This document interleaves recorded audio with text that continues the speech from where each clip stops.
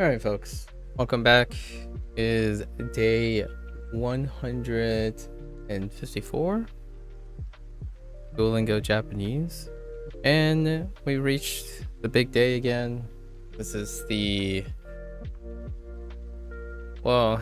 bigger days nowadays, you know. This is the sixth iteration of the tentative talks that I typically have. So let's get this down. So tentative talks.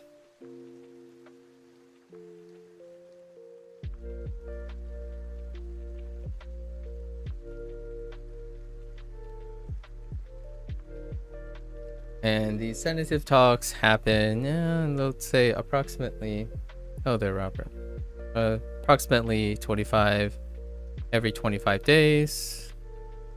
This is arbitrary, something set by myself. It acts more like a progress report, I would say. Progress report. Right, we'll do the usual disclaimers, right? Usual disclaimers. Not comprehensive, right? Oftentimes, not quite offered as professional advice, right? It's not professional advice. Most of this stuff is anecdotal.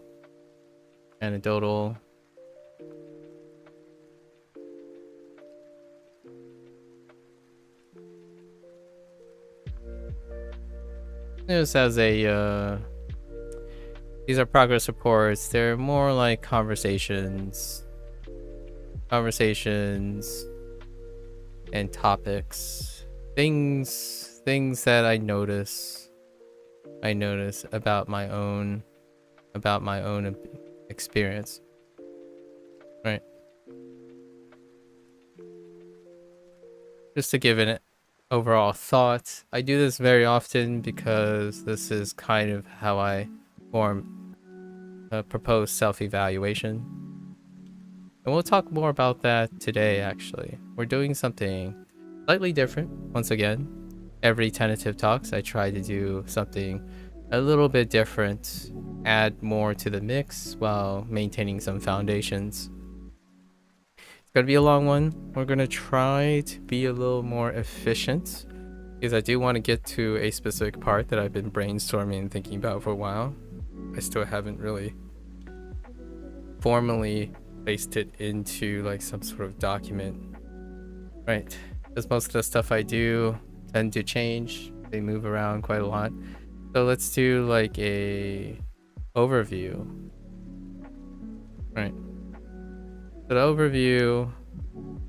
overview is we're going to do our foundation, which is to write our content out one time. See if we notice anything. Generally, not really. This is pretty meditative part of the session, right? To get ourselves warmed up. Then we write out, or attempt to write out, all the kanji that we know. And this is still exclusive. This is still largely exclusive to Duolingo's Japanese course. So, for whatever other people, gotta keep in mind that these are the things we retain from Duolingo Japanese. There are some other projects in the works, like Shashinko, which I might mention here or a little bit later on how Shashinko fits into the picture, but we're not necessarily at that point. So it's largely exclusive to Duolingo Japanese. I'm going to give a rough estimate. I'm going to say 120 unique characters, and we're going to swap up how we're going to do those now. So we're going to do this from last time. We tried to categorize them, which is fine. We'll try to categorize them too. So whichever the unique characters are associated with, we'll place them in a category. They might be in the same one, in a different category. more on that, right? Do I use Wanakani? I do not use Wanakani. Again, this is a exclusive to Duolingo Japanese. And we're this is a Duolingo relevant thing. Only Duolingo relevant things. Let's see. 120 unique characters. So we're gonna attempt to categorize them like we did last time, which is the first one. I really like that. It may be whatever comes naturally, whatever comes first in terms of its relationship with its categorization. And we're gonna do something new. So now after that, after we write the 120 unique characters, we are going to attempt to recall as many reads as we can, and it will be written in hiragana. So kind of your whole furigana, like a furigana thing, right? This as an extra layer of practice where we get more visually associate and produce the hiragana for our unique characters, and that will cover some of the use cases. Before I speak and discuss. So this was before.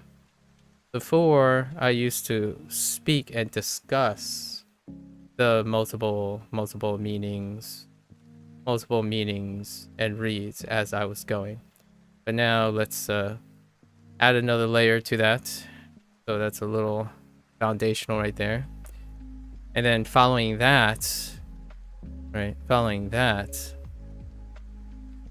we then write our 9 units, right? 9 units that we reviewed in the last 2.5 days. 9 units of vocabulary, or vocabulary, grammar points that we may be able to extract, the things we extracted from the 9 units. So extraction. And this will be, the output will be in English. So the translation, we'll be using the translations, right? Because these are the newest things, and usually we do a transition from the translation, then to the hiragana, then to the kanji, if possible. And speech and writing are in 2 separate, like, they interact with each other, but also they have 2 separate forms of progression for me. Follow that. Hopefully we're gonna try to keep it under 3 hours for this, because the next thing we're gonna do, we're not gonna go into it, like hot takes or anything. Well, we'll save that for next time. This time we're going to do I'm gonna call it a review of a study plan, right? Tentative study plan. But I don't want to call it like a plan per se. I don't like the word plan. It's more like ongoing project.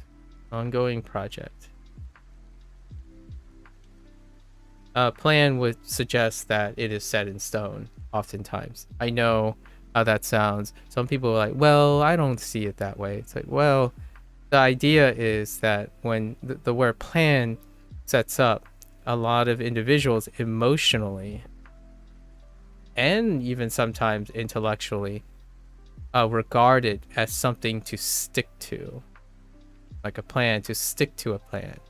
And I kind of get that. So I prefer saying ongoing project, because ongoing would imply that it changes over time.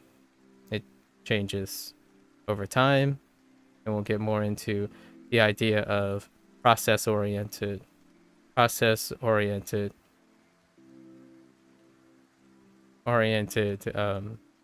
guess, skill development, if you will. These are just words that I prefer to say as opposed to saying a study plan. or like some sort of agenda or schedule. It changes every 25 days, if not even more. Updates to Duolingo causes changes in plans too. So there's quite a lot of things that would change things in the middle of it. And the idea is that it's always ongoing and it's always changing over time, because plans, quote unquote, change with new knowledge. How often, we'll go into all of this later, with new knowledge, how often is it's up to you, right? It's how you would synthesize the information. Is it dramatic enough? Is it significant enough to start changing up your things? The idea is that I do not treat plans, especially skill acquisition and development, as a static strategy. It is not static. It is dynamic. You cannot possibly plan something before something without receiving competence. Like, you cannot realistically expect that the plan you go out to do would stay the same as you become more competent in it, right? Yes, there are a lot of you can certainly have a strong foundation in terms of experts and people you can use who have gone through the process, right? And even then, with your newfound confidence, you tweak this foundation. That's not how I went about it. I'm making a side note because a lot of individuals prefer to start it that way, and that's very reasonable. It's the most pragmatic and logical approach. More on that, why I didn't decide to do that. Largely because it's a little bit more fun for me. So that's what we're gonna say, and hopefully I can keep that to 2 hours. Probably gonna go long because we still have our Chinese Duolingo lesson. Okay, so let's start right off the bat, right? We'll do our routine. This part is supposed to be relaxing, I hope. Relaxing, just a lot of thought.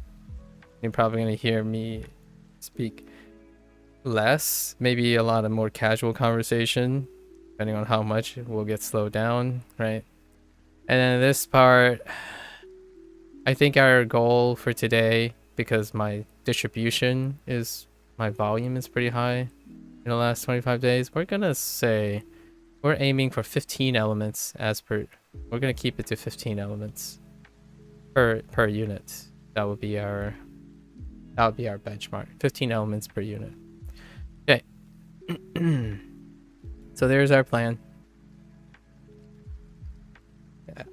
For lack of a better, there's our schedule, and of course it can change very much with the type of conversation that we may or may not have as we're going about this. All right, so much like every time, let's start with the color palette. Should we start at one end of the rainbow? Yeah, let's start with red, right? Okay, so our first thing is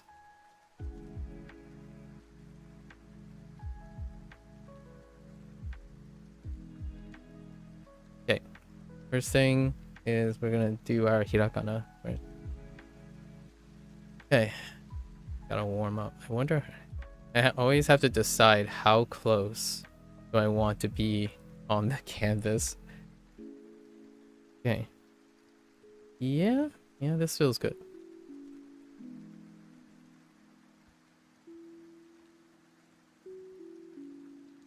Okay. So hiragana first.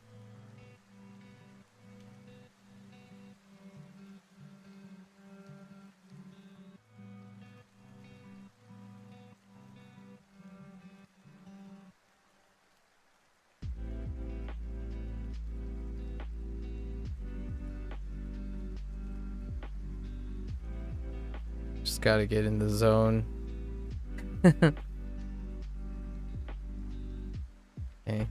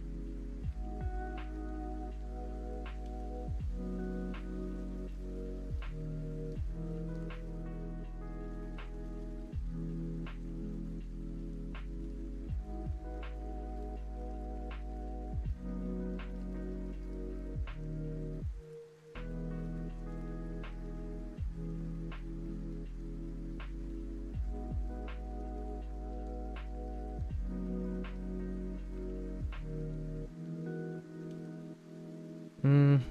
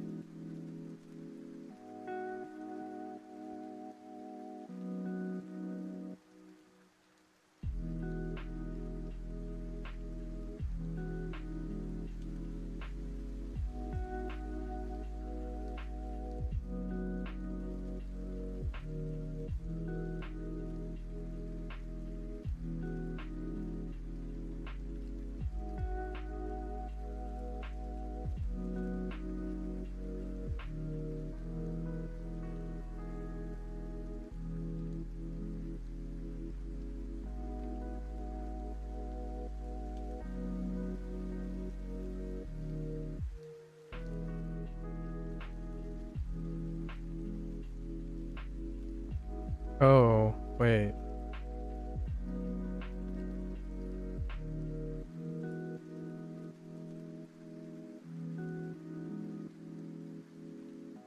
Just kidding.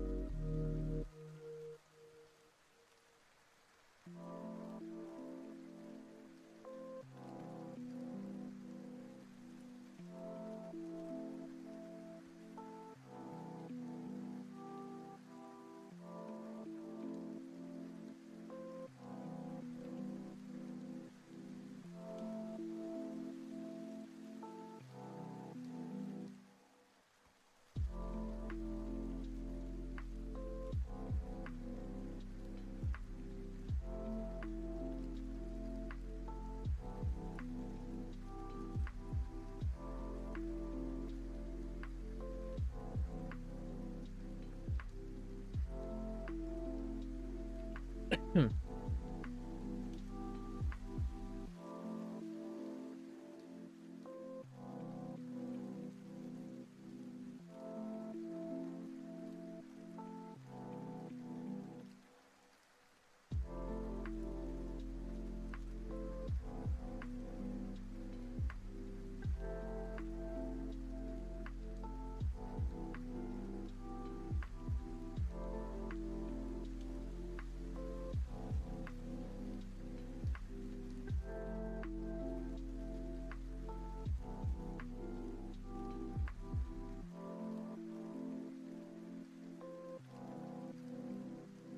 All right.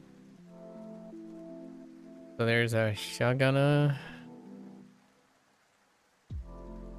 which bullet pellets low.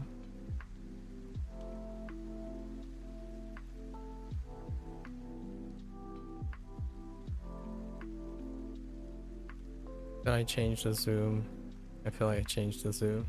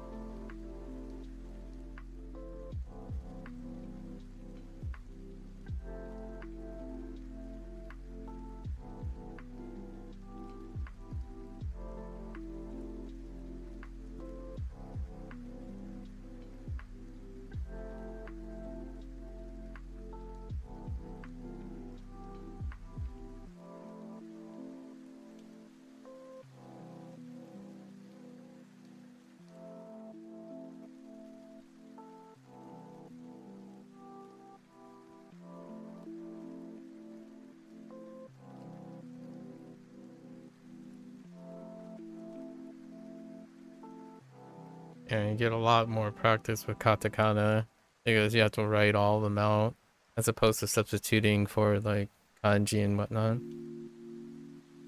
And there's a lot more katakana. I mean, there's a sufficient amount of katakana usage when it comes to Duolingo.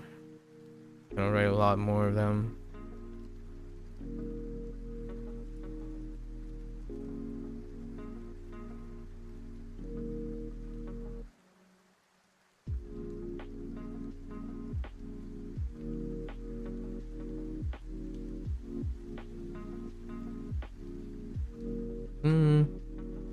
Eh.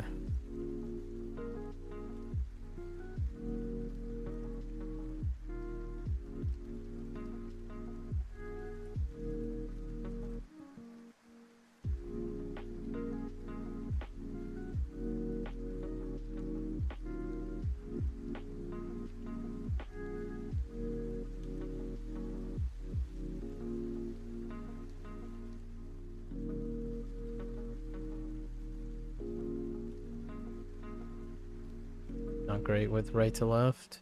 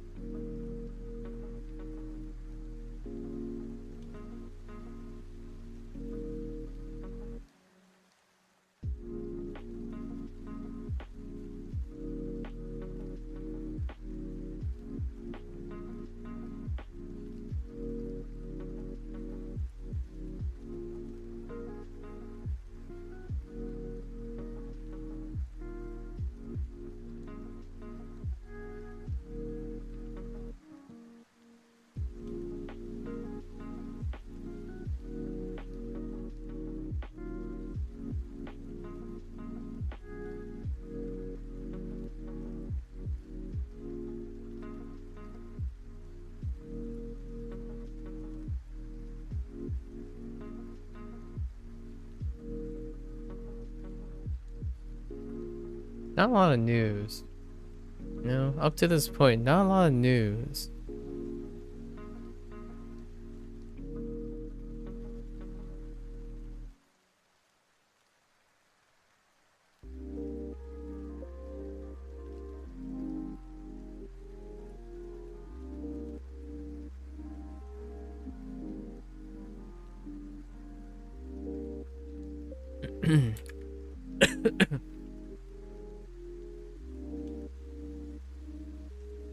Lots of ha's though.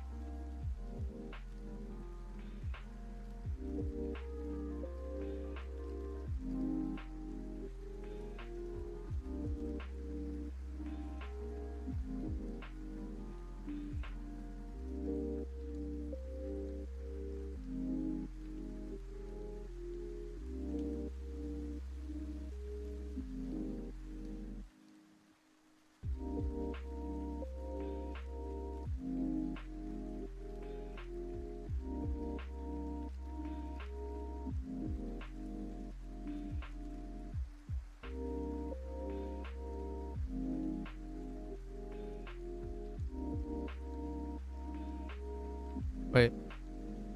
Just kidding. Actually, no, we're fine.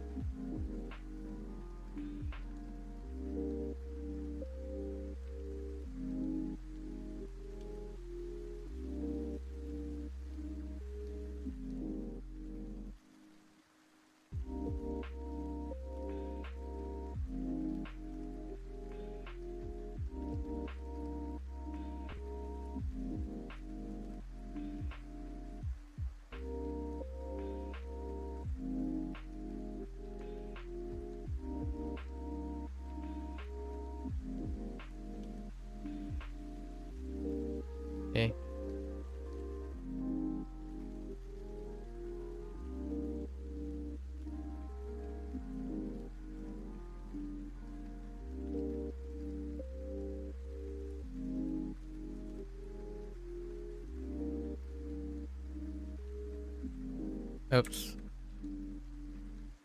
No, not those as well. Alright. There's our katakana. So now we just jump right into kanji. Yeah.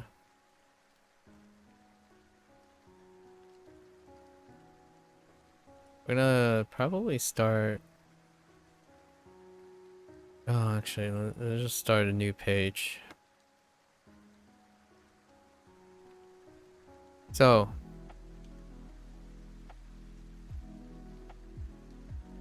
alright. Here's how we're gonna do it, right? Here's how we're gonna do it. We think of the first category, start filling them in. Let's do categories as it's coming. Right.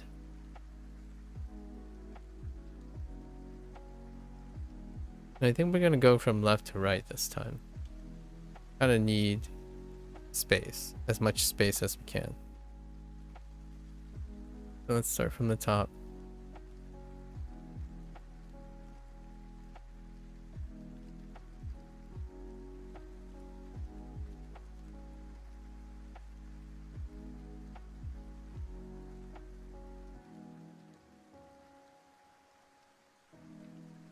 Oh, you know what?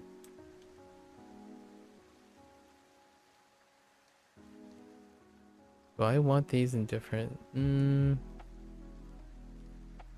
Just keep moving.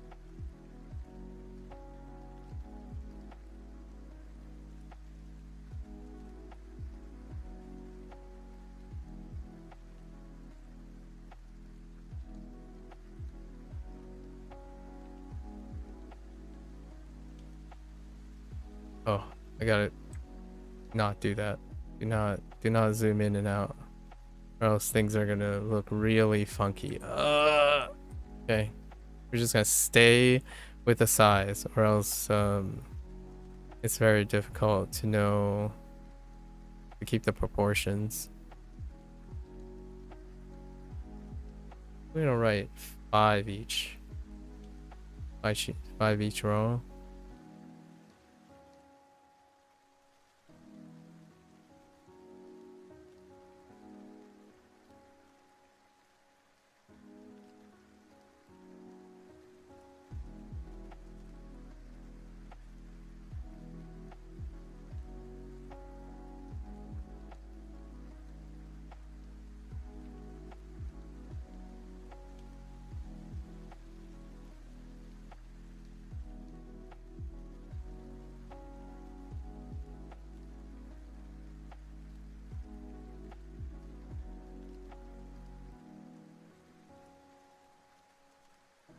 Okay, for now.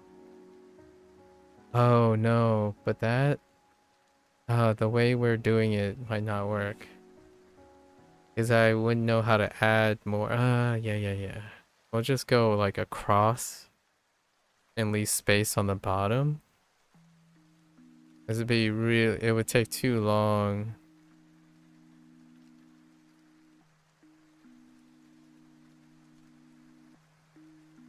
I didn't think this through.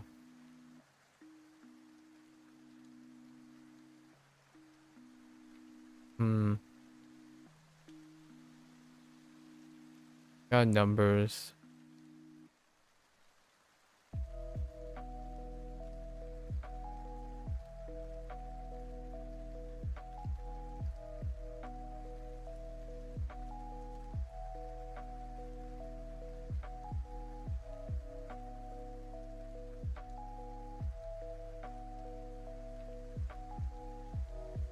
Genki.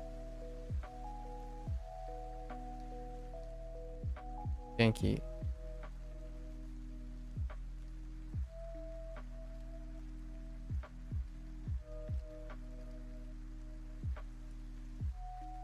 Oh, there, Lotus.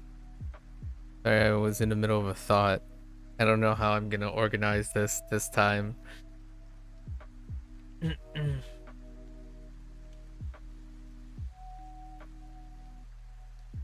So,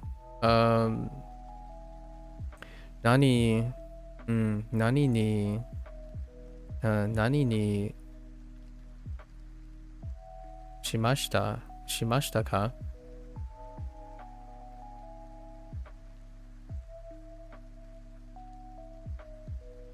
Saikin nani ni shimashita ka?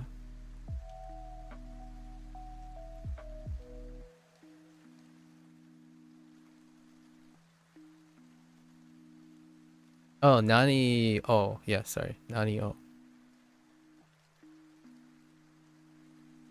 Nani ga.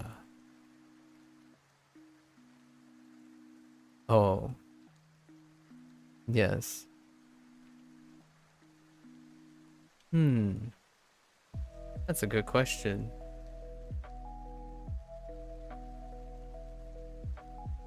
Hmm.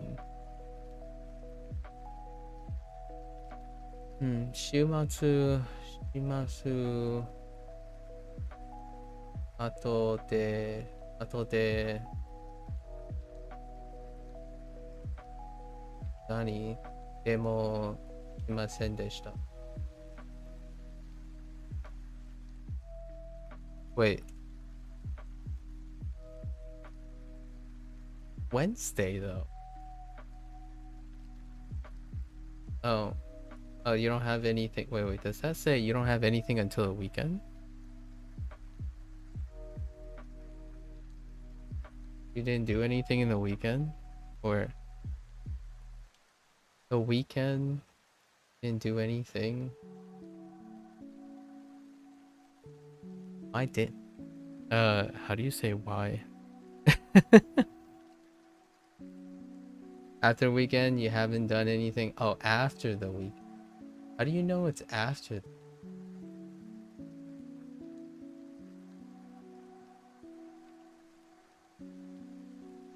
Yeah, how do you know? Oh, the ato. Oh, ato de. Okay. Oh, yeah, that makes. I forgot the ato. Ato de. After the weekend. Nothing. Haven't done any. How does the nani demo work?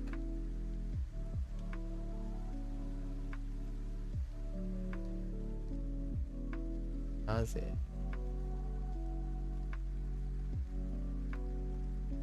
Nani demo is anything. Oh, okay.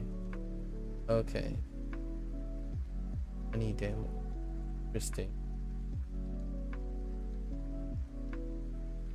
Okay. I don't remember what nausea means. Nothing? Nausea just kind of sounds like nothing.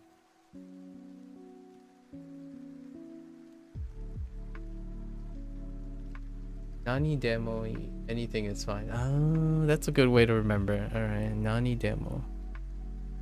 Well, I don't know how to express this, but I don't know how to categorize this in a way that I can expand it if I need. Oh, you know what? We're just gonna use editing magic. We're just gonna use editing magic like we did before. Okay. All right. I really had to get on the ball. So what's another? We're going to say, do I have? Yeah, let's just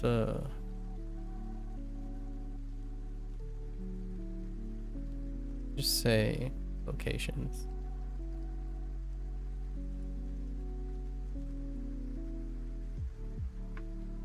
We gotta keep moving here. So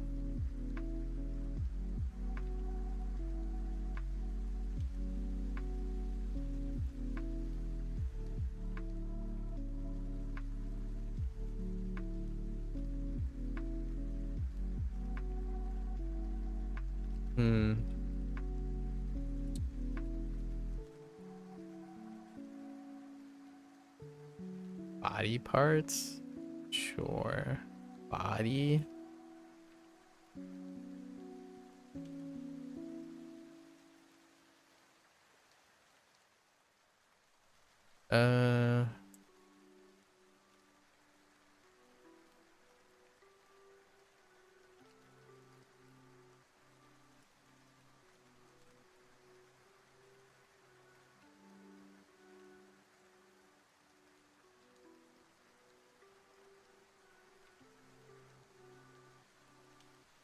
Oh, nausea is why. Oh, nausea why. Okay, okay.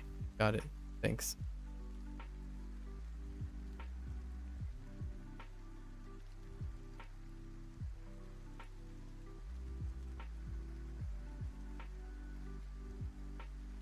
It's fine.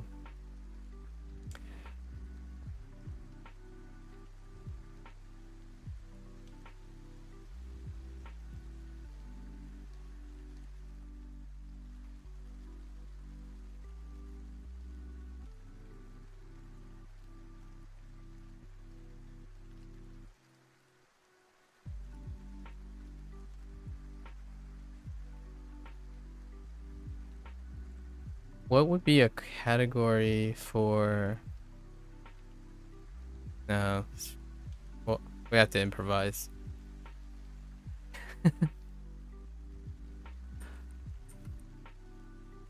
Mm, category, sure.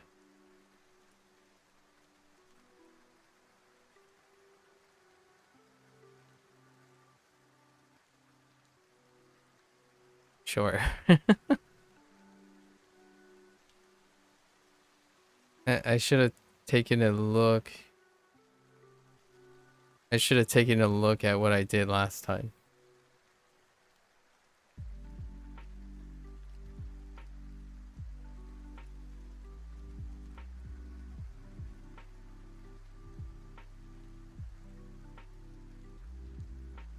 I don't know where it's gonna go. Let's throw it in here. Actually, no, no, no, no. Let's throw it in.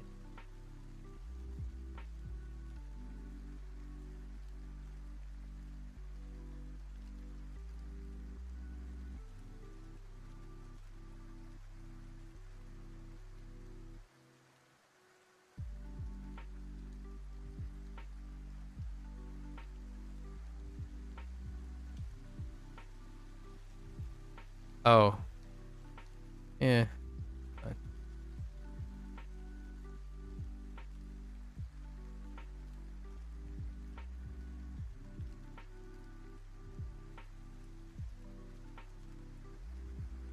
Mm,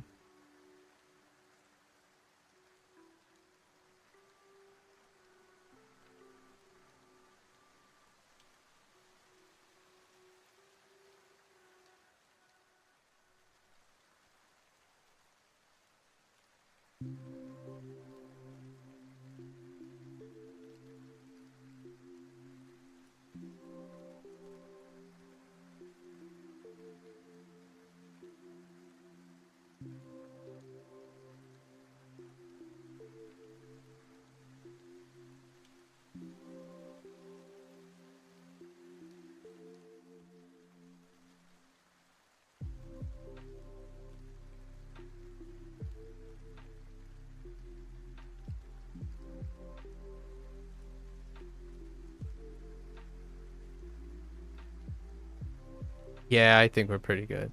I'm kind of like doing Wheel of Fortune categories. Although I don't know if that is gonna check out. We'll see.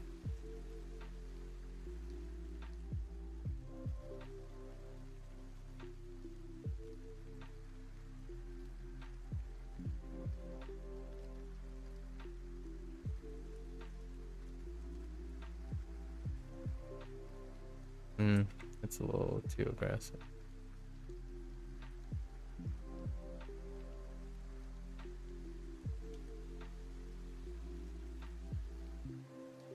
Starting to feel already claustrophobic.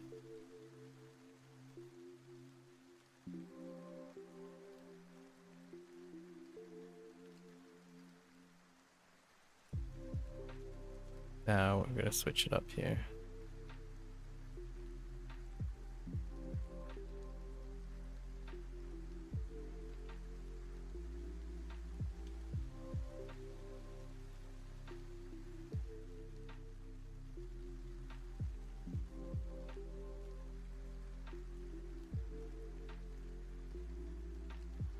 Uh, I'm thinking of something else.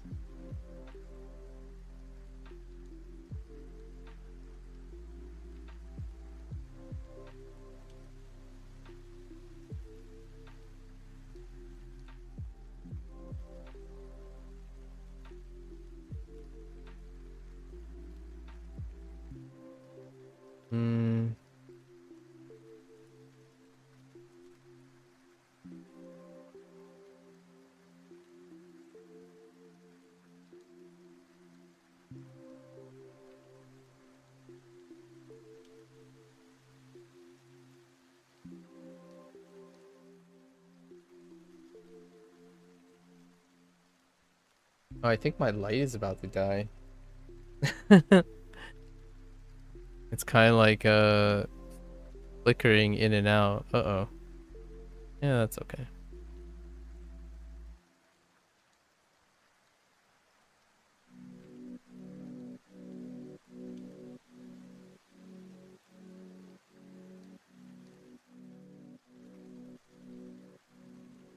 Hmm.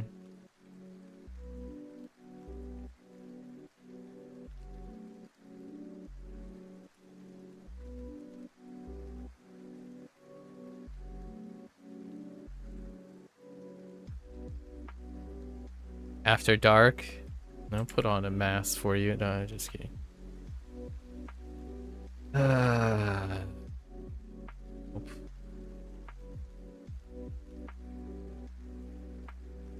Yeah, I focused on something else for this review.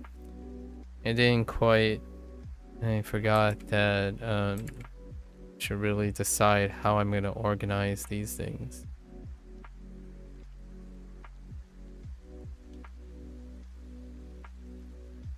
The silver lining here is, though, I think that's the wrong character.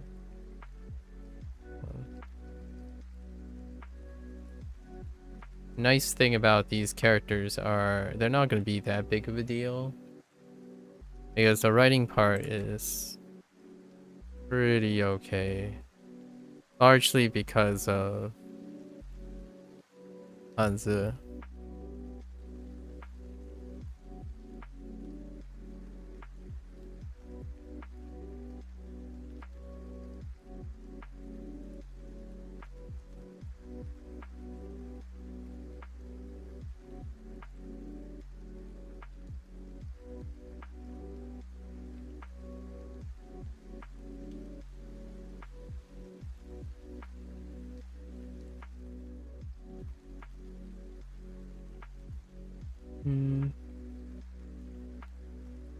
We're doing something slightly different soon. I might have made these things too close together, though. Whoops.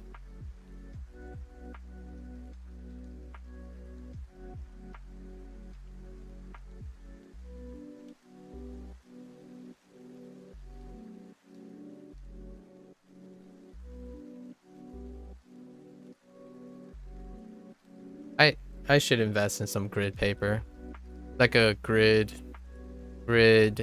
like back, like a texture, like a grid texture or something. For the next time, I'll make a note about it myself. You know, I don't remember my predicates as well as I think I do. Takes me a while.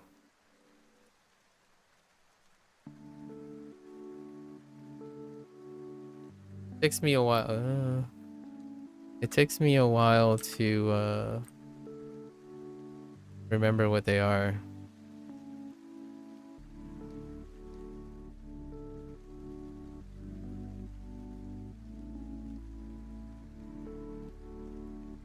Still need to throw these in somewhere too.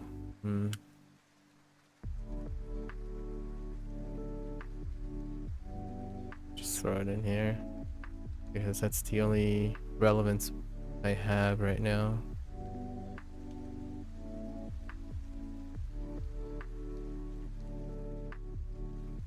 Oh, you know what's weird about this?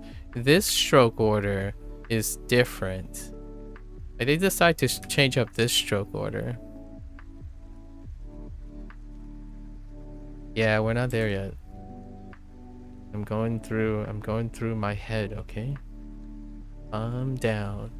It's a calm down.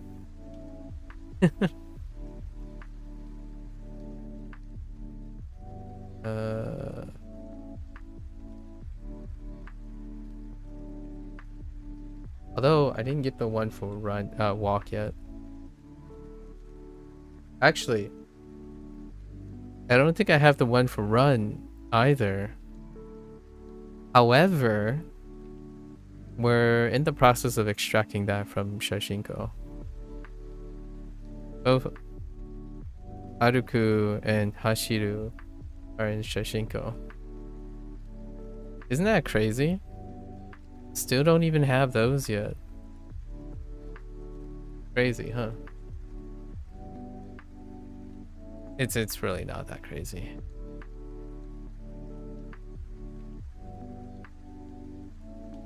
Oops. Wait. Yeah. Wait a minute. I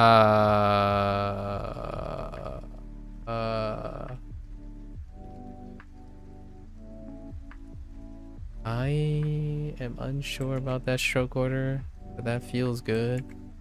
I think that feels good.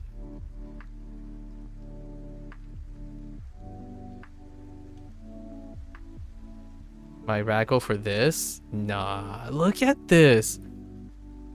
Smoothing. Didn't I tell you I have AI smoothing activated? No one knows. You know, you can never know. Don't ever trust someone online, you know? I'm using AI smoothing, so you can't see it because it happens at the speed of light. So you just don't know, but it's auto-correcting itself. You just don't know.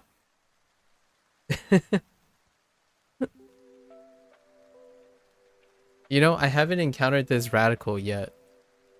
I still haven't encountered this character yet in Hanzo. No Hanzo for that one yet.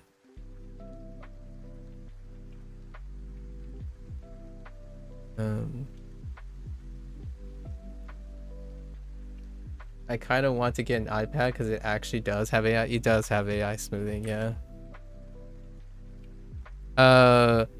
I'm because of OS, because of the rhythm game OS, I use a tablet driver and a tablet combination that deliberately tries to capture the raw input. So, I could try to turn on the smoother just to see how smooth it is, but it's not really that big of a deal. For aesthetic reasons, not really for any other reason. I think the smoother kind of captures a little of what it's like to have some friction, right?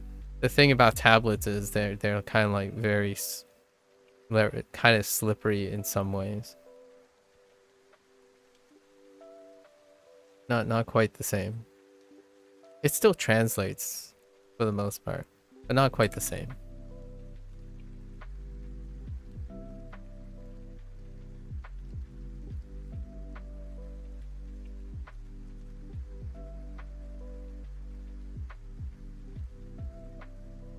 I do like writing though. Writing is fantastic.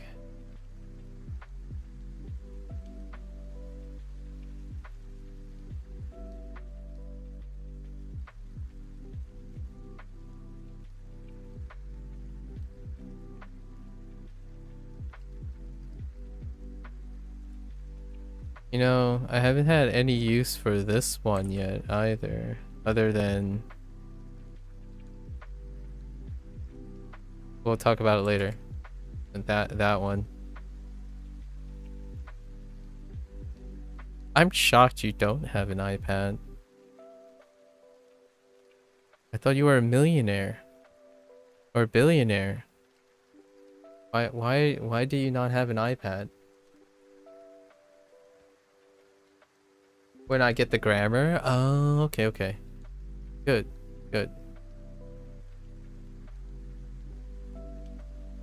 Oh, how dare you not have an iPad? Even my mother has an iPad. I don't have an iPad. I don't know why. Uh, it's not that important. It's like a status symbol, right?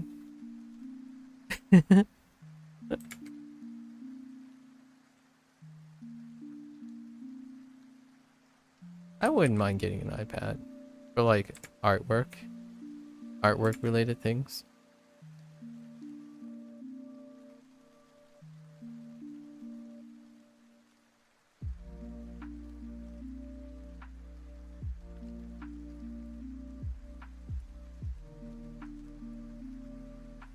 Only switched to an iPhone last year. It's really more because I've been an Android person for a long time. Billions don't need such trivial things. Fair enough.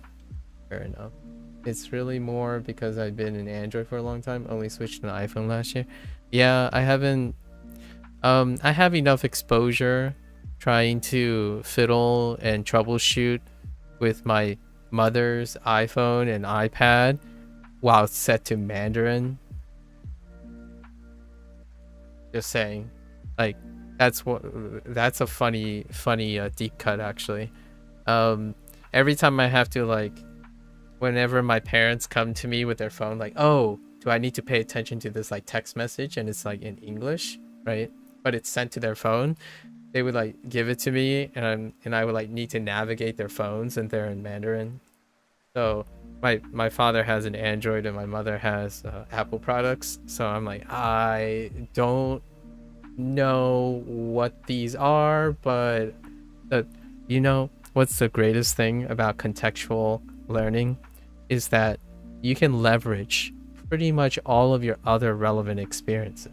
So not only did I acquire how to navigate the iPhone looking at Mandarin, I used the contextualization of like UI design from understanding what an Apple phone looks like the UI on an iPhone looks like, and what an Android looks like. And there's like a lot of universal design languages. It's kind of like playing a JRPG without understanding anything in Japanese.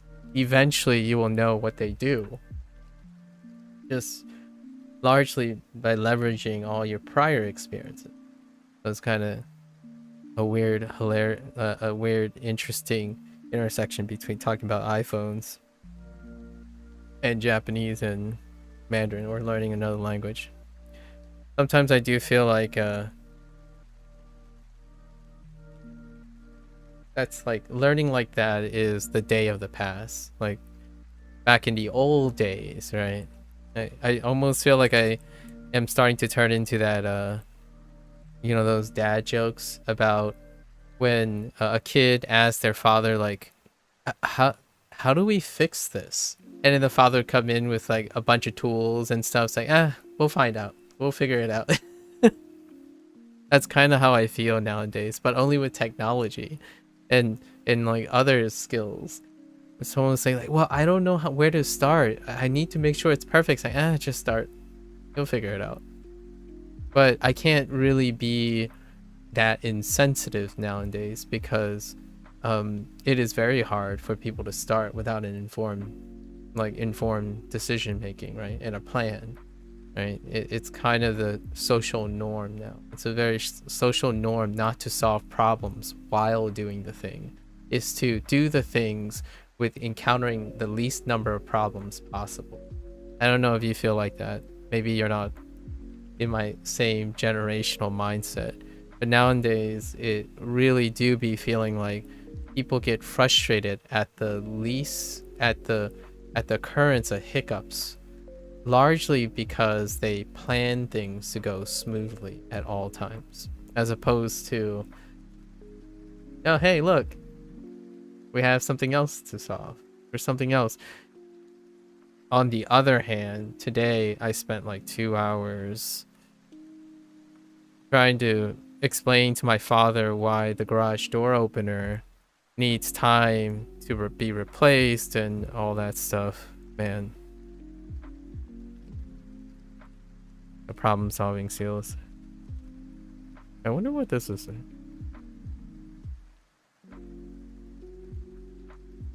Okay.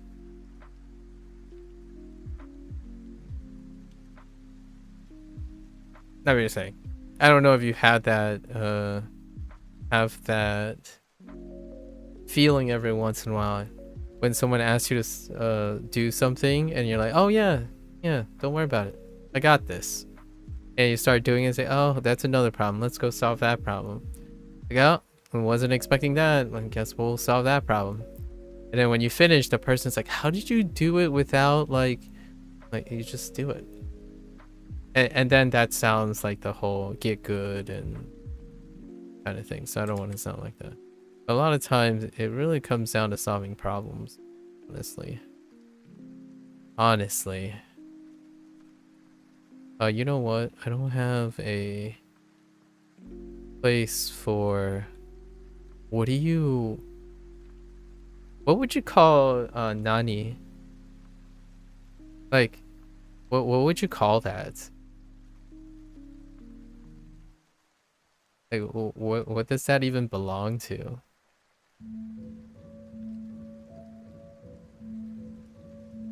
I guess you would say questions, but I don't have any other question words yet.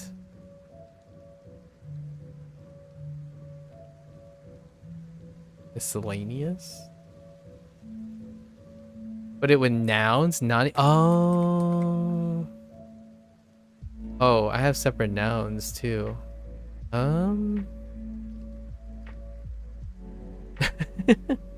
Yeah, we'll just call it like, yeah, you know what? We're just gonna place it in miscellaneous. It's fine. I'm tired of coming up with... categories.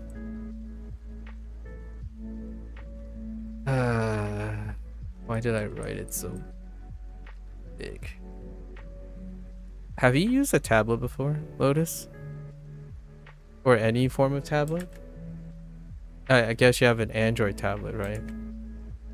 Or is that not something? Are you also a billionaire beyond tablets?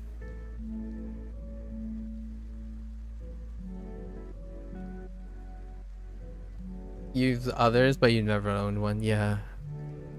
Honestly, if it wasn't for this pen tablet, I haven't owned a tablet like that, like a tablet.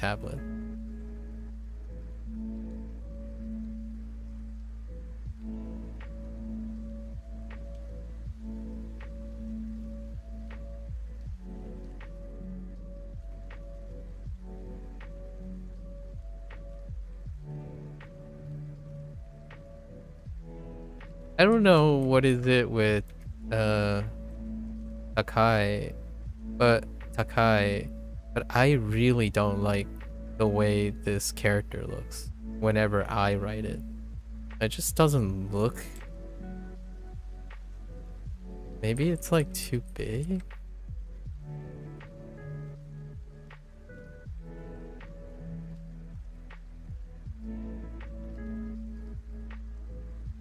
It just doesn't look that great.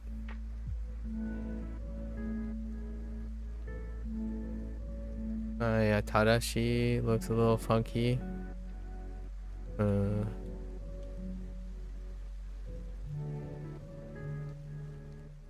Oops.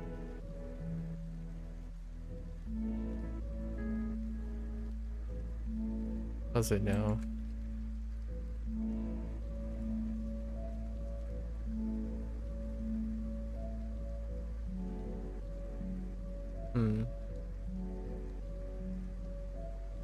Oh, is it because you want this like slimmer? Oh, because you want them attached? Probably.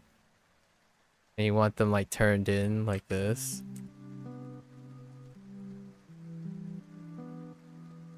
Oh. Is it? Oh. Oh, did I screw up the bottom? Oh yeah, you're right. I think. Yeah, that doesn't look right. Yeah, you're right. I used the wrong radical. That's right. Yeah. Wrong radical. A way to spoil it.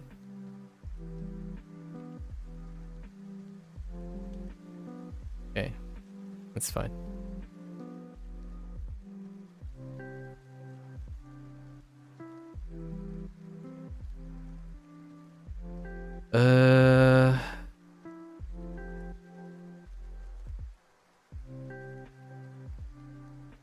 Speaking of that radical. There you go. You like it? You like it? Sip it up. That's the same radical. Sip it up. Right here. Right here.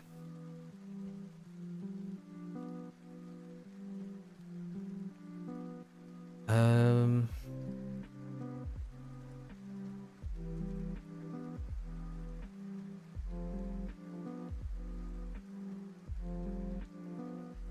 Hmm.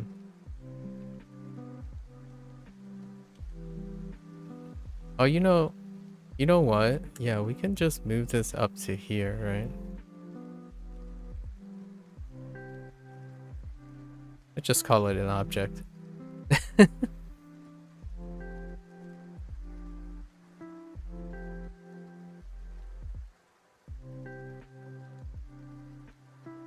Um. Mm.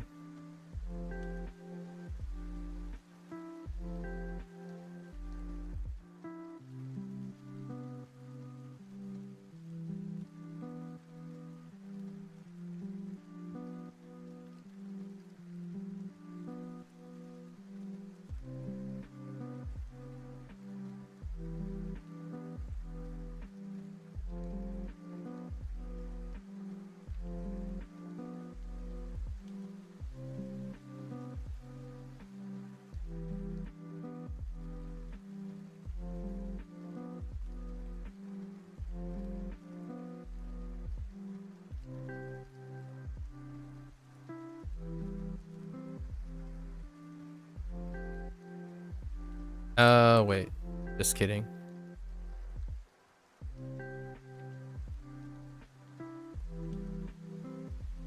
Let's throw this over here.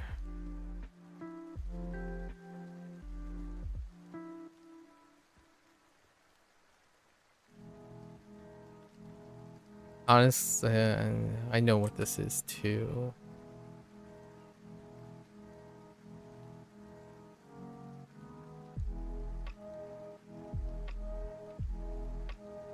There's a lot of things this can be. There are a lot of things this can be, actually. We'll stick to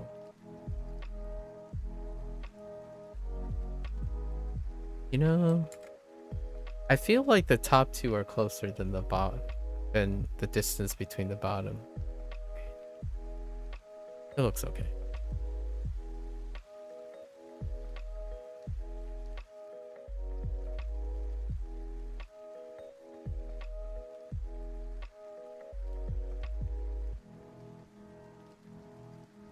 You happy? You happy? You happy, Lotus? Sorry. You know I'm not gonna forget this now, right? You know I'm not gonna forget this. Oh no. This is easily one of my worst characters.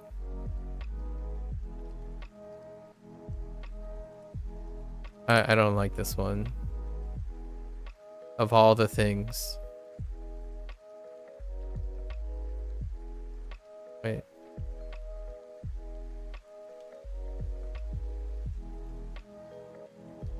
I heckin' hate this. I don't. Yeah, that's good enough.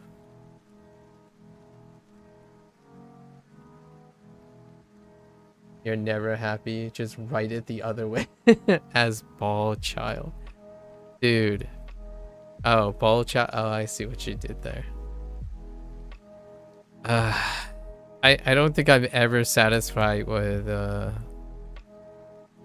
Amago.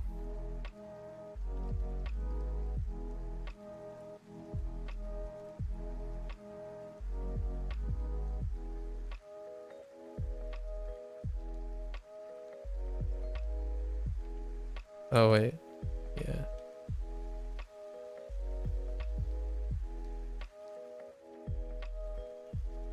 There's just something about this character. It might be because it's like offset. You know what I mean? Like it's like I don't know how to put it. I don't know how to place it. You know? You know? Oh, wait a minute. Honestly, I don't actually know. Just fine. I keep forgetting if it's 1, 2, then 3 and 4. I think it's, yeah, I think it's 1, 2, then 3 and 4. I gotta keep going. No time to think. We're correct.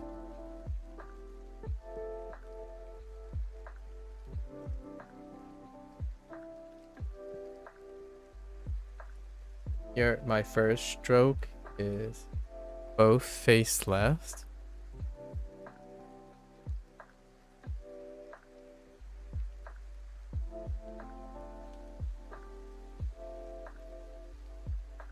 Both face left.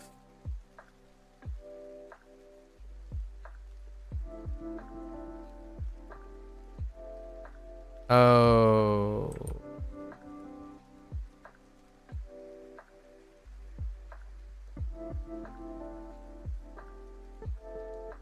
Wait, are you talking about my fire?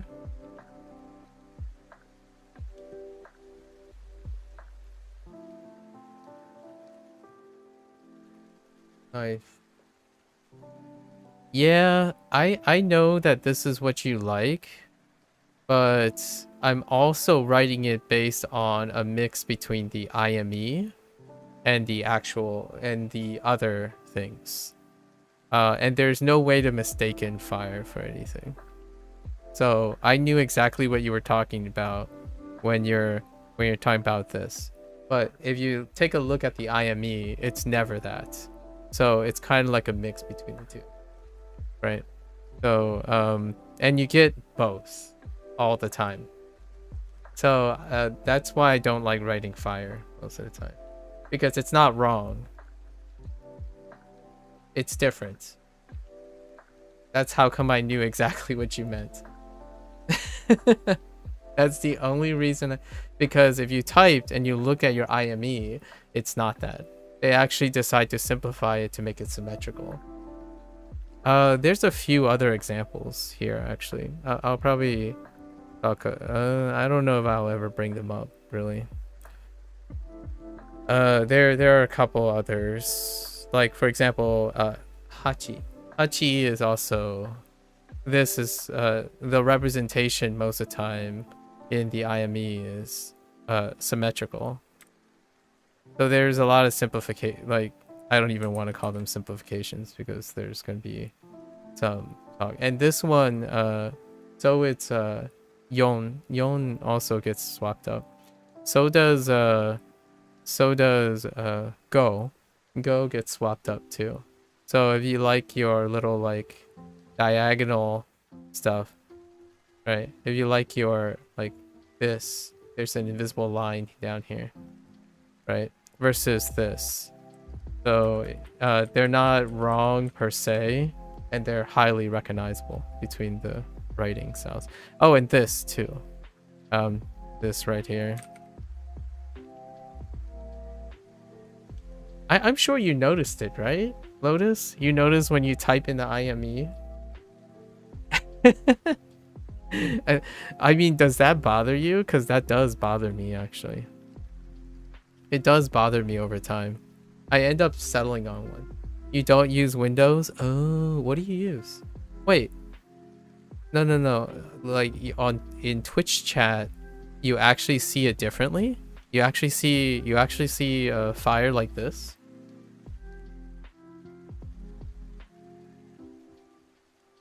Where like one is practically vertical? Huh. Where can I get some of that? Like right now in Twitch chat, they both point to the left.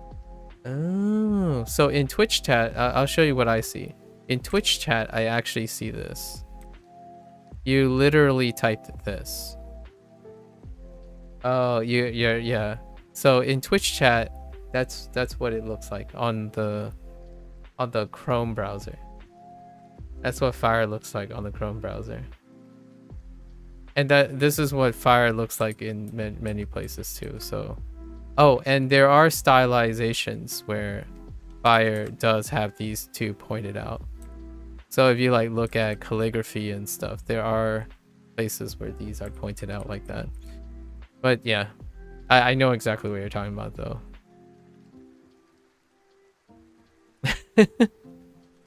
I wouldn't. Okay, here's the disclaimer, right?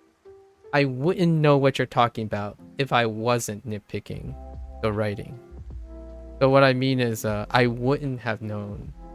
So we're on the same page when it comes to nitpicky. Also here, there are 2 stroke orders for this. The Japanese, like I talked about this slightly. So the stroke order would be this for Japanese, but for this, the stroke order in Chinese is actually this. And you tell the difference. I don't know. And okay. And here's another weird thing. Here's another weird thing about the IME. So the IME on Windows, for whatever reason, decide to show the stroke like this, pointed to the left.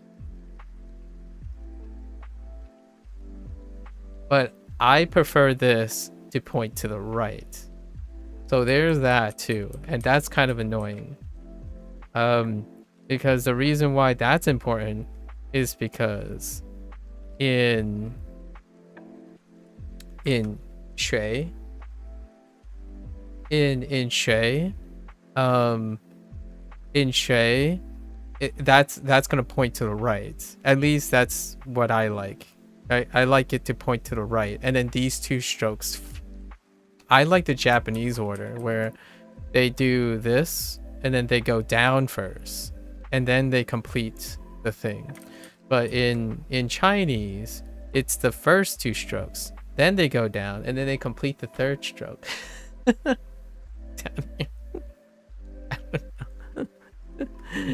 I think all this stuff is funny.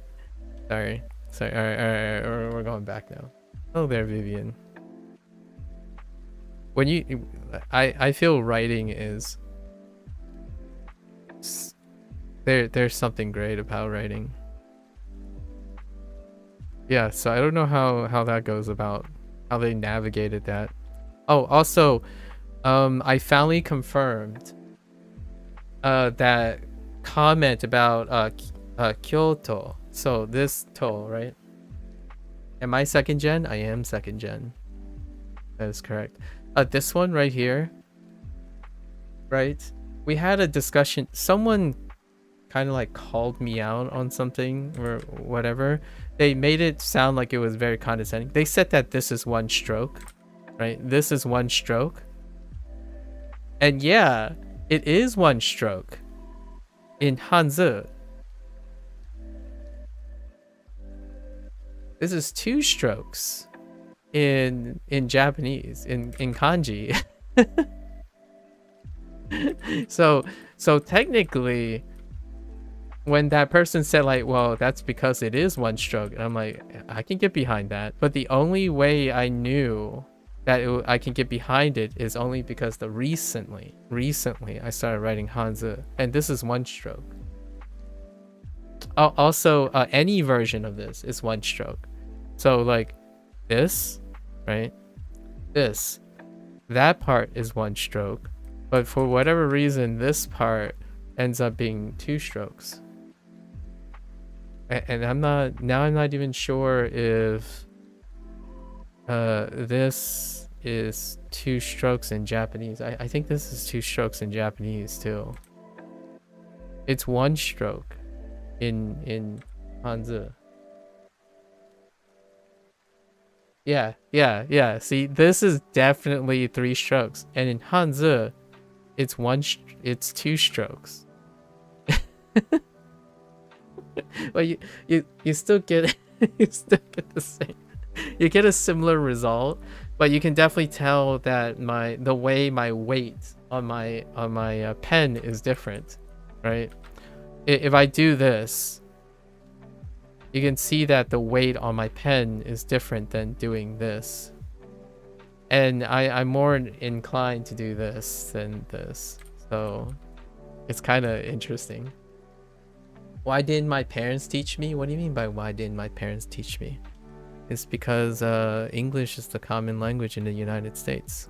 So as a second gen to pragmatic Chinese parents, English is... Oh, unless you're talking about Japanese, then my parents aren't Japanese. You asked me if I was second generation. I am second generation. However, my parents wouldn't be able to teach me Japanese because they're not Japanese. If that's what you're asking. Okay.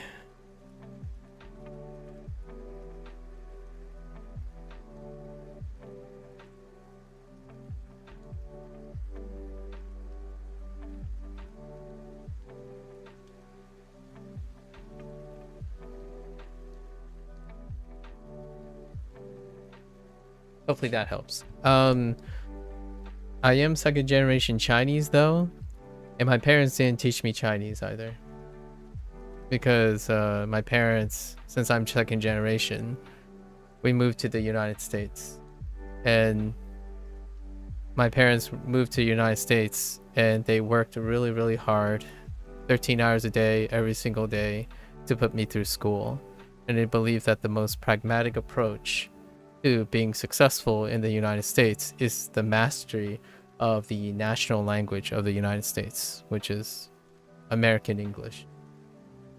So while my parents labored and worked every day of their lives up to the point that I left the nest for college, they wouldn't have the time to educate me in Mandarin with diminished returns on being successful in the United States. If that helps. There's less than 5% of the United States population who actually use Mandarin as the common language to speak. So here I am, learning both Japanese and Chinese at the same time. Hopefully that helps answer your question as to why my parents didn't teach me either language, actually. And to increase the level of detail, I actually speak to my parents in Fujianese. And Fujianese is acquired only through oral communication. As a second gen, there are no formal educations for Fujianese. However, reading might be adapted from Mandarin, so that's why I'm learning Mandarin now. However, even if my parents wanted me to be taught Fujianese, they themselves do not know how to do that outside of using Mandarin as the bridging language. Hey, long story short,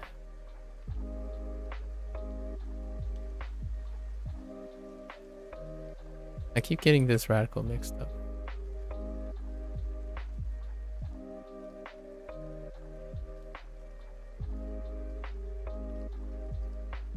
Yeah, it's the consequences of being second gen, actually.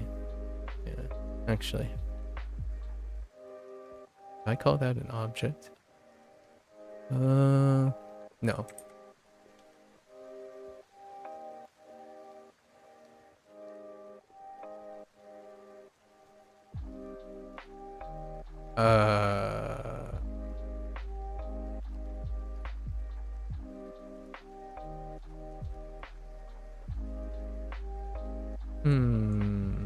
I'm gonna stick this here.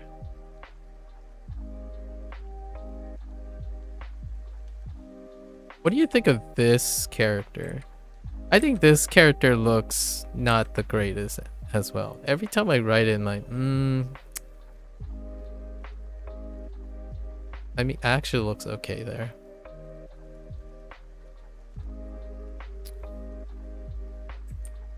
Oops.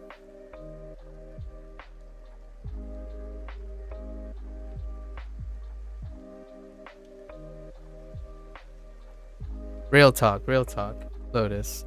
What is among your right now? Why do I learn Japanese and Chinese now? That's a good question. it's a period in my life where I have the free time to do so. It's also because in terms of Japanese, I actually have a pragmatic reason on top of it to also learn Japanese now. One of my immediate family members happen to reside in Japan now. Also, in terms of Chinese now, it's because I started learning Japanese. Yep, that's the only reason right now. So, like, pragmatically speaking, I have an immediate family member in Japan, and then because I'm learning Japanese, I'm like, why not? Let's learn Chinese too.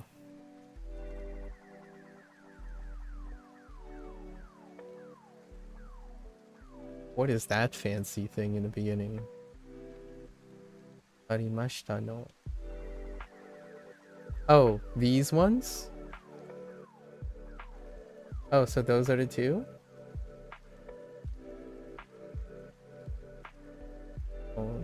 Jumon. Question.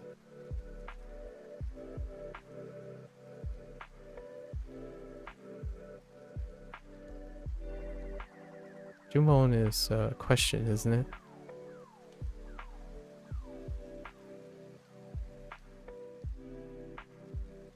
You started a question to me earlier. Oh, okay. What do you think about this character?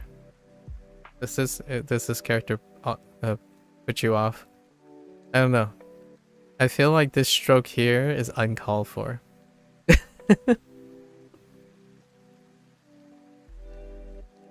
I'm talking about the nen here. Oh, where am I gonna place this? But I like it. It's kind of weird though, but like in kind of a charming way. Yeah, that's fair enough. That's fair enough. I'm starting to think that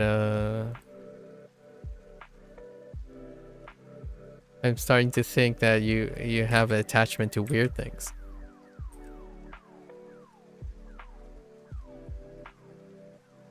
It's charming. It's charming. I agree. I feel ya. I feel the charm.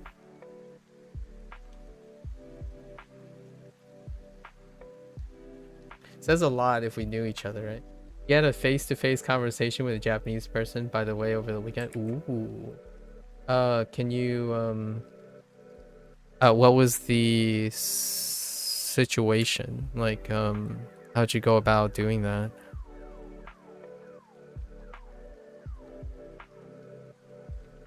Or like, how did the situation happen? Oops.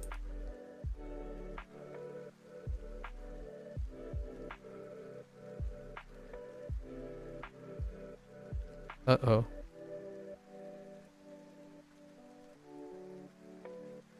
Okay. Let's make this a little smaller, right?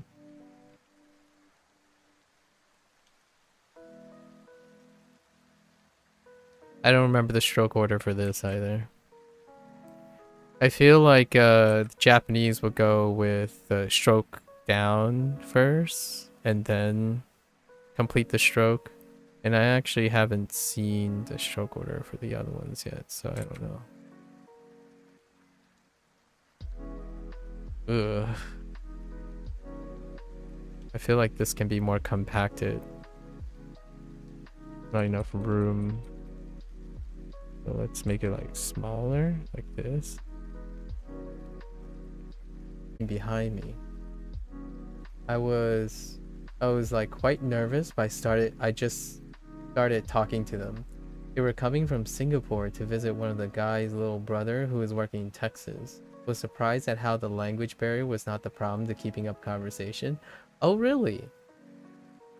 Do tell.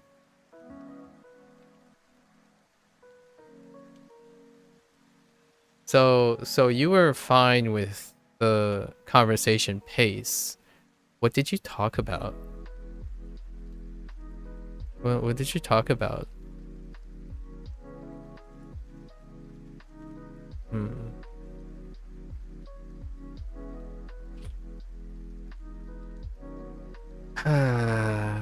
We'll just place it in here. Yeah, Japanese is fine. I think we just didn't have a lot to make small talk about. Exactly. That's kind of the problem, isn't it? Or that's kind of the bummer. I don't even think it's a problem. It's more like that's kind of the thing. Like, what do you talk about? They talked a bit about Singapore and Texas. Yeah, what do you talk about, especially in those situations? Well, here's another thing.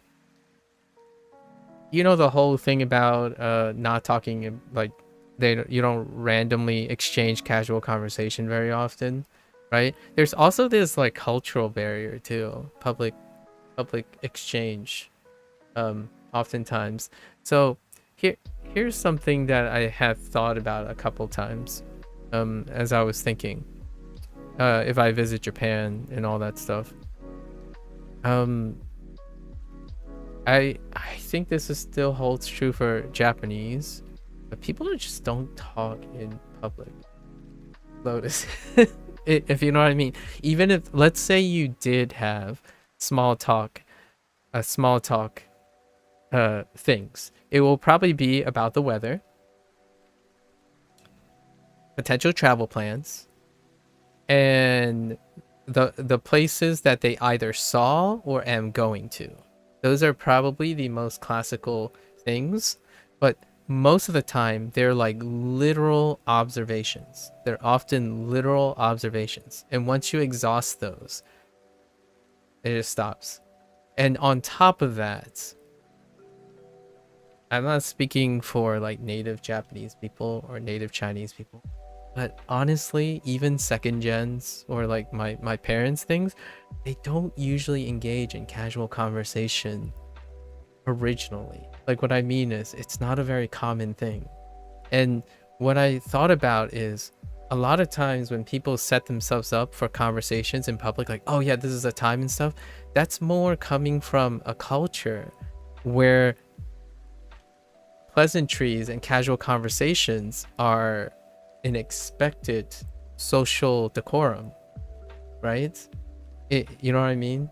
So it's very unfortunate. It's like pragmatically unfortunate, where like if you're learning a language and you want to speak the language, yet the culture tends to not engage in casual conversation, then you have to seek a different type of approach where you like find someone, you form a relationship with them, and then they become talkative, right? In the other way. But here's the thing. Here's the awkwardness, in my opinion, between the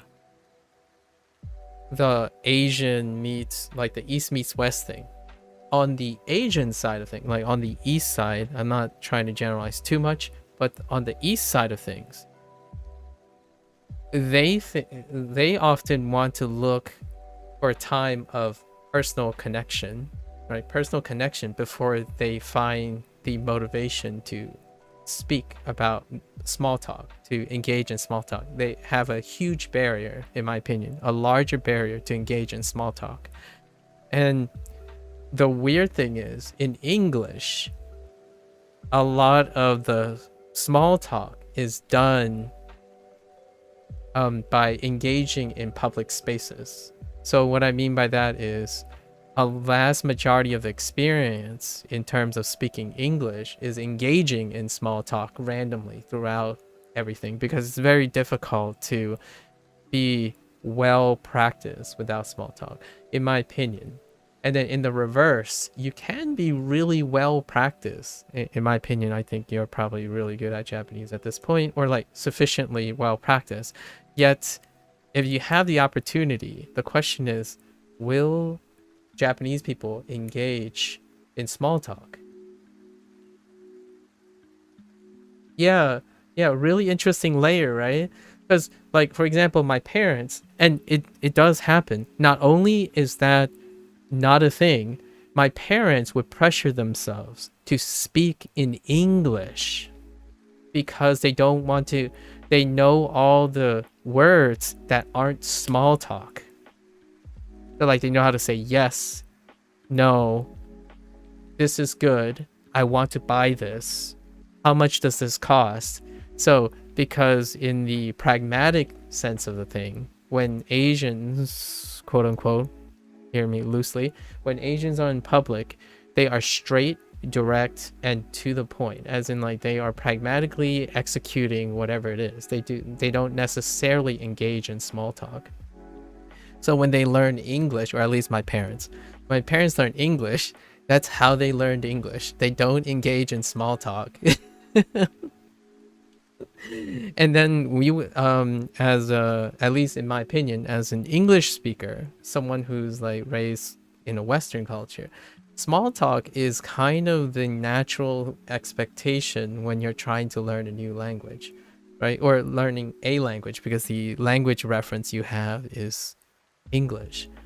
So, you know, online you always hear, you're like, why is things in English like all over the place, and everyone disagrees about how to say things and all that? It's like, because English tends to have a culture surrounded with it that engages in a lot of small talk, like sharing opinions online. And I get what you're saying. You might be thinking, well, you've never read Japanese comments and stuff, you can't understand what Japanese comments are like. Well, kind of.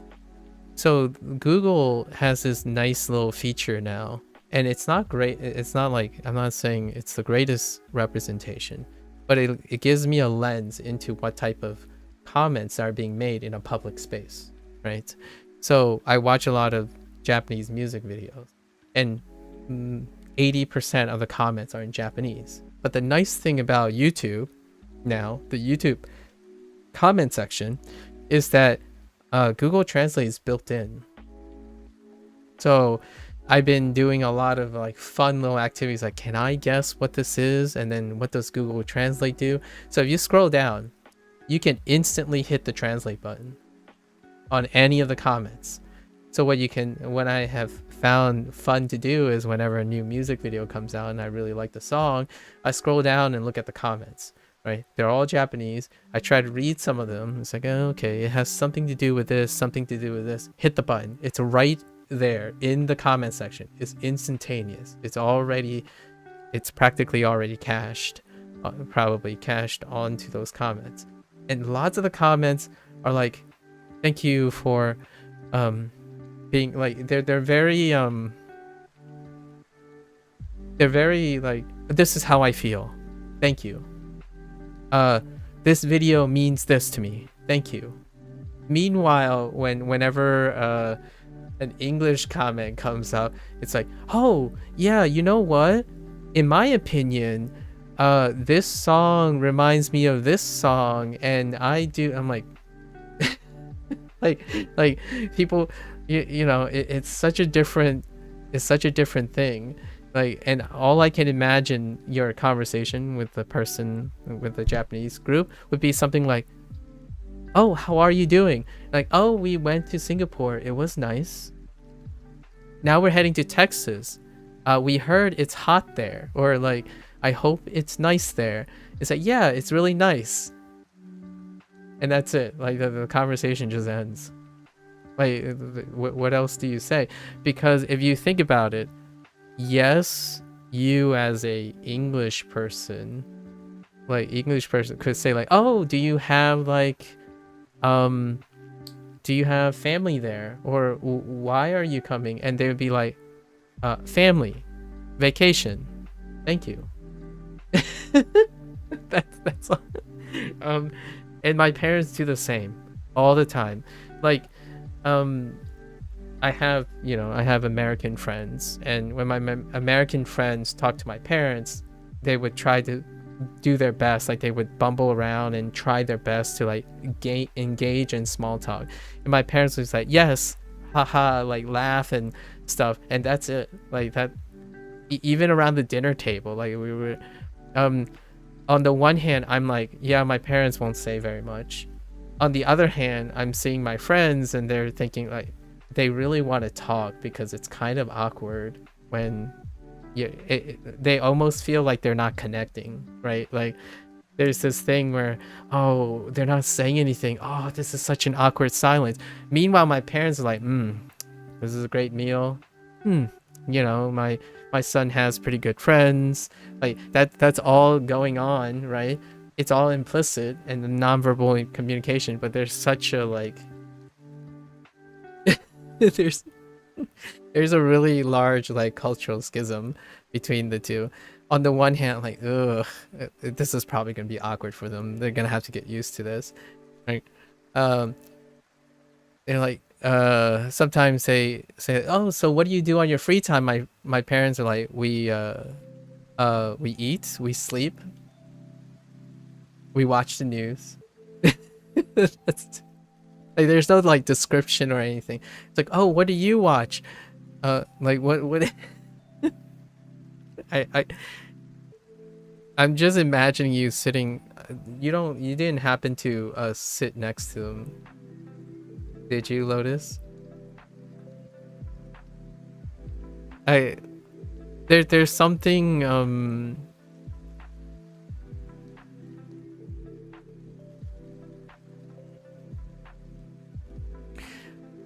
I want to draw this mental image, Lotus. I'm not sure. They were like 3 rows back from you. There's something I really love about westernized culture, and that's like dinner table conversation. Like I really love dinner table conversation, right? The idea of like being around a coffee table or like a round table and you have that conversation, right? In my, at least we're just going to take my family as an example. When the food is good, barely anyone says anything. like you sit there, it's like, oh, here's some meat, oh, it's done. Like you cook's like, oh, let's add more lettuce. Oh, it's like, oh, we're running out of water, let's go get water. So it's like, so the moment is enjoyed implicitly by the people around the table. However, I also like the idea when I'm around my American friends, right? Like other cultures, the westernized cultures, we sit around and we like talk about like, how was your day? Like how's school going? Do you have anything interesting? So that everyone like takes turns. They talk about their like small talk and their personal talk while eating. And meanwhile, it's like in the Chinese culture, it's like, oh, did you eat enough? Like everyone's focused on eating. It's to the point where I shared this little tiny story earlier when we went out for Mother's Day. My mother could not understand, like this is what my mother said. My mother got frustrated that they could not understand that if people had a 2-hour time limit, if people had a 2-hour time limit on eating, right? On eating at a buffet, right? All you can eat buffet. My mother couldn't understand why people would use 2 hours to eat. And my father tried to reason. They're kind of normalized in the culture. The idea is like, my mother had this impression that when you go to a place, the purpose of going to a place is to eat. And it was very difficult for me to convey over time. Like, people talk while they eat too. like people go there to socialize. Like half the time it's probably people making small talk while eating, as opposed to like functionally just eating. And or they might bump into other people and all that stuff. And that's kind of a way to highlight what I mean by, yeah, I was kind of nervous to look like a weeb during the flight, so I didn't do my usual kanji studying and stuff. Oh, come on, Lotus. You're still in the good old US of A, right, Lotus? Yeah, we're using Krita, Blair. We're using Krita. This is my review session, although it's kind of derailing because good conversations, small talk, if you will, Lotus. I I think I think literally this is what I mean, Lotus. You and I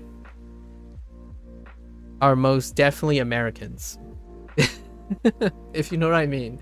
Like, the whole idea of getting close to a person is not through the merit of sharing an experience, but also that experience includes a lot of conversation.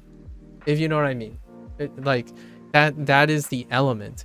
Meanwhile, like, like, how do you get close to my parents, for example? Like, how do you demonstrate my parents?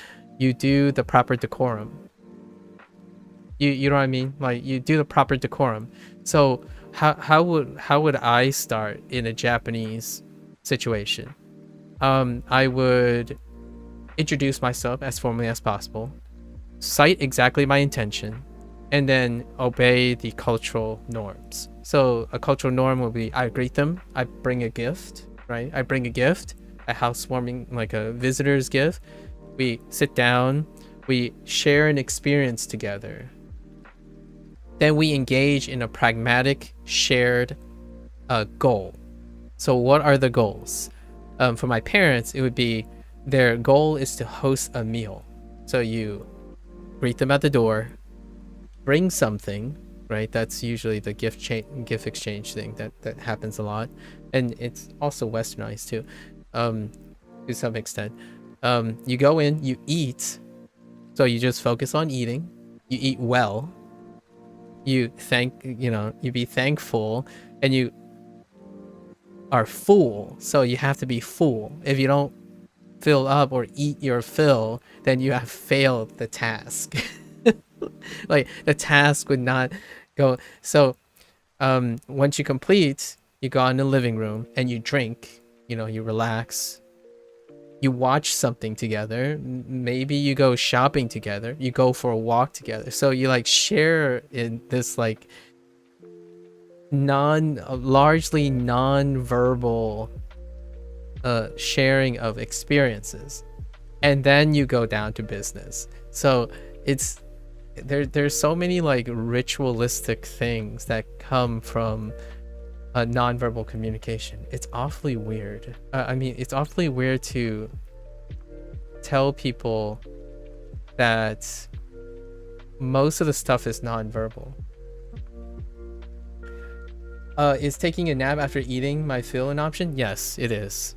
In fact, generally speaking, or at least in my opinion, my parents often have a guest room or place in which you sleep, like you rest, because the whole pragmatic thing is you're hosting, so your guests must be well fed, they must be comfortable, and largely feel comfortable in the space that they're offered. So like, for example, if you need water and stuff, you know where to get it. Largely though, you shouldn't be asking for water. You shouldn't need to ask for water. You shouldn't need to be asked to be comfortable. So that's kind of the task at hand. It's weird. And then once everyone gets through all the like the ritual stuff, you might engage in small talk. Maybe.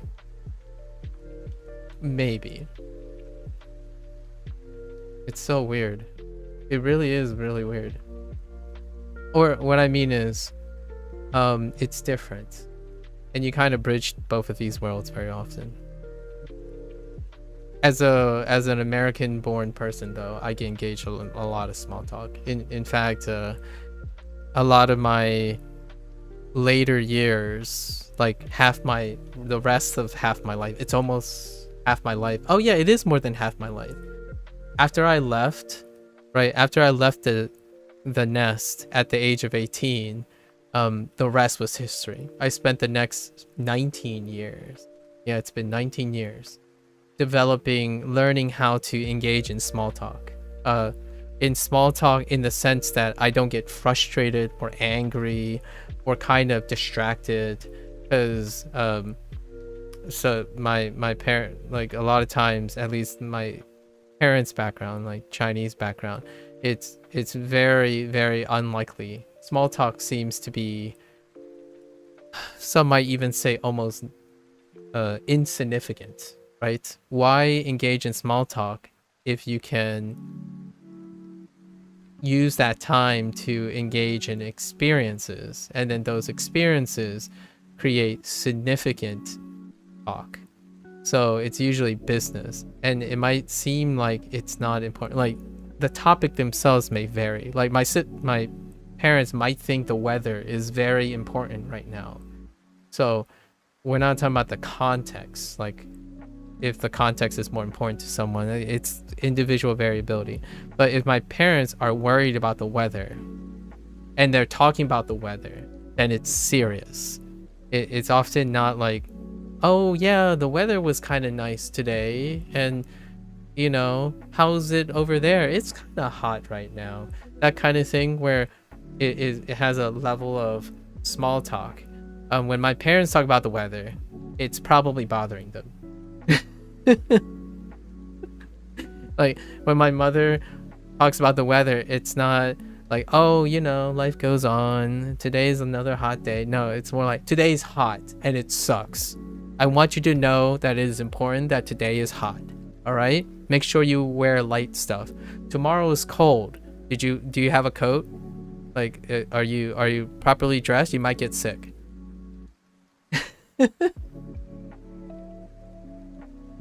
So I think that's a lot of fun. It's a lot of fun going back and forth. Yeah. If my mother brings up anything with money, we're not talking about like small talk anymore. It's like, oh yeah, you know, house payments, bills are kind of stacking up. Whereas my mother would be like, dude, did you see the egg prices today? It's like, it went up by another 20 cents. And then it would be like 2 hours of comparing the history of the egg prices. And that's what my parents would be talking about for 2 to 3 hours. Like, that topic will linger for sure. It's not small talk where you can like bounce from topic to topic and like joke around, and it's not as serious, right? Like, oh yeah, you know, let's just move on. Like, eggs are expensive, I know. Oh, but about the, you know, those gas prices, right? But if you engage in a conversation and my parents respond and to your gas prices thing, sit down, buckle up. You're going to have to take this seriously, because they just voluntarily talked about something, so it's going to be serious. You gotta engage in the topic. Valid. Using time to eat to have a conversation, grow closer. Yeah. I can see when Western culture had adopted some of these. Yeah. So obviously it's not exclusive. The idea is we're influencing each other, right? The different cultures are kind of coming together and reaching compromise. So if you engage the topic, be prepared with points and notes. Yes, exactly. Yeah. So when it's funny because Lotus backed down. I feel like Lotus might have backed down as like a Western hospitality thing. I mean, he is a Californian too. So like you double down. Honestly, I honestly feel like if you double down, that's when they really break open. I do the same. On stream, yes, I do engage in small talk, but right now I've already spent like 30 minutes like engaged in this. This is kind of the balance that I have. If you bring up a subject, my parents will often, or like people at least on a more Easternized culture, they would think it's very important. So if they choose to engage in it, get ready, sit down. We're going to spend the next 2 or 3 hours, maybe even go to somewhere and spend the evening talking about this topic. So no small talk. Is maybe the small talk is like, hi, you know, konnichiwa, and that's about, that's as close as get. Or like ii desu ne. That's all I can hear. Like when Lotus, maybe like Lotus will feel, I don't know if this is what happened, but maybe Lotus asks a couple questions, they respond very directly, and then they might not have reciprocated, as in like they asked Lotus, oh, where are you traveling to, or how are you doing, and like what are your what are your relatives doing, right? I feel like it's more like he at some point a westernized person would feel kind of weird because it sounds like they're the only ones asking the questions, and it might become like a little bit one-sided, and I don't think that's a weird interaction. I'm going to say, not in the sense of west meets east. West meets east. I think that's the type of interaction that happens pretty much all of my life up to this point. And spending like half my life now away from my parents kind of made me feel funny because I have been on both sides of the things now, where I see a lot of my friends go up to my parents and ask a bunch of questions, and my parents are like, yes, it's good. It's like, how are you feeling? I'm good. So what do you do on your free time? I rest.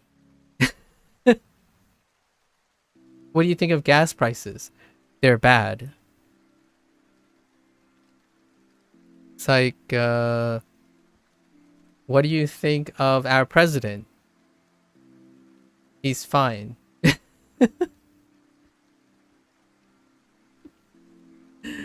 Anyways, I'm sorry. All right. We got to get back. I don't even know where I was. This is all relevant to learning a new language, right? I think about this all the time. How do you prepare to engage in a conversation with a Japanese person, right? And my thought is, well, I don't know any Japanese people, but I can certainly think that we're going to have to, I'm gonna have to like think about how to do that. I think having a perspective on the culture is useful, honestly. Yeah, I think so too. And in my opinion, I think most cultures are very receptive to the interaction because they have their normal interaction too, right? With foreigners, like the interaction between a foreigner and a native in any context, like the out group and the in group, there's a very normalized expected interaction. And I don't think necessarily that it's ever one of truly negativity. It's more like who feels more insecure about the interaction, right? And somehow when you get perspective on either culture, and then both cultures in general, that perspective is what removes that insecurity. Not that it's bad or good. Like, I think insecurity sometimes can put someone on high alert, you know, allow them to like motivate themselves to be informed and whatnot. At the same time, I think it's incredibly charming. The interaction between different cultural backgrounds is pretty heckin' fun. YouTube certainly makes that apparent when people compare and contrast to different cultures. I think in some way, I'm not gonna be like too bold right now, but I do have a feeling when I go to Japan, I will probably behave in a manner that is more reflective of how I was raised, as opposed to what I become from interacting. So like when I go to Japan, I will likely act in a manner that is closer to how I was raised by my parents, as opposed to how I was socially normalized when I left to like be with all the other peeps. So you kind of play the game, so to speak. I think of it as a game in a very serious manner. It's really fun and engaging to engage in different types of behavior. Oh, there's Up-Zero. Speaking of a cultural dissonance, we have a slacker in our midst. What are you slacking on today?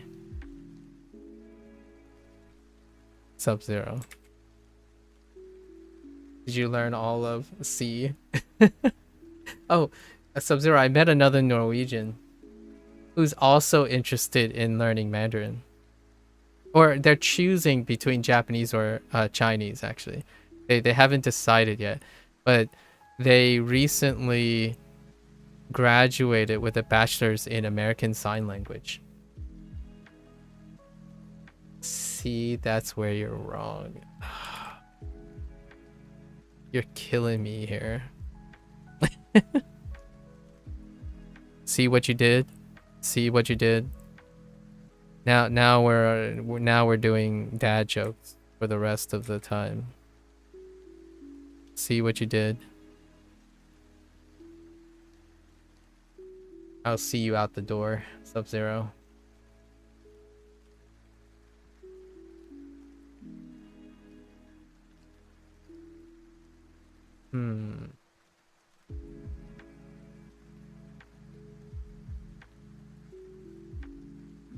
But yeah, it's going all right. Picking up faster than I thought.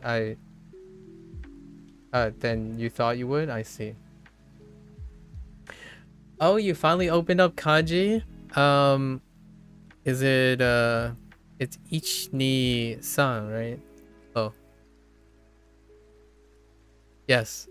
I had to think about if I was speaking in Japanese or not. Yeah. 1, 2, and 3. You probably got 1, 2, and 3. Actually, what is Korean 1, 2, and 3?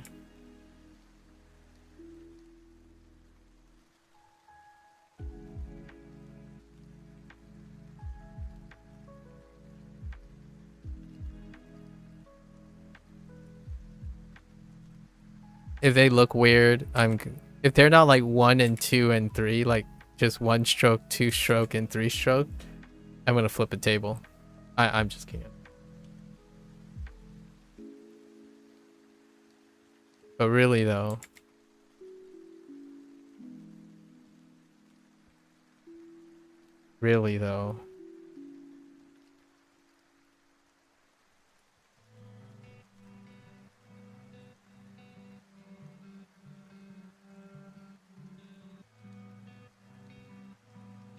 man, I gotta be Lotus when he says he's gonna stop like interrupting and gonna let me get back to the thing. He really does mean it. He just permanently ghosts you. Immediately say, nah, I'm not gonna fool.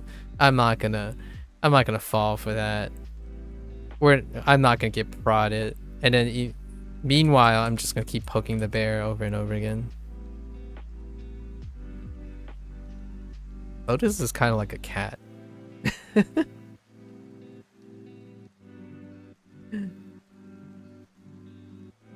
It's like, I'm out. We're good. Okay.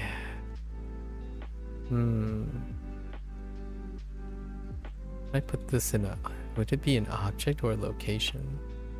You know, let's put it in location.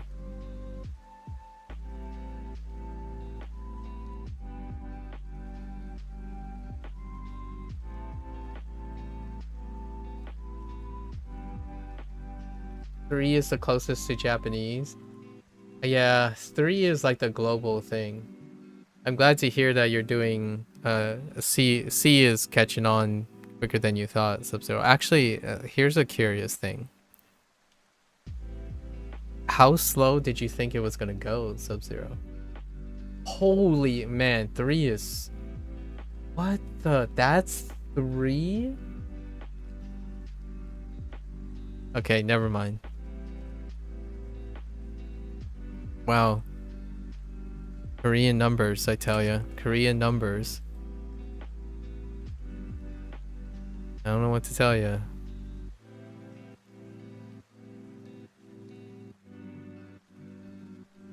Korean numbers, man.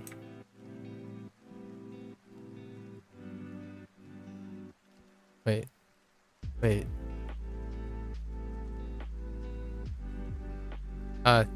No one saw. I don't remember what the stroke order is. I think it's the horizontal first, then the vertical.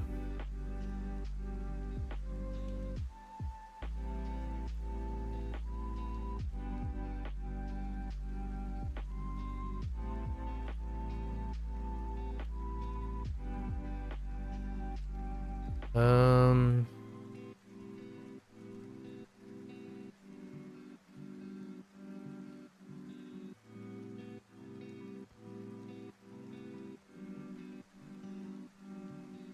Yeah, right? I think I got them backwards.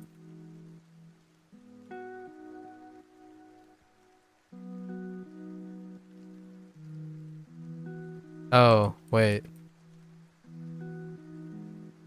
Um, do these go first? Okay. I don't remember if the... I think the tiny things go first. Tiny strokes. My...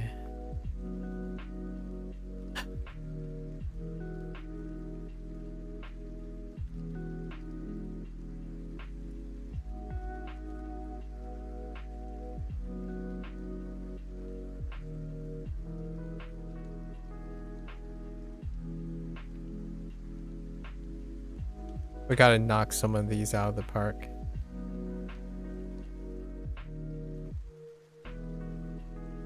Okay, we'll just double down. I guess I was thinking it would take a bit less, but similar time like when you learn Python in your first year. Okay, so that means it's not. It's just faster than you learn Python. How long did it take you to cover the foundations of Python? Like, where would it be a good stopping point for Python? Oh, I'm trying to think of maybe when... Yeah, when you cover most of the syntax, I guess 90% of the syntax, you can do that within a year. At least that's what like computer science people are expected to do.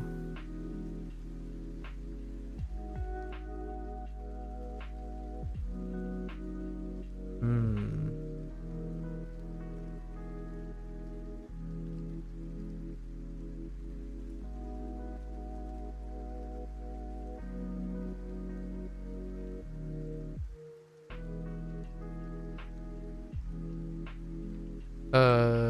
Yes.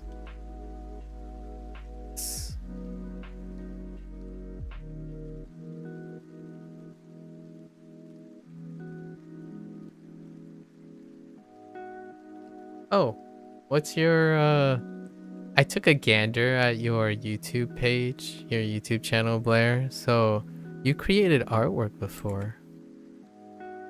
Is that how you're familiar with Krita?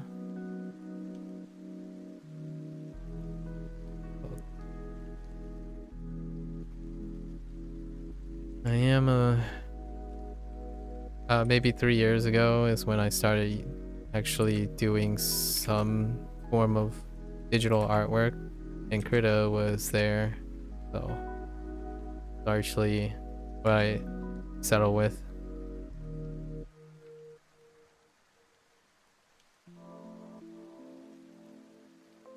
Hmm.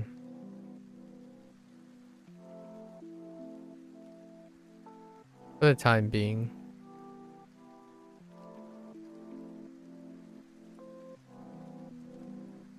The Python class was over the course of like 4 months. Okay. It was nowhere near advanced, but it covered basics, with pointers being the last topic. If I'm pointers. Okay, okay.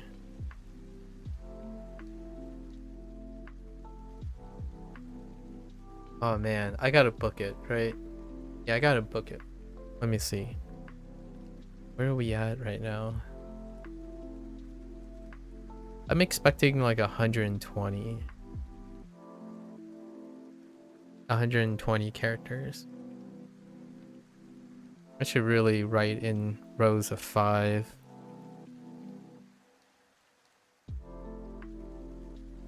Um...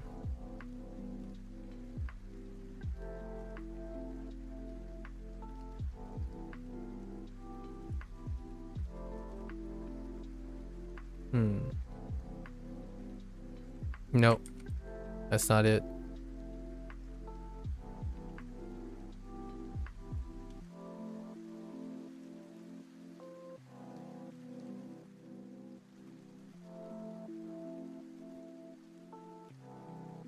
Hmm.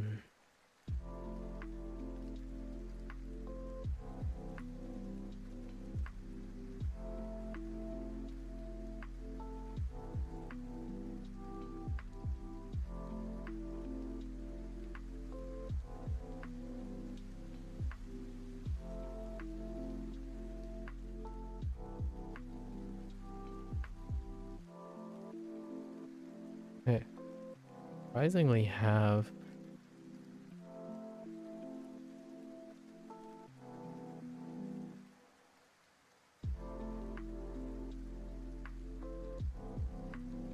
more predicates than I think. And more predicates than a lot of other things.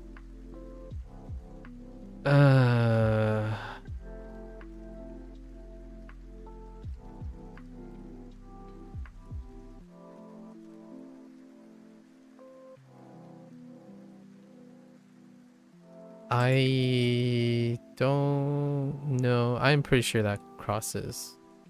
Pretty sure that crosses.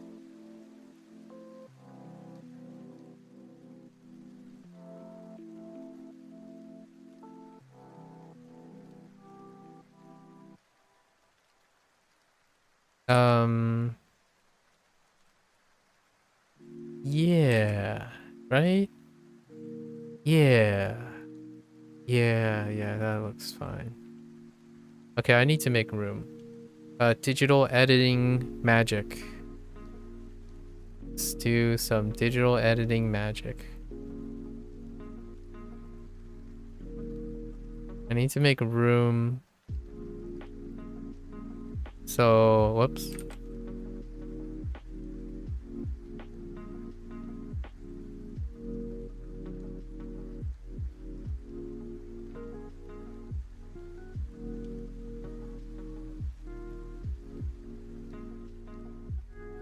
Okay, I really thought body.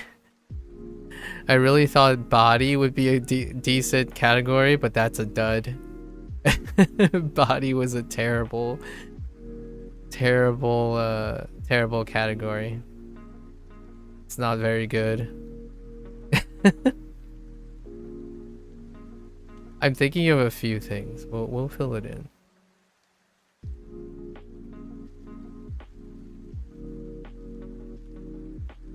New Age notes. This is how New Age notes work. There, okay.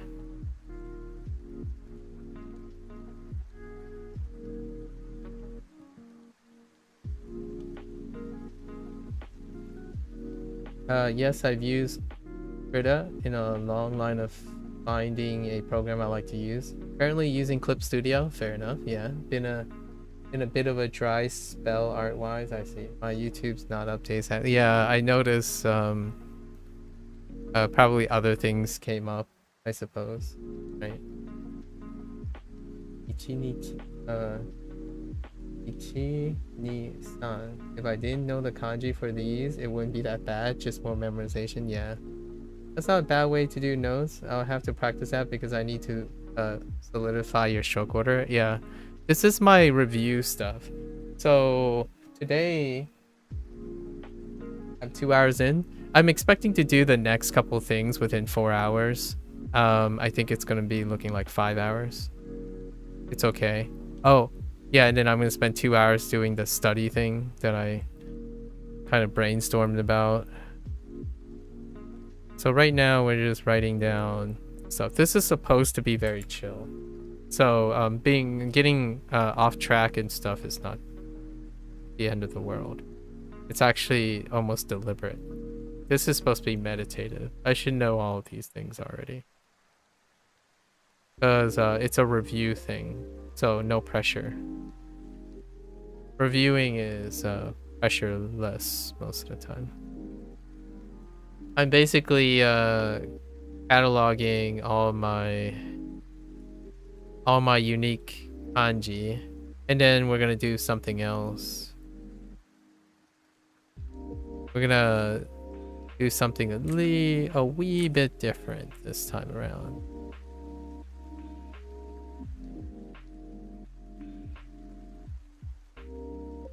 Wait. This is actually...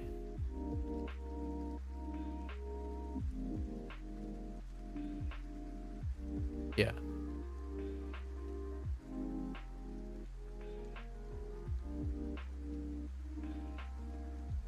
Wait. Yeah. Yeah. That looks right.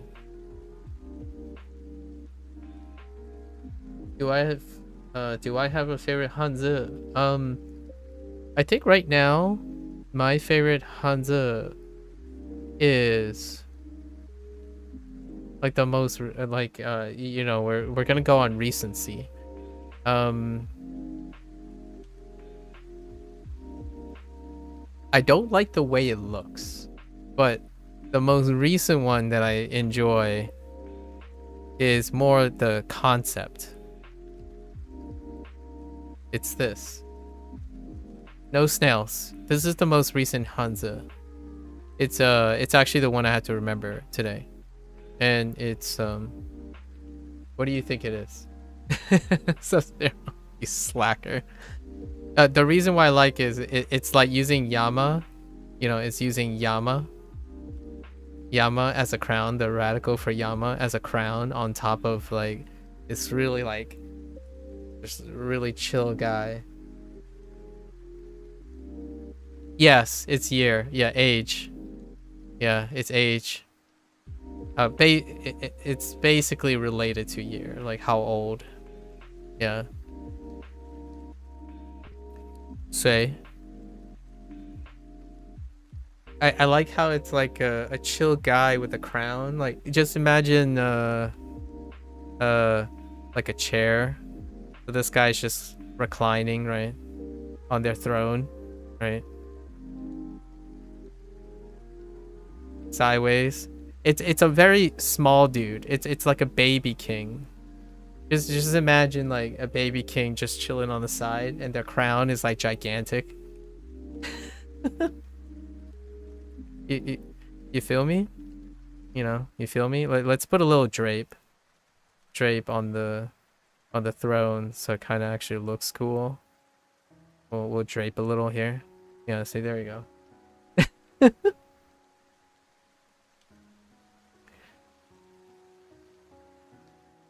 Yeah, now I'm drawing extra.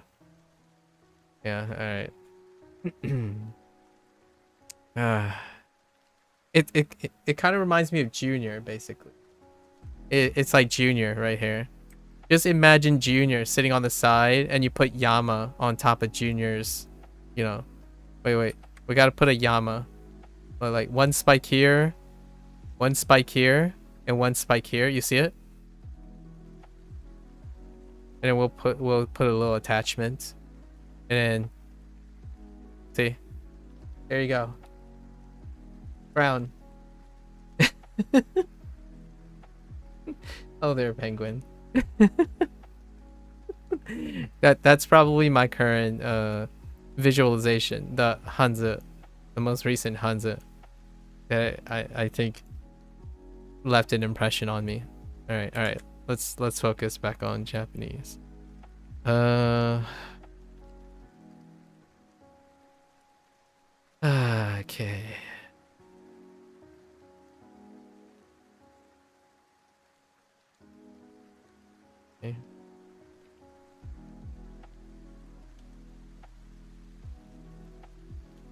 Where's this gonna go? Guess this goes in object.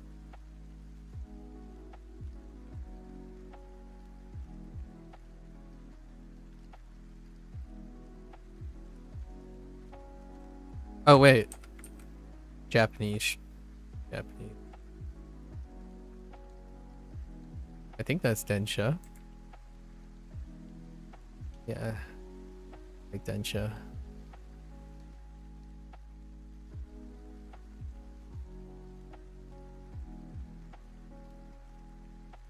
I really do like drawing.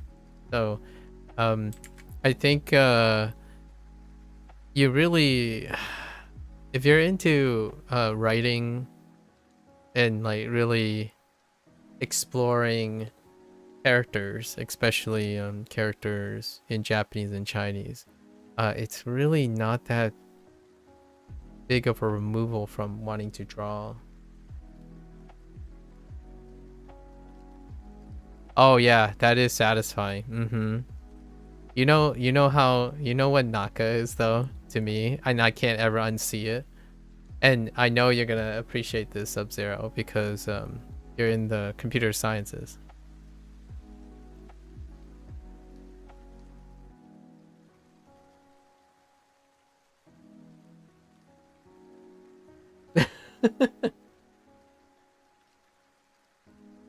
Wait. Hold up. What's...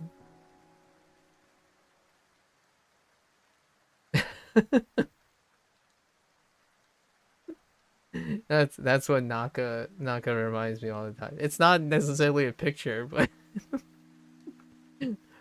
a box and whisker plot. That's what Naka reminds me of. And what it helps you remember too, because the box is within a range, so you're inside of a range.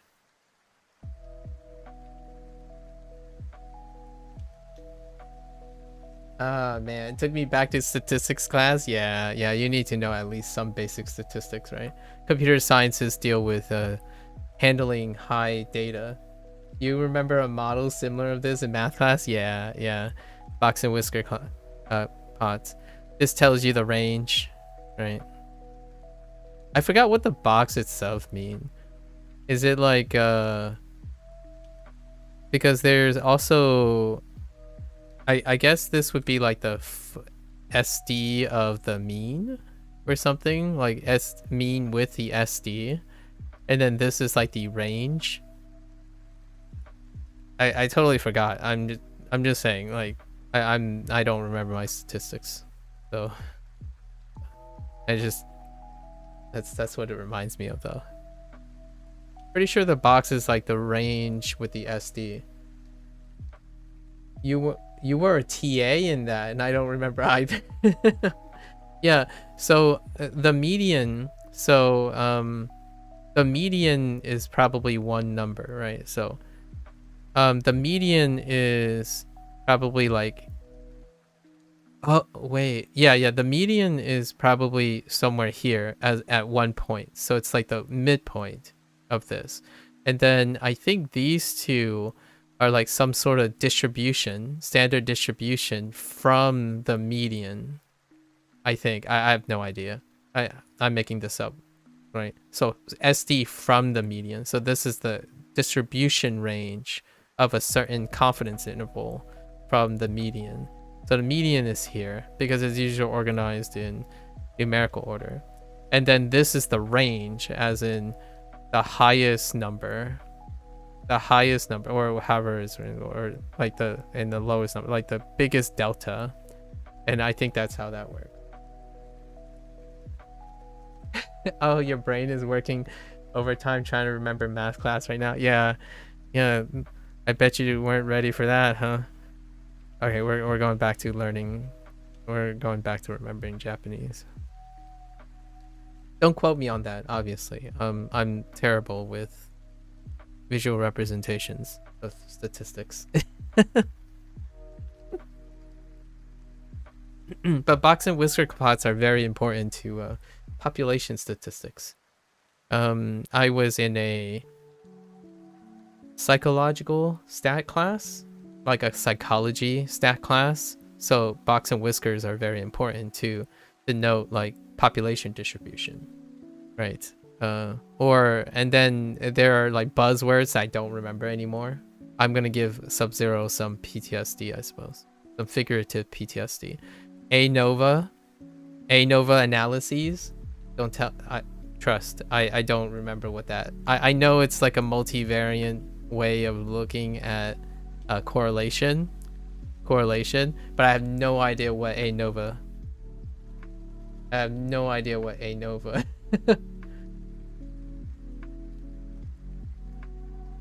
A150. Wait, why are you capping? Why are you adding me like? Look, ANOVA analyses. Do you know how to do ANOVA anymore? I don't know how to do ANOVA anymore. I don't even know what it stands for anymore. All right, all right, all right, all right, all right. We're focusing on Japanese again. All right, all right. I promise. I promise. That'll be the. We won't bring up math anymore. For today.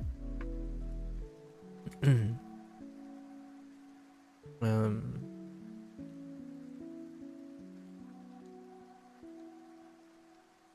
Right.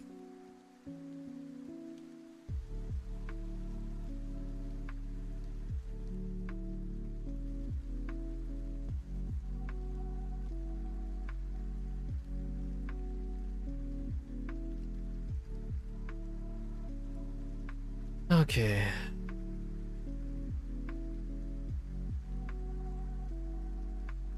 Speaking of bots, we'll bring up math. No, that's not what I said. Hey, listen. Are you trying to tell me something, Sub-Zero? Drugs are bad. Stay in school, kids.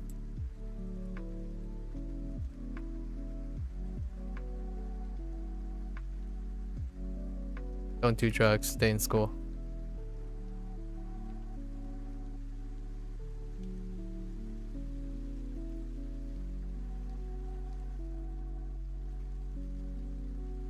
You feel me?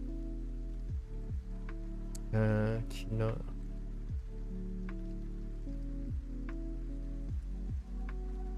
I have a lot of time thing. Wait.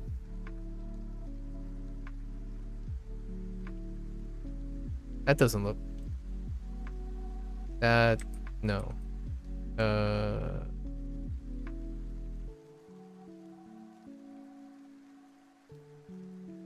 Wait, does it cross? Which comes first? I think it is vertical first. Yeah, I think it's vertical. Okay. You know, predicates are coming in second. And time. Man, I have a lot of time thing.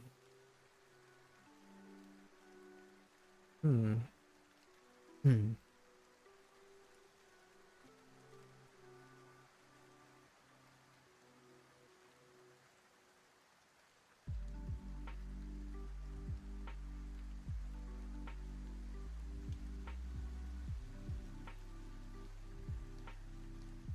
Surprisingly, a lot of predicates.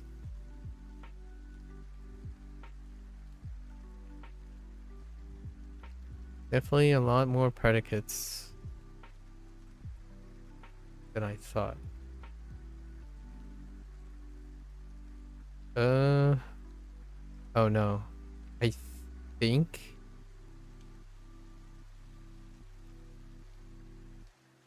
No, it might be this way.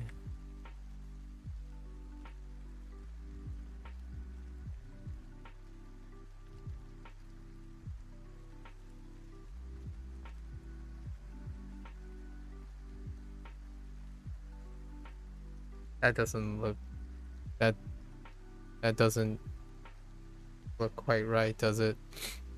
I think it might be a little too slanty.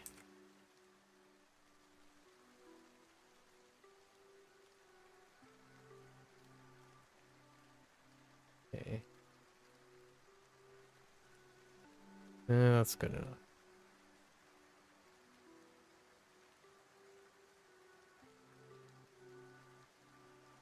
Oh, don't challenge me on going on a tangent, man. I got some tangents for you for days. Guess we'll throw this down here. Although we don't have enough time for that. Less tangents, more writing.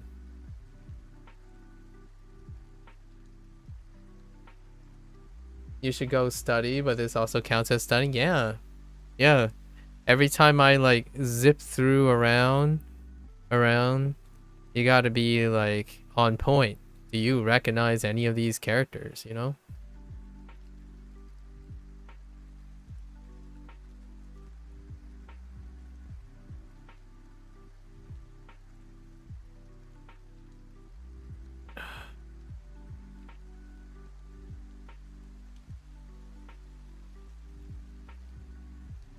Hmm. I think I really done a disservice by putting body as a category. I realize now that I only have 2 body. So we're going to consolidate this and place this over here. And we're just gonna pretend like I didn't make a category for body.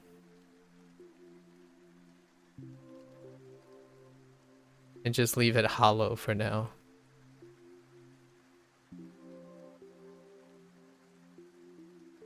Pretend. Yeah, body's feeling lonely. Yeah, it's fine. I didn't realize I could consolidate so many. Yeah. So many just based on these things.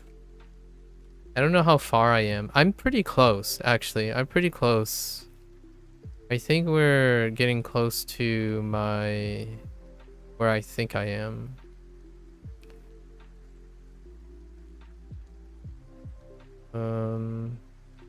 I just said this yesterday to myself. It's been a while since I've written this character. So I think we're pretty close. Oh no. It's been so long, I don't even know I think... No. I think you do this first. Before you draw I don't actually know. No, no, no, no, no, no, no, no. No, no, no, no, no, no, no. No, I think you do this. Then you do this. Yeah, it's been so long since I clearly remember saying to myself I hadn't written this character in a while. Yeah. It's like...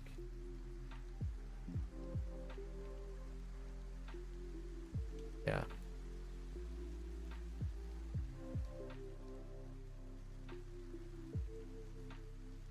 Don't note tie me. I'll show you a note, you little butthead.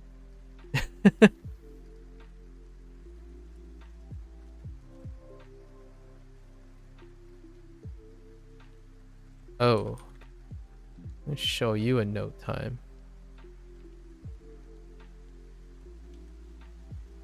Okay.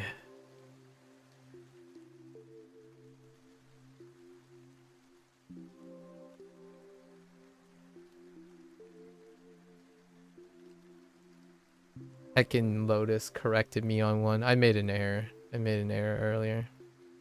He heckin' corrected me. It was a pretty grievous error. It wasn't an honest mistake. One radical. I mean, honestly, if you guys were on point, you know, if you weren't slacking like Sub-Zero, you could probably see if I made any errors, you know? There's probably some errors in here. I wouldn't know. This is a recall session. Wait, is this the right place? Am I thinking of the right thing?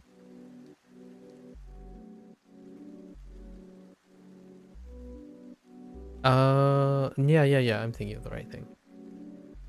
This is part of Go-Go.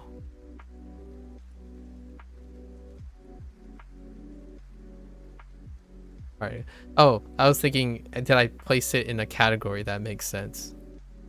Because I arbitrarily decide on my categories. Let's see.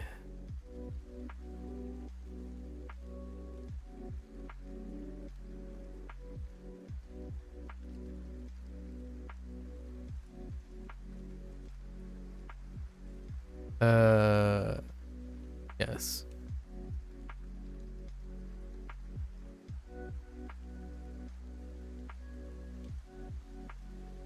Oh, yeah.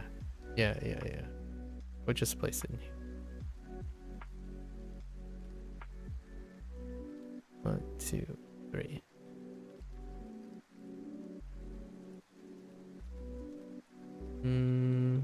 Did I put Kita? Kita.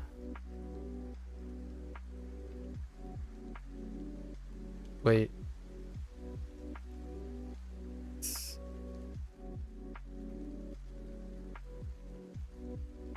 Gee.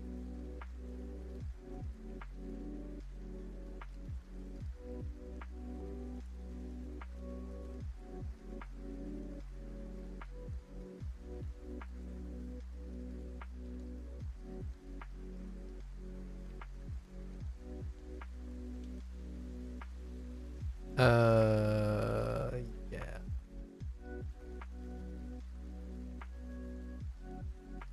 That's kind of fat. Let's shrink this up a little.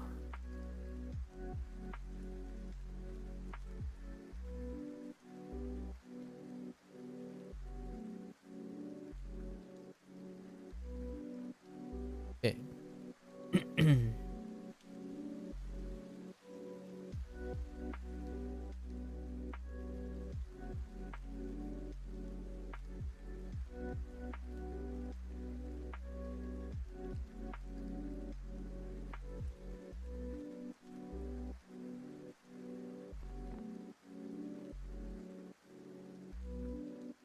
Wait, where did I...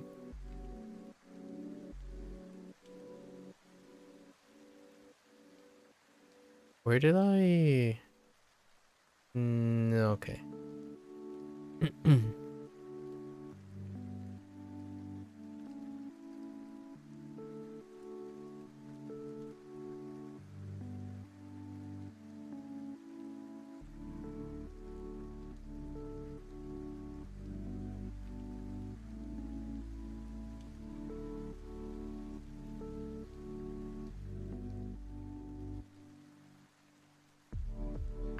I don't remember the stroke order for this.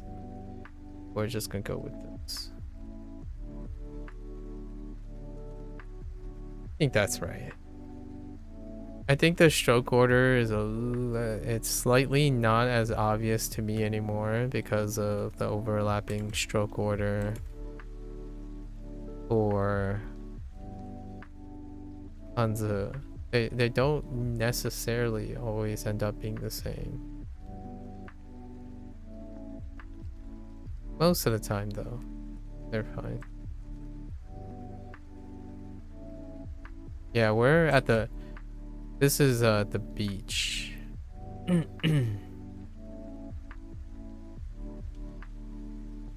Which Dragon Pixel game got an update? Maybe finish section 1 of Japanese later. Aw.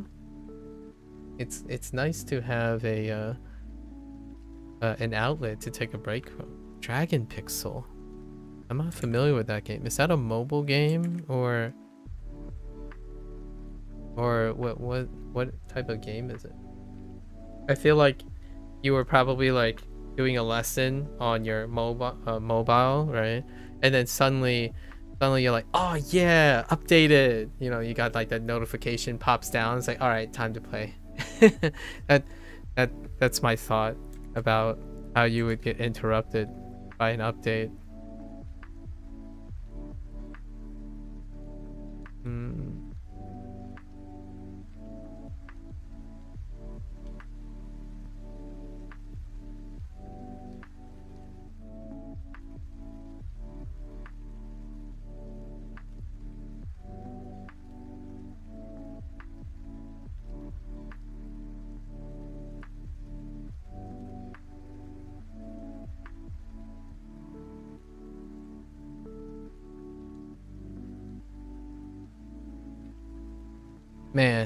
Man, does it feel great to use an art program.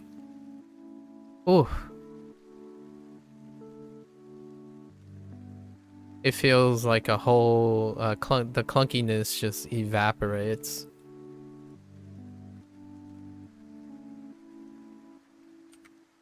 The plugin that I use for writing most of the time is like, it's serviceable, but it's totally whack sometimes. It has like its own mind every once in a while. Yeah, we'll place this over here. Wait. Yeah. Whoops. Stroke order.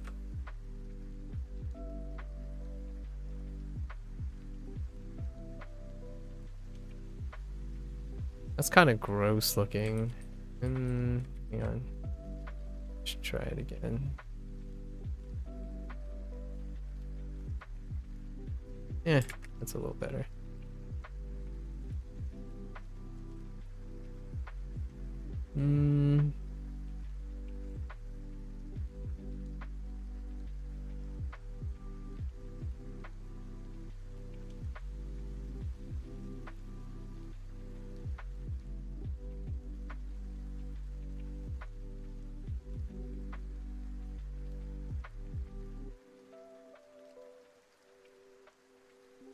This made me realize I need to work on sizing of a few of them. Yeah, sizing's yeah, sizing I do not I need grid paper. Next time after the next 25 days. Oh, I might yeah, I might try to find some grid paper actually. It's a thing. Sizing sucks without any lines on a canvas. Right now I'm just eyeballing most of the things. So occasionally, like, sizing is don't I'm not grading myself on. I'm not trying to like redo things too much. Like, look at Eki. Eki got wrecked. All right, you know what? Eki is bothering me. So let's redo this one.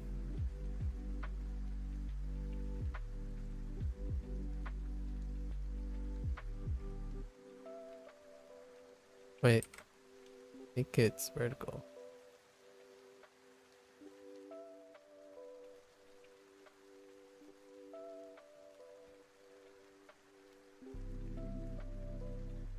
Now I just have different weights on my strokes. They're not committed strokes. Okay, so one thing about art programs is that you can definitely tell when I'm not committed to the stroke because there's weight to it, unlike the plugin that I use to write most of the days. You can tell when I'm not confident in my stroke because it carries weight. So when things look a little bit off, it's because I'm not confident in my strokes. Usually I try to stay as confident as I can. It wouldn't look like this if someone is not confident. Like, your strokes would start looking like... If you're not confident, your strokes could end up looking like this. Right? So if you're like holding your strokes too long, a common problem would result in something like this. In the way my tablet is set up for artwork. My tablet, you can... Right?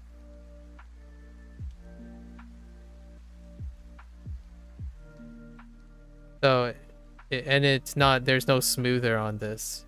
So if you're like running your palm across the surface, you're going to... You can't... it will be very evident. It's because I like to see what my hand is doing. No one's grading on aesthetics. Let's see. It's called Light Rising. Rising. Very much dragon breeding, fighting, collecting game. Okay, so an animal collector and a... Is it an auto? Is it an auto RPG for the mechanics, or are you manually inputting for the creature collector game? I was having horrible internet issues this morning trying to do Duolingo. I would legendary a unit and click submit and it would just load forever. Oh, that kind of sucks.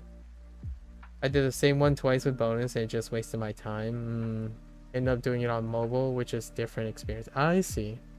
That's why I go over my strokes when I can write notes, where I use a pencil first, then go and ink it. Yeah. But you know, there's some... I like the scratching. I like doing the inking on top of my nebula stuff. So for example, like let's do... I know how people feel about these kind of things, right? But like for example,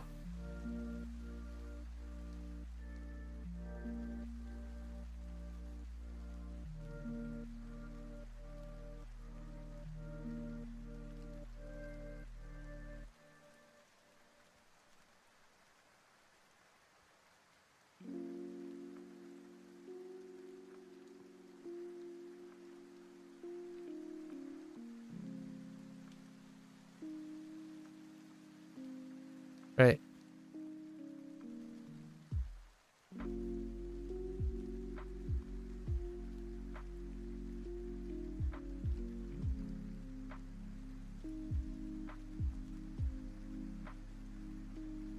So I like doing this kind of thing, right? And then just like you mentioned, and then you go over it with like a different color, and then you do the ink process, right?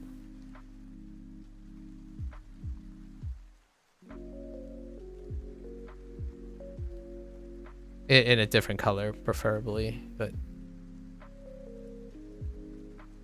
I like combining the two things. So sometimes like line art can be incredibly transformative. And then I like doing like extra.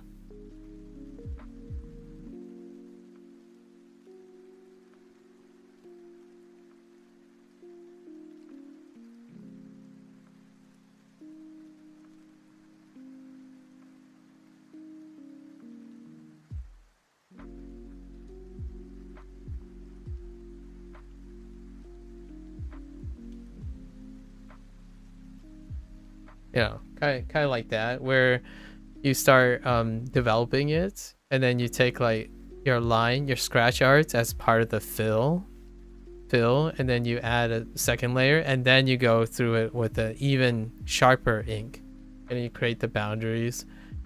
Really like going through that process, right?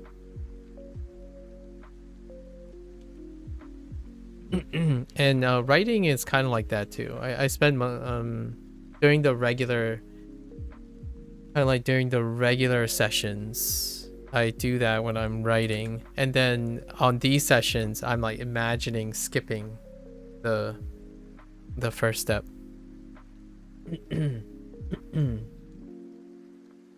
Inking is very satisfying after you do like a brainstorming thing. What an interesting looking kanji, I know, right? I'm kind of curious if there is a kanji that looks like this.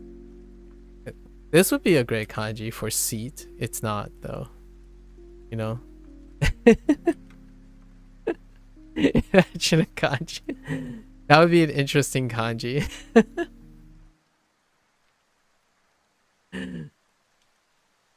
Good old kanji. Okay. Let's see. We need to complete our cardinal direction.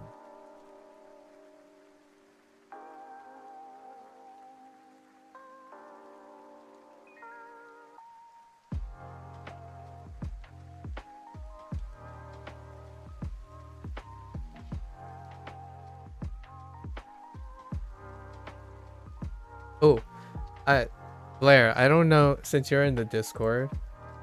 Oh, I see. Some of your, oh, I see it. I was just about to say, since you're in the Discord, you can definitely share. If you look under Inktober, I also have a few pieces too. I do Inktober every year. That's about as much drawing as I get, but humble beginnings. But now October is coming around again, and we're gonna be changing some kanji. We're gonna be throwing in some kanji into our artwork. We can do Inktober together, Blair.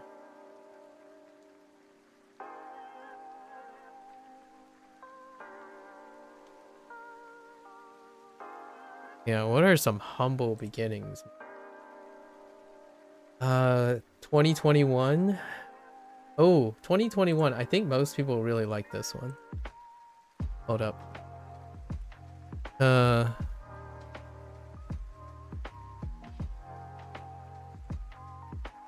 I think this was the favorite for most people in 2021.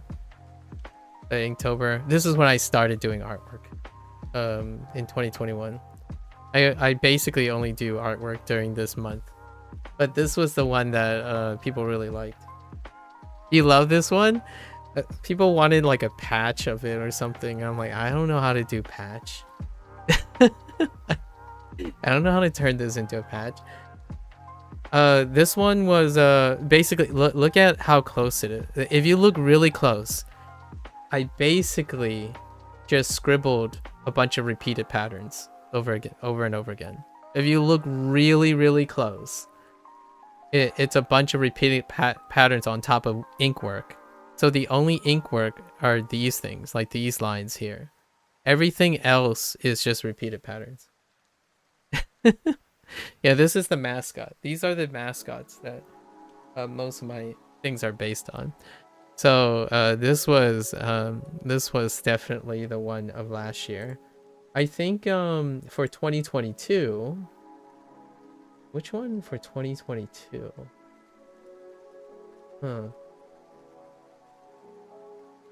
I think the art style that I had. Oh, I did first do my first volume only. This was my first volume only work. Basically, it's only black and white. Yeah.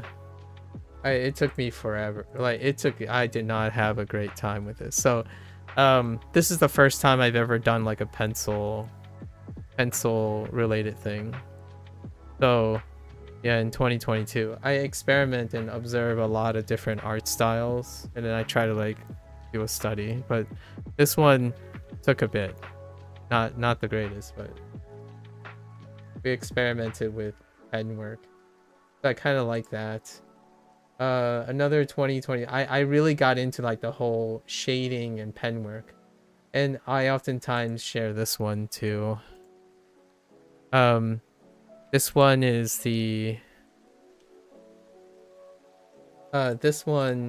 the one where I did cross hatching. I drew with a pen, this same pen on the desktop that I'm doing right now. Same pen. It's the pen tablet I've been using for a while now. Yeah. So this is the first time I did cross hatching. So this is kind of like stroking, like strokes. If you get used to like constantly writing like parallel strokes over and over again. So it's kind of like kanji, in my opinion. Sorry. It's kind of like writing strokes. Where, what pen tablet do I have? I have a Wacom CTL 472. It looks like this. What I use to play OS with. So this is my first like cross hatching thing I try to do. It's my only cross hatching thing. I think this is the only image I've ever done cross hatching. I kind of sort of integrated most. So those are 2022's highlights. But then we get to 2023. And then I started really experimenting. And I think this one is probably the favorite of most. Right here. This is the Shin Godzilla reference, only I decided to make it a red panda. You instantly thought of OS? Yeah, I play OS to some extent. Penguin.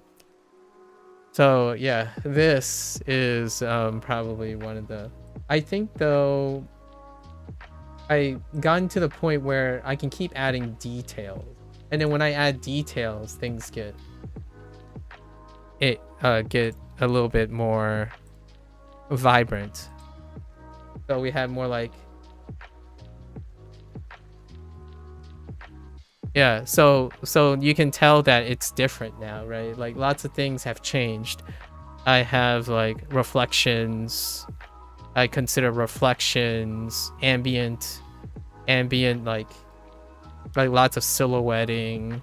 And then we integrated a lot of different types of like blasting, like overblown parts, and lots of extra line work, right? Extra line work.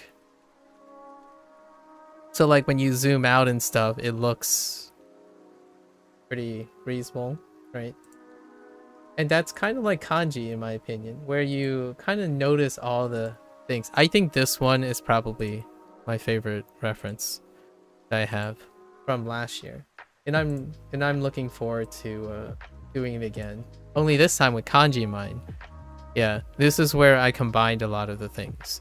You have like the stencil things, lines going in specific directions, and then you have a vehicle, you have some warping, you have some smearing, lots of smearing, and then I decide to do some like graffiti, like punchy, kind of like urban modern artwork, like urban artwork kind of deal, putting it into the car, and then you have some like minimalistic white. So that's kind of where things have gone, and it's kind of like writing Japanese, you know? You put in the time, you do the study, you can do many things, in my opinion. So, do I can I would show you something like some terrible ones, but there's been some terrible ones, or like really humble starts. We had some really humble starts.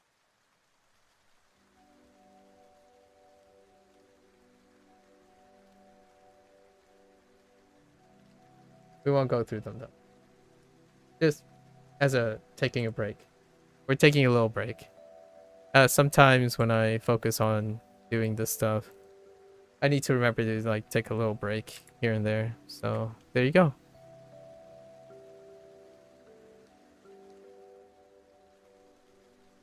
Okay. Let me close all these windows that I opened. Okay. All right. We're almost there. We're almost there, and we're gonna get to the next thing. Inky.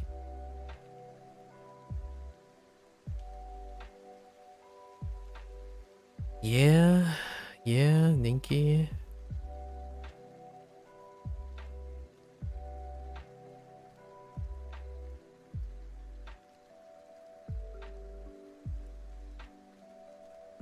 I don't know if this is like, yeah, it's like that. Ooh, I can add, yeah, I can add this one here. I'm trying to keep them in grids of 5 so I can get an estimate, a quick estimate of how many characters I have. Although it looks like I didn't obey most of this stuff. Is the something right of in location shita? Oh, this one? This one? So this is hidari, migi, and this is ue. Shita is the opposite. Shita is this.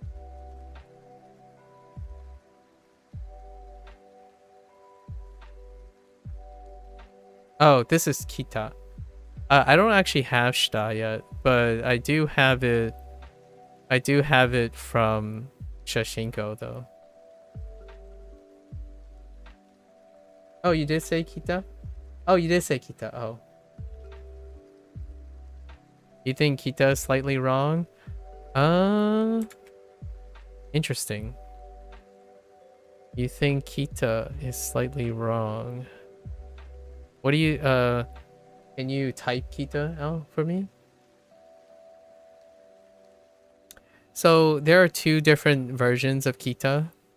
The kita that you're probably familiar with is probably like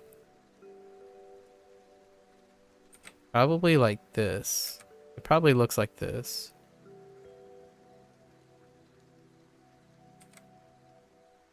Like I think you're talking about this, but this is actually the like this is my preferred when you yeah. So you're probably talking about this thing. That is an IME thing too. Yeah. Lotus lost. We talked about this with Lotus as well. Yeah. So there are two versions of this where you either cross this up or you do this. Yeah. I know. Yeah. No worries. My music disappeared because it ended. Yeah. Yeah, so earlier me and Lotus was talking about this. For fire. For fire. And it looks like this on my IME. But fire I've seen is more like this.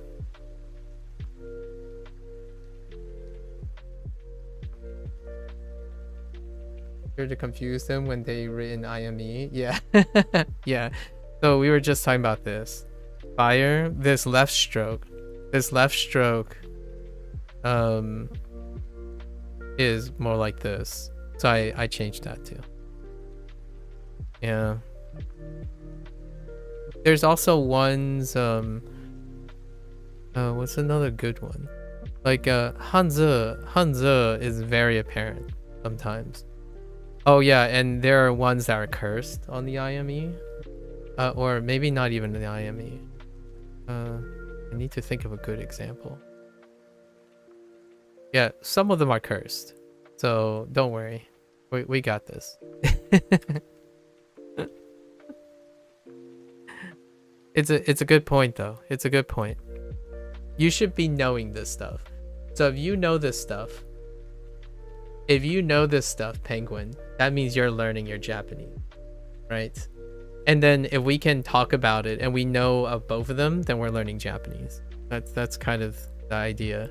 It's nice that you bring these things up and you talk about these things, because that means that we are noticing the little tiny, the smaller and smaller details.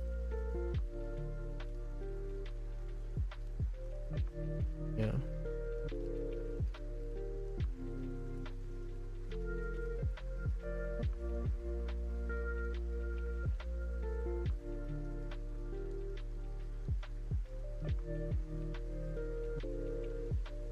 Why did I? That was really big. Hang on, I need to shrink it a little. My sizing is kind of.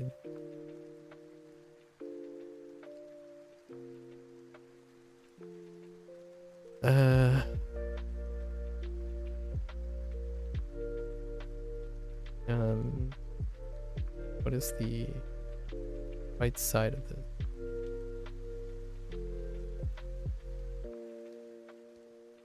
I need to put together a more accessible portfolio of your art. My cat's not being conducted to typing. It's understandable.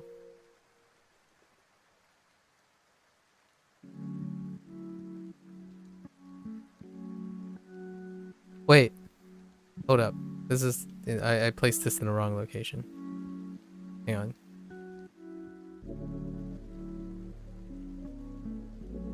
I'm thinking of a different character.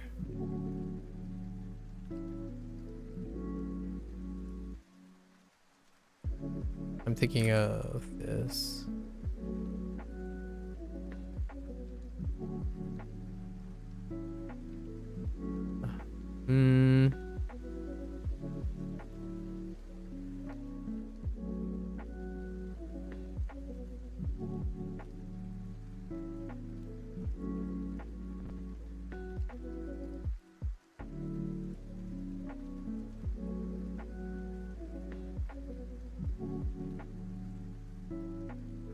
You can definitely tell we're getting to the newer stuff. They're supposed to be fresher in my head, but at the same time, they're less familiar.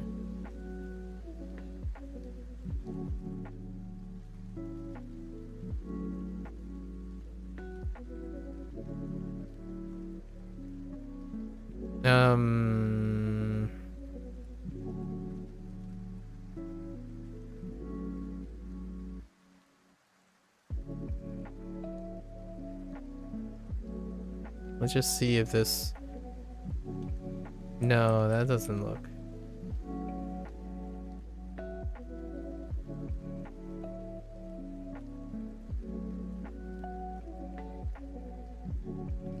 I almost feel like I want to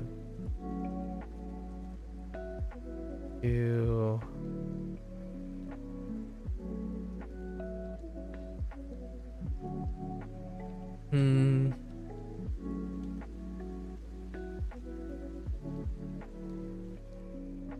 Don't quite remember what.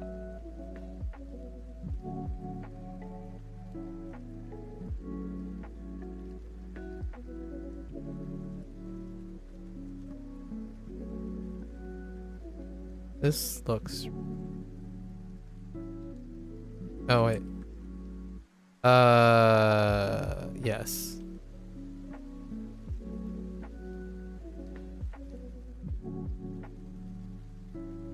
Yeah, that's good enough. I think that's good. And then the other character that I was thinking, the other one I was thinking of was...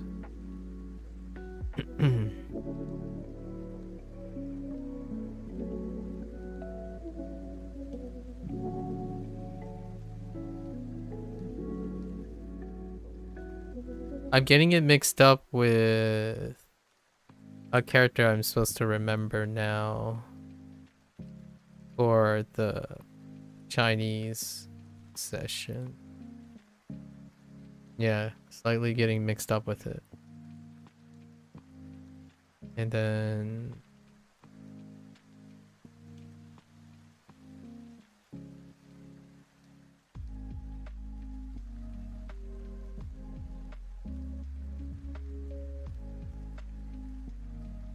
Wait.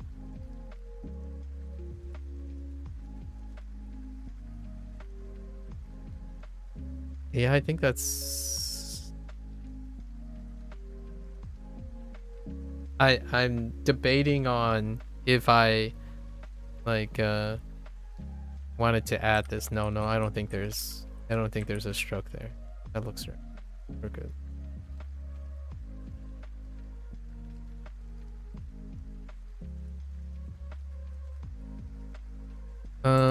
We're definitely coming to the end here, because these are the ones that I remember just recently learning, at least going through my head.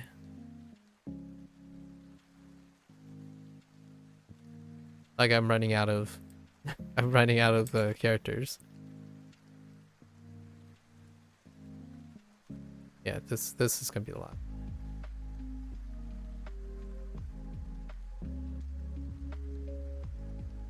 This is the most recent.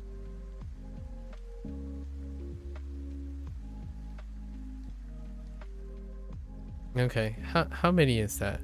Isn't as many as I thought. It doesn't look like a lot, does it?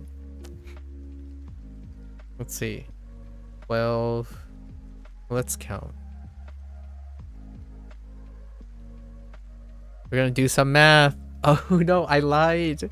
Sorry, I lied. We're gonna do some math. 12,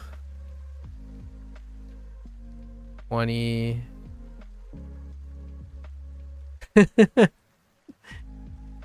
9, 6, 22, 17. I think this is a pretty good way to group them. I'm doing this for like for my Chinese section coming up soon. So I think this approach is fine. I just want to know how much I have relatively. So 12. All right, now we're going to add up all these numbers. 32, right? 32, 41, 47, 47, 69. Nice. 69. 86. 86. 86, 105. 117. That sounds about right. 117. I was expecting somewhere around 120. 117. Now think about it this way. If I added 117 to the katakana and hiragana, right? These, right? Which is 42. 117 plus 42 is 159 characters, right? Just 159 characters. Over on Duolingo Chinese, I think I have 300 characters. So it's kind of a stark contrast in the way the writing portion is being engaged. So I think this is about right. So now I'm gonna do something else. There's still one more thing I want to do before we go into. We still got time, actually. It's not too bad. We're gonna go over the units soon. The next thing on our agenda. We already wrote the agenda. So we wrote our kana one time. It's supposed to be meditative, which is great. We wrote our kanji, right? These are supposed to be meditative. So we had a little discussion side. And then we're supposed to write the kanji exclusively from Duolingo. I was gonna mention something about Shashinko, but we'll mention it a little later. And then we have yeah, it's about 120. I said I was expecting about 120 unique characters. We categorize them, and now we're gonna do our new thing that we're gonna try. Usually I would go over and output the speech, the read and talk about them, right? Read and talk about them. But instead, we're also gonna write out the reads to the best of our knowledge. That's what we're gonna do now.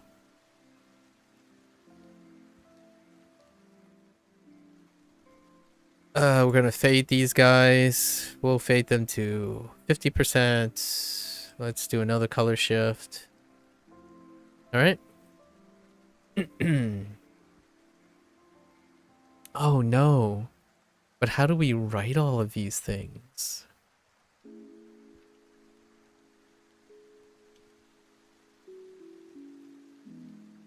I didn't think this through.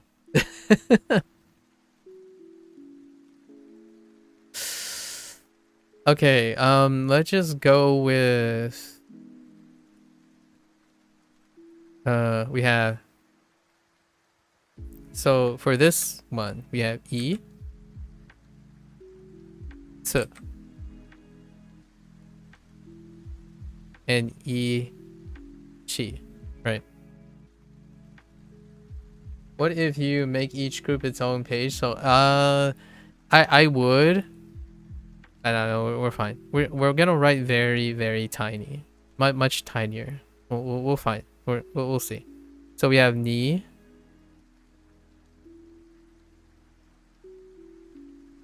Oh no! Hold up! It's fine. It's fine. So E, right? Tsu, with the tsu. We have ichi. We also have something that I could.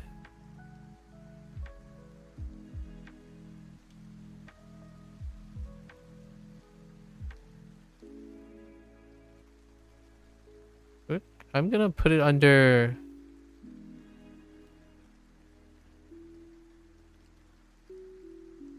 We're gonna say tui. Okay? Tui. And I'll let you decide what I'm thinking of. Right? This is my exercise for this time. We have ni.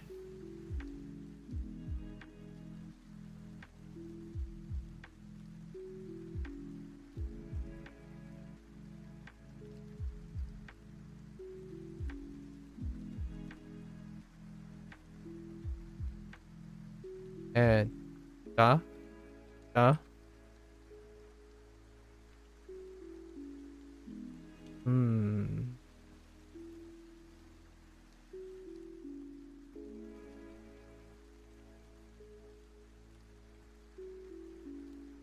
San.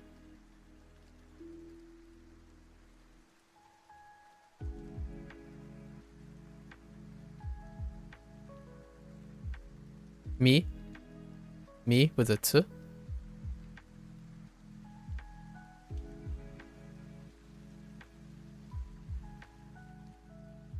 Yon, right? Yon.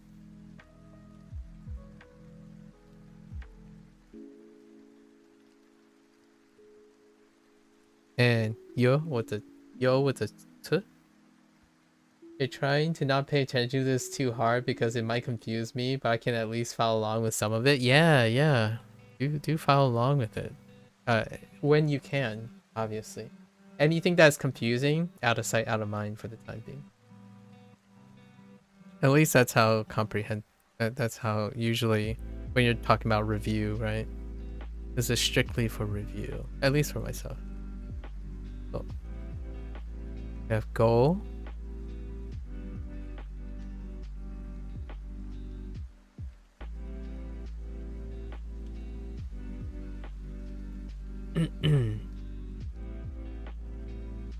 Itsu.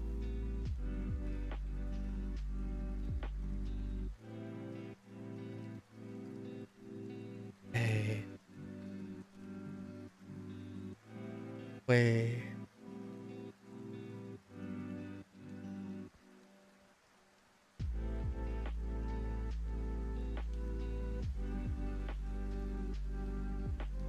Yeah. Yep. Yep. Okay. Doke. Yeah, yeah, right? Right, Penguin? Itsu? Yeah, so this is what I'm doing because it's a different way for me to try to engage in something else other than doing the same exact thing. So this is what I decide to do this time around because I've already done this exercise a couple times. So it's kind of fun just thinking about parts of reads. You can recognize the hiragana, but I haven't gotten to the lesson yet. Exactly, you can practice your hiragana, right? You can practice your hiragana. And I'll be saying them out loud to myself. So you can always confirm as well. So this is Roku. We have okay, Roku.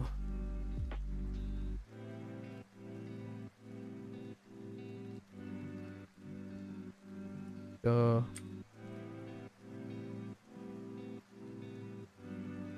Goku.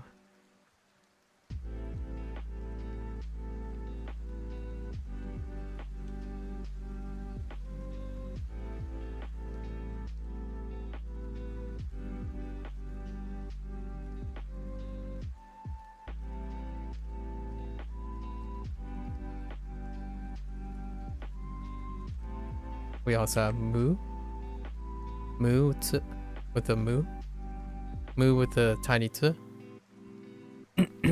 There's also Do as well. Where am I gonna place you? We're running out of space. I'll place you over here.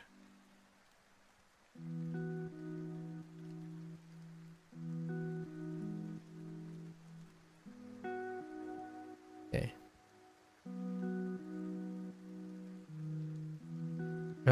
Oh no, Ro has more. Hold up. I remember even more. So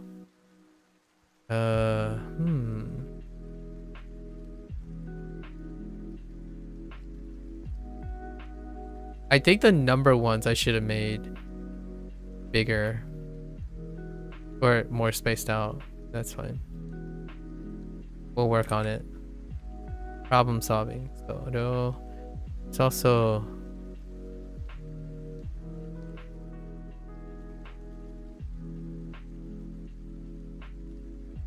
Ui as well. Put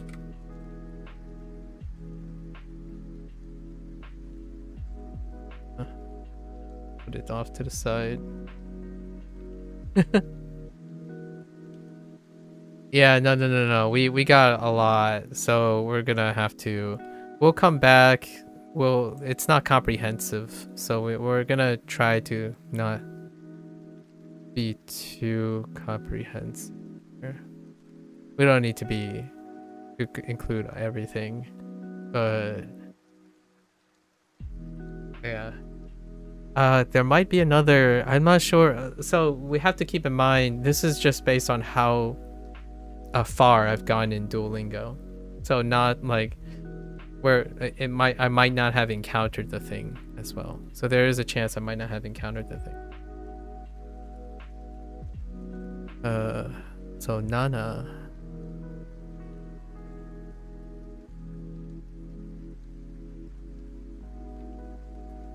Nana.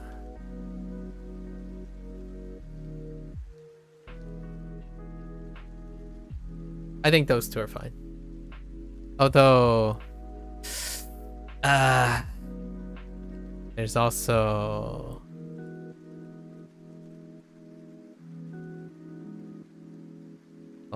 no.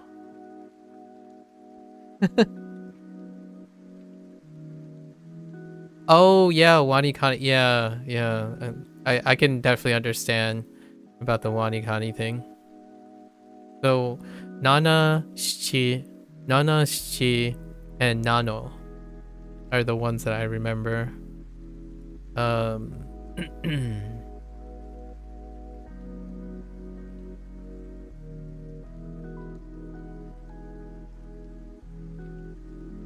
So Hachi, right?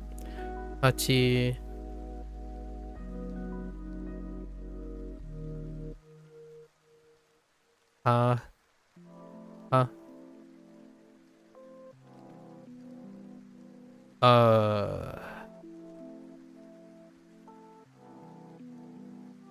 Yo. Okay. This is fun. I love this part. Oh, I should do this next. I'm definitely doing this next time. This is a lot of fun. This is reinforcement right here.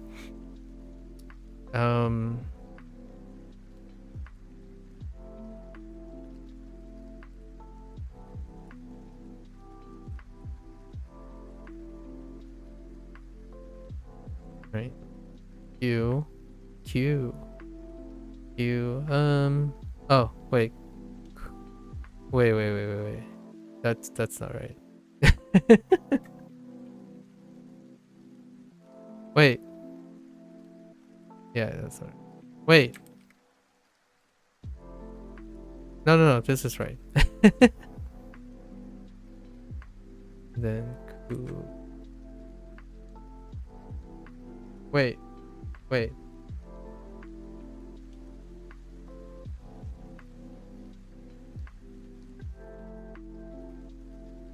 No. Am I being a pep? Why does that feel so wrong?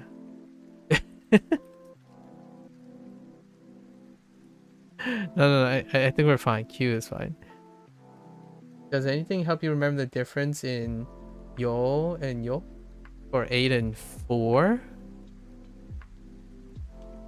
Oh, it's the only way I remember is by pronouncing it. That's the only way I remember. Yeah, like yoka versus yoka. Yeah, yoka and yoka. It's because I probably have a very sharp t, like a much sharper t than probably most people. What I mean is like most people they probably read really quickly, but I slow down a lot. So like yoka versus yoka. And I'm pretty sure they don't do like yo like as much as I do. Like I heard like yokaso, right? Yokaso. You would hear me say yokaso. To remind myself that is yo, as in like there's a ooh, there's an extended vowel. So that's what I've been trying to do for katakana words too. Like game center, right? And that's probably a unnatural way to, it's probably unnatural to remember it, but that's kind of how I'm remembering it in my head. And maybe in the future when I say something, I'm not really saying I'm visualizing this, but I might be saying something a little different, like a little shorter or something. That's the only way I can describe it right now. That's how I negotiate. And then we have ku. Ku.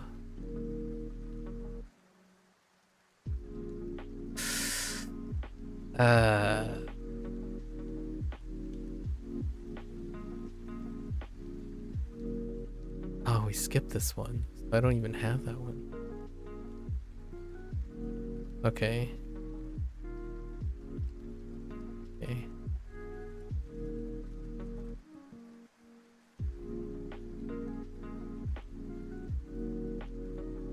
Ju.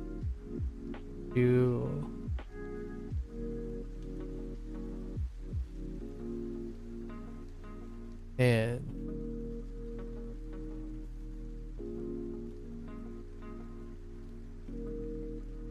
oh.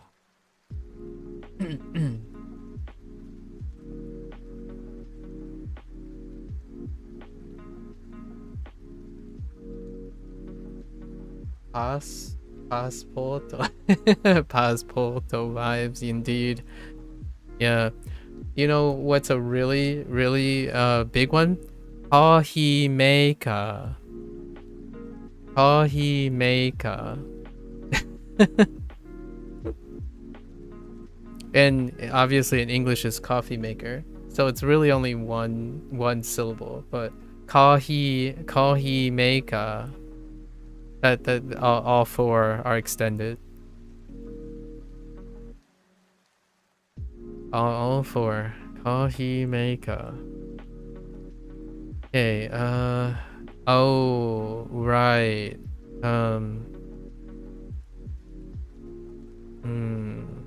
Okay.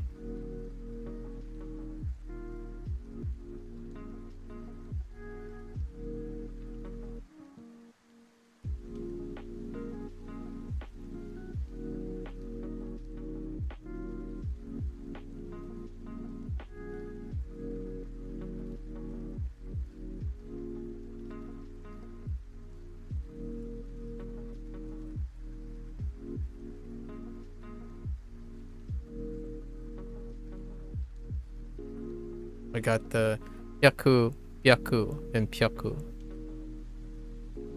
combo. And then what is this one? So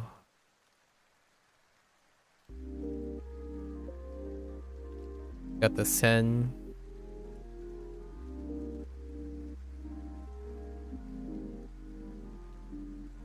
And the zen. Sen and zen. Okay. Some of these are gonna go pretty fast though. Some of the I think the number ones and the counter ones are gonna be the ones that are right. But now we're just gonna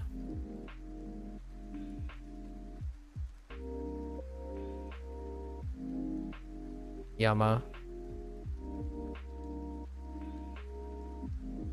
Oh, you're right. You're right. You're right. You're right. Yes, the extended would be O. Yeah, it would be using an O. That is correct. That is a good catch. Yeah. It's using an O. I messed that up on Toi a lot. That's a good point. Yeah. The extended is an O. Okay. Okay.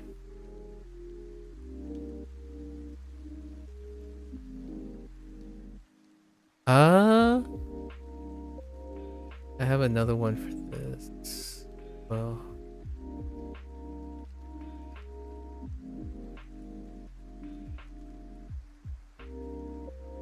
Wait. I need more room.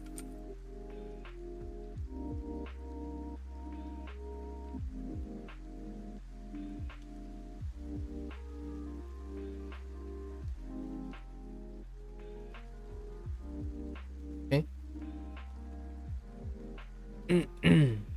Yeah, I want to be an oddball. I know, right? They don't drop below 1. They just go with it.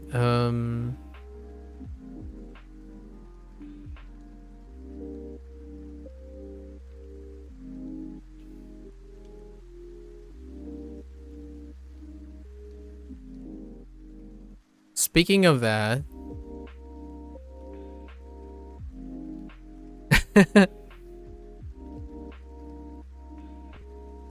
Q, I think my go-to U is pretty good. I think O is very good too. Oh, I love this swirly thing.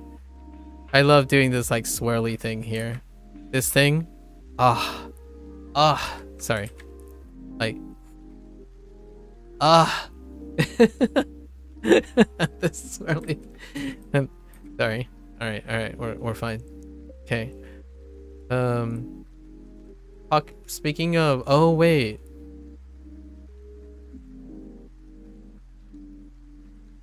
Wait. Does this have both of them? Hold up, let me think about it. Oh, it does. I think it actually has both of them. It goes from the toe. Yeah, it's toe. It has both. Ah, okay. It's fine. And then...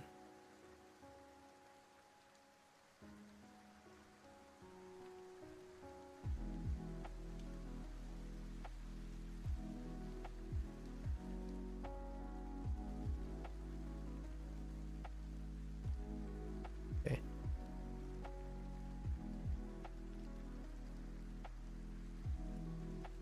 Oh, you don't? Wait. You know that saying. These two, this is named Tokyo. Tokyo. Oh, and this is Kyo. It's a proper noun. That's why it's kind of cheap, but it's a cheap read. This is Tokyo. Oh, is it just that? Oh, is it? Oh no. Really? Oh. Oh, okay. Then there you go. That explains why it's confusing. Because I messed up. Oh yeah, you're right. It's Tokyo. I got caught up. I got caught up in the O business. No, you're right. I forgot the O is in here. It's already in the toe.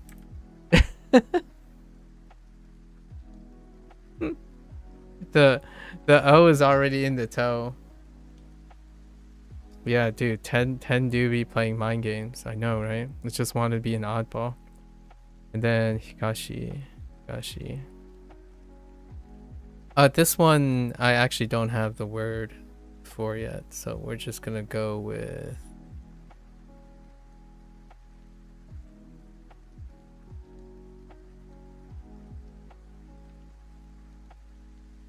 yeah, they're both the same.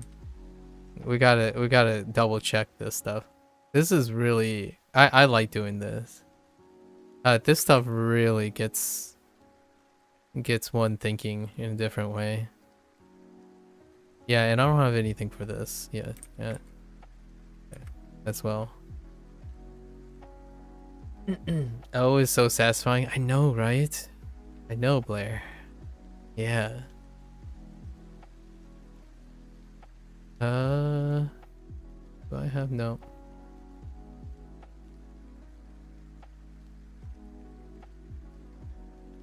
Drawing a blank. Why am I drawing a blank? Oh.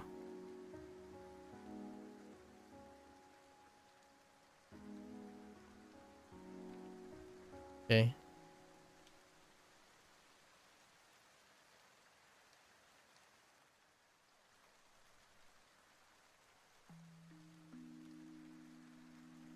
Ah, it's so satisfying writing hiragana. I did the wrong one. Sorry. This is Eki.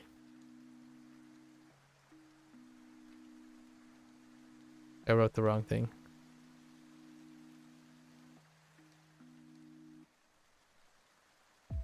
Okay, we need to get into a flow state.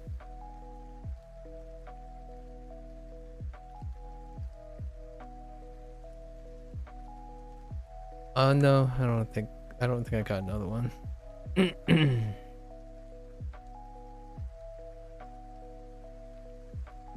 E is fun too. Yeah, this it's a running man. Is a running man, you know? A running person. Look at this person run this direction. Wait, let's put some more hair, more flowing hair. Round out the head, right? The head. No, the Naruto run, right? Let's put another arm, right? Chest. Put some pants on this person, right? The running man. You know, Naruto run. Let's give this person a headband, right? Headband, Japanese style ponytail, right? Whoosh, running man.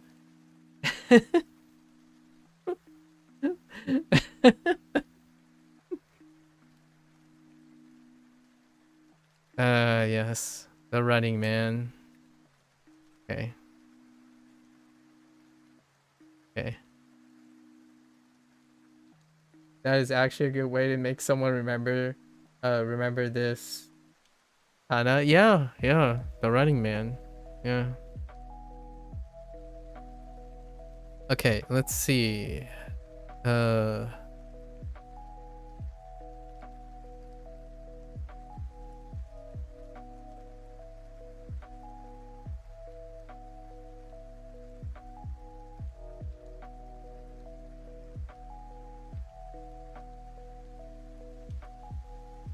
Trying to think if I have a different read. No, I don't have another.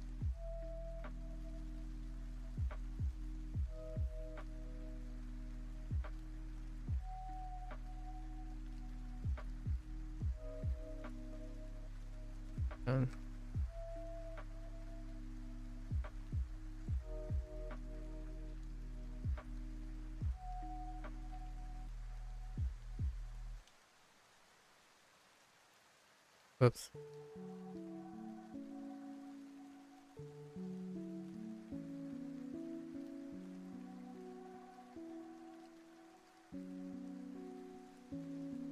Wrong one.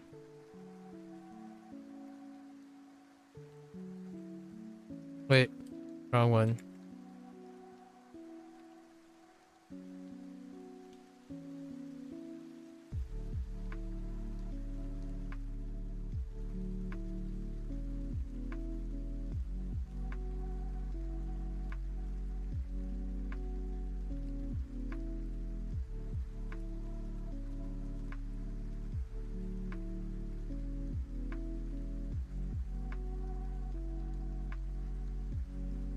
I'm trying not to like press down too hard.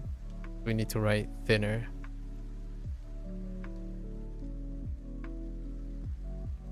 I don't think I have another one for this.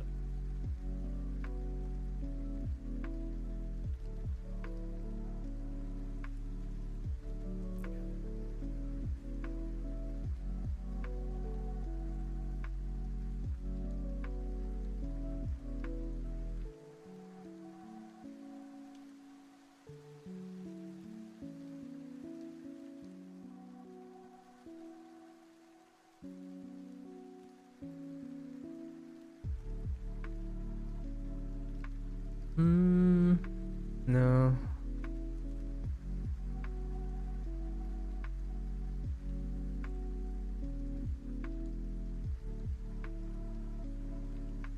The Hidari and Miki.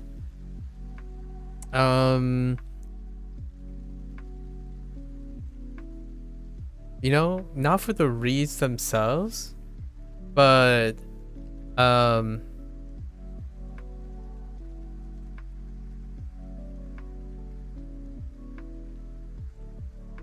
don't have anything to remember the reads themselves. However, I always picture someone more likely to trip over a box, than they are to trip over a table. Yeah, for which direction?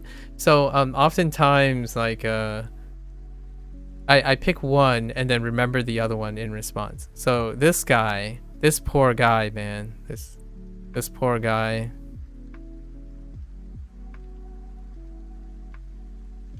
Like, whoa! He's tripping to the right.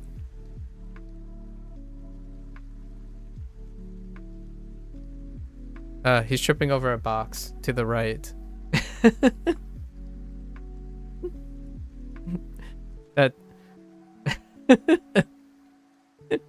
And then left is just the other one. That's basically it. Because they're related. If you know right, then you know left. The box gives away the right. So Miki is right. The guy tripped over a box. You could argue this is like tripping over a table, but come on. Who trips over a table? They run into a table.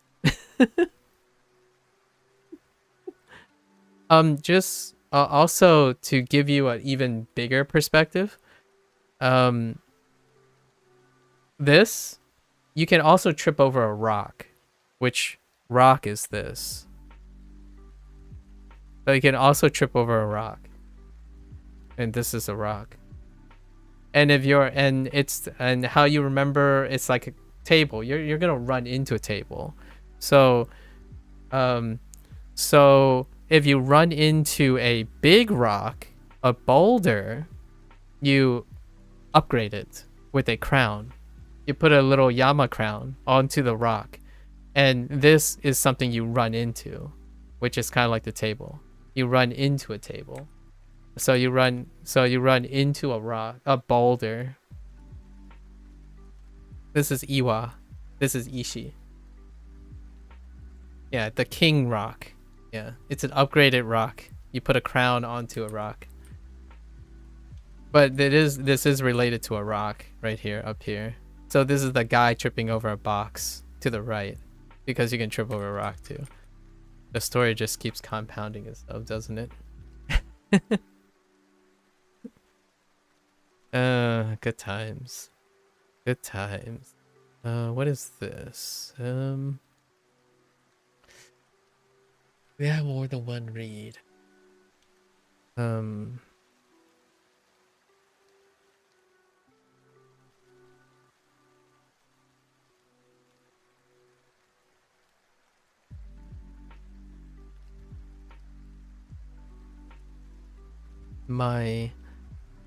No, I think I only have my, for the time being. Yeah, only my.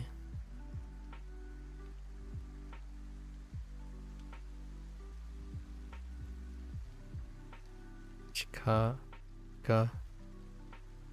Oh, I could add. No, we're just gonna stick to Duolingo, but. No. Yeah, that's fine. We're good.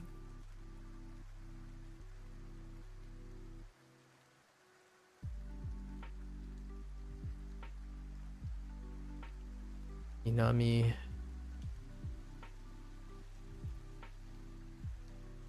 Okay.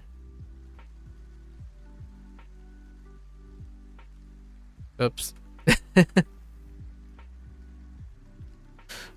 That's not it.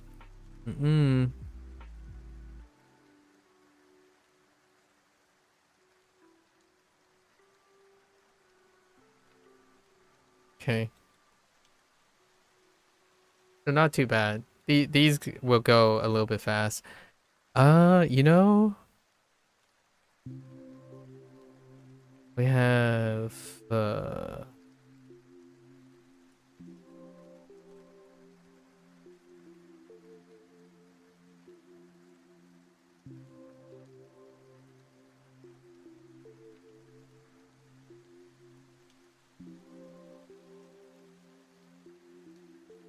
I can't tell you how much nicer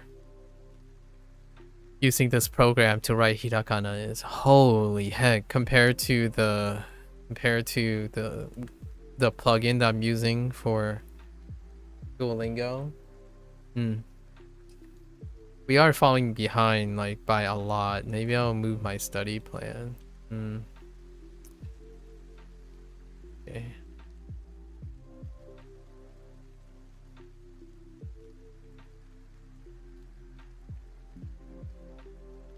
Oh no. Oh wait.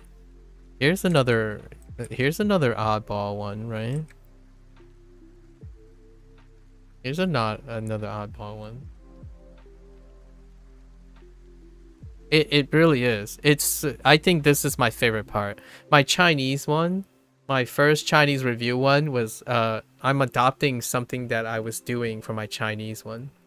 So the Chinese one, I needed to learn pinyin. I was doing them both at the same time. In Japanese, I actually learned hiragana and katakana first. Or hiragana first, right? That's the order they. But in Chinese, you're simultaneously learning pinyin Hanzi first. So that's what I did for it. I did both pinyin and Hanzi simultaneously, and this is how I went about it. And I made them layered. So on top of that, since all the words translate to vocabulary, then I used all the characters and I made like a map, and it was a lot of fun. I spent so much time. And it like ironed out a lot of things in the beginning.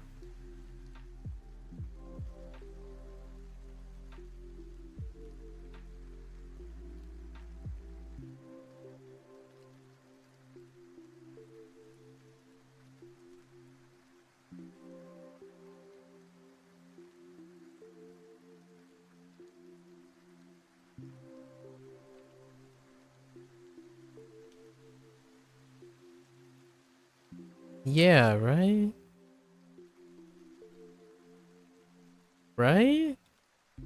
Yeah, I think.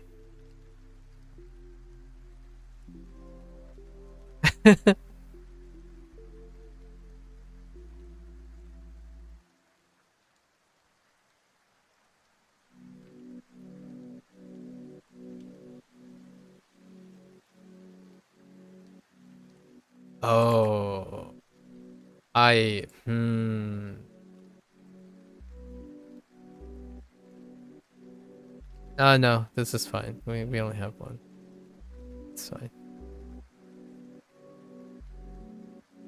Is today a review day? Yeah, it is. It is a review day. Oh no. Oh, this one's weird. Okay. First, let's do.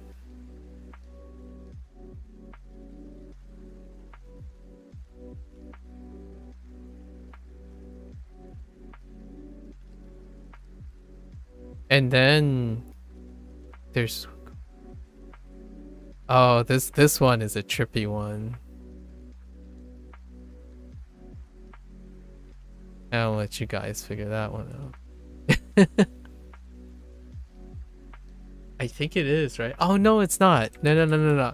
Just kidding. No. I'm thinking of something else. No. I think this stays the same. Uh, I don't think I have another example. It comes up later. It comes up later. I think.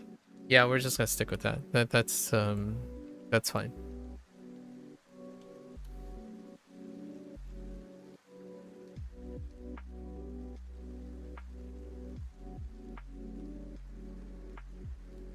Okay. I don't have another one for this. It's just Alright, moving right along. Oh no. We got into the other corner.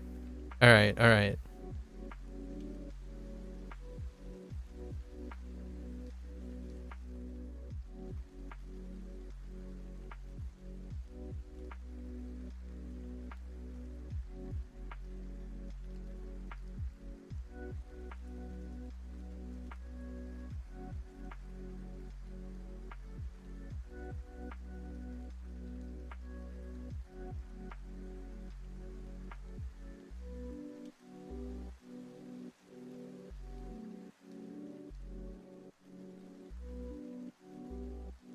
So Cole reminded me the ending of school, but I don't know how to write it. Yeah, that's the thing that I was looking at. That I was thinking of, but it's not.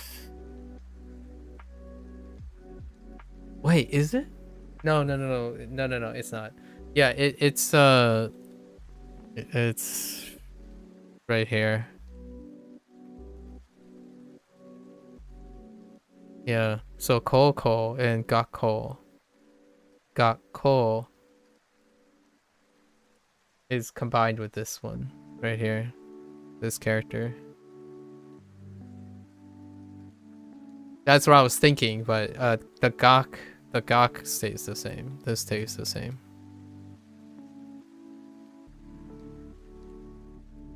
Although I guess we can place this as well with the tsu. Well, you're recognizing a lot of hiragana, but the forms I haven't learned yet are kind of gonna be fun. Yeah. Yeah, and then we have the tsu. I forgot you can drop the tsu, which is kind of funny because gak, you're also when you say gak, at least the way I say gak, you still drop. It's still a tsu.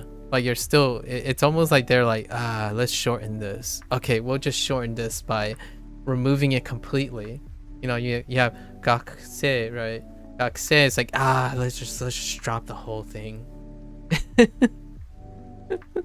Yeah, just drop the whole thing. Like, forget it. Okay. So we have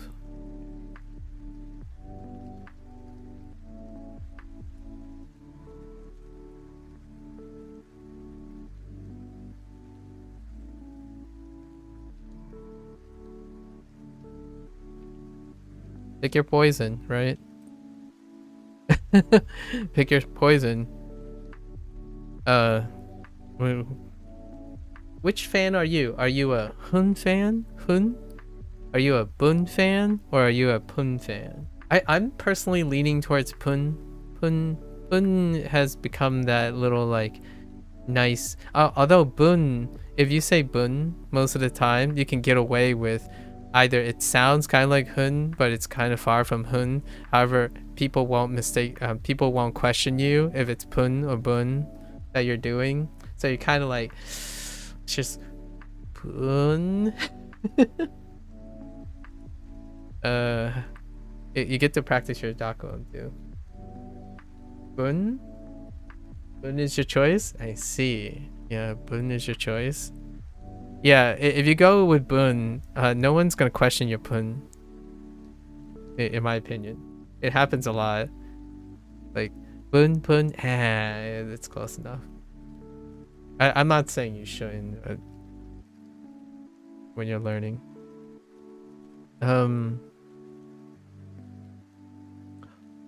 Oh, okay. Hang on.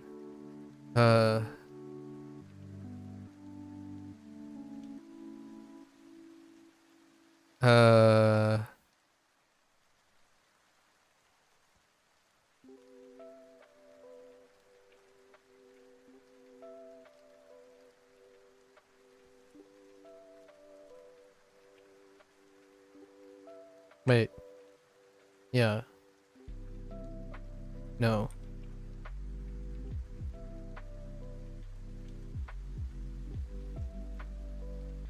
Yes.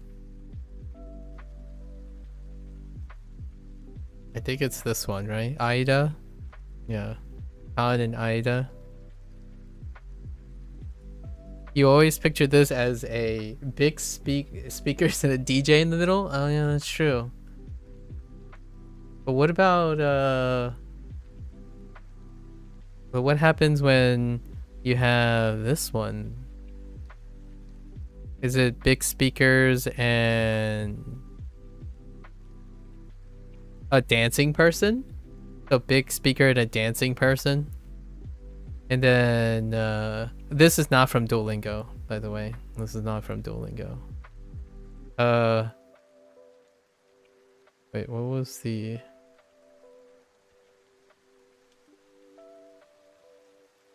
it kind of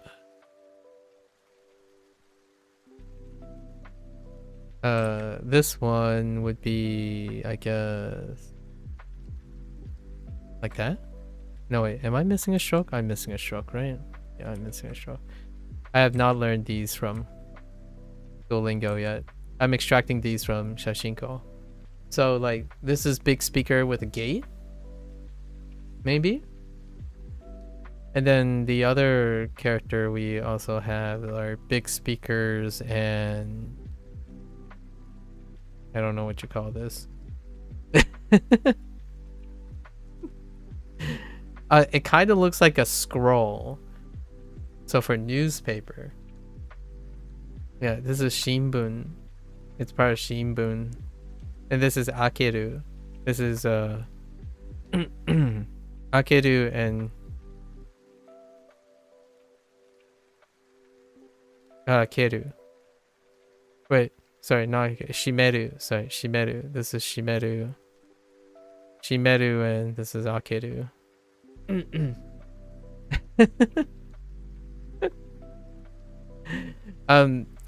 Duolingo pretty much have poisoned me in a way that most of the time when I'm learning a character, I tend to find all the characters that are similar and group them all together illogically in some way. You just realize that the first con is different from the last one.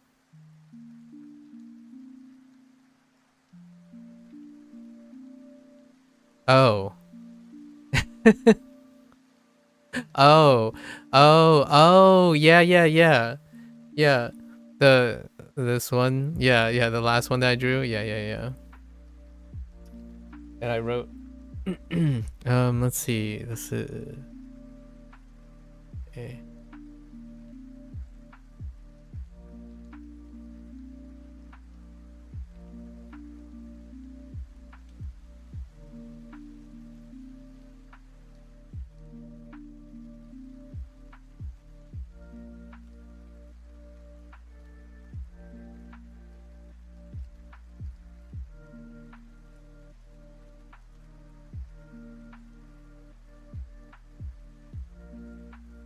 Yeah, speakers and a DJ since it is a verb to hear. Oh, I see. Oh, okay. Yeah, this is con. Yeah. I see. Okay. Fair enough. Yeah, we do Japanese and Chinese every day. Fun.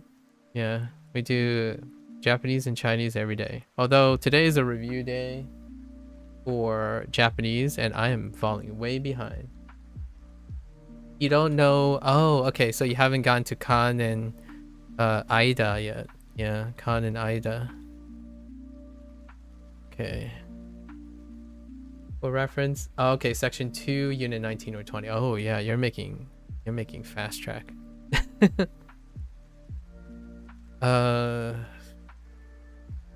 Okay. So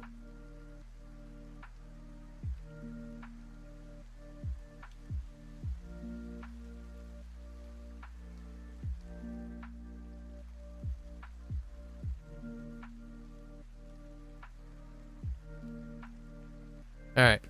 So we have Nen and Toshi. Nen and Toshi. And Man's good.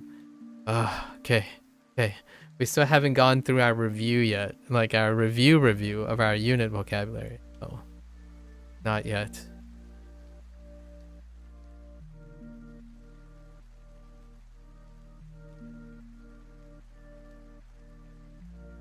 But this is a lot of fun. It's good. Definitely. No, we're fine.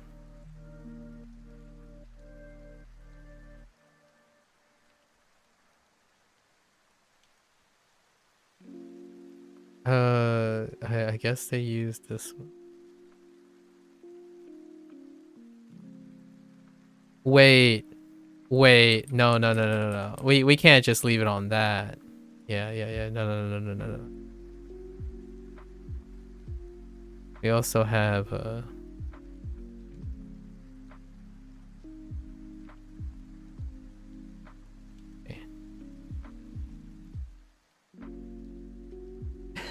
you scared me there. Yeah, we can't. Oh, here's the DJ and speakers thing.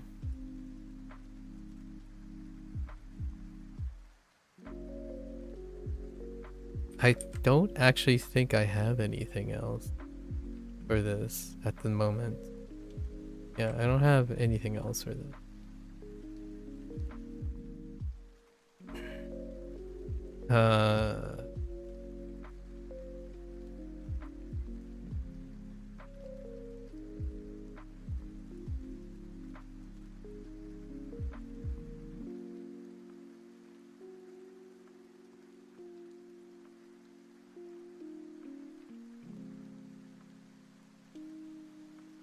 Nice.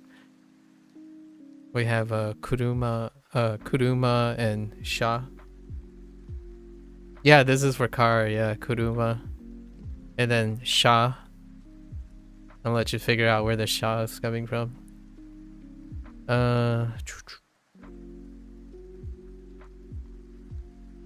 only have one for this.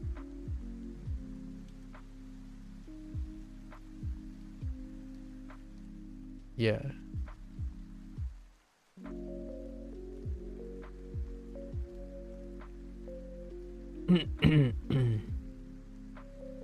One day you will know.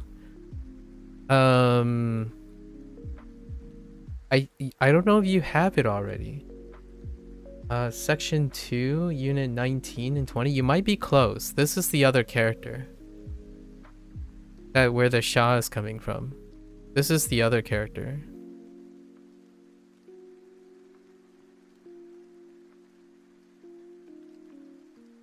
Oh, okay. Okay. Yeah, so close. I think you're close. Yeah. Because of it is the top radical is that. That is the top radical. So you're on point. You're on point. This top radical is related to that one. Or like the shape and stuff. And then the bottom one is something else that gives it away. This bottom one is a radical that gives it away too. What this is. You'll probably hear me say it soon.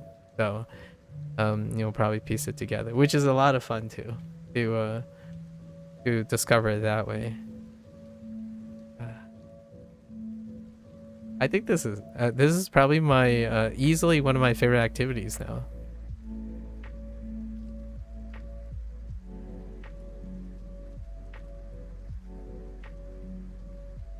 I get to write hiragana all day long.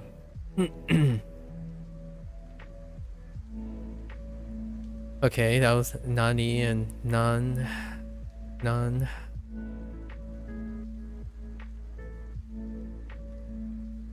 No, I don't got anything. Just mono.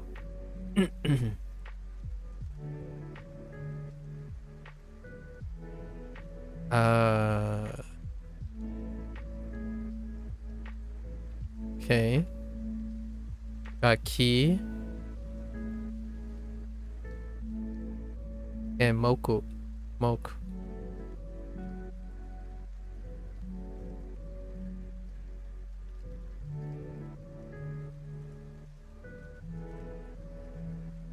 Nah, just one. Yeah, just one.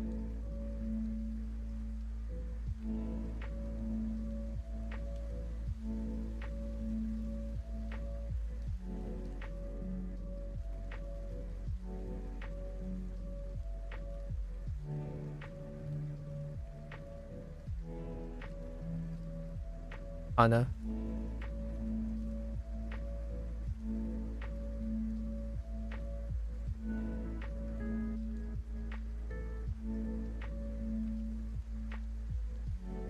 Tamago.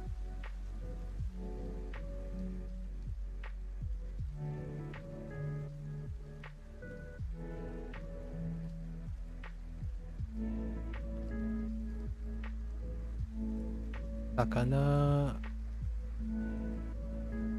Nope. And alright, we're finally here. And I think I only have one here. Yeah.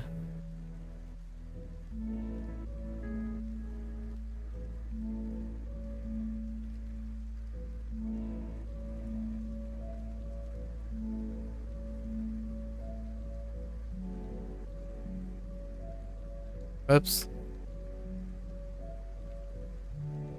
Den. Den.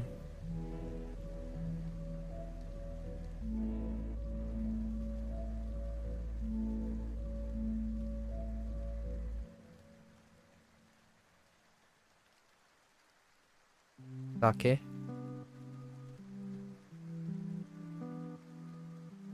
Okay.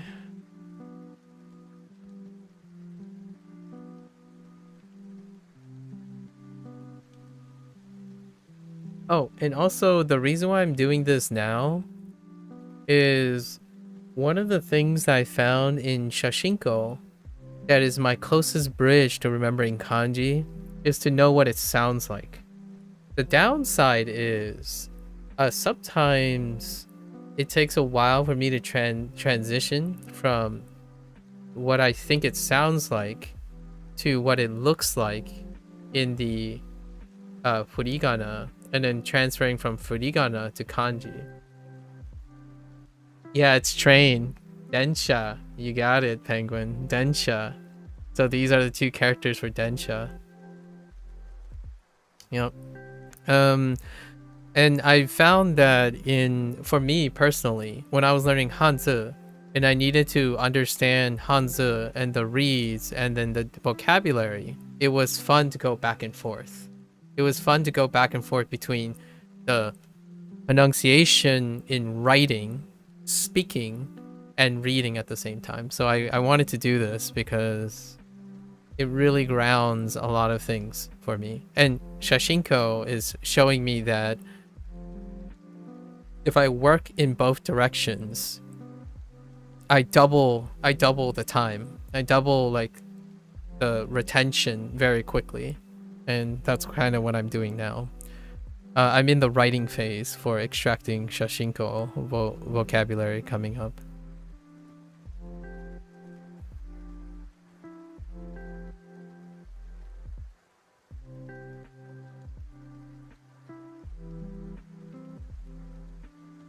Iru. Niku.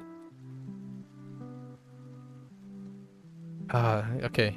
So we have ko.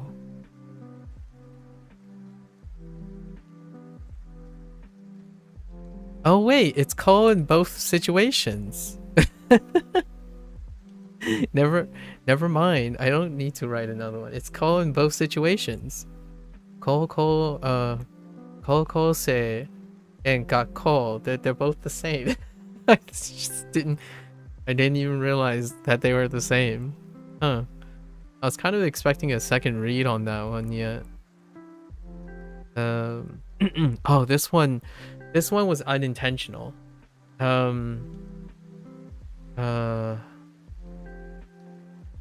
It was because of the way kanji is introduced.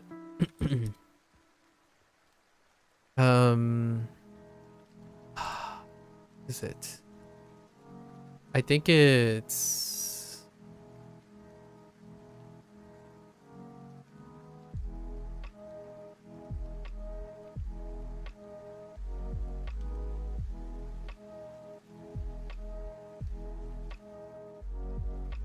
no, maybe it's not. Maybe it's that doesn't look right. It's not taught yet.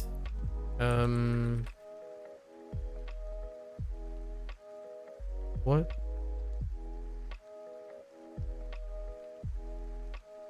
It's not she. Maybe it's not right. We're not gonna go there. I don't think I know enough to know. There was at one point there was a word for language, and I think it might have started with a ka, like katari or kanachi or something like that. But it's one of those things where they needed another word that translated to, or like it could stand for. But we're just gonna stick with go. I'm not confident enough. Whoa.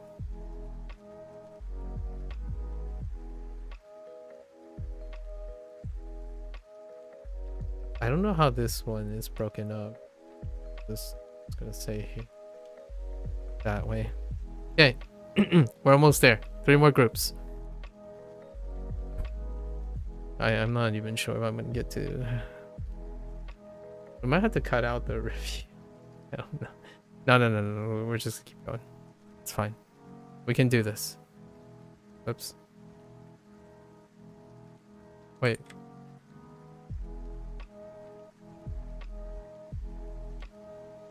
I'm having a meltdown.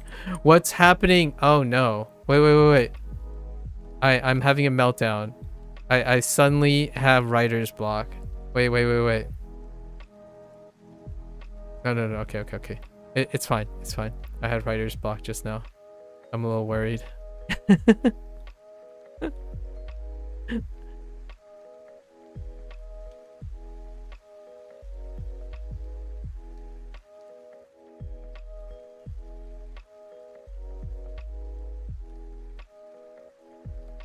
Yeah, no, this is fine. Yeah. Oh, this is helping me with my plane form, actually. But yeah, it's helping me with my plane form.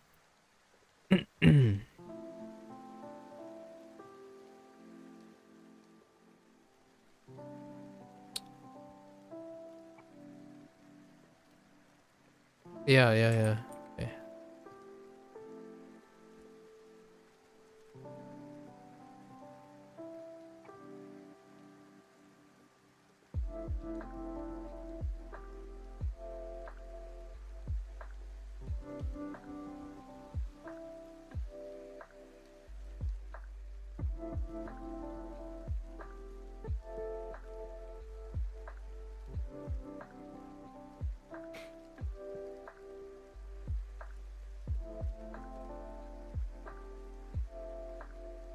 E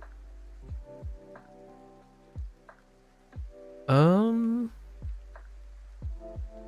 this one I'm not quite sure. I'm pretty sure I'm usually seeing the be, so because it's part of the e, so yeah, it's just ta. So e. Oh, this is why I like predicates. Oh, you have to go now? Yeah. Take care. Matane. Yeah. Matane. Uh, e.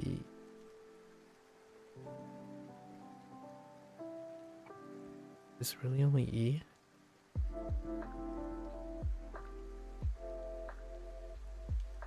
Wow. It's really difficult. I only know key.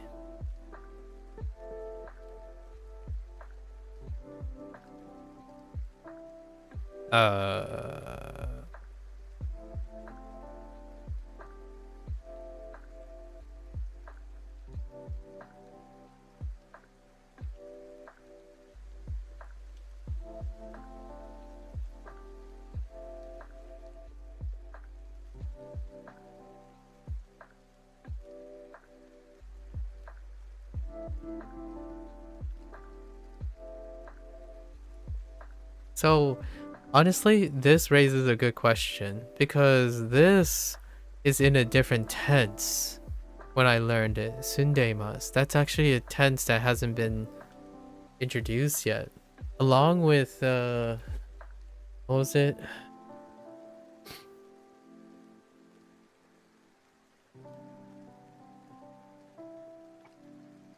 Kondeimas.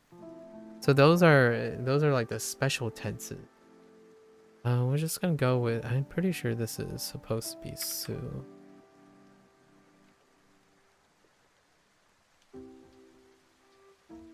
Is predicates. Predicates are nice.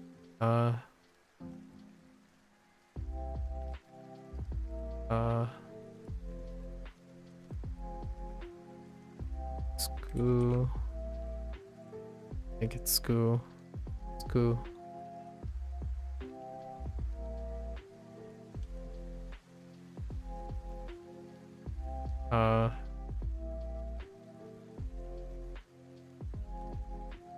No. E and I and high. High. E and high.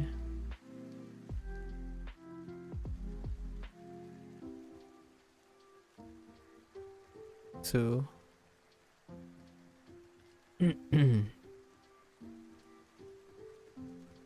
Huh. Actually,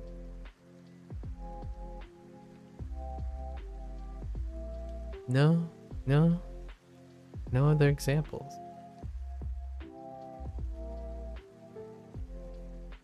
So same here.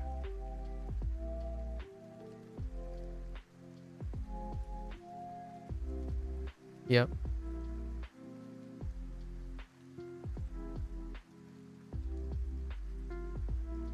Oh no. We're gonna go with that.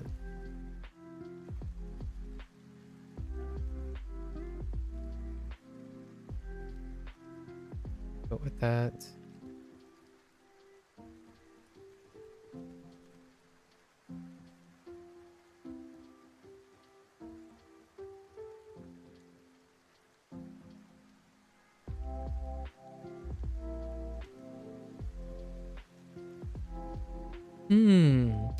This one's kind of interesting.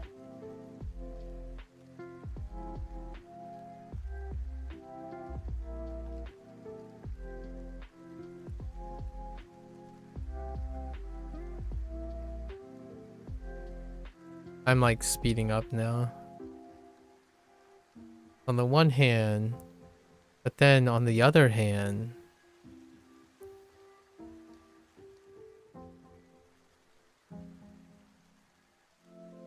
fine.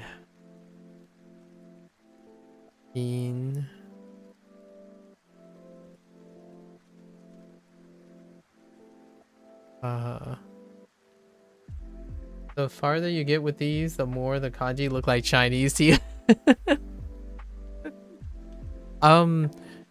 So far, I can tell you that in terms of Chinese,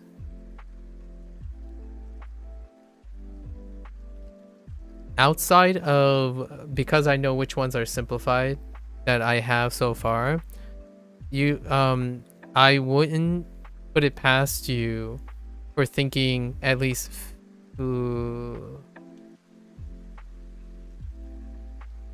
in my lessons, there are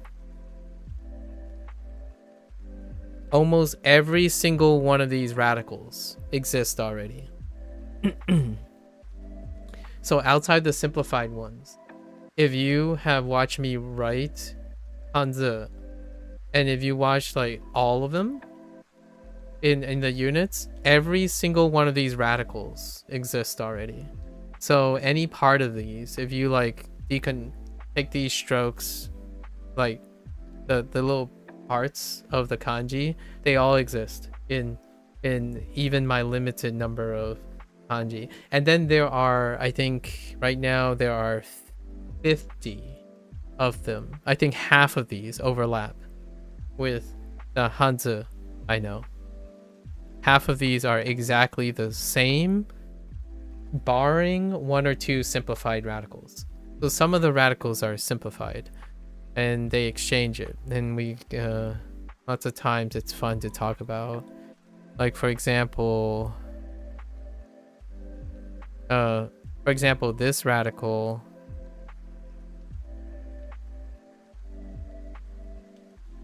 in I think maybe, or no, that's not a good example. Any radical that deals with this gets converted at least in my opinion, often gets converted to this. So then you'll have like a thing that looks very familiar, like oh, you were here for this one, so this one might make you look like, do I have an extra stroke? I might have added an extra stroke. That's okay. So this is for language, right? Go. And I just went across that. And for the Hanzi, the simplified, it's this. So you're not it's not you. It's definitely it's definitely the languages being related. So this was that unit where when I was doing this, that was the flamingo unit. So when you saw me make the flamingo, right?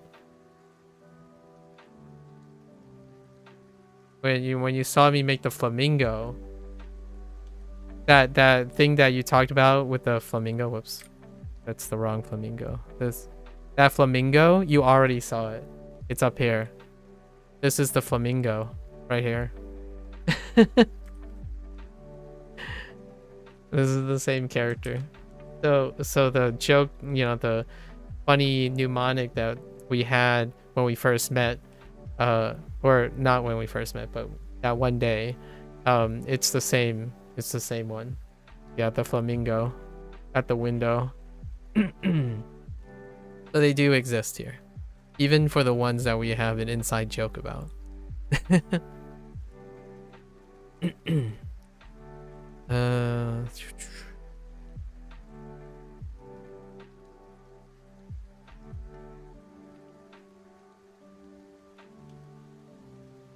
I'm drawing a blank.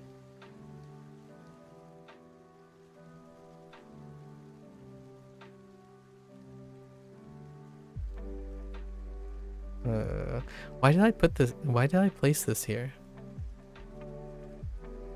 Oh, right.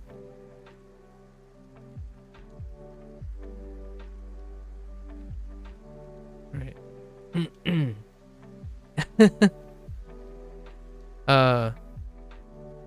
Sen. It's for Sen. Yeah. I placed it in the time category because of Sen. Let's see.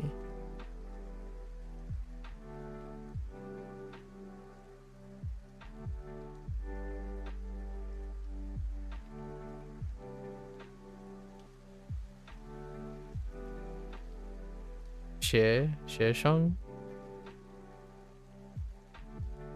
Xing Sheng? Ooh, Xing Sheng. I haven't heard that in a while. Yeah. Yeah, Xing Sheng. No, Shang. Oh wait, how do you say that? Shang. Xian Shang. Yeah, Xian Shang. Mr. True, if you, yeah.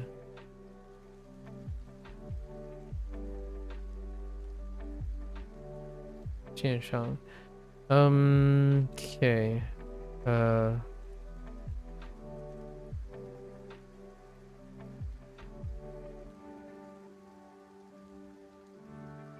No, I don't think I have another read on that.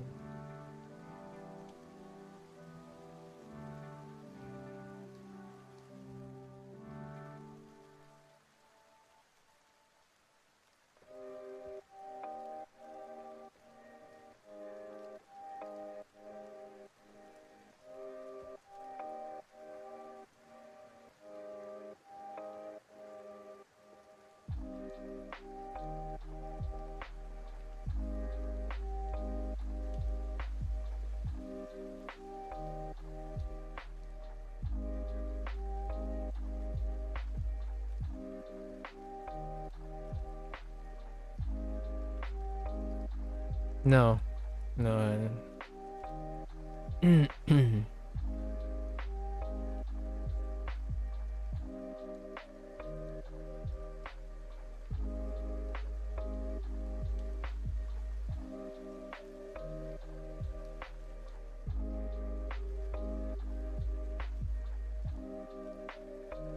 We're not doing Chinese right now.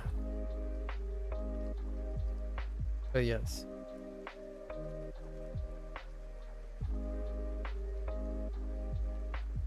Oh, and I don't know that one. So this is a review.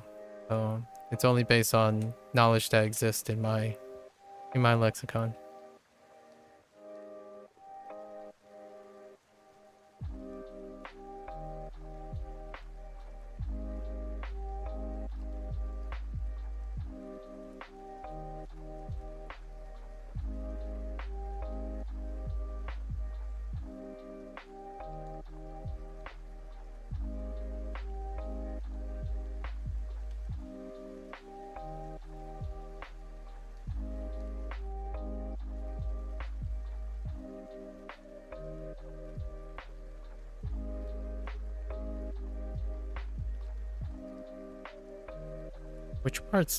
Which part is part of which?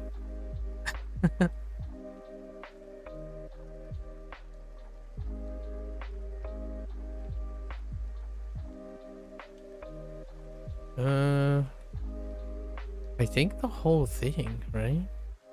And then it's just a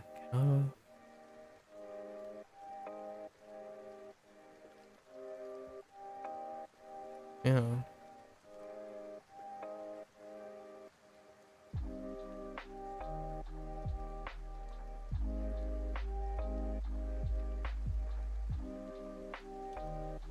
Ne? Oh. Oh. I screwed up. No one picked up on that one.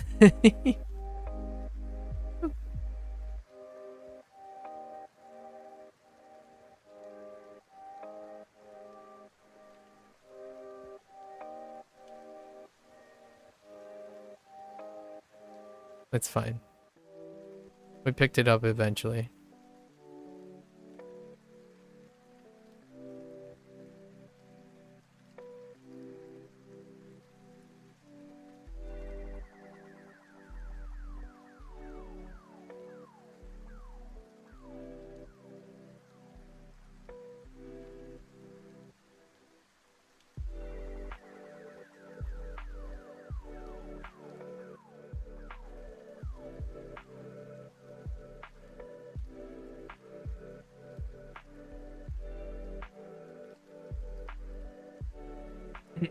Last one.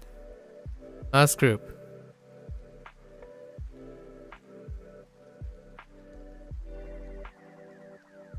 I can't wait to get like more reads on these.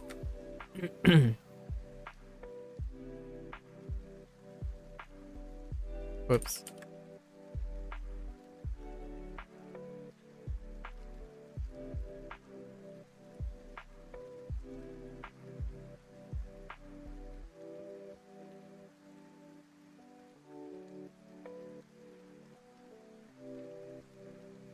I got a lot of practice though in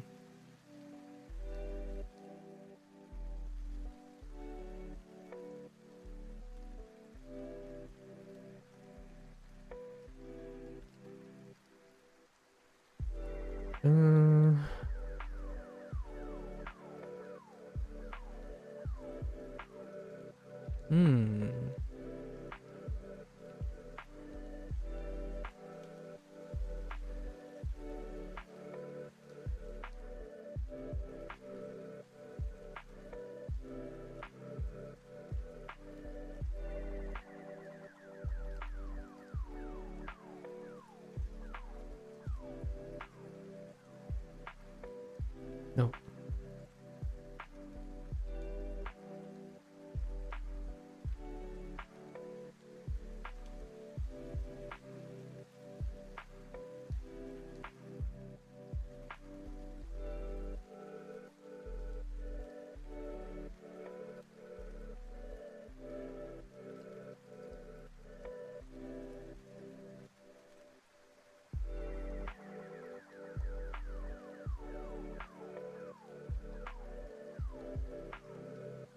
I haven't thought of it that way, huh?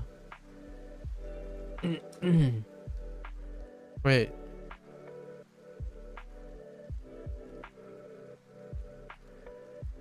Wait. No. Whoops. No. That's not. It's I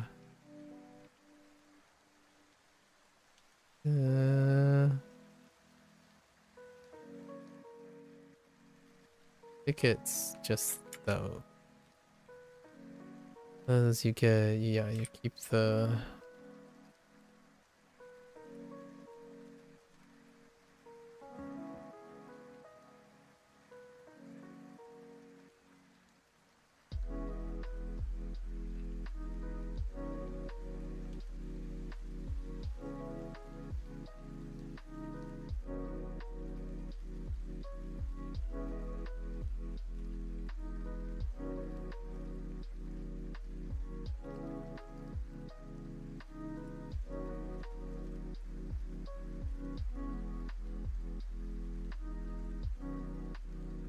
Yeah.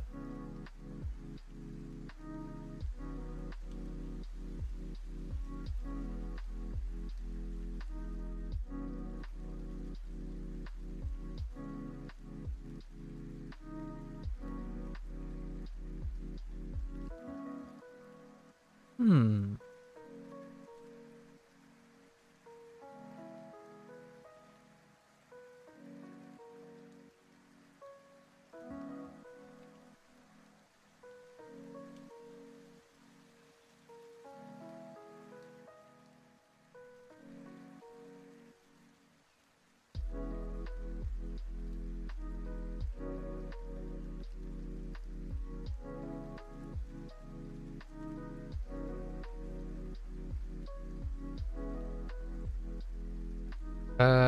Yes.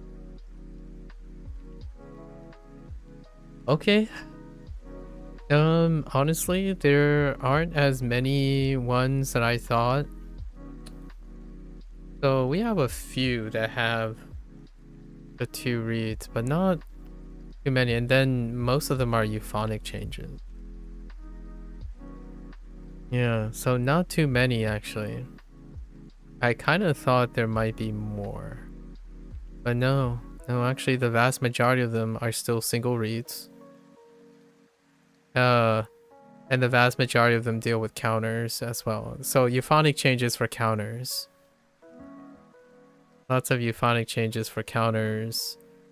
A few reads that deal with proper nouns. But we only had like two proper nouns.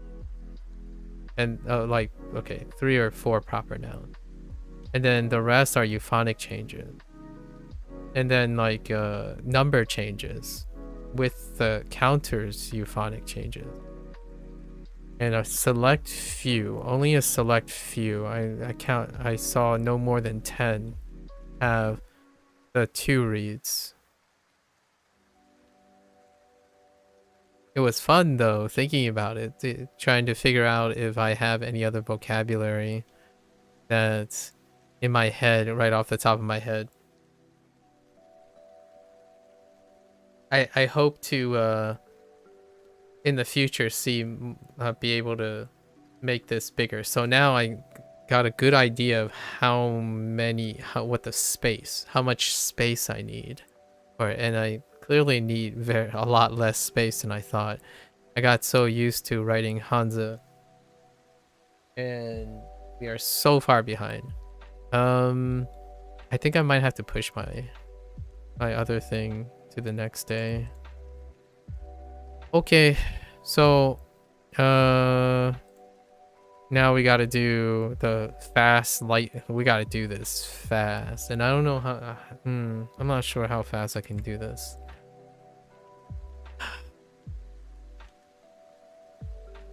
What time is it? It's 9:30. Okay. I had a feeling I was gonna enjoy this and take quite a long time on this. All right, so maybe we'll just name 10 things and call it a day. Possibly, if my flow stops. So let's go and Pop up another color. Okay. So this is where we review, the last thing on our itinerary is to review the units. I don't know what the unit name, I don't remember what the unit numbers are anymore, so let's go with. So the first thing, we're gonna be outputting in English now, because this part will take too long. It's a lot of hiragana writing, right? So class was the most recent unit. So we have daigaki,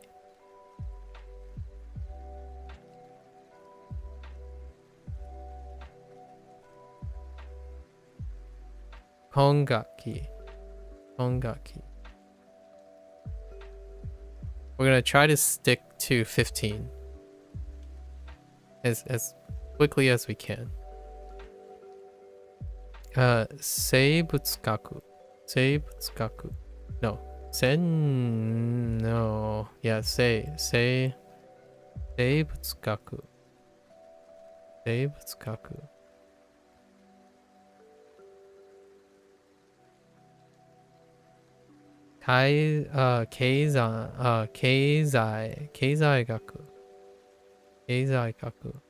Keizaigaku.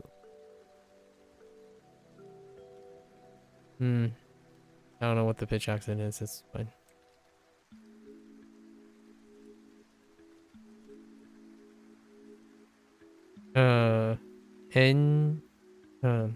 Engeki.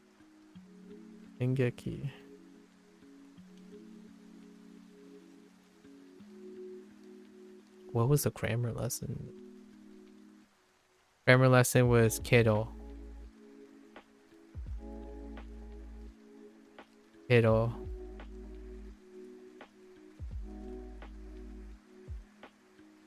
I should group them in 5 columns of 5 so I can easily count them.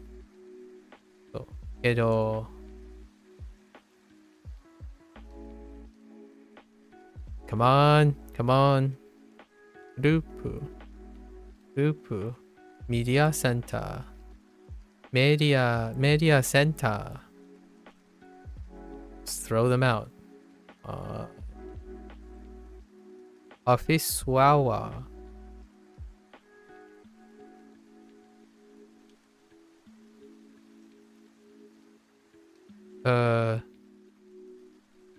Europa.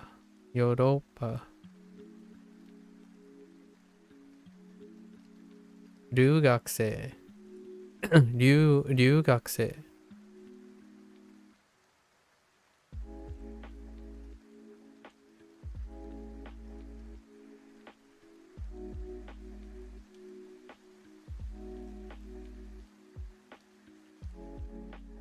教科書。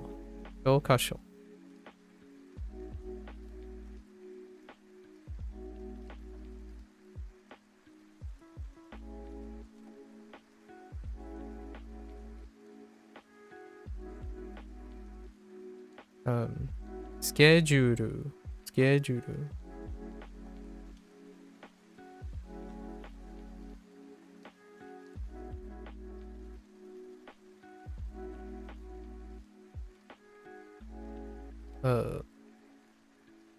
受ける。受ける。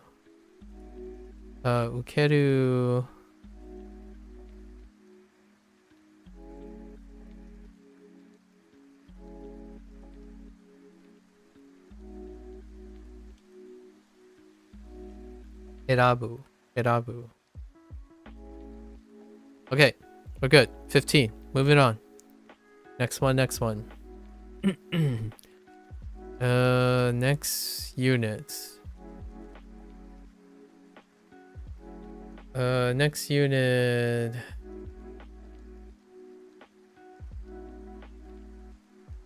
It's like connecting adjectives. What was the theme for connecting adjectives? Restaurants. Like, it's kind of like restaurant related. We have like multiple restaurant related things, but I think I know the connecting unit. So connecting unit 1 is de. So We use de to connect adjectives. That non-negotiable. That's the grammar point. Restaurants. Mansion.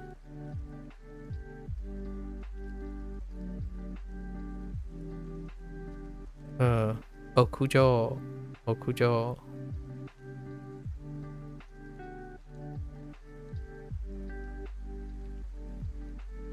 These are not flowing as fast as I thought.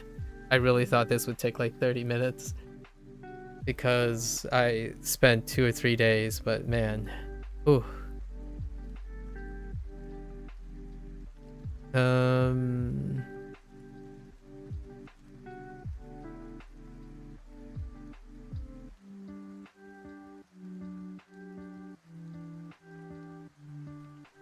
Yoyaku wo airu. Sure.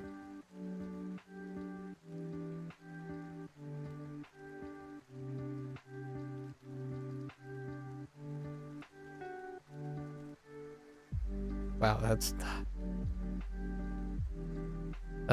sure. Chef. Saiko.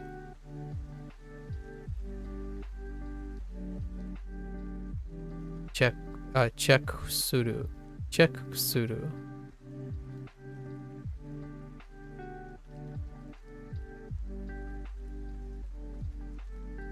Shirareru.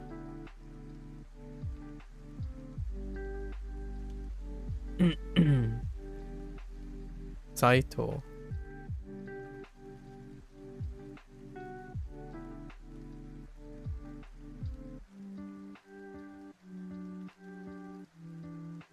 Ryori. Oh, but that's kanji. No, we're gonna stick to vocabulary. No kanji lessons. Right? Can I do it without kanji lessons? Sometimes some units are like half the unit related to the kanji. Man, this one's tough. I think this one I struggled with. Oh, let's move this over here. Keep the 5 stack. I can easily count.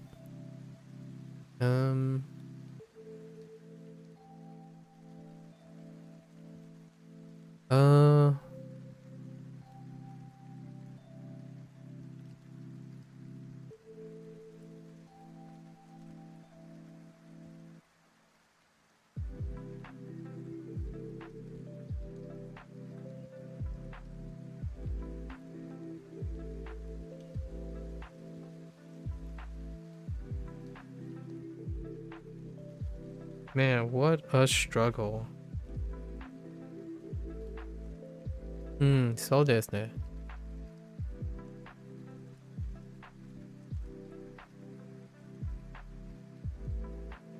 I guess にする。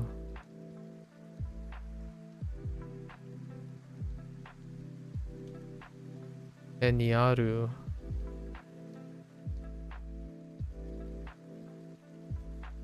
Yeah, this one was more like lots of grammar points. Being on something, like existing on something.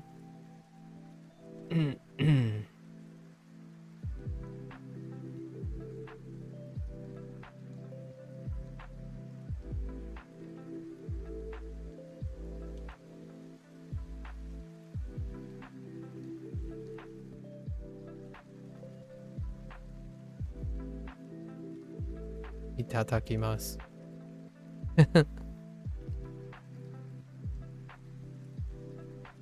I don't know if it's this unit. It's fine. We're just gonna throw it in there.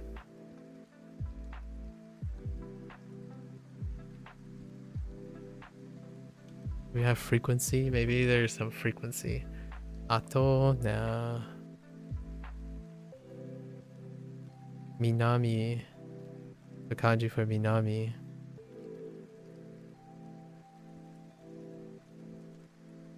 my apartment.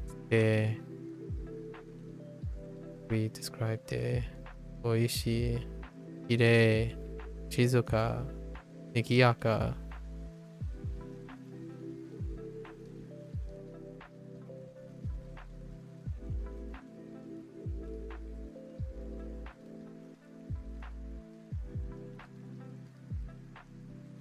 Toka, probably toka. Ato.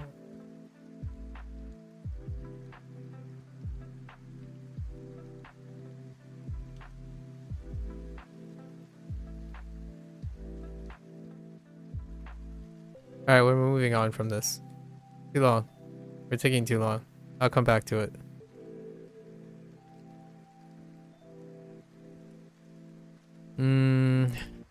Plans to go out, I think. So, plans to go out, right? Plans. This one's kind of a cheap time, but we'll do like, we'll group them to ni.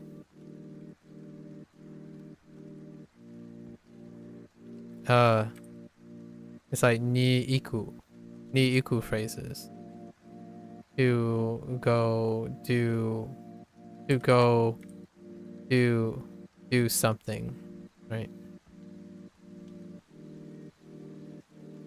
That is kind of the grammar point.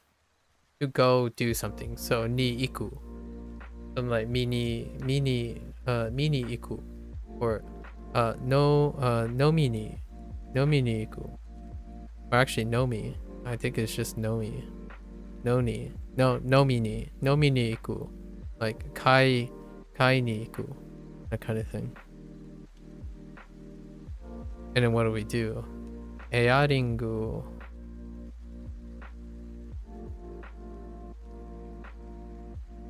Kanashi.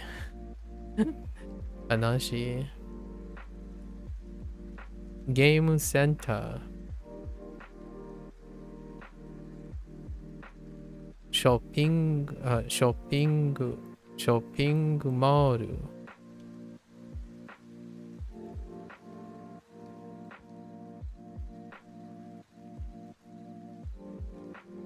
Random things to do. Eat. Caramel.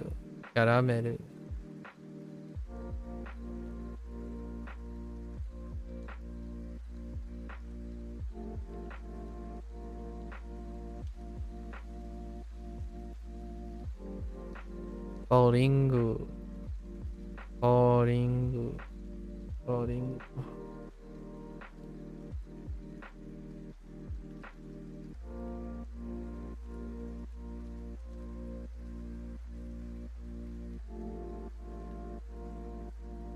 Does that help?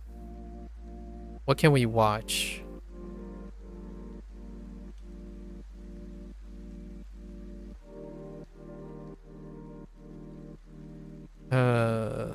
What's that word?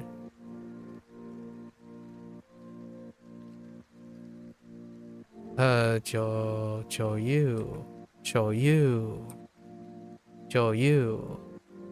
I think it's Joyu.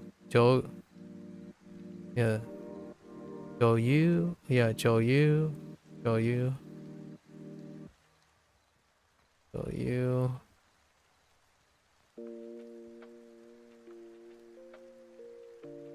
Where can we hang out? Tower. Tokyo Tower.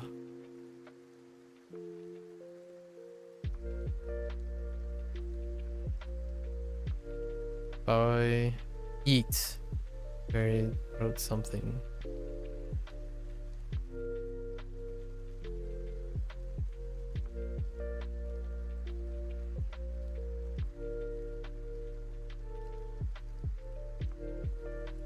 I am hardcore screwing the pooch right now.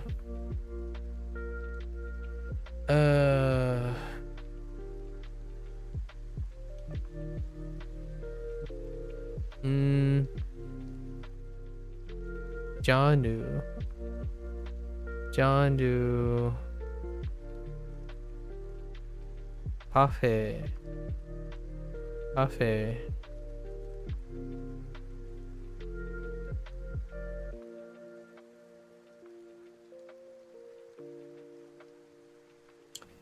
I like Konshuni. Konshuni.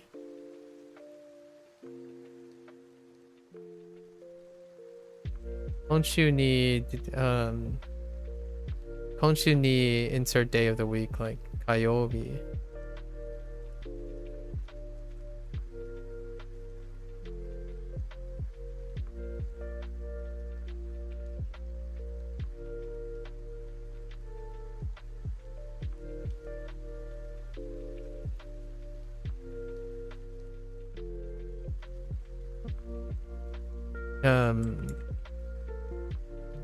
Skip. We got 9 units, so 3 across each. Skip. We'll come back if we remember anything. We're skipping to wedding. Bad wedding.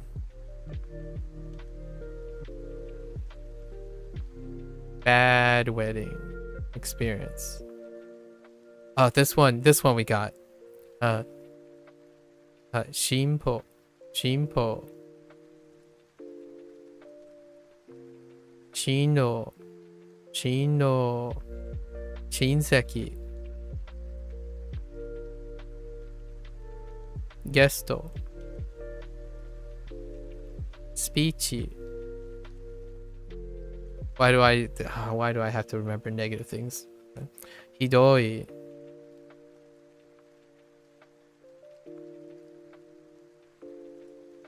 Hikui.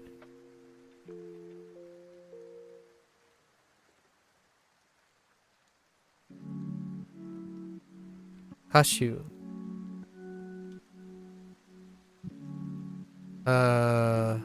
Yes, Kashu.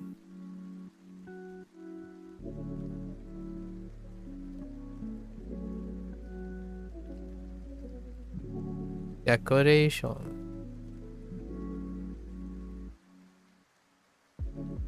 I don't even know how to spell decoration. Okay, that looks right. Hen.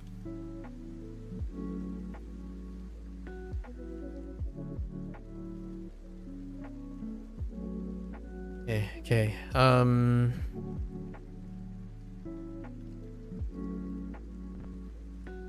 Bad weddings. Oh, these aren't bad. Utsuchi. Uzukushi.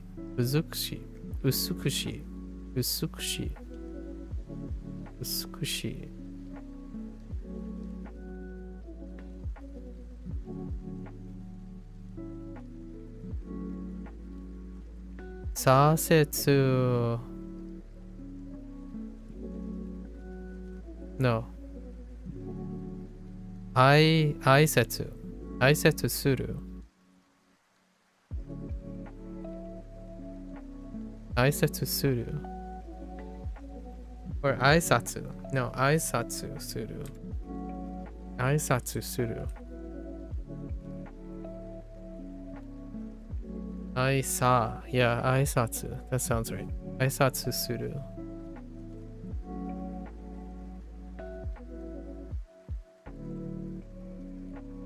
Carpet.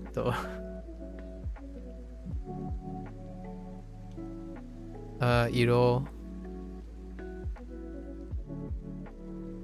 Limousine. Alright, we're good. Moving on. Next one.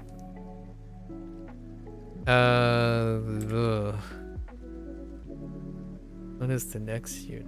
Oh, I forgot about like Osake. I even forgot Kekonshiki probably. Yeah, Kekonshiki. I didn't write Kekonshiki.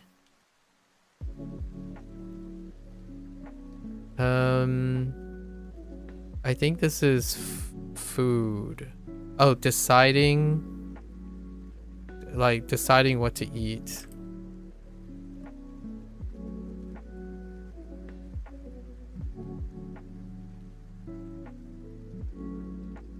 We're just gonna say deciding. Actually, was there a grammar point in bad wedding? I don't think the bad wedding had a grammar point other than just using negative adjectives. Yeah, it was a unit on negative adjectives. Oh no, wait. Was it?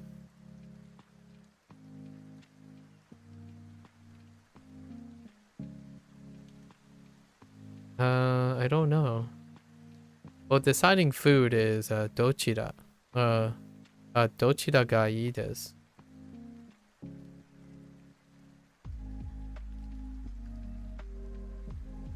Using dochira.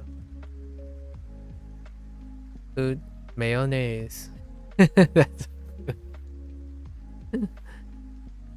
dressing.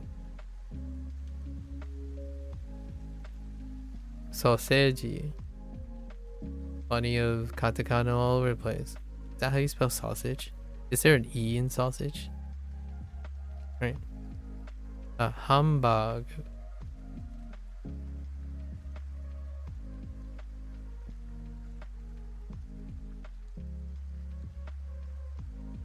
Food to be launching off the ground and hitting running. Budol. Budol. Burakuri.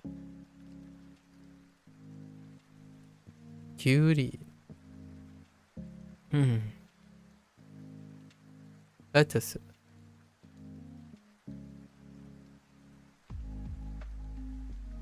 Oh, come on, keep going. I need flow. Come on, come on. Not like this.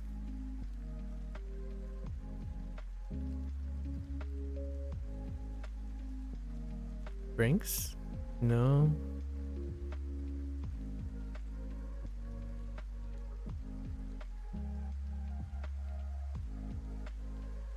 Omurice.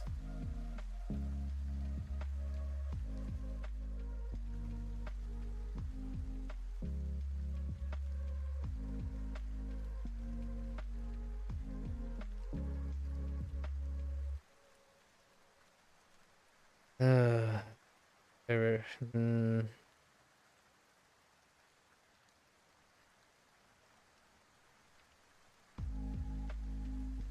Oh, wait. Wait. I got one.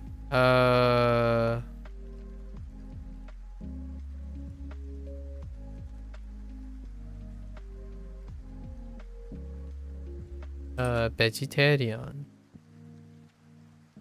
Vegetarian. Herushi.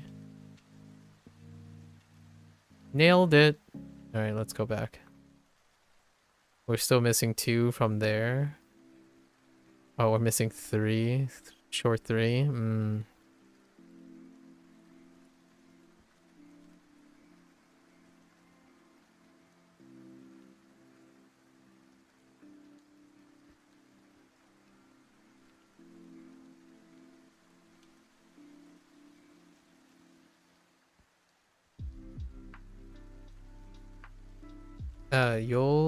Yo shoku. Yo shoku.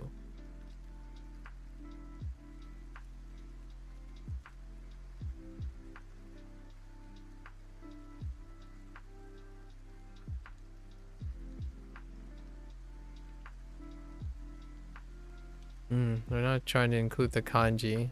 I think this is where ryori basho comes in. And ninki. Yeah, ninki. Oh, actually, it might be up.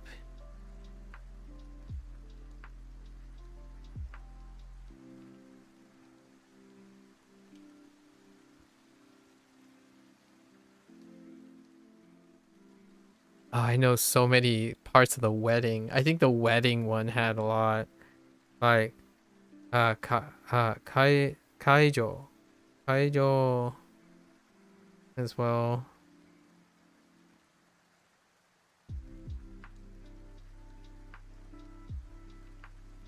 Toro. What do you Toro?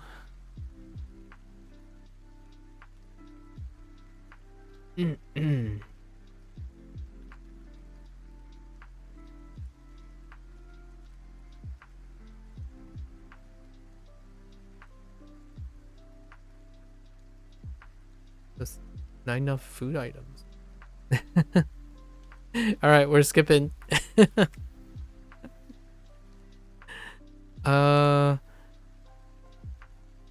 Oh, this one's gonna go fast. This one's go fast. Drifting again. Beach. So umi is fine.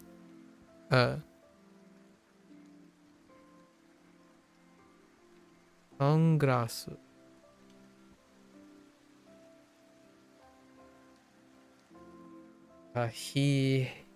Hiyakedome. Hiyakedome.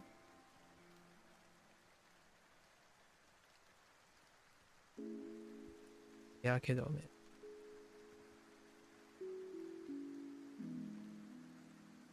Oh, wait. I have one up here.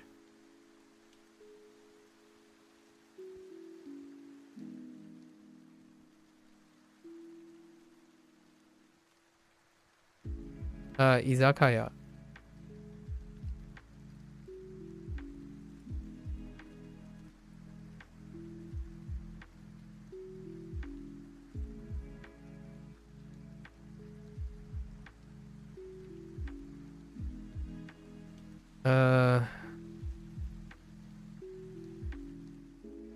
Nope, got nothing else. All right, let's go back.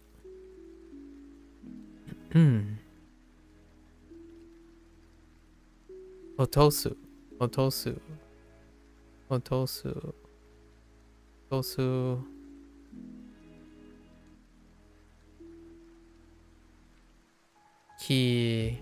Higairu. Nakarumu.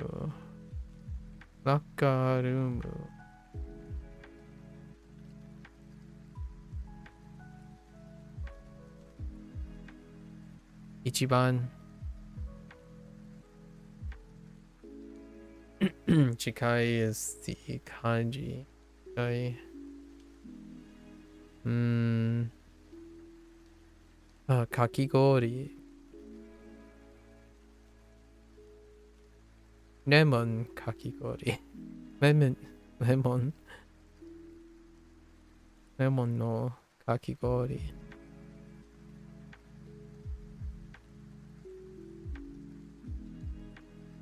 Beach. I thought this would go fast. It's not going fast. Osoi. Or late. Osoi. Oh, the grammar in this is node.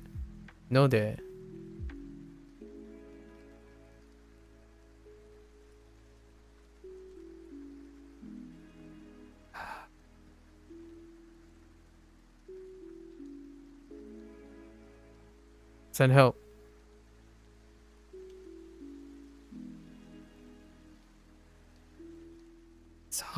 Surfing.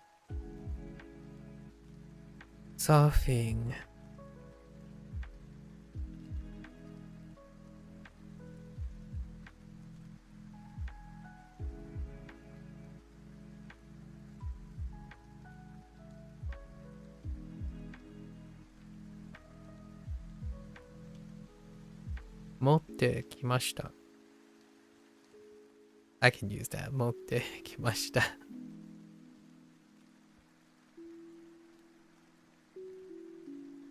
It's one of those special ones again for the time being.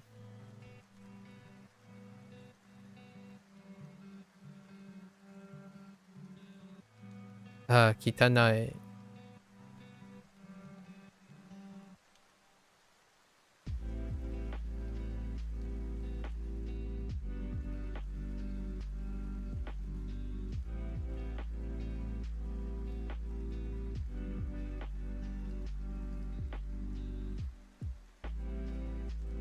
Oh, come on, just two.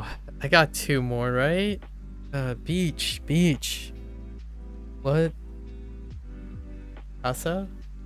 I don't think that's the same casa.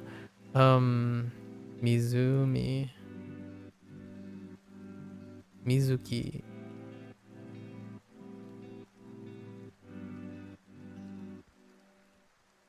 Oyogu. Aruku. Ashiru. Elicit some context here. Aoru. No. Atsui. Atatakai.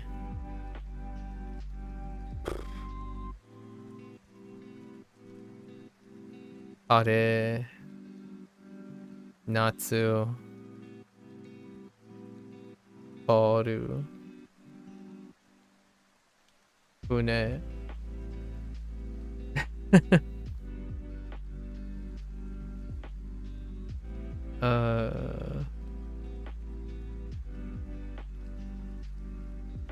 Airu.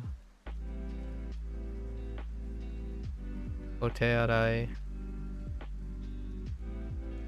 Gotta have some relevance somewhere. Nugu. Or Nuru. Nuru. Nuru.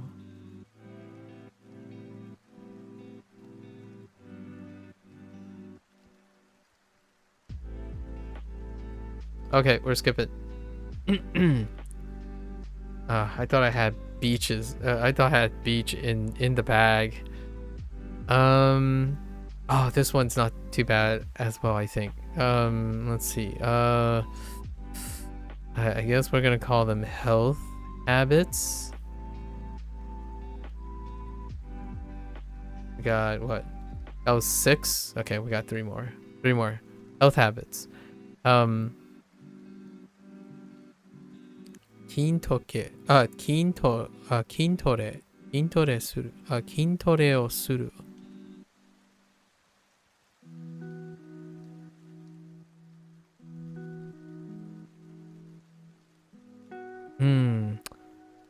Kore kara.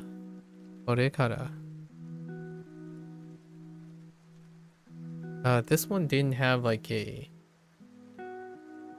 Oh, I think... Oh, yeah, wait. Yeah. Hold up. There's a bunch of phrases in this that is helpful. Dore gurai. Dore gurai. Yonaka.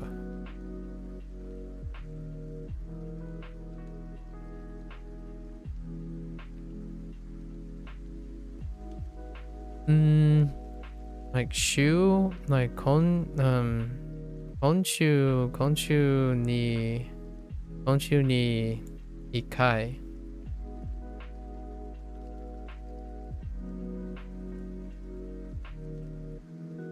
Times per time.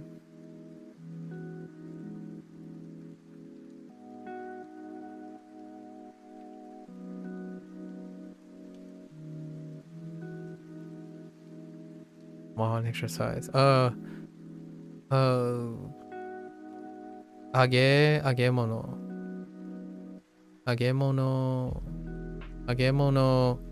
fast food.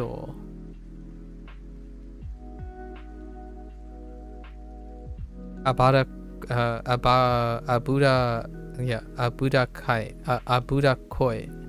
koi.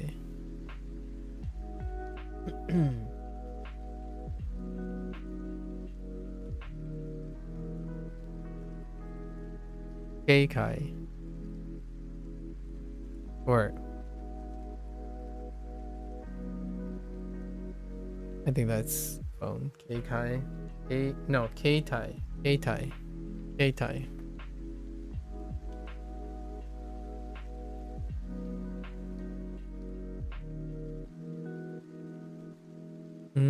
Cycling.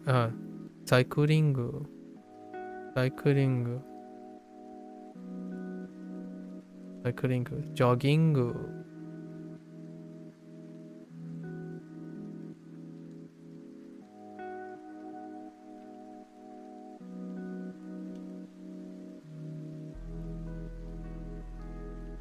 運動する。運動する。ゲーム、スポーツ、テニス、野球、バスケットボール、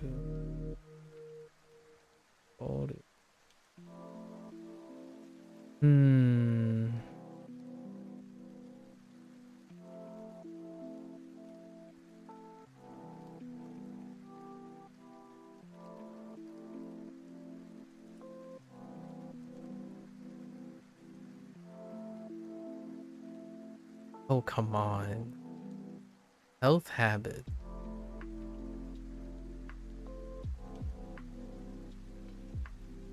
Yoin. Kusuri. Vitamin.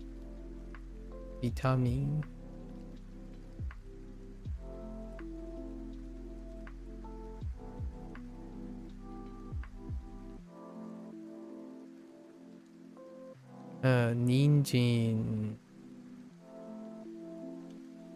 Yogurt.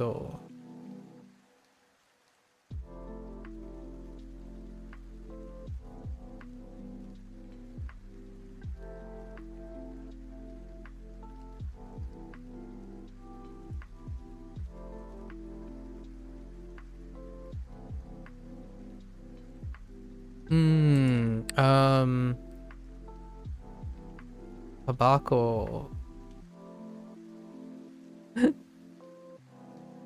Sue. Probably osake. Although osake was also reintroduced in the wedding thing. Alright, that's good enough.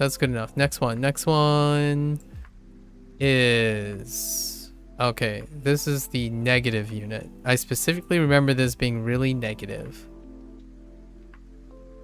I think it's just straight up negative adjectives all the time, right? Or it might be health emergencies. I think in general it's negative adjectives. Negative, and I think they're related with health things.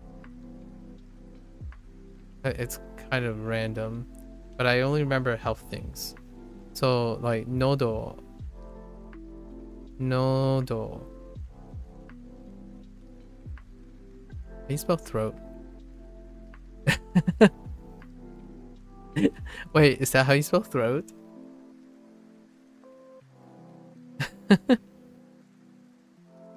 Boat throat. Nodo. Atama, right? No. Yeah, atama. Itai.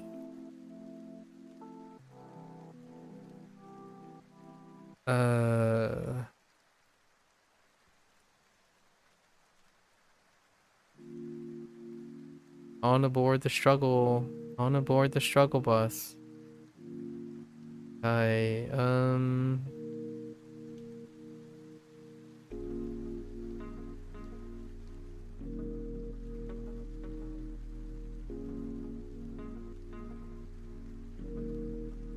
You know, I have a feeling I got some stuff mixed up, right?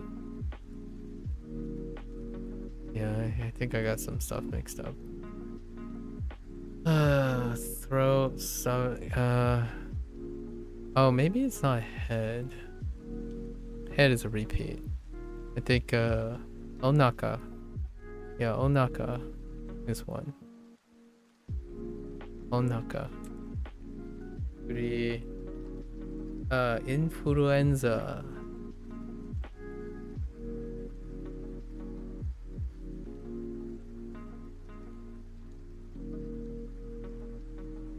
Don't know about kakyoku. I think kakyoku somewhere else.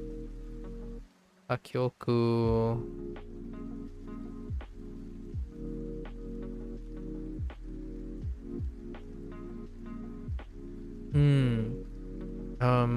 What else was negative about? I think it was also date related things. Negative date related things. So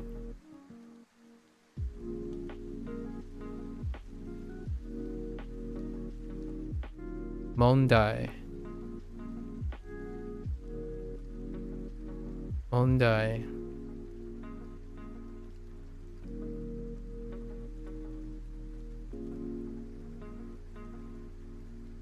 Kenka. Kenka suru. Kenka suru.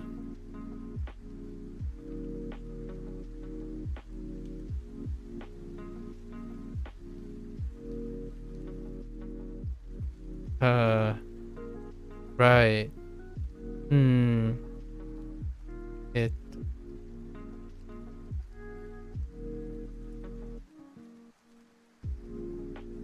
Ayaka. Ayaka. Ayaka. Zanen. Zanen. Zenen? Zanen. Zanen?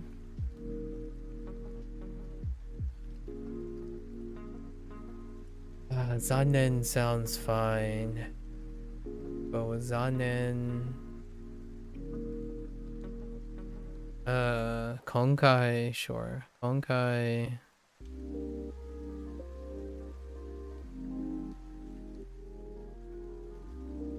Smaranai...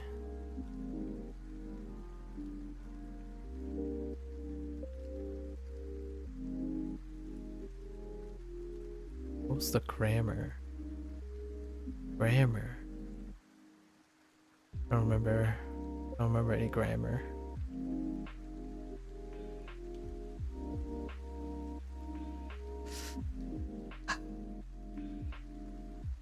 Oh, how little I remember. Oh, how little I remember.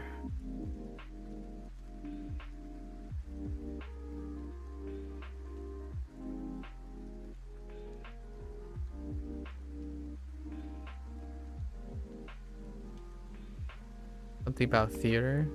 Enki. Probably acting Enki.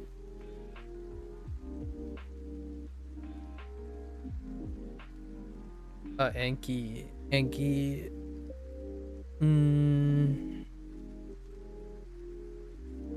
Yasai. I mean.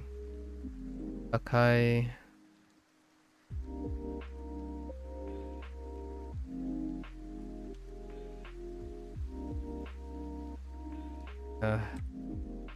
Negative.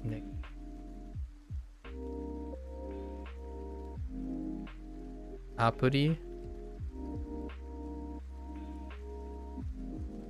Apuri.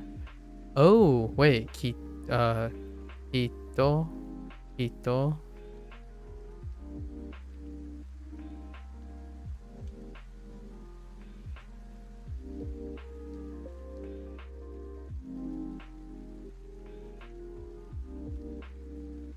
Oh, I thought I was on to something.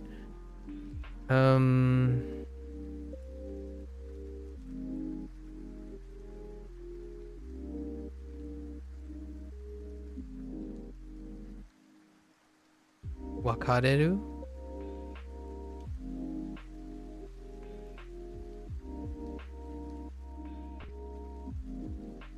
I think wakareru, to break up. Wakareru?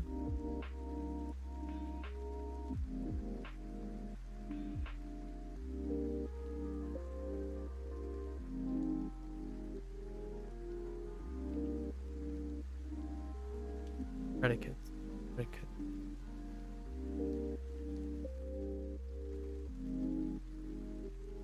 I think most of the stuff deals with days, and I don't know where the vocabulary of the days come from.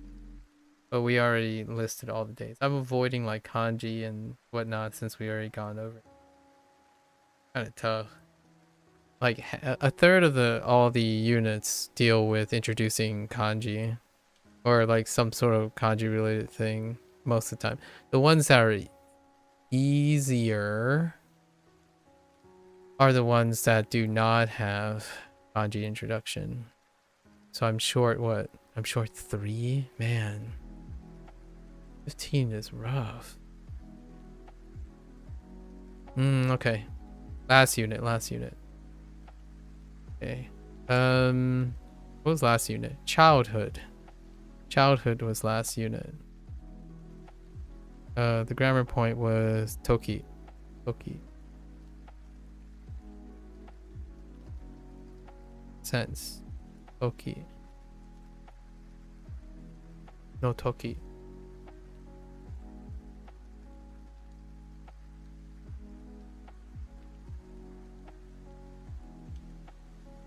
Jugakse. Jugakse.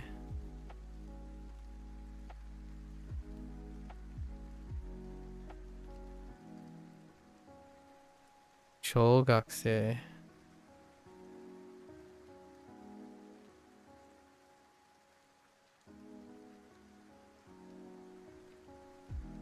Kokose.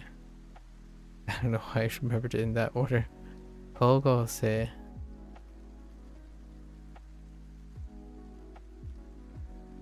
Youchien. Youchien.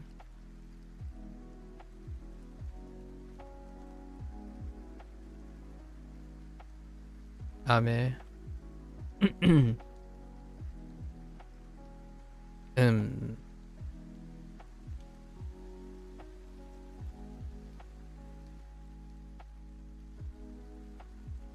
Wait a minute. Oh, up there.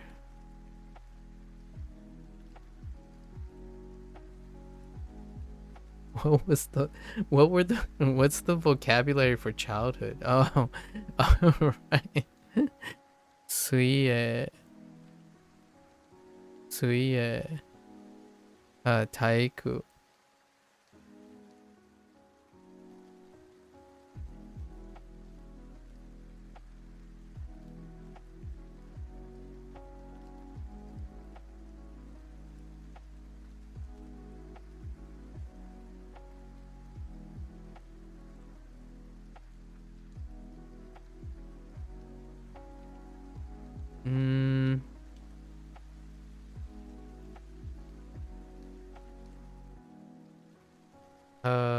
Taikai.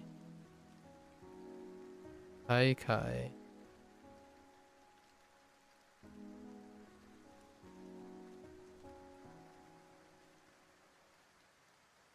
Fuku.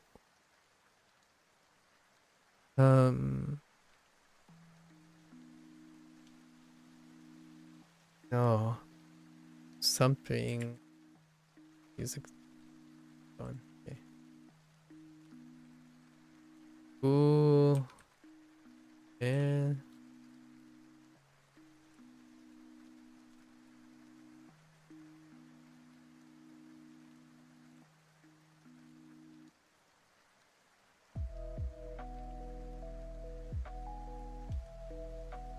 Something.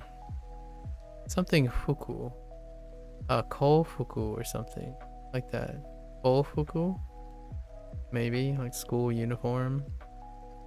Sei fuku? Might be sei fuku.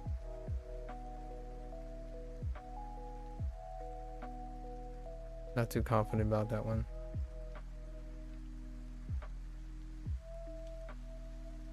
Sei fuku. Sei fuku kind of sounds right. Sei fuku. Could be ko fuku for school, and then clothing. Sei works too, though. I'm gonna say sei fuku. Sei fuku.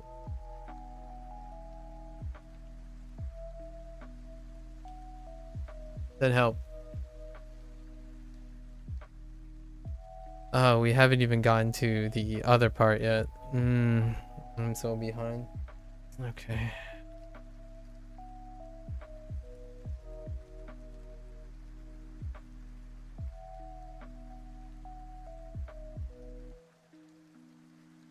Coal guy. Coal guy. Remember that. Coal guy.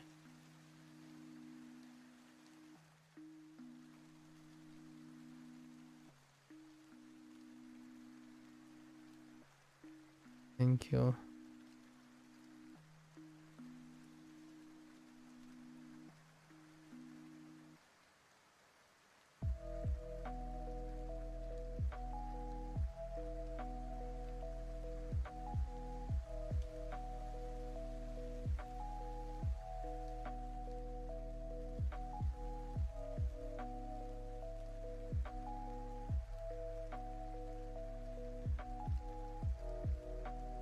Uh,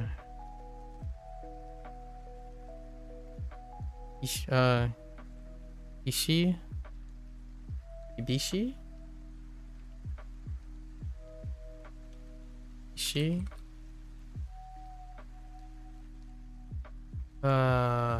Kibishi?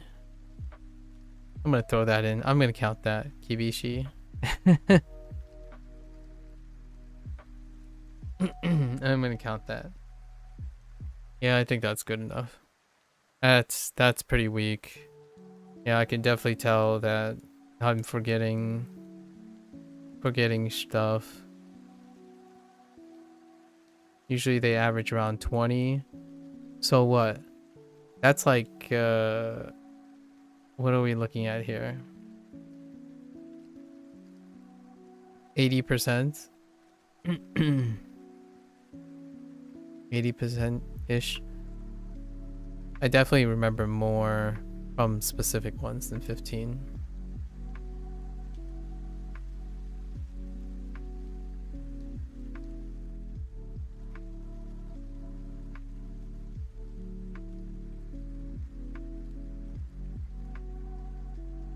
There's let's write one last category. Miscellaneous. Drink bar is somewhere. We'll make up for the deficit. Drink bar. Or this is more like self-service. Drink bar.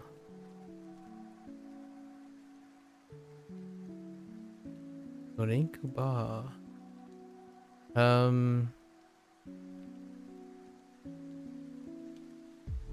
Think. Look.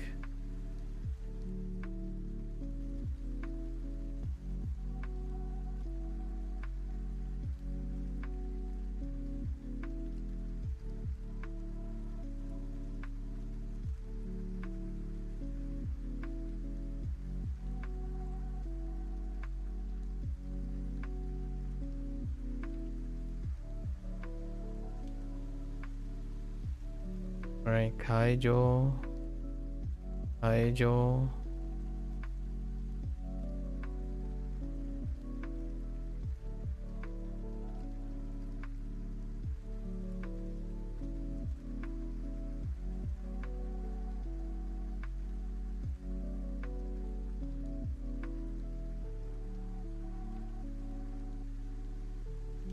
Shikudai.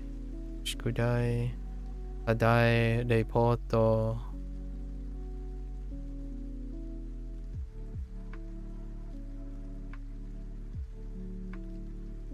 Go, Deutschgo, Betonamu, Thai, Karagugo.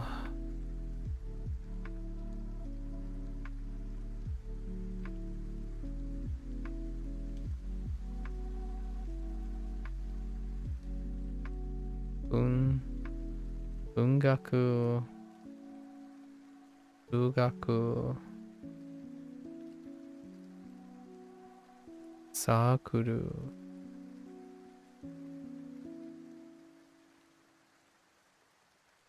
Imasu. Eo kakimasu. Sure.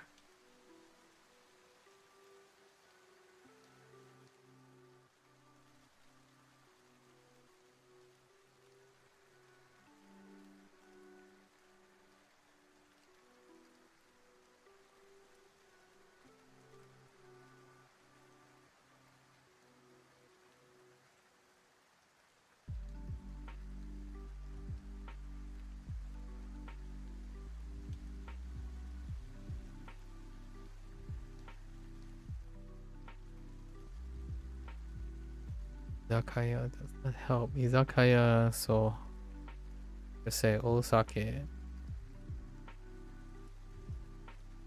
Osake.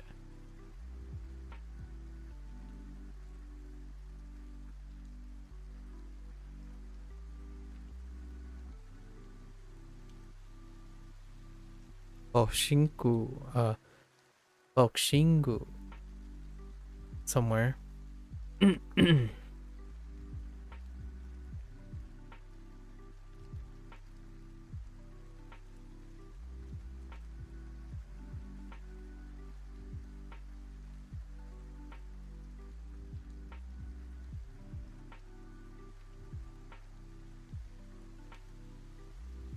Fried chicken. Fried potato. Potato chips. mm,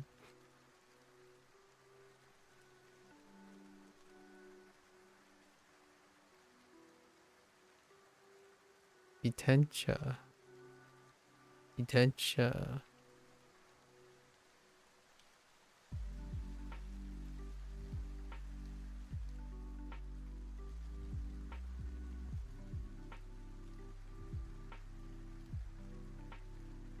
Doshiru. Don't like that. This is missing an E. Okay. Fixed.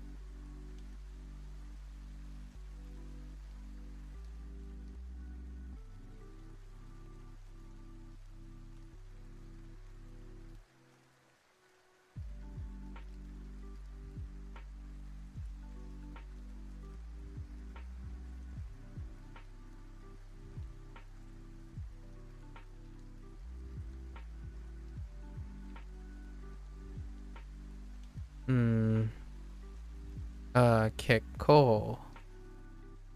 Keko.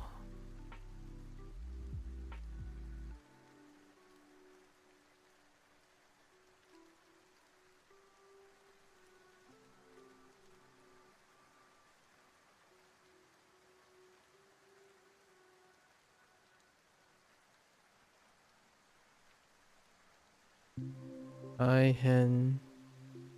Tanoshi.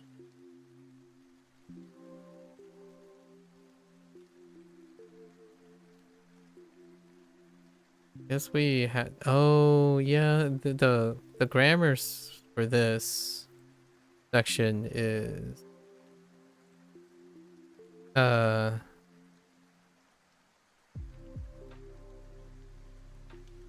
nakata.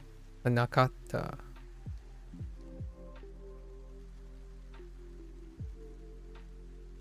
Might as well write that. Nakata.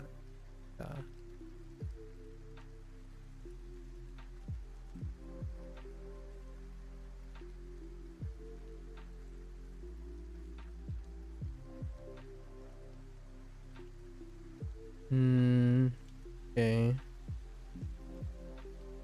Oh, I think we made up for it, right? We made up for it.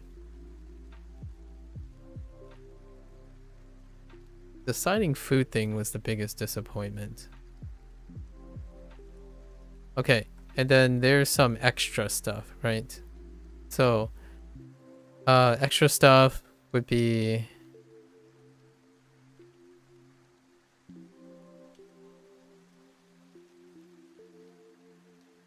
Moika.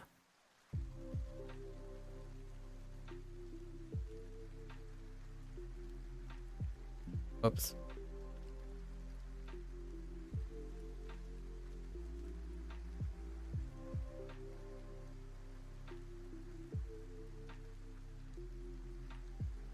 Nanoka. Yoka.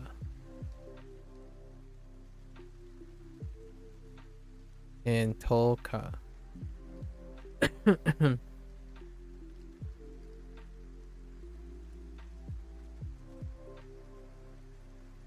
Where is cited Kai? Kai.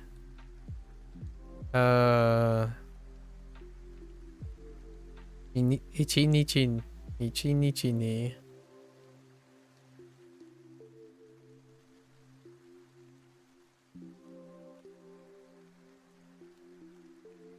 All day long. Also, Ikagetsu. Ikagetsu. Ikagetsu. Somewhere in there. Sprinkle in there. Oi.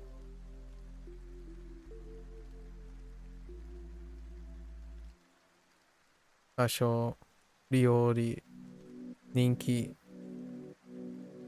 Ninki. Go. Nihongo. Yeah, I think that's good enough. We made up the deficiency in what? 3? Let's see. 3, 5, 5, 7. I came out with 7 more. It's all good.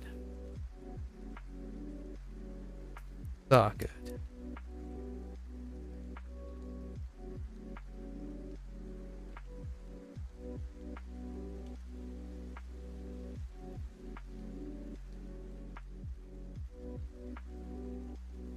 There's more, I guess. Right. Right. Ito.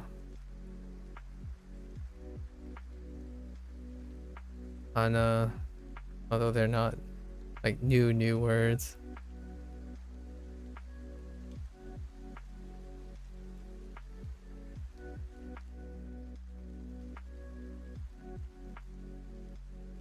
Like umi.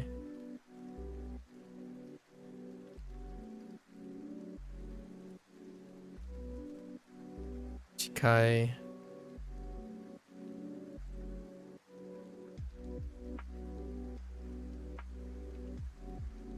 Throw in all the kanji we just reviewed.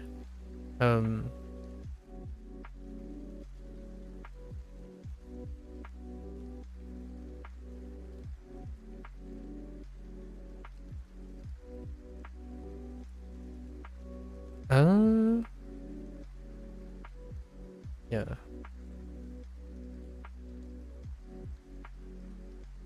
Nato.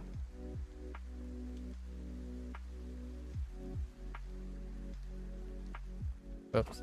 Yeah, actually, that's fine.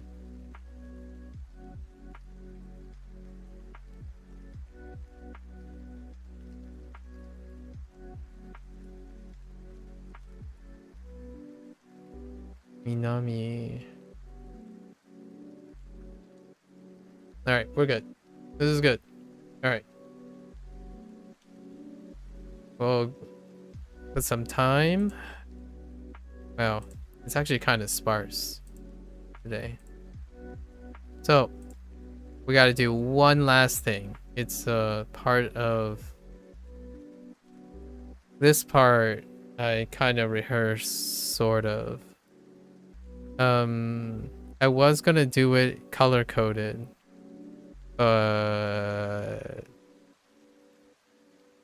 We'll try to color-code it. So, alright. So there was a thing that was asked this week, and it was about my study plans, right? Like roughly my study plan. And then let's write that down. So, I guess I'm gonna call it the process. Right. What was the process like? I'm going from, I guess, from 0 to 150. And using like Duolingo, this is the disclaimer, right? Using Duolingo Japanese. So what was the process like? I feel like I can break it down in terms of the way I do things. First of all, we want to make some alternative points here first. So in the beginning, so day 0, right? Day 0. Oftentimes to start something, I often think of maybe leaving some, we're gonna say some loose criteria. Loose criteria. So this is before I start. And what are the loose criteria that I have? Well, first, oftentimes it's nice to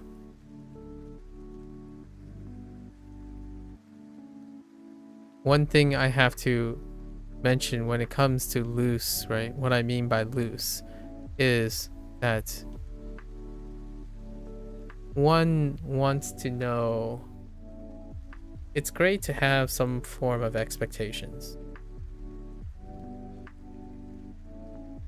but also these are not strict.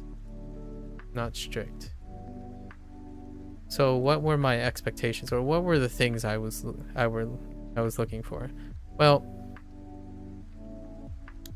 it had to be accessible, right? So when we think about accessible, you can think about something that oftentimes people think about: cost, time,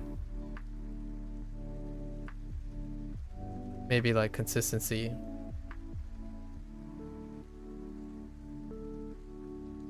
So my criteria when I first looked at things was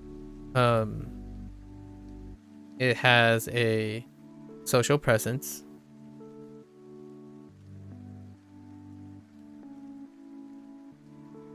right? And there are plenty of these. And we're not talking about social presence in terms of like bad versus good. Oftentimes, social presence for me, nebulously, is what is its reach? Well, Duolingo has reach, right? Duolingo has reach.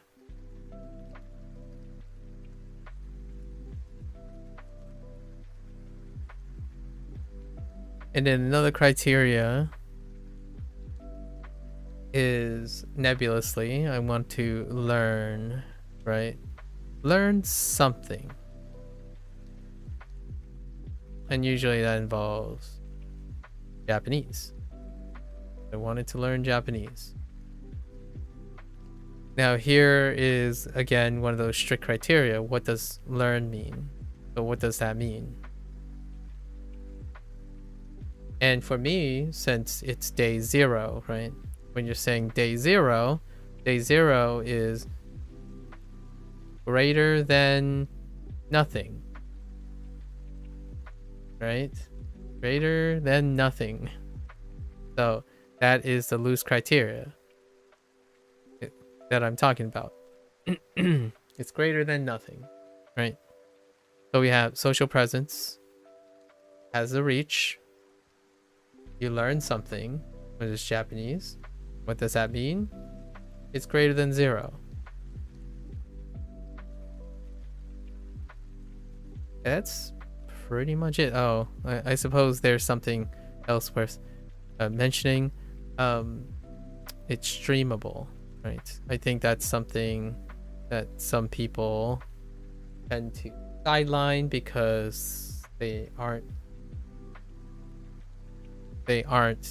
creating content off of it, right? So let's just say content creation friendly. What I mean by that is I'm not going to get slapped by copyright and all that other stuff, right? So it actually kind of couples with social presence, both bad and good. It's like both. So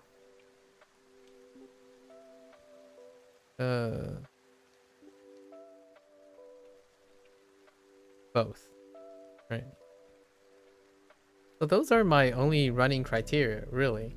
Like I have no, at this point I have no experience in self-study, and I do feel that's worth mentioning because I think a lot of people come from this perspective, no experience in self-study, or they might think that language learning has no form of self-study. So like the deep cut here is it's kind of coming from a perspective of no language self-study experience, and I would totally qualify for that. In terms of no experience in self-study, that is a kinda, because I have a background in formal education, and you do have some motivation to figure out how to self-study, right? Right. So that's the basic criteria. We have something that is accessible, right? Accessible, cost, time, consistency, what have you. And I don't think many things are more accessible than free. It requires time. What's free requires time. And then it has a low barrier of entry, right? And then the whole idea is to have loose criteria. So social presence. The reason why I want to have social presence is that reach implies that there's influence. So you're able to interact with people.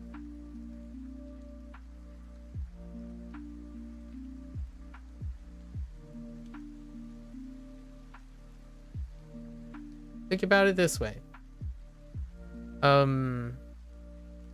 Why is this substantially important, in my opinion, is that without influence, the pool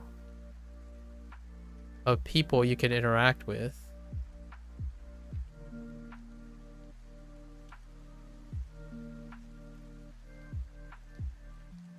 decreases, right?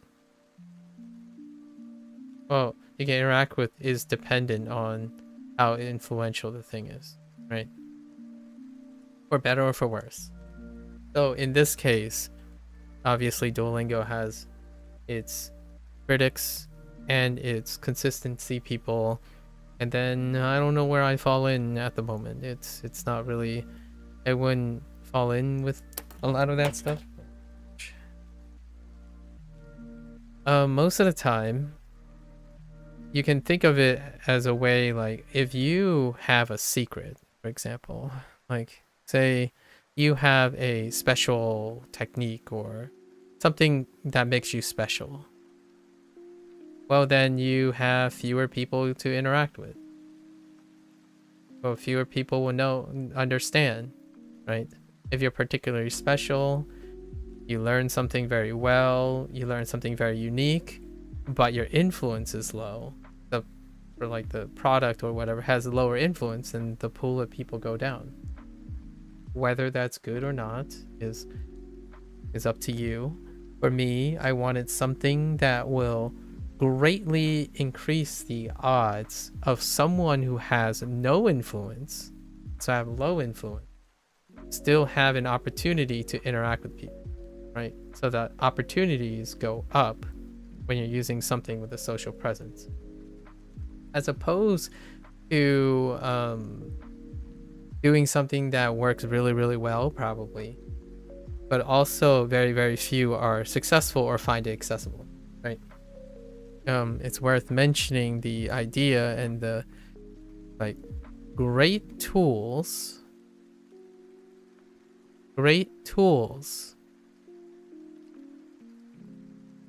are defined, in my opinion, also are defined socially. I'm going to say socially in this day and age by their users.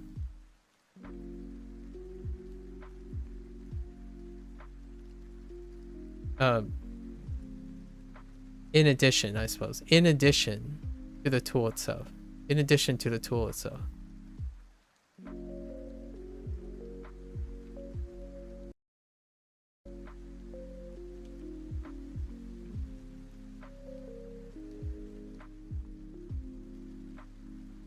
And I want to highlight this point because I've already been told and approached a couple of times by people who think that the tools are what defines their efficiency.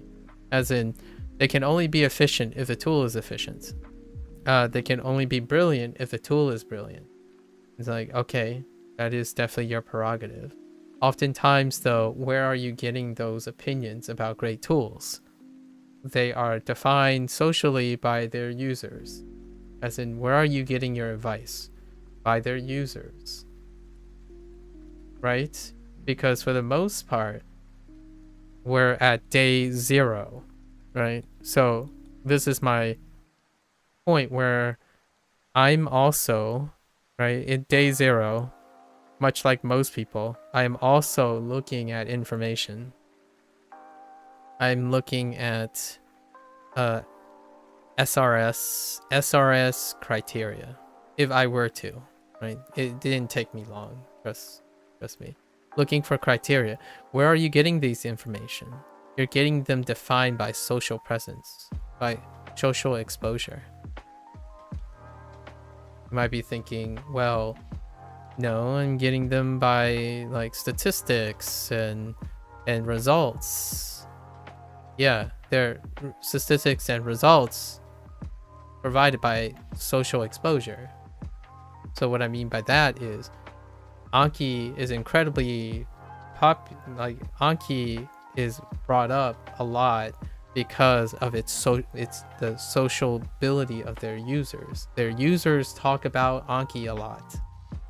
It is very difficult to talk to someone without them bringing up Anki because the tool has socially defined the user, right? You have resonated with the tool. Like, I don't go around preaching that Duolingo is the best app, or like my Japanese is owed to Duolingo, like in that manner. I use Duolingo to learn Japanese. It's one of the tools that define my learning process currently. Like, what I mean is my learning process is being influenced by Duolingo. Not Duolingo is my learning process. You know, it's A leads to B, like it's A to B, not B to A, right? Not the other way around. So when someone goes around and say, oh, I learned by ABC, and somehow that gives you credibility as a learner, then you know what I'm talking about. Because most of the time I would go around and say, well, I practice and study Japanese. And then the person would ask, oh, how do you do that? And then somehow, based on how or what I use to do that, they somehow know your credibility, which that is incredibly short-sighted for me, like towards me. However, I would say the vast majority of people at day 1 decides on a tool that is socially defined, and they get integrated into it, and that's perfectly understandable if it wasn't me, right? So this is why I'm doing this day 1 thing, just talk about my approach. I did not do that. I looked at what I needed, or like what I wanted, right? So what do I want? Well, these are the pragmatic things that I want, not the goals, not the criteria, not the speed or whatever that's doing. The loose criteria that I have to start this journey is that there's a product. This product has a social presence. It's involved in learning Japanese. It is content creation friendly, and it is marketed towards someone who may not have any experience in self-study, especially language learning. So what checks all those boxes? It's not Anki. I'm gonna go out there. It's not Anki. Okay?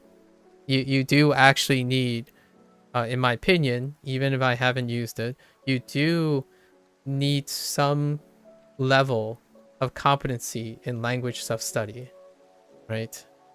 In order to do that, you might even need to be technologically a little bit more competent than someone who operates on a smartphone and downloads an app that has all the functionality already available. But there's a lot of very specific qualifications. So there's a reason why socially present and high social present apps tend to be the ones you see really often, because their entry level is very, very small. It's very low. So whenever you're asking yourself, wait, why don't people just start with the good tools, or the tools that you eventually discover anyways, on a continuum? This is day 0. Those individuals, when they continue to maturate and become more competent, they are more likely to move to exactly there. So there's a time frame, there's a experience, it's a process, not an end goal, right? You don't, in my opinion, cross-sectionally evaluate people. Like, you're at day whatever 300 or 365, and you probably have forgotten what it's like to start. If you're the exception, all the power to you. I'm going to wager that you're not statistically in the average if you're saying that you magically develop competency, maturity, and wisdom and immediate trust by most of these socially backed tools, right? So if somehow by coincidence you pick the right tool that's backed by socially credible people, then yeah, that's great. Not everyone is as trusting, or at least not. People might be trusting, but they might bump into things at different frequencies or different time periods. So what are they? Who are they more likely to statistically bump into? Some people said that they hate that, they despise that Duolingo is the default. It isn't necessarily the default. It is the statistical likelihood of Duolingo being exposed to someone versus another thing. So if your tool is incredibly low entry point, it's great for beginners, it focuses on beginners, then it would be a tool that represents something like Duolingo.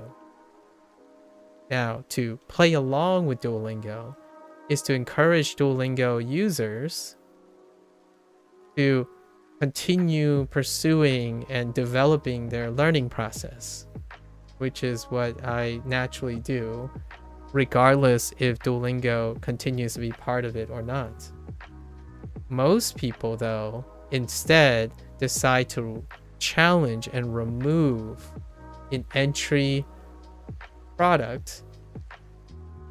So those people, in my opinion, don't even consider language learning in the first place. Or you give them something so incredibly obtuse and the barrier is higher, and you notice that their dropout rate is faster, right? There's a disproportionately statistical likelihood that someone is more likely to view language learning as approachable initially if you have something like Duolingo or and other things, right? So social presence means a lot. There's a lot in there, but I'm not gonna like uncouple and unbundle why I chose social presence as a criteria. It's very nebulous and whatnot. So I just need to learn something. Need to learn Japanese, high social presence, low barrier of entry, content creation. So that's day 1, right? Here you can see I didn't say anything about how I was gonna learn, right? Nothing about how I'm gonna learn Japanese. There's no planning. So what is there lacking? What is when I started this journey, what did I look for? Well, there's no structure. I didn't look for any specific structure. Timing? No timing. I didn't say anything about efficiency. No efficiency, right? No guarantees. No guarantees. Definitely no guarantees. This is a great one. No guarantees. Who is selling? Who is selling? You might be thinking, well, You did kind of talk about Duolingo. Yeah, the day before I started, I literally wanted to know about the developer because I have decided I was going to use Duolingo. And now I want to learn about the developer, right? About their vision, their stuff as I'm going, right? So I'm not considering who is selling the product. So why is that important as well? Well, most of the time when someone says, oh, this product sucks because everyone else says it sucks. Or I chose this product because most Japanese learners say this is the best. I chose this product because this guy believes it is the best working thing, right? And this guy, I believe I want to be like this guy. This guy speaks like 7 languages and I want to be like this guy. That is who is selling the product, who is selling the approach. I'm not saying that they're not credible or like you trust them or you shouldn't trust them. My evidence here is day 1, pre-day 0, like even before I started, I did not even think about any of these things. Like what the structure is, what timing, what the efficiency, guarantees, who's selling. I wasn't even thinking about pros and cons. Pros and cons. Right? I can tell you now, this part is in the beginning. I think this part will probably cause people to drop out or set up.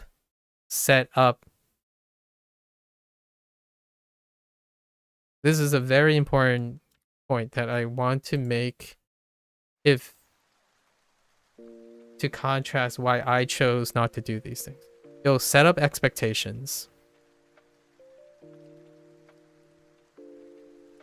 for an eventual dropout, in my opinion. The stricter your criteria is, the more likely you're going to have even more expectations. And when those expectations fail, you're going to drop out. Because there's no adapting. You're not adapting to these things. You don't even anticipate to adapt. There's no anticipation.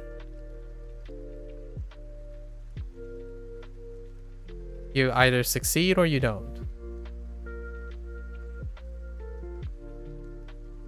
Right? So I didn't think of any of these things until I started using the products. Until I started learning something. And I continue to think about these things progressively as I go. Since I am inexperienced with almost everything, the best judgment I can make are based on the things I already know. Right?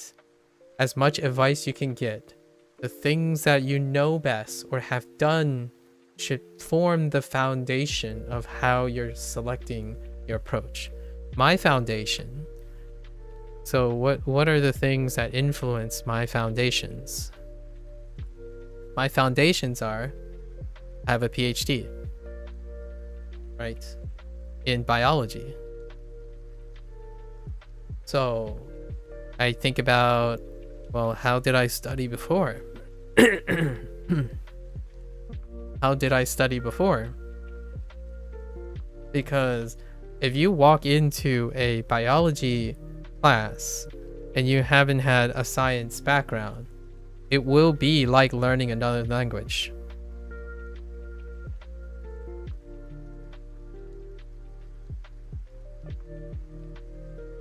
Even more so than that, if it's in your target language, you are more likely to misconstrue what the biology is. Because not only is it deceptively familiar, it is also deceptively complicated. Right? Like I could describe the cell cycle to you, but what does that actually mean? You can have a great English proficiency. However, that might make it likely misconstrued what I'm saying in a biological standpoint. So that's kind of why there are a lot of socially approachable content to try to change the language in order to make things appropriate. That's a side note. But how do I study? So I took how do I study to get my PhD in biology, and I use that as a starting place. So I learned biology by interacting with other people, right?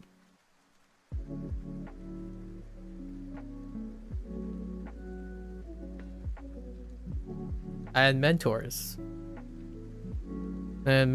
which is still lacking right now, right? I have mentors, so it wasn't strictly exclusively self-study, because it was guided, right? So there are kind of things that fulfill, like if you look at Duolingo, it provides a structure, right? So it's prescribed in some way, so that's the loosest thing I can see where it replaces mentorship, right? For the time being, it has a lot of people, social presence. How did I study before? Well, I used SRS. I used association techniques and good old scheduling.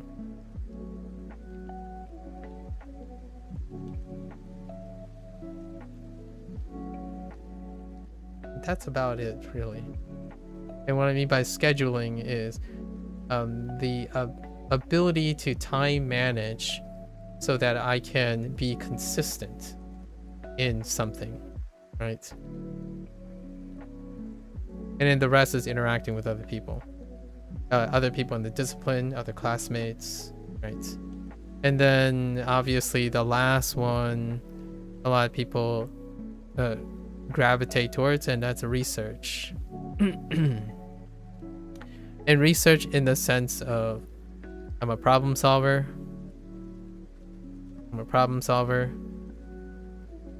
and a critical thinker.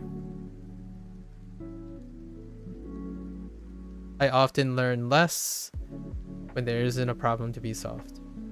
It's very passive when there isn't anything engaging about or dynamic about the process, right?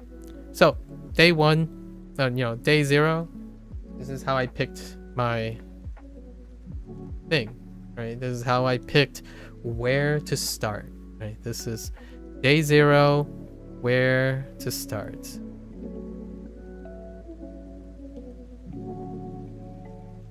Right? Where to start? The question is, how did most people start? Let's bring a little contrast. I can tell you that the impressions I get is that most people, when they think about starting, they will probably spend a dramatically disproportionate amount of time only to come to a conclusion that relies on first impressions and exposure. So what I mean by that is, even after lots and lots of thinking about the nuances of, oh yeah, but I'm comparing this guy's approach. This guy is like a hyper polyglot, and this guy is like a trilingual person. But this guy only knows a certain extent, and I agree with this part of the plan. And then this guy has this thing, and you're comparing and contrasting. Meanwhile, time flies. They continue to eclipse to the point where you start building up this insecurity, like, well, what if I start here? Then it'll be too late to go back and start with this guy's process. What if I wasted time by going with process A or like plan A? And then how can I get plan B in case plan A is happening?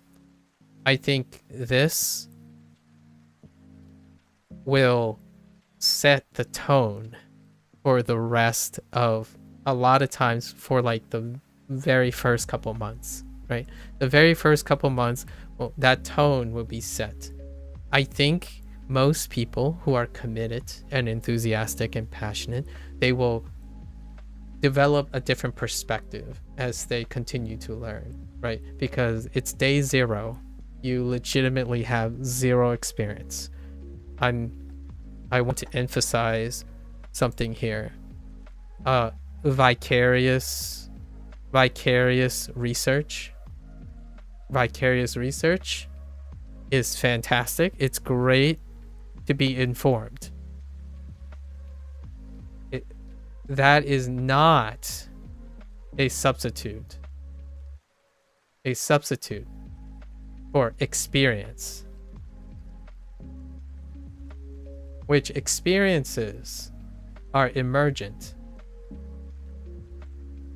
and basically like is a very core fundamental human condition. Experiences have emergent properties. So you could sit there and try to predict all your outcomes, all your research, how that's going to impact you without empirical testing, right? You take one approach, you made your best with all the knowledge you currently have. Now let's get it. Let's evaluate empirically. It's ironic because this type of vicarious research is predicated on statistics, objectivity, empirical observations vicariously, right? How do you confirm those things? How do you make sure they're actually correct? Experience, and find out if there are any emergent properties. Like, for example, pick your favorites. I don't know what it is. Maybe you vibe with someone.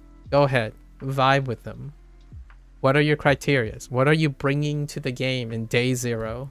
Right? Day zero. What are your happenstance? And find someone that can fulfill those criteria, not the promise of something you don't have yet, right?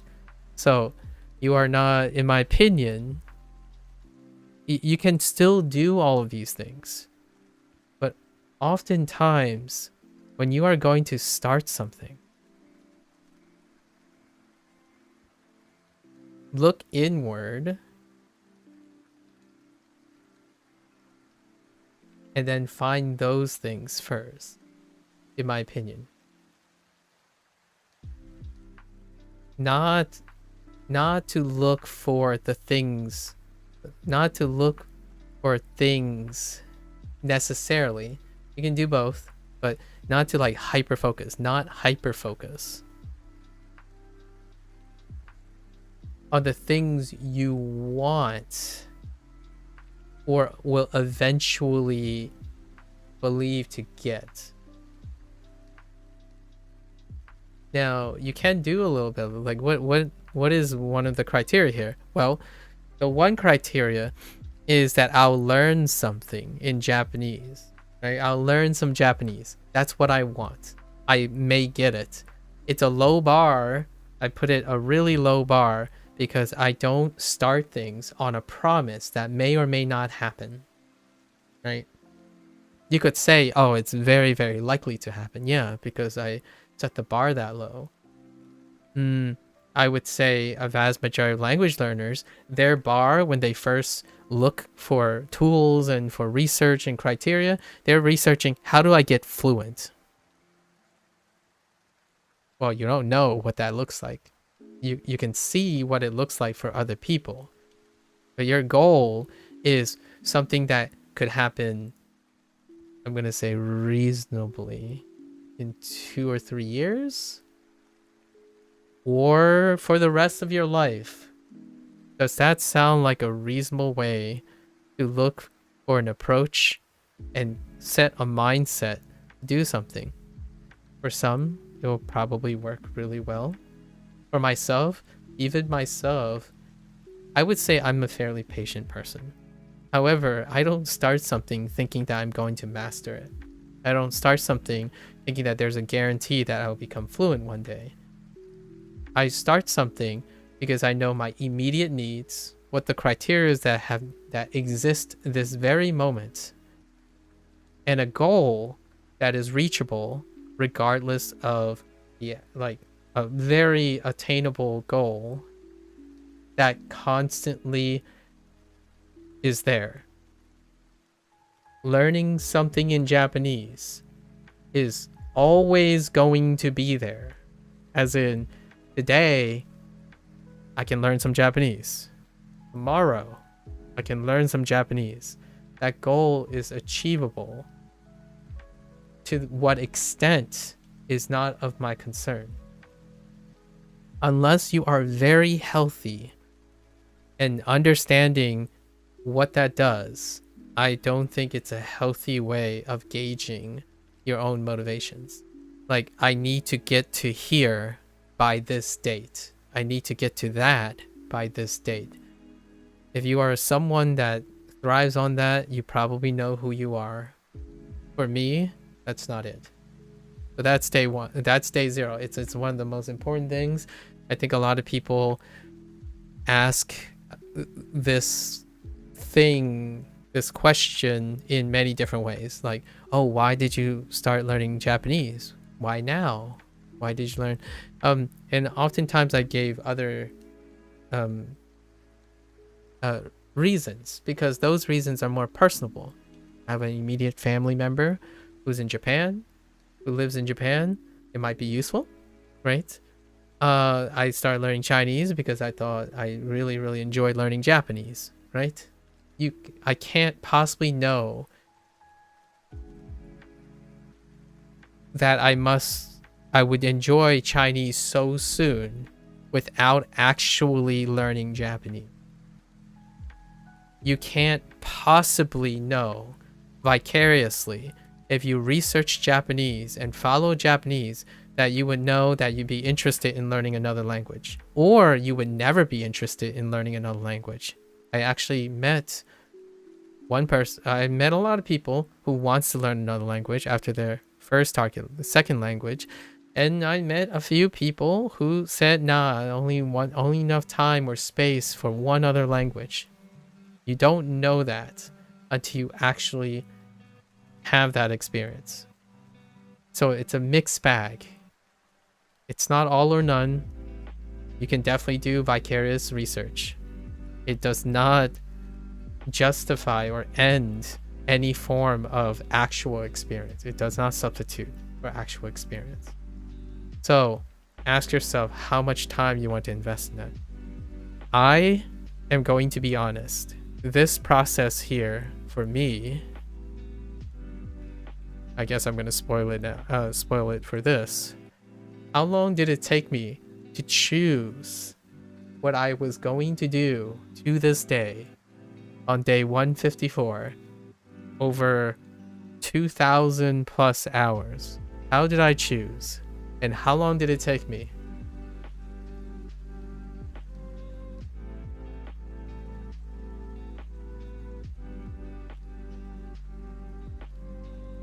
It took me 3 hours, approximately 3 hours, to decide I'm gonna start here.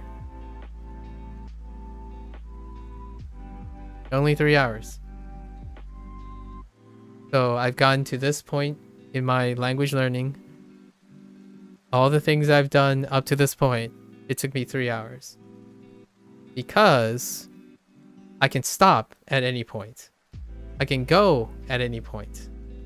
Every time I continue to do the process, I didn't stop doing research, right? I didn't stop researching. I think there's a very big, we're gonna go into like the overall like structure of how I go about reevaluating, right?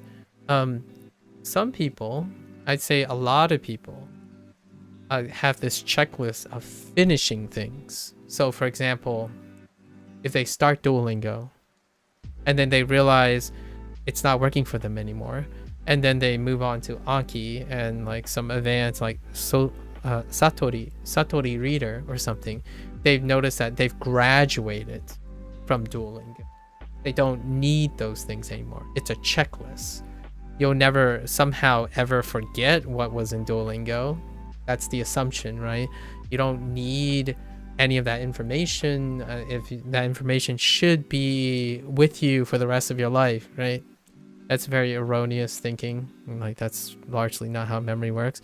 And the paradox here is a lot of individuals act like that's true, and yet they're studying and practicing, accepting that that is not true. That is like one of the hardest things that I find difficult to talk around, is the idea that some people treat memory and skill building like it has no upkeep. Like, there's no upkeep to it. It's a process. It's like a video game. You play the video game and you think after you completed the video game, you'll always have that experience with you, all that memory with you, and it requires no reinforcement whatsoever, and you don't have to ever play it again because it's done, right? That experience is permanent. That knowledge is permanent. And yet you spend tireless hours trying to find the best way to not forget what you learned in a language, right? That is an incredible source of cognitive dissonance. You are spending tireless hours trying to not forget things, yet you treat language learning as though you never forget things. In a different way, you make a double standard. Like, you're beyond this basic stuff. You don't ever have to look at your basic grammar anymore because somehow you always remember them. And then whenever you're learning new things, you have to like drill them. You have to make sure you remember them because you might forget them. That's a double standard. There are things you will forget regardless of what the details are. If they are not reinforced, they are likely to be forgotten or underutilized or unpracticed. There are no shortcuts, in my opinion, in which you learn something and it's permanent. That's, in my opinion, that kind of deflates and makes learning trivial in a manner that kind of hurts the person, right? Why do I say this? We'll get into that in the next topic that I will talk to, which is reevaluation and making sure that your foundations are still intact, right? You make periodic reevaluations of the skills that are still relevant and the skills you want to maintain to be relevant, as opposed to graduating and discarding skills. Because you can certainly graduate and groom skills that are relevant.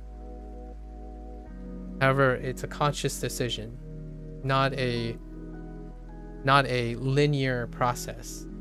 Like, oh yeah, you know, I learned to talk, so now I don't have to work. Now I don't have to work on speaking anymore, because if I learned how to speak once, I don't need to practice speaking anymore in order to speak well, right?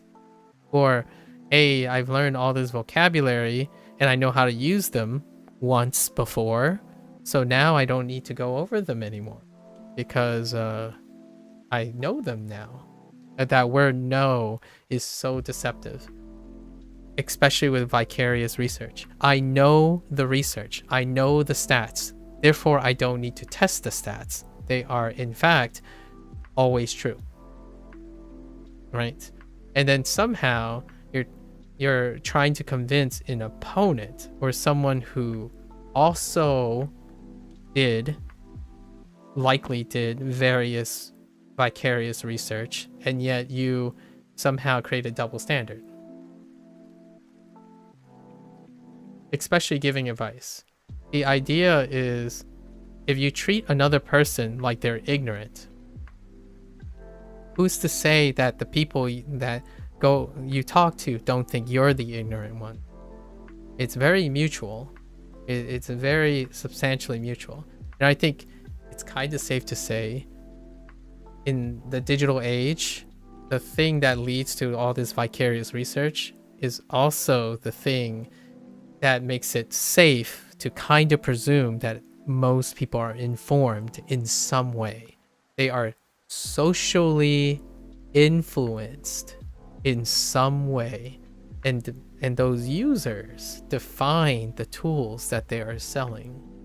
So if you can explain to me why you chose in day 0, why you chose the criteria that you use to start with the tool, and most of those criteria came from you, then I am more than comfortable in talking to that person. Most of the time, I would say up to this point, when people say how they start, how they do this stuff, the ones that are the most arrogant, in my opinion, are the ones that use other people's credibility in order to justify what they're doing is working. And to me, I hope it is. I really do hope it is. I didn't choose Duolingo because I think Duolingo will make me successful in learning Japanese.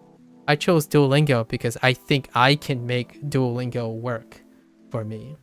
Those are two very, very different perspectives. They're almost 180 around. I've learned many, many things in my life, and I certainly won't say that I can't learn anything from Duolingo, right? So I have.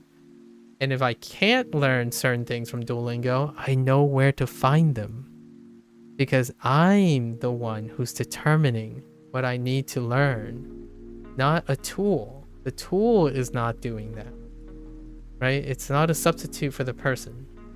Day 0, guys, day 0. Very, very important, in my opinion. It's so important. It's why I love indie games. It's why I like doing things that are unpopular, or like, but like, it's not necessarily unpopular in the sense of the product itself, but me. Like, I like doing things what other people are doing. However, I'm doing it from the perspective of my viewpoint, right? It is also you. You are, I hope you are contributing to something instead of being part of the masses. You can, interact with the masses for sure, but there's nothing more rewarding than knowing that when you succeed, you're not telling yourself, oh, I only succeeded because Duolingo was there, or I only succeeded because my hero that pushed this specific bounds and method was my only route to success, and I owe it all to them. It is perfectly great to give credit where credit is due, for sure, but writing yourself short is also doing a disservice, right? In my opinion, right? You can make things work. It doesn't have to be ideal. The longer you wait for an ideal situation, the less and less likely you will hit an opportunity that will reflect that idealism. The longer you stay on it, the longer and more vicarious research you have, the more things you're going to have to fulfill. And it will be an ever-growing mountain of criteria that no single product will ever be able to fulfill. I really strongly suggest being aware of that, right? So my criteria, very low. Duolingo fits the bill. Took me 3 hours. Looked at Duolingo's thing. There's a Twitch section. Let's go. That's it. The rest is history. All right. So now let's go and do our template, right? Our template. So these are our templates. So I usually call this like a process template, right? For the process. So most of the time it's you have the collecting phase, right? You have collecting, and then you have evaluation, right? Addition, or initially you have a evaluation, refinement, but in the beginning you skip refinement because there aren't too many things you can refine. So refinement, and then addition, and then we go all the way back again. So what have I decided? These are arbitrary times. So all my conditions, I would say, most of my conditions are my personal ranges. That means that everyone else will have a different range. And all of these range are determined by your day 1 thoughts or day 0 thoughts. So what we talked about earlier. What are my criteria that I'm bringing in? I'm a doctoral person. I've studied at great lengths in varying conditions and stuff. So I have a good, I sit down and I think about the conditions that I need, right?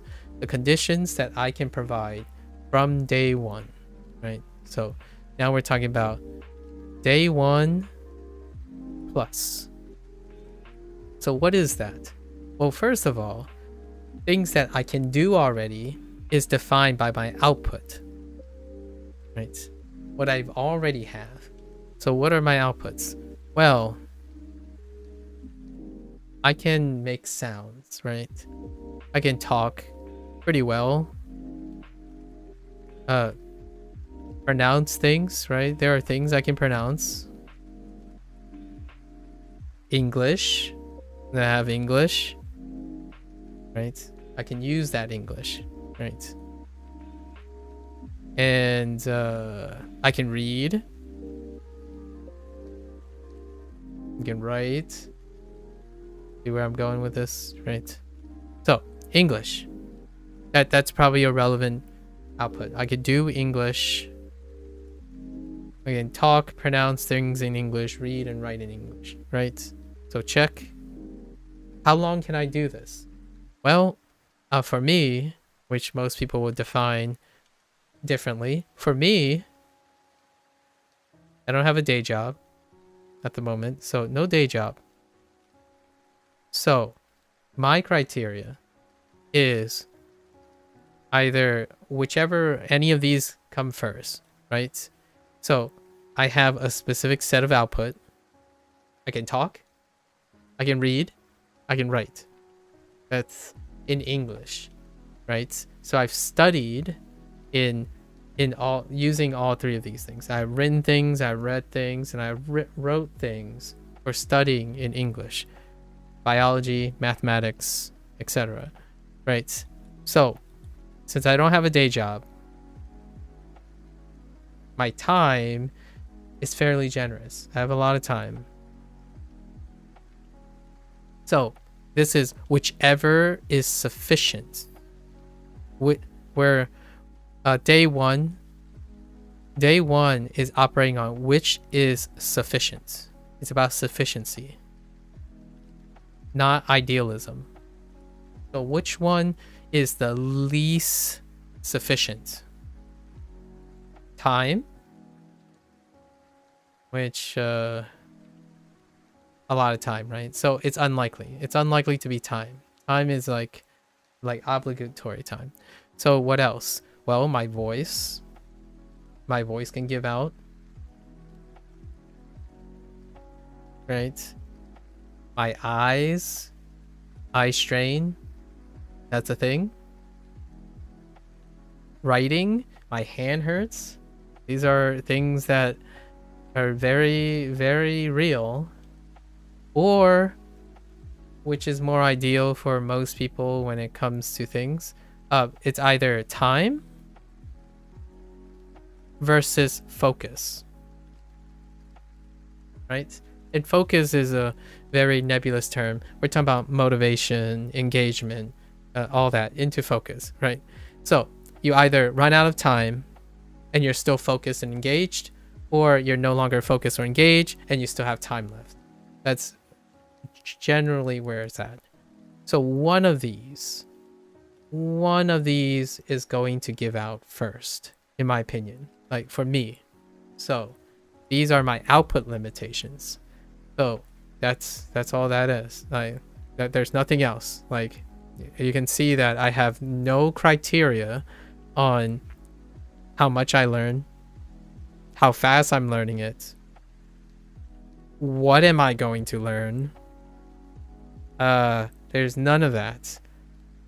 If I cannot use my voice anymore, if I can't use my eyes anymore, if I can't use my hands anymore, I'm out of time, or I'm just not engaged or focused, then it's done.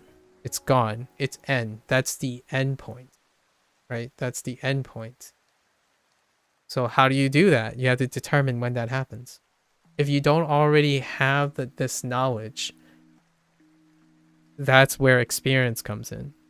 That is what vicarious research cannot determine for you with most precision accuracy. It's something that you are responsible for. You cannot determine how long you are likely to be engaged.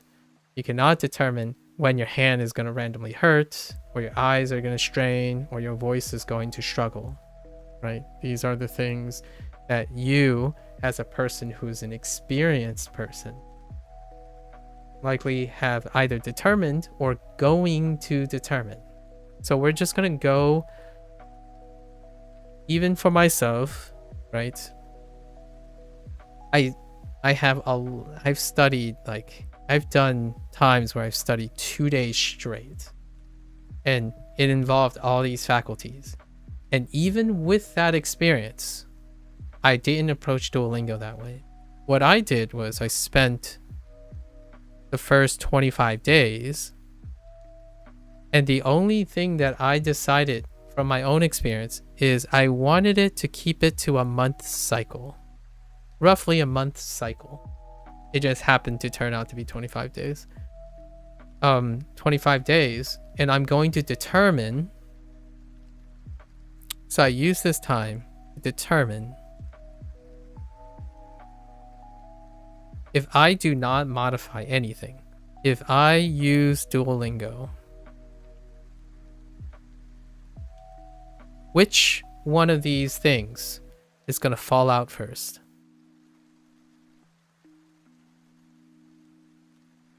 I find an average of how long I can do it, right? Safely. There's some wiggle room and judgment calls here. So which one is the least sufficient?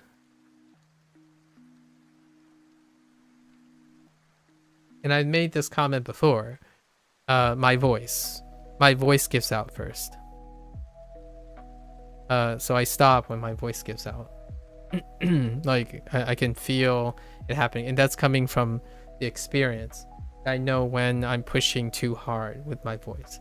Now, if you don't know how hard you're pushing, generally you listen to your body, right? You listen to your mind. If you're losing focus, you've lived long enough generally to know when you're out of focus. You probably have enough idea when you're outside your comfort zone, right? Right? These are judgment calls. It's very difficult. No one can explain these things necessarily to you. You feel what you feel, regardless of how much someone can explain it to you, right? So for the first 25 days, I basically vanillaed Duolingo. I went as far as I can until I hit a stopping point. And my voice gave out before my time gave out. I have a lot of time. Right? So the question is, you as a person could start on a trial period. I chose 25 days. You could choose a week, 3 days. It's based on your experience. I chose 25 days. And time was not the thing that that runs out first. For most people, it's probably time. Right? So you output all the things you can, bring in all the things you can, unaltered, right? You take this tool and you see its efficacy by unaltering it. You do what it seems to do. You explore it to your greatest extent, right? At least this is how I approached it. You explore. You explore and use the design without expectations. You are collecting experience to form expectations, right? Like if you're gonna tell me what you think about a product, the idea is you don't go in with expectations and then expect me to believe what you think about the product is not it's actually based on some sort of empirical experience. If you hate a game and you go in and if you say you hate these games and you tell me, oh yeah, you hate these games, and then you say read my review, my first thought is, well, I have to keep in mind that this person hates these games, right? So you try your best. You try your best by exploring and using the design without expectations. How do you do that? You spend most of your time focusing on what is giving out first. Is your focus giving out first? You're focusing on yourself. Like, what do you dislike a lot about the thing? You know, like keeping track of everything you're observing, because you're in the trial period. This is trial, right? You have a lot of vicarious research, certainly. I didn't have a lot of vicarious research, so I'm less prone to saying, well, most Duolingo users will get to this point by this week, so I'm behind. I'm not concerned with that. I use most of my energy, pretty much all my energy and my time, to focus on how my output is being affected by this product, because I have no experience whatsoever. This is the first time I've ever self-studied a language, and this is the first time I've ever used a self-study app for language learning. So I can't possibly have reliable expectations, even when one may argue that my background should allow me with some reasonable expectations. And there are some. I can say there are some. Like, I know that complacency sets in around a month for most times. For most intellectual activities, I would say if I do the same thing for about a month, I have this mental tolerance that will trigger, like, I can't do this the same way again. I need to switch it up. So there are prior experience being filtered in. The idea is you're not spending an exponential amount of time concerned about your vicarious research. Your data that you're going to collect will either confirm or deny, or, you know, like, will add or support whatever your experience you researched.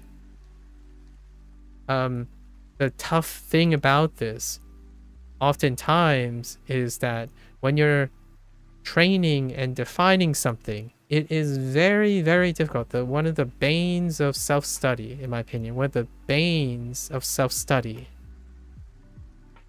is you have only yourself a lot of times, right? You are the evaluator, and you are also the one with the vicarious knowledge. That itself means that whatever your opinions are, it's bias. Like, it's not blind. You cannot perform self-study blinded. Like, there's no double blindness unless you literally didn't do it. If you reduce the amount of vicarious knowledge you have, then you might actually be able to evaluate a product based on your own criteria that you brought in. But that's not the case for most language learners, and in my opinion, for most consumers online. The idea is you're bringing in vicarious knowledge. So rather than try to forget like you have the knowledge, I choose in response to focus right? To focus on criteria that will take up most of my time. So what am I focusing on when I'm using the first 25 days of Duolingo?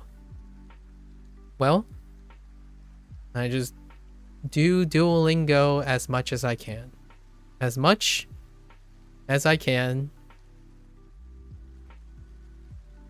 by focusing on what it is doing. What is Duolingo doing? What is it doing? What are the developers doing? What is the community doing? What is it doing in Japanese, right? There's plenty of things to capture the moment. So you're taking it all in. It's your most, when you start something, it's your biggest unadulterated phase. You are like a sponge, or you are meant to be like a sponge, right? Like a child again. A child again, where you're trying to remove the shackles of your burdening vicarious knowledge, because you made a choice now, right? You have chosen to do something. So that choice is past, and I misspelled chosen. You have made a choice. You have keep misspelling chosen.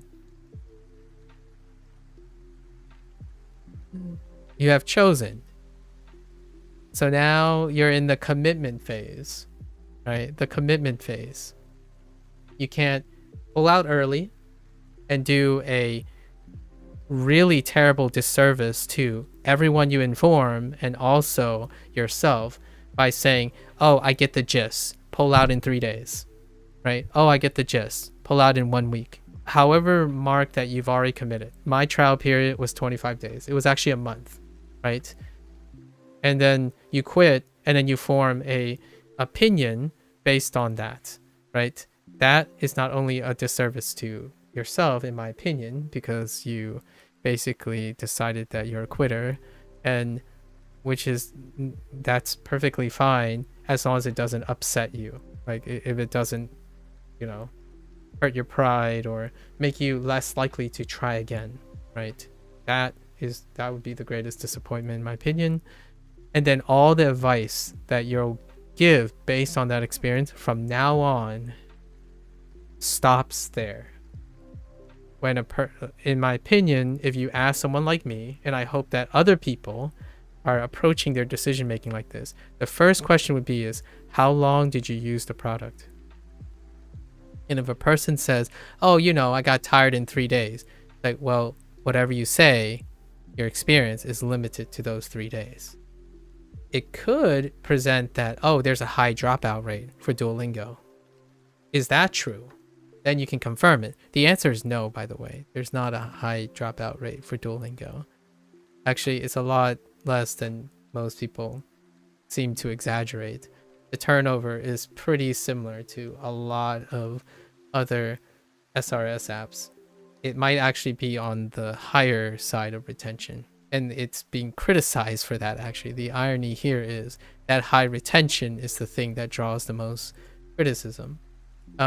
So, if you quit 3 days into a product that obviously has statistics that would say most people don't actually quit Duolingo, then it might make your advice not credible, right? So, or relatable. It's still like other people who quit early and stuff, you can certainly appease them, right? Okay, so no expectations. You made the choice already. Now you commit, and I clearly misspelled chosen again. So, what did I do? In the first day, so 25 days, I realized, yeah, here are some take-homes that I would say. We talked about all these things. So, I made a list of what Duolingo can and can't do, right? That's it. I'm not going to go over what it can or cannot do. I did my best I output something, right? And then I tracked what skills, what output skills I have that are sufficient. Like how long they can stay sufficient, right? How long can I do those things? And then the reason why is this is two sets. If you can evaluate something on what it can and can't do in a period you so designed, like you so decided what you can and cannot do, then you will be able to do this every single one of those periods, right? Every single 25 days, I am taking account of what Duolingo is being able to do and what it can't do. Again, that's that mindset. I don't rest on the idea that what it can do one day doesn't mean it can do another day sometime down the line. It's a reevaluation period. You can choose 6 months if you want. Some people when they work in jobs and professionalism, they only evaluate themselves once a year. I was in a situation when it comes to research, it's almost once every month. Because you give a presentation, you give a seminar to give your whole lab an update on what's going on. So you have to prepare for that every month. And that's why I chose a month. Usually around every month, you want to get ready to be able to report what is going on, what continues to work, what doesn't continue to work. You go through a reevaluation period. Then you refine, and then you add new things. You refine and you add new things. Select, evaluate, refinement, addition. Continue, until maybe you reach a tentative endpoint, which then leads to the beginning of others. We haven't gotten there yet. So every time, I'm doing all of these things, by the way. I'm doing all of these things every time with one addition. After the first 25 days, when we go to 25 days plus, we aren't a child anymore. So we're not like in the trial period where we're taking in everything now. Now we have a frame of reference for how long things are sufficient. So what is limiting me? What is the least sufficient thing? It's still my voice. After the first month, it will be my voice because I've determined it's my voice. So how long did my voice go? About 8 hours. So that will be for the next 25 days. 25 days to 50 will be 8 hours. The sessions will be 8 hours. And you can see that roughly I went anywhere between 5 to 8 hours because some days it sucks, some days it don't. The idea is the least sufficient thing was determined. It was my voice. My voice gives out first, right? So we are no longer necessarily a child who takes in everything. So we don't have to do that anymore, right? And now I know what things it can do. So now I'm focused on what it can do, right? So I'm taking in on what it can do, and I'm not focused. This is also important. I don't focus on things that it can't do when I'm using this product. Legitimately, this, in my opinion, is a time sink. So not only in the first couple sets, the trial period, you look for this happens a lot. Not like for me, I just described that doesn't usually happen. For most people, the things that something can't do consumes so much of people's time. It consumes so much of people's time that it will overshadow what it can do. Like for example, oh man, dude, I just wish like there was more kanji faster in Duolingo.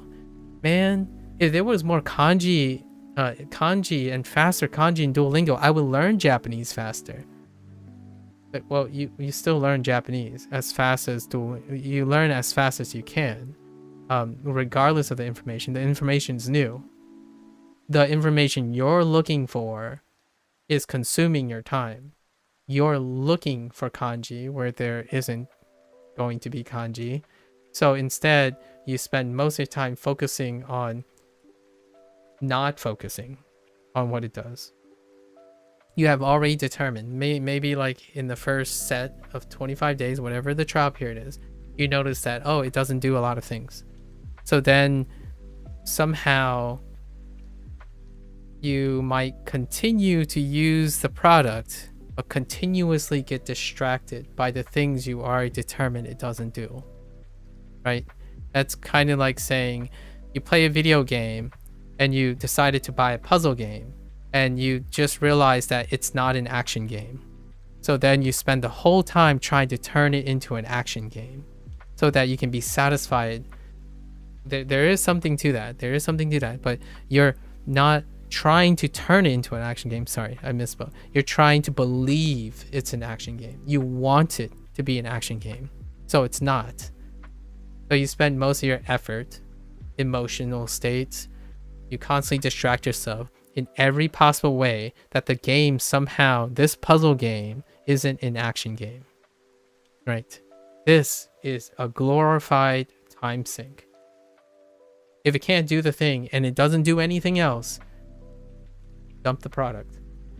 That's what the trial period is, right? Now there's a difference. For me, I don't focus on the things it can't do. However, I will spend my other time doing the things it can't do.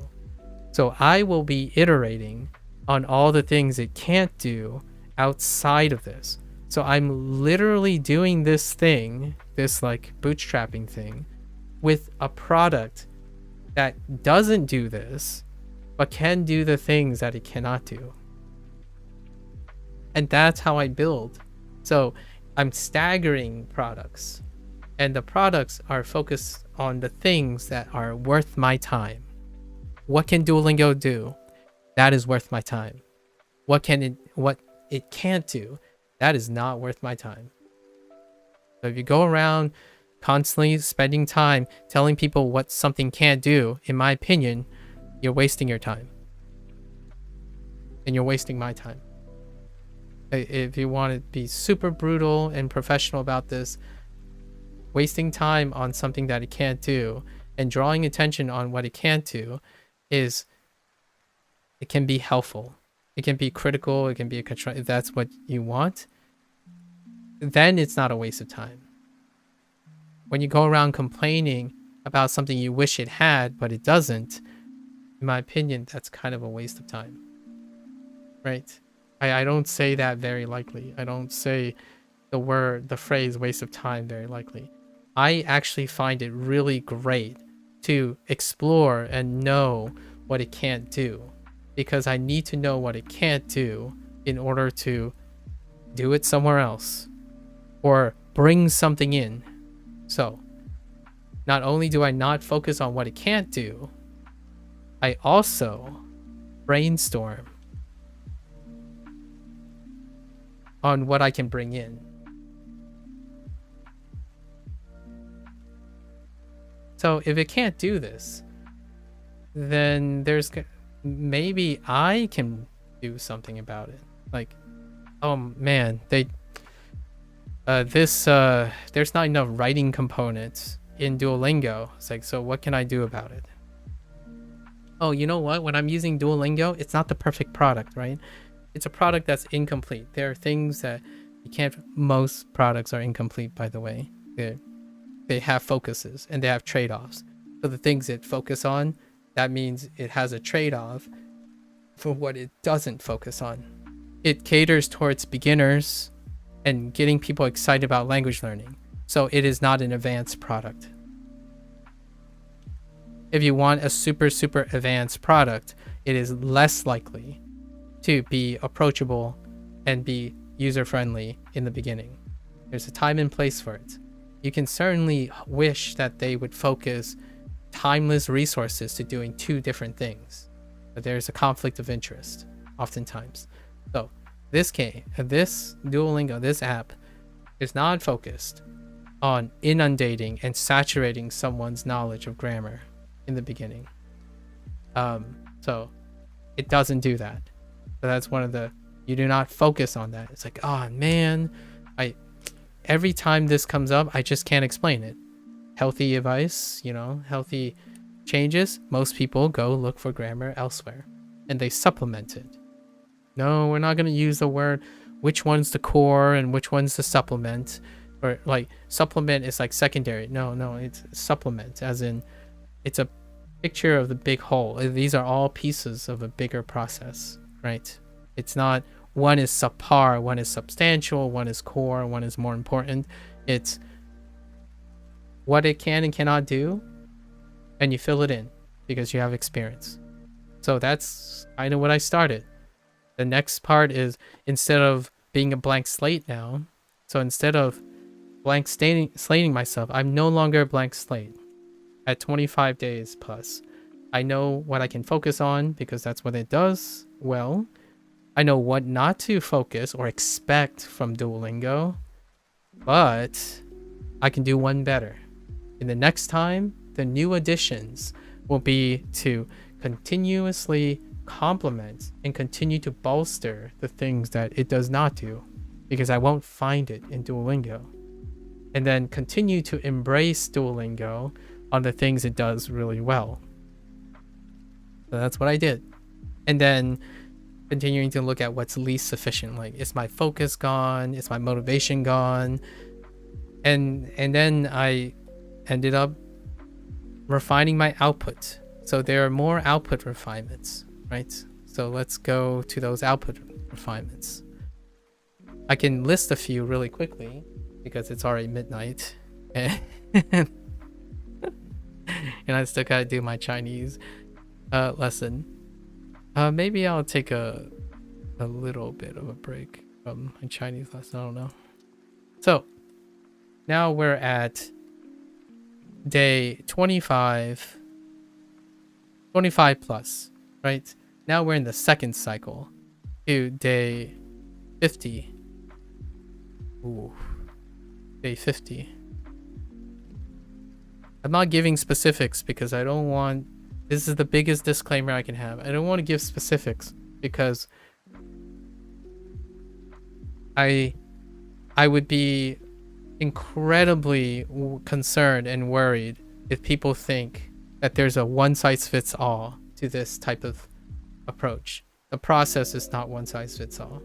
It's to understand how you're reading out and how you're measuring things, right?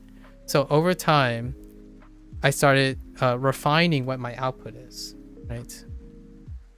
So I wanted to get some numbers because numbers are kind of useful for like tentative gauges. So in addition to my voice, managing my health, how it's going, because you might be thinking, well, now that you know how long your voice is going to go, it's always going to be that, right? No, the answer is absolutely not. You reevaluate every single time.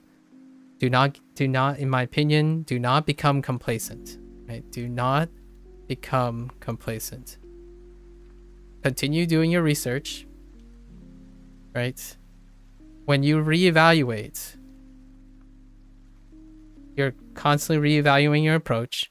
You're looking for new things. That's what the addition is. You're looking for new things. So you're still vicariously researching the next hot thing, right? The next thing that's trending. You're being involved with your language learning. You're getting excited for new tools that you can eventually add to your language learning.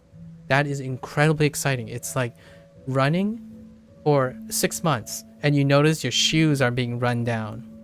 And now you're excited. You're gonna go buy new shoes. Get excited for looking at new shoes. What's new on the block? That stuff is absolutely intoxicating.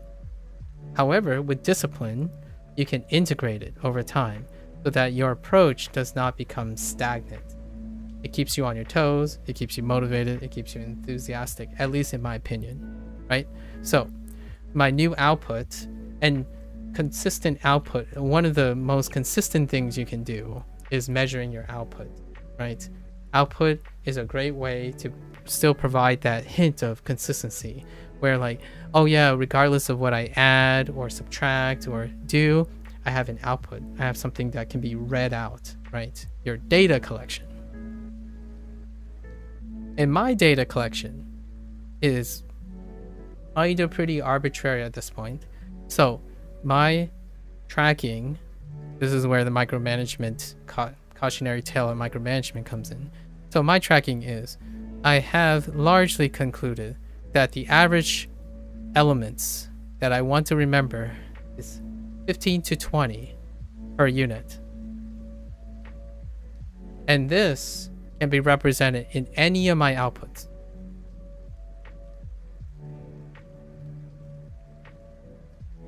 In fact, I further refined this to the point where now the output has to be written first in English, then in the target language,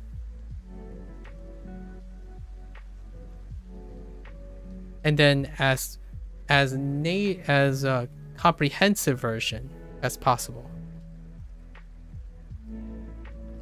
And by that I mean things like, if you're using hiragana, then you want the kanji phrase and the katakana phrase, or if you have like partial hiragana and partial English, eventually you want to phase into English, right? Written. I also have to be able to explain in my common language and in the target language. And obviously this is still a work in progress, right? I can find synonyms, I can describe it around the thing. That's the activity that I'm working on right now. This is well in advance, so we're not even close to this. I've only recently started explaining in my common language and my target language. And explaining what? All the things that Duolingo is showing. And it's not if I am successful at doing it. If I am successful. Because I didn't say what the criteria is of all. It's as much as I can. So as quickly as I can within the limit of my sufficient time, voice, and whatnot. So I read a sentence. Oh, hey, there's the particle wa. There's the particle o. There's a. Day is being used in this sense. This is the new vocabulary in this sentence. I can make a story around that. Let's do that right now. I will read it in Japanese out loud, and I might even write it in Japanese. Those are all the things that I've added over time, right? And you might be thinking, well, what happens when you do too much of it? Then you don't have time. So it's the least sufficient, right? So if you say, oh, but what if you run out of time? Then the refinement period, you'll decide what to cut. You'll decide how to achieve it. And there's also the thing that I want to emphasize is practice makes things more efficient. Usually. So if you tell yourself you don't have time to do this, then you never know. If you do this and you find out that you don't have enough time, then you know. Now, if you practice this and you realize, oh, hey, you can actually do this even faster, then you know, and you can also improve it. Saying that you don't have time to do something immediately means that it can never be part of your routine. It can never be part of your progress. It can never be part of the process. Like, for example, this is going to be a really unpopular opinion, but the idea that someone thinks that you can't translate in your head fast enough before becoming comfortable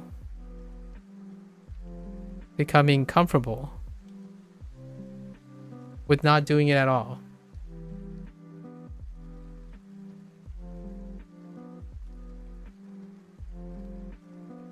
Well, how do you know that? Have you done it before? Well, yeah, you might have. Maybe like you see, this is why, in my opinion, this part is very difficult and is unpopular, is because as a person who's language learning, like you're learning your target language, you are already doing that sufficiently fast enough. You see what I mean? Like, the person who goes to learn a language is learning something sufficient and translating, or like somehow negotiating whatever it is in their head sufficiently to learn a language. The problem with this statement is they don't think they're fast enough. As in, they have this magical expectation in their head, like, I should be fluent by 6 months, so by 3 months I should be stopped thinking in my common language by now, right? That is the thought. That is how. But what is sufficient, in my opinion, not ideal, what is sufficient is, if you are learning something, then you are translating fast enough before becoming comfortable. If you didn't, then you wouldn't have learned anything. I'm just saying, like, if you didn't translate it to some comprehensible form, like in any way, like, I don't mean like literally translate, like, oh yeah, take the Japanese phrase, turn it into English, and then you can comprehend it. Learning requires comprehension, right? So if you are learning something, you have reached a threshold of comprehension that you are learning something.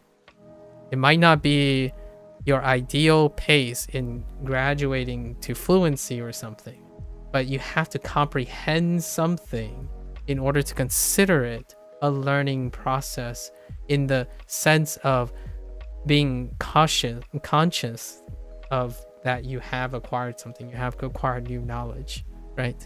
So it's not fast enough. I can totally understand that. Is it sufficient? Absolutely. Not only that, when you tell me something like that, when someone says, I'm not translating fast enough, or I'm not learning fast enough, that's literally oxymoronic. It only tells me that you are doing whatever you're doing fast enough to make progress. You literally learned that you are not learning fast enough. So you've learned something, just not fast enough for your lofty goals or something. So not only did you, in my opinion, say that you're not fast enough, you literally demonstrate that you are fast enough. And whatever it is, it doesn't have to be translate, but the word translate tends to come up a lot often in language learning. Like, if someone says, oh, I did my homework, but I didn't do it fast enough, that's exactly what that's saying. Like, so you did your homework, so that means you could do your homework. You worked fast enough to get your homework done, and you just told me it wasn't fast enough. Like, well, that sounds like you're thinking about something that you wanted to achieve, not what you are sufficient at doing. You worked sufficiently quick enough to finish your homework. You didn't work ideally to finish your homework, and that's perfectly understandable, right? So when people say fast enough, I like to remind them that you only know that if you're absolutely sure you know that, then you have learned something about yourself. Now figure out what that is, and that's the process, right? I learned that there are things that are slower. Now I know. What can I do about it? Right? What can I do about it? As opposed to saying, oh yeah, I wish Duolingo was faster, so I would learn faster. Well, you can learn as fast as you can with or without Duolingo. You can choose to learn faster while still using Duolingo, or you can choose to start over and iterate on another product. The question is, how long are you going to keep cycling through your tools, and how much of restarting and reiterating do you have? Because experience is accumulated on consistency. It's not accumulated on novelty. It's not accumulated on being less committed. It's a balance. I only become excellent at trying to complement Duolingo if I actually know these things are happening. So a lot of individuals will say, it's like, oh yeah, Duolingo didn't help me at all. And then they would make a laundry list of what Duolingo doesn't do, and then they went out to find those things after like a year or 2 years of using Duolingo. So what did they learn? Exactly this. They legitimately found out what Duolingo do and do not do for them. They think the things that it does, they don't need anymore. That's my little digression on being complacent about skills that you build and they no longer need to be practiced. And then you found everything you observed enough, which is basically doing the thing that I do all the time, every 30 days, to reevaluate. And then you found out based on first impressions, Duolingo can't do this anymore, so you replace it. You effectively did one round of iteration. You decided that the only time you decide to reevaluate what you're doing is when it stops working. So that is the other key point here, right? Periodic reevaluation. How often are you reevaluating? Well, in school, that's what exams and whoops, I said text. That's what exams, right? Exams are meant to be doing. That's what report cards are, right? That's what semester breakups are, right? Breakups, classes and levels, right? These are the things that you are constantly being reevaluated and obligated to do. All of this is absent when you are the evaluator. If you are self-evaluating, all this is up to you. So how often do you actually do that? I do it every month. I'm doing it right now. This is the inception point. I do this, I practice this, because I have to remind myself I should do all these things too, at least in my opinion. For me, I'm telling myself, like, I'm not even talking to some opponent or some person who disagrees with me. I'm recording this because I need to get better at explaining this. I don't necessarily, in order to reflect what I do, right? This is what I do throughout these periods of days on top of language learning. All the content that I need to remember and learn in Japanese and Chinese, I actually don't prescribe I need to learn them. I am solely reliant and trusting what Duolingo does. Duolingo provides content, so I don't need to do that. I don't need to spend time going out of my way. It's like, oh, what should I learn today? What should I learn tomorrow? I liberate it by doing everything else that it doesn't do. Because this tool, I trust this tool. I know what it does for me. So I don't need to work on that anymore. I work on everything else that it doesn't do, right? When someone shares with me a tool and I like it, I'll continue using that tool for what it does and only focus my efforts on refining and evaluating things that it doesn't do, and then use outputs. Basically here, outputs explain in the common target language all the things that Duolingo is doing, and if I'm successful at doing them, I practice written and spoken, right? Written and spoken output to the best of my ability. Regardless of my competency, I'm trying to produce that without its reliance. So what are my outputs now? At this point, just to highlight a few things. Where did why can I not see? Okay, here it is. So things through this assessment, right? After many iterations, so now we're on our 6th iteration. What are my outputs that I've added? I refined some and added some. So there are refinements. So originally I added kana, right? Kana practice. Eventually that got refined out, right? Or it got basically refined into something else. The kana practice is now part of the recall session. At the beginning of each session, every other day. Now it's every other day. I write whatever kana I have at my disposal, right? And then there's the addition of kanji, right? And in that, kanji was originally reliant on the kanji section. But now I have added to my recall, and now it constitutes the beginning of each kanji section. And this is really recall session. And this was really recent. So now my focus is that I must prioritize remembering the kanji before assembling the kana.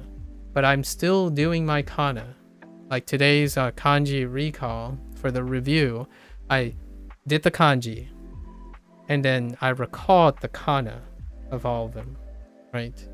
So the idea is if I see a kanji, I know the representation in both writing and speaking what the read is.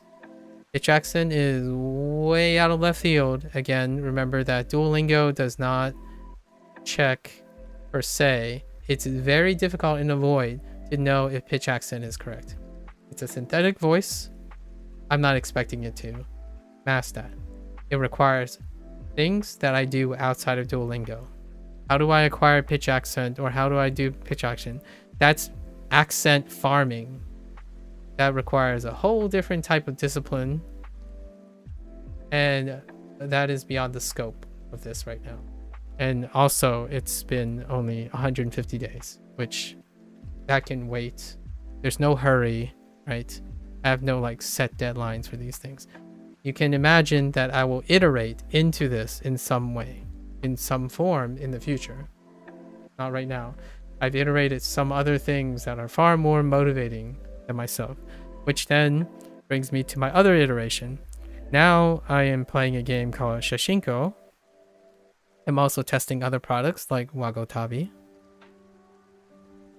And I am applying a modified version of this bootstrapping into Shashinko. So, you know, reading plus listening as an output to acquiring hearing, and then subsequently acquiring reading, and then taking these and outputting writing unaided.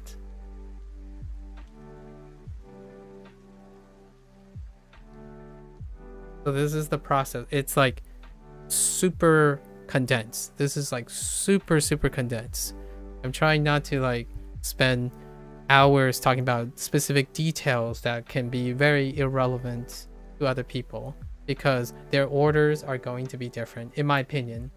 That's actually very unpopular. It's a contested method where some people believe that there are a specific order in which you acquire things. I kind of feel that for myself, so that's why I chose this order. However, for other people, they might differ and whatnot, so I don't want to go into that. This is the order that I have found that language processes for me. I read and listen outputs, right? I read and listen. I output from my reading and listening. So anything that I can output from my reading and hearing at the same time. And then I modify it to hearing. So if I become only dependent on hearing, I can then convert it into reading. Then at some point, I output writing unaided. And that's the goal. The end is if I can write it unaided, I'm able to hear it in my head, and likely by the time I can write it, I more or less have output speaking in whatever the desired read was. And that read starts with imitation. I'm not interpreting anything, right? That's beyond the scope of my iteration right now. I'm not doing any interpretation as in, oh, I'm flexing this pronunciation because I have some real world experience. None of these products give any of those experiences. It's comical because some people say, oh yeah, now you're doing immersion and now you're getting real experience. It's like, well, when are you going to get real experience? Like, all of this it's real or not real, but it's irrelevant. It's experience, right? How real is it is based on its application. Well, if my experience is helpful to designing an educational game or Japanese learning, then it is real experience.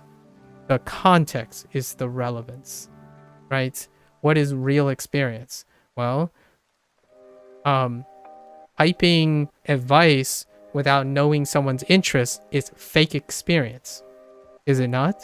So let's not use real and fake to garner people's experiences.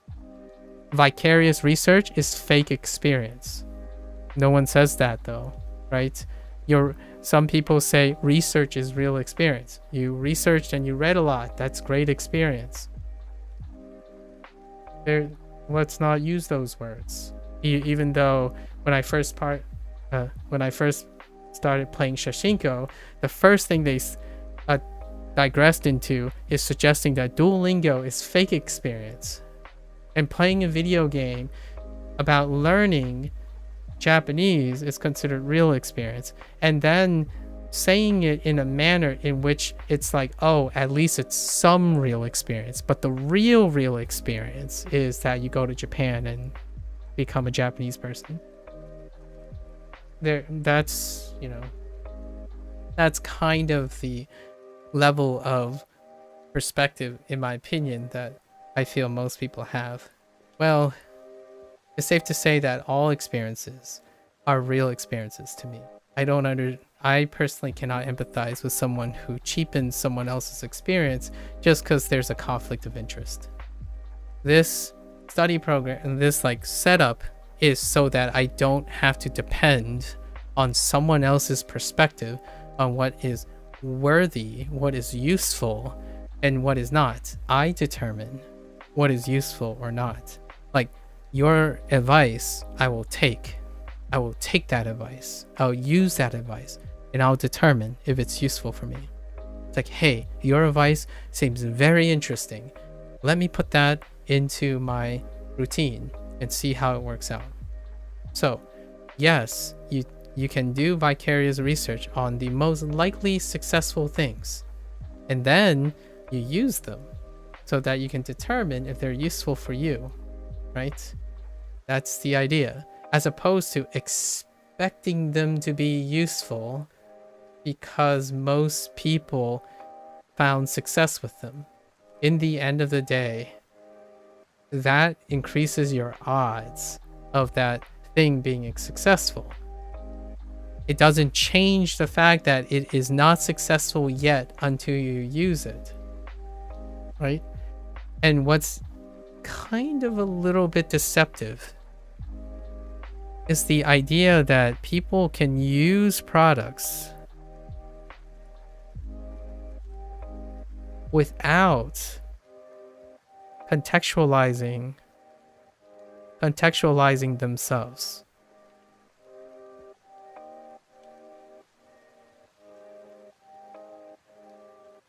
And what I mean by that is, not only do most people buy a product, use the product based on expectations. That's where it ends. So there's no collecting. There's only collecting. It stops. It literally stops at collecting. There's no okay, well, this works really great and all. Now let me evaluate it. And then let me think about how to change it. Maybe. I mean, let's take a gamble and add something to it. Right? And then come back and do it again and again. It literally stops at collecting. So the moment the collection fails, right? When the output, when it fails its expected output, all this process doesn't happen at all. The person goes and looks for the next product. They move to the next product. So yes, it is very reasonable that the vast majority of people use products without contextualizing themselves in using the products. So I already said that, yeah, vicarious research may not substitute for experience. However, if you have experience, you can contextualize that. So I know that when I start using Duolingo, it's very likely that I will be able to achieve realistic goals, like learn some Japanese, because I set those goals there. I have a lot of experience evaluating and refining and knowing that I have to go through this amount to know that things are working. I actually quite love this. The amount of trust, to some extent, it comes with dangers. The amount of unconditional trust that mere exposure, right? Mere exposure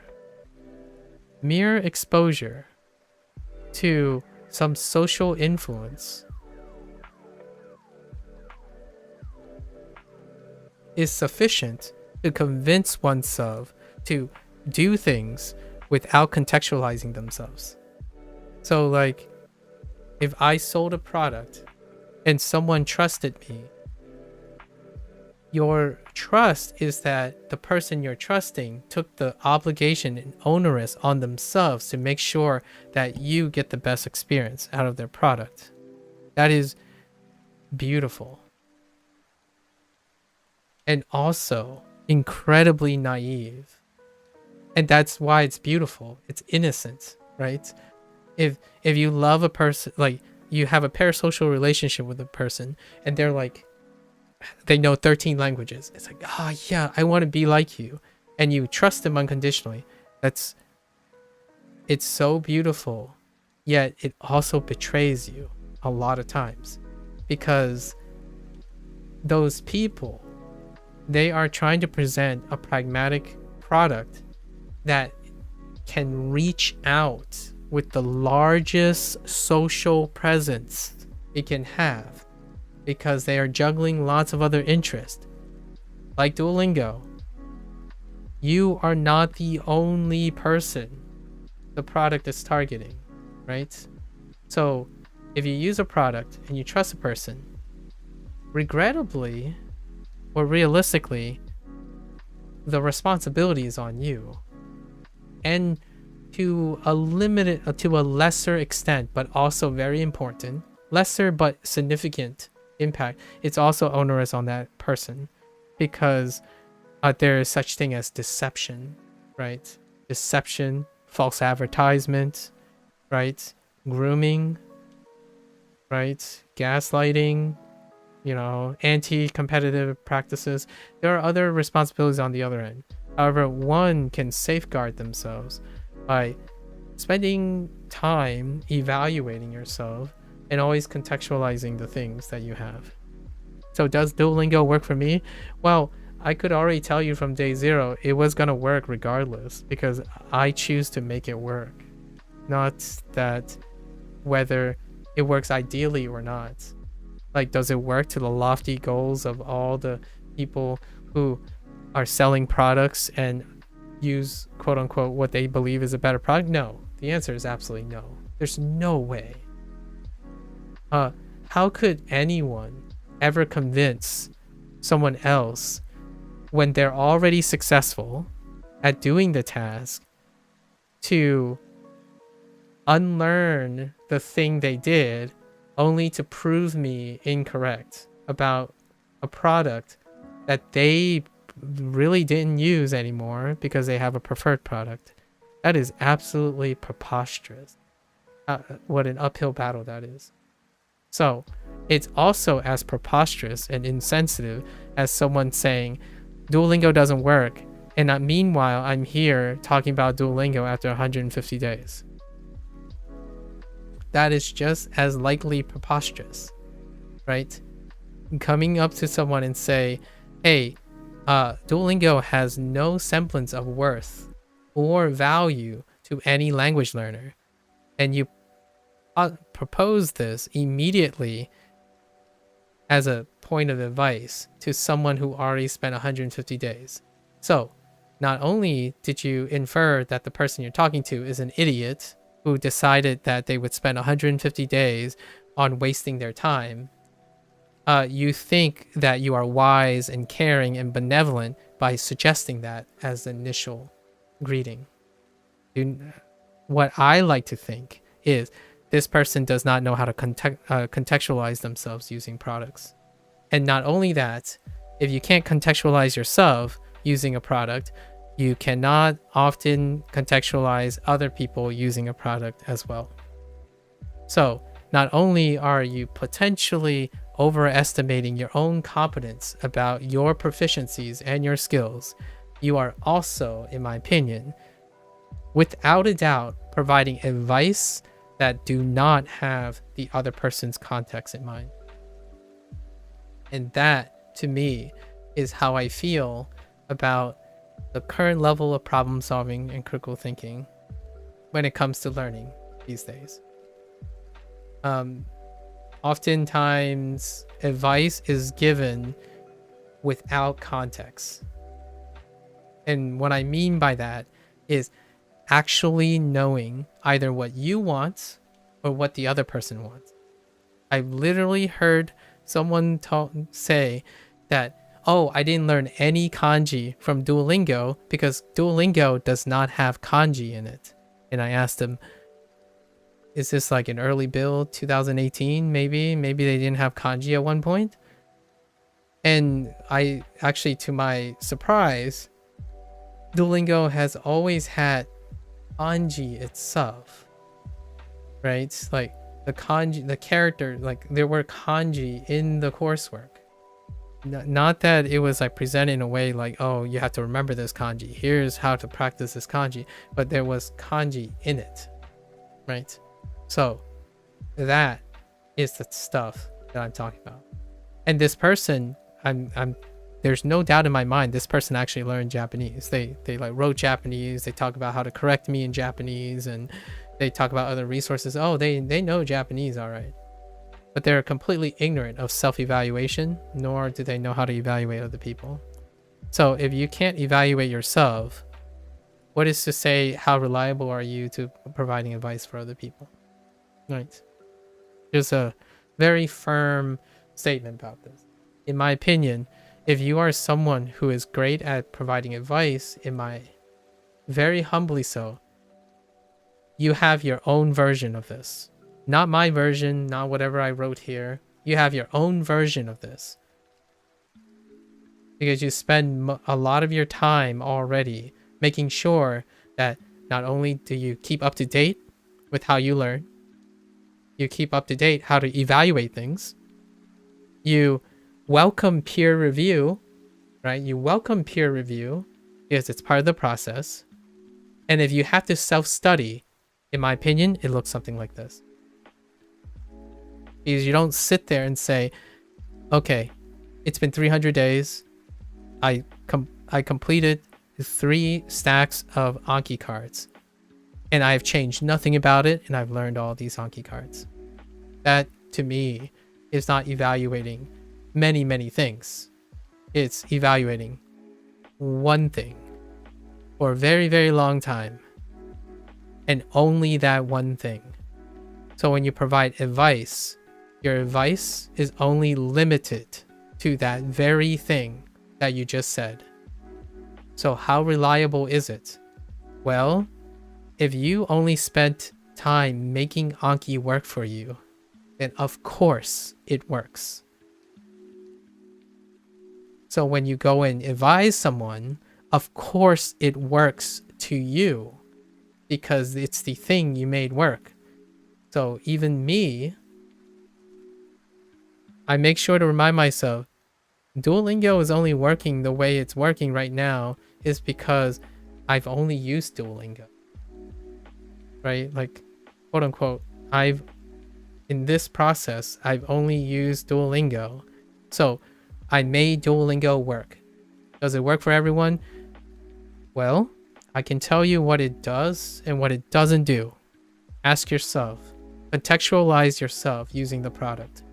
Do these do's and don'ts and these cans and can'ts, are those things going to prevent you from achieving whatever it is that you're expecting and whatnot? Because I can't answer that question. I made Duolingo work. And I love that Duolingo exists. It challenges me to find out how to do things that it cannot do. And it challenges me to do things that it can do that I suck at. I actually suck in the beginning.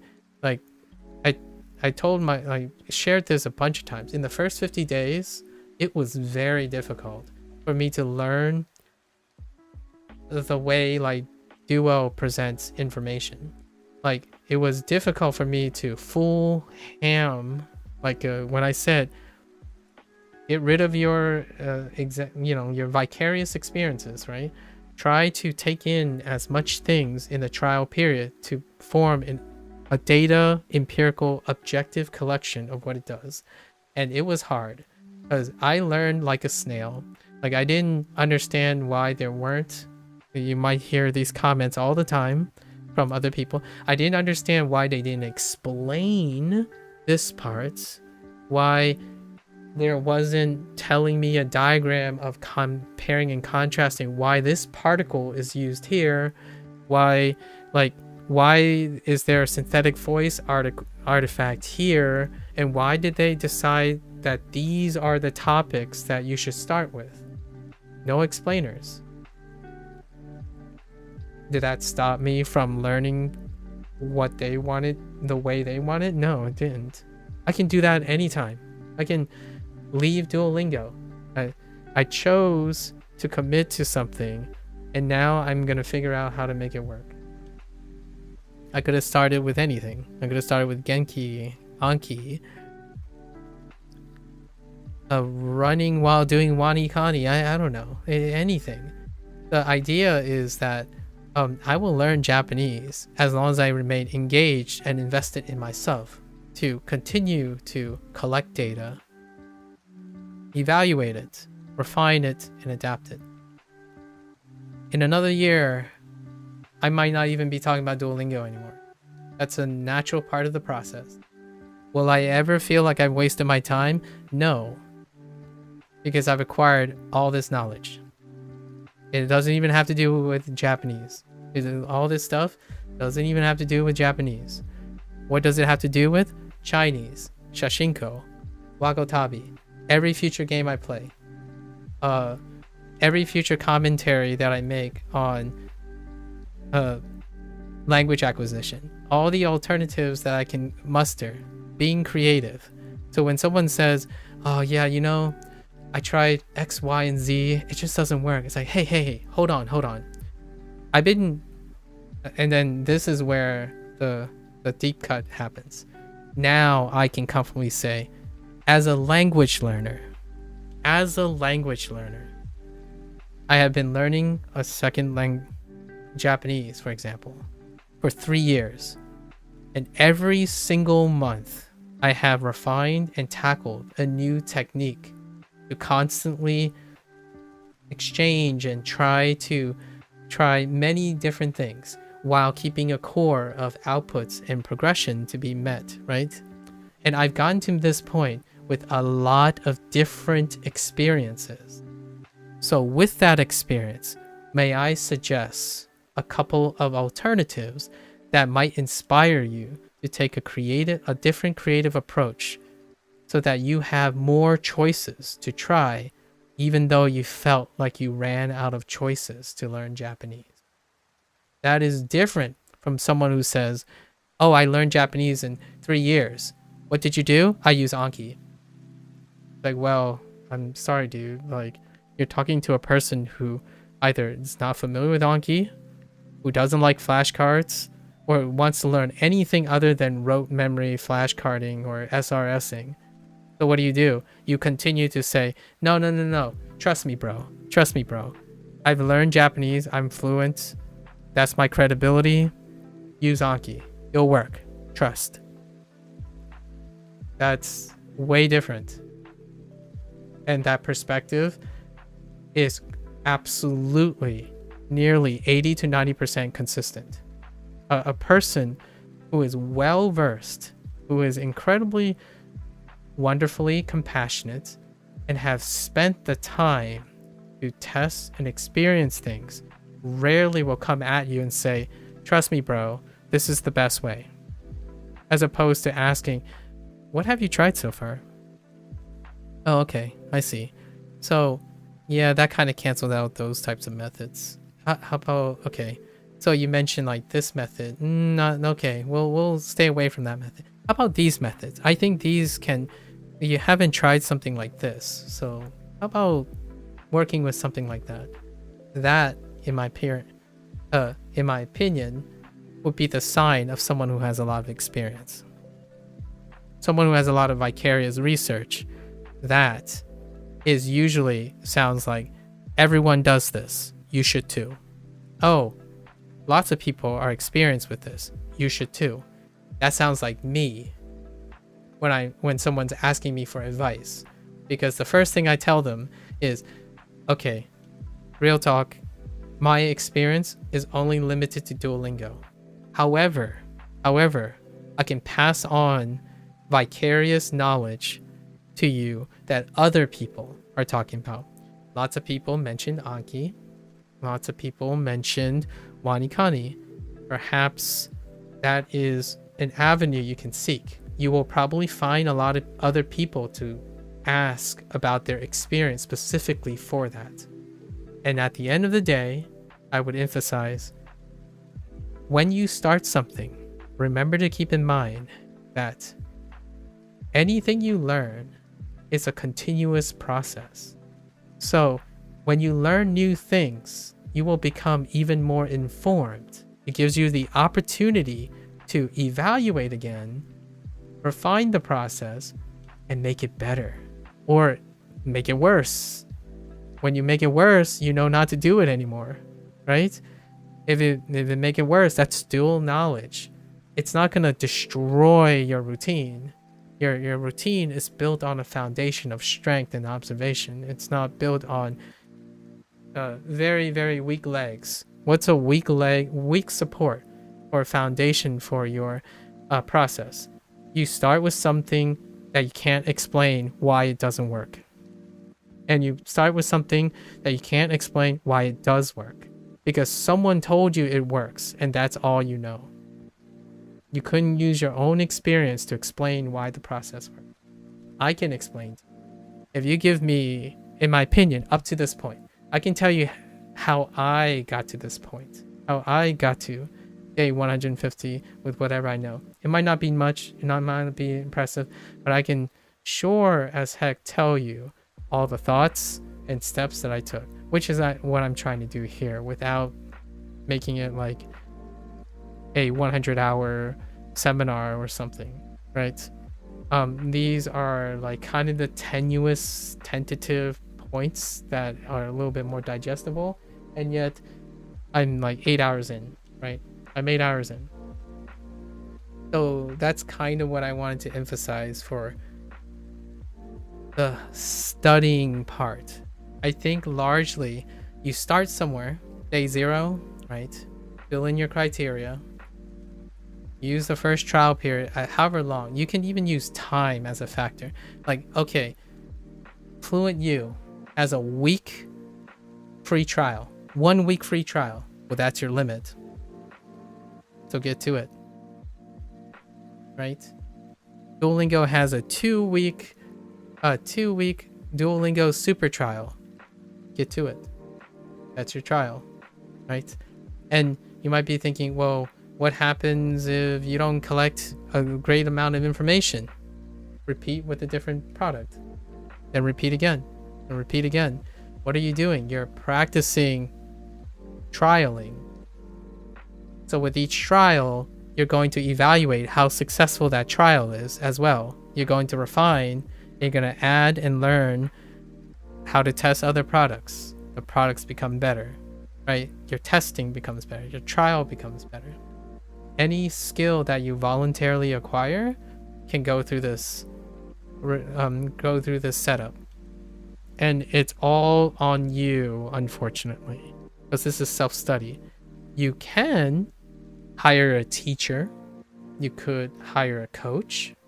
You could go to a college with other classmates.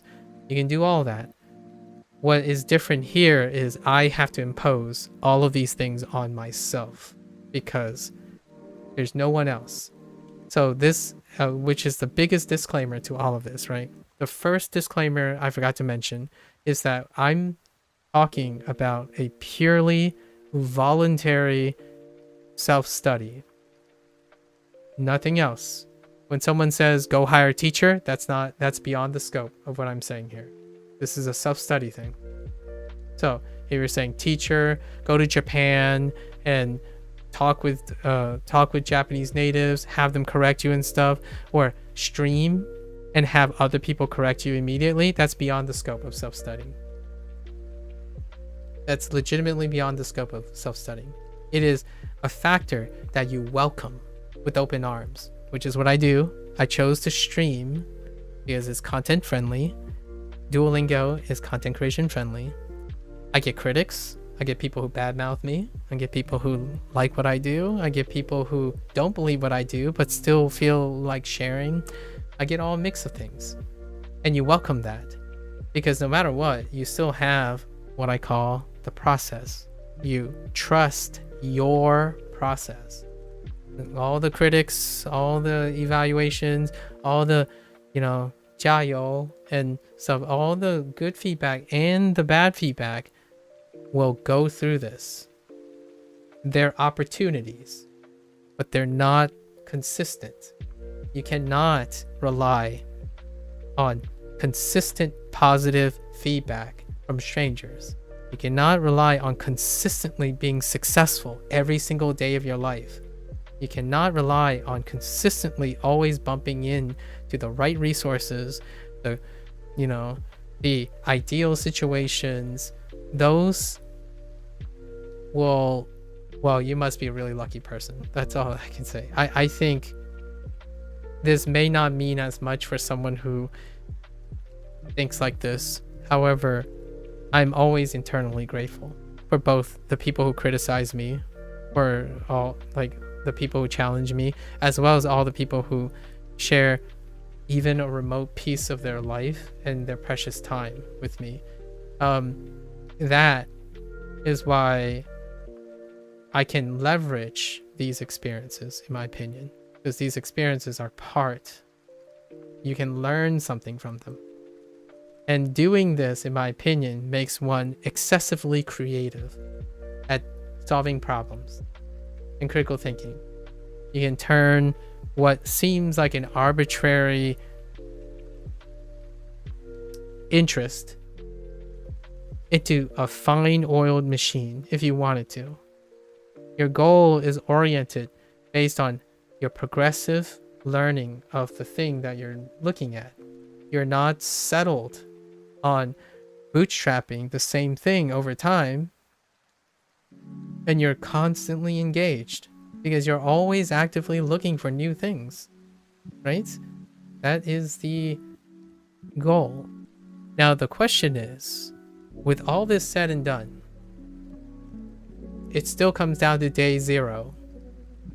How long until you find out if your output is good enough or sufficient? How often are you reevaluating? And in the end, also, you need outputs. You need reliable outputs, right? My outputs are not written on here specifically, but let's go and do some brass tacks for outputs, and then we'll call it a day for there, because my voice is about to give out. or for this section, because I still have to like spend an hour or two doing a Chinese lesson. I think I'm going to spend an hour today doing my Duolingo Chinese session, maybe with a little less speech. So with all the things I discussed, there are things that I have, we'll call it, so what are the things I'm collecting? What are the things I'm evaluating? Or evaluated, I guess. I'll say what are the things that I evaluated, because they're not all currently evaluating. Evaluated. What are the things I refined? And then what are my additions? You can use whatever words you want, honestly. These are the words that I came up with on the fly. They'll probably change over time. So what do I collect? I collect vocabulary.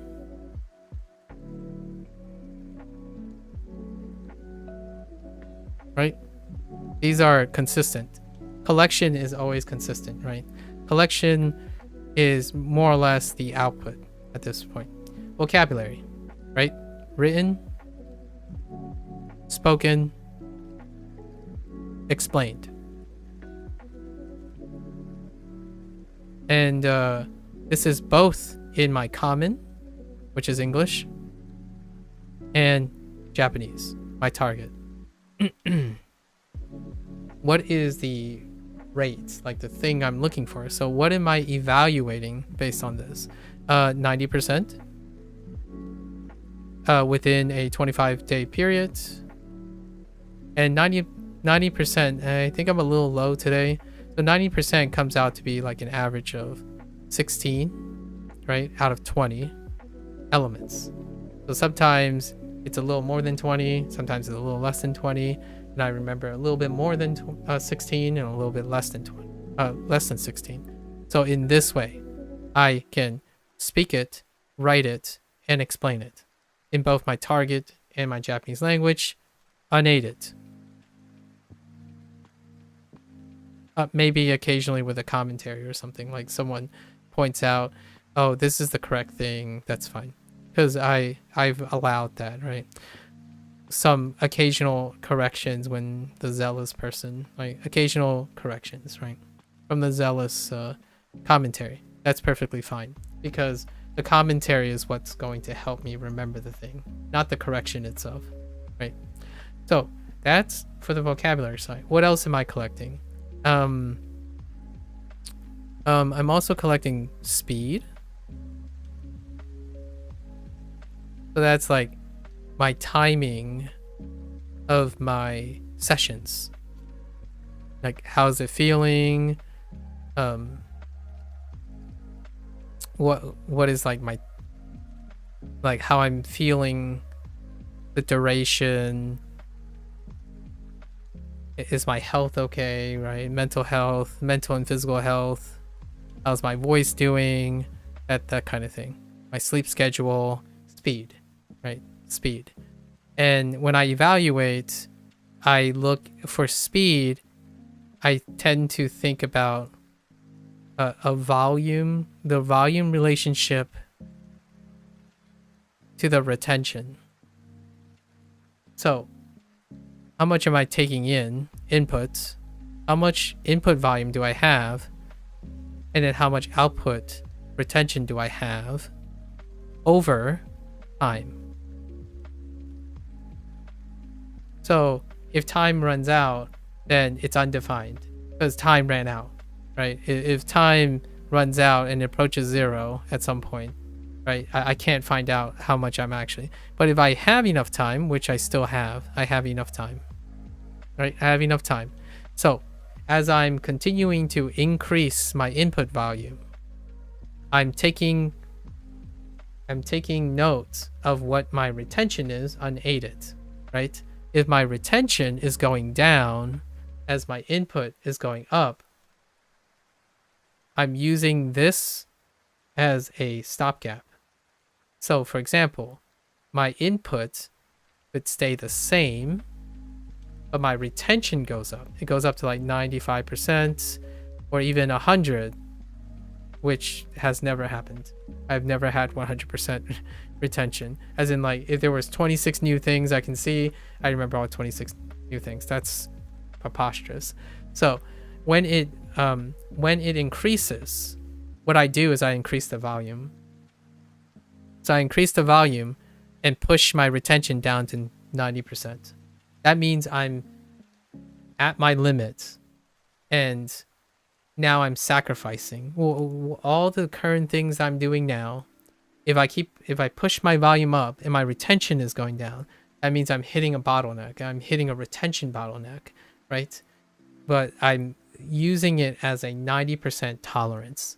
So if I can still continue to hold on to, like, say the volume increases to 40, right? Because this is stepwise. If I do 2 amounts and I'm still getting like 34 out of 40, that means I can continue to push my volume.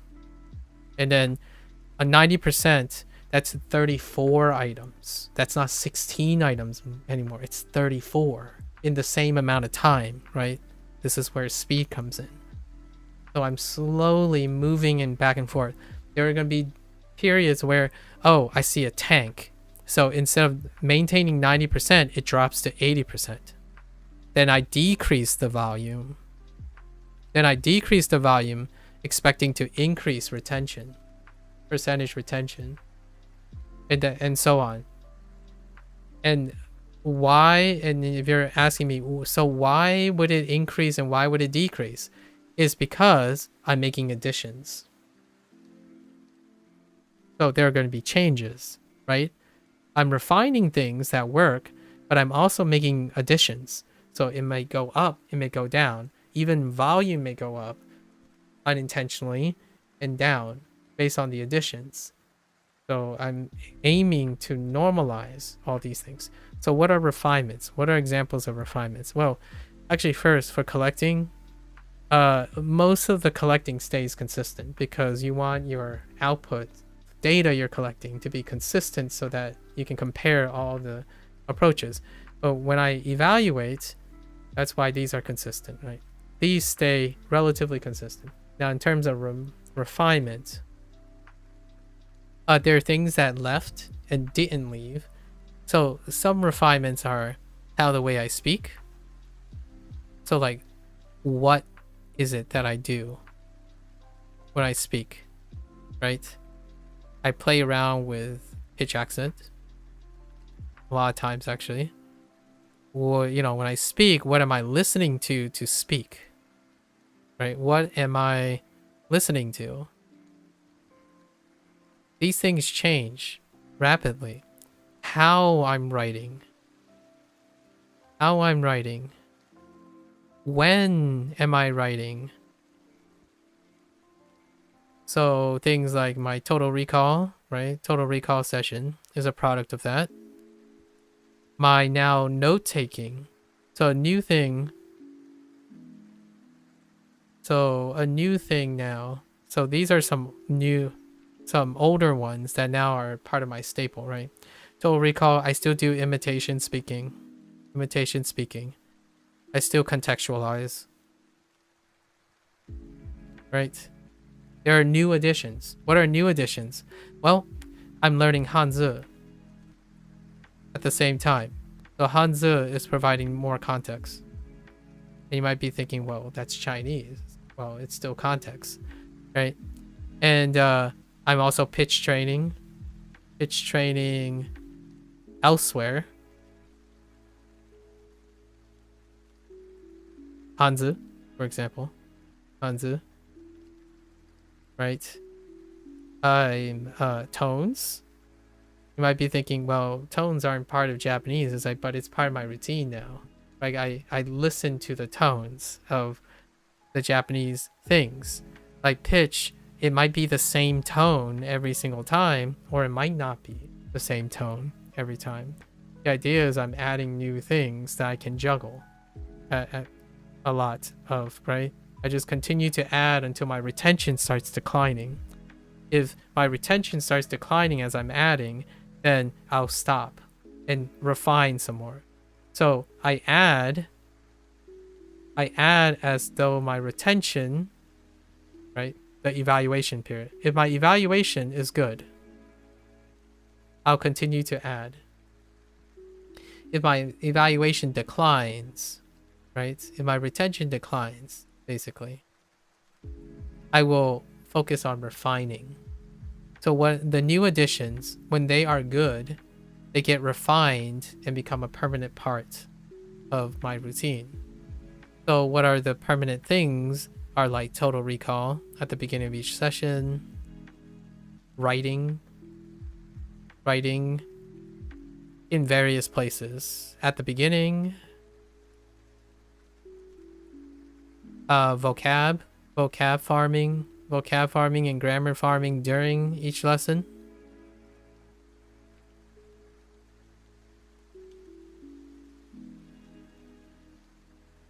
There are other things like self-dialogue. So what are vocal speech self-dialogue? Explaining concepts on the fly, compare and contrasting bigger context within a theme. So what is that like? Oh, hey, this prompt, it's contrasting the non-adjective versus the e-adjective. It's not said anywhere. Like Duolingo doesn't yell at you to say those things. You could internalize those things and forget how to explain them. That's perfectly fine. I'm just doing it orally, right? Like I'm doing it in both writing, speech, and vision. So most of the time, I'm engaging myself in as many ways as possible.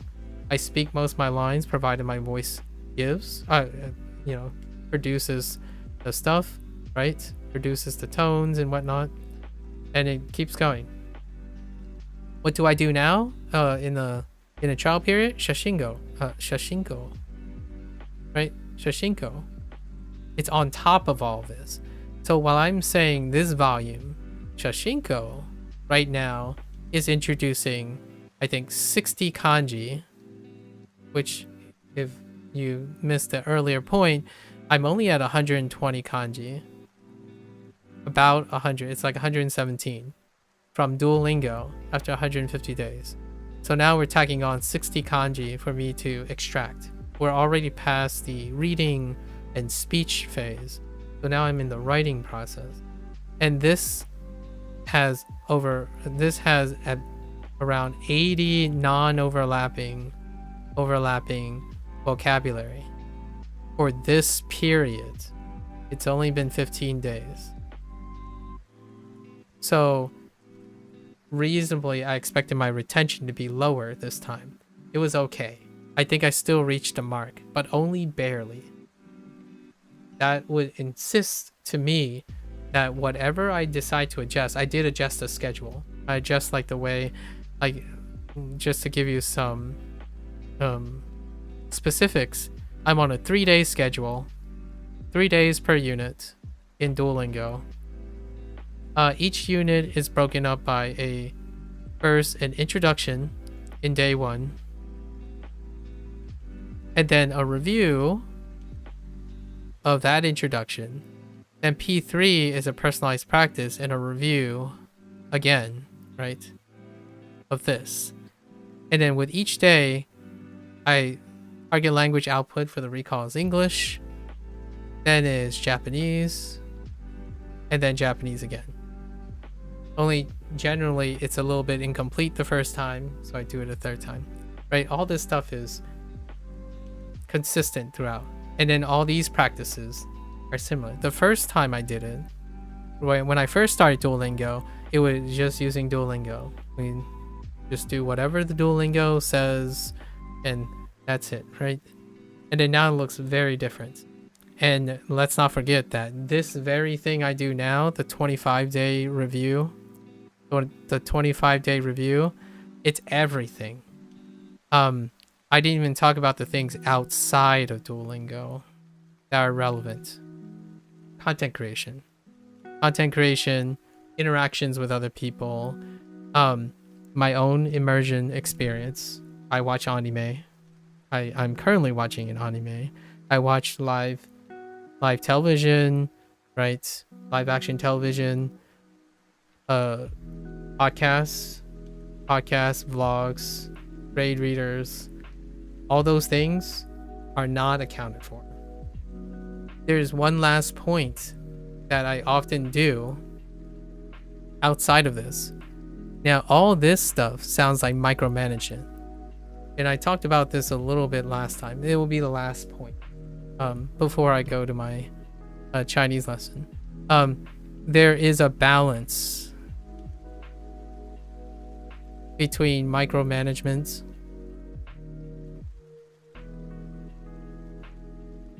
and we're gonna say exploratory immersion, in my opinion. And this is about it. It's about 50-50 actually. It's about 50-50 now. So now that my micromanagement is like more or less a pretty well-oiled machine, right? Pretty well-oiled machine.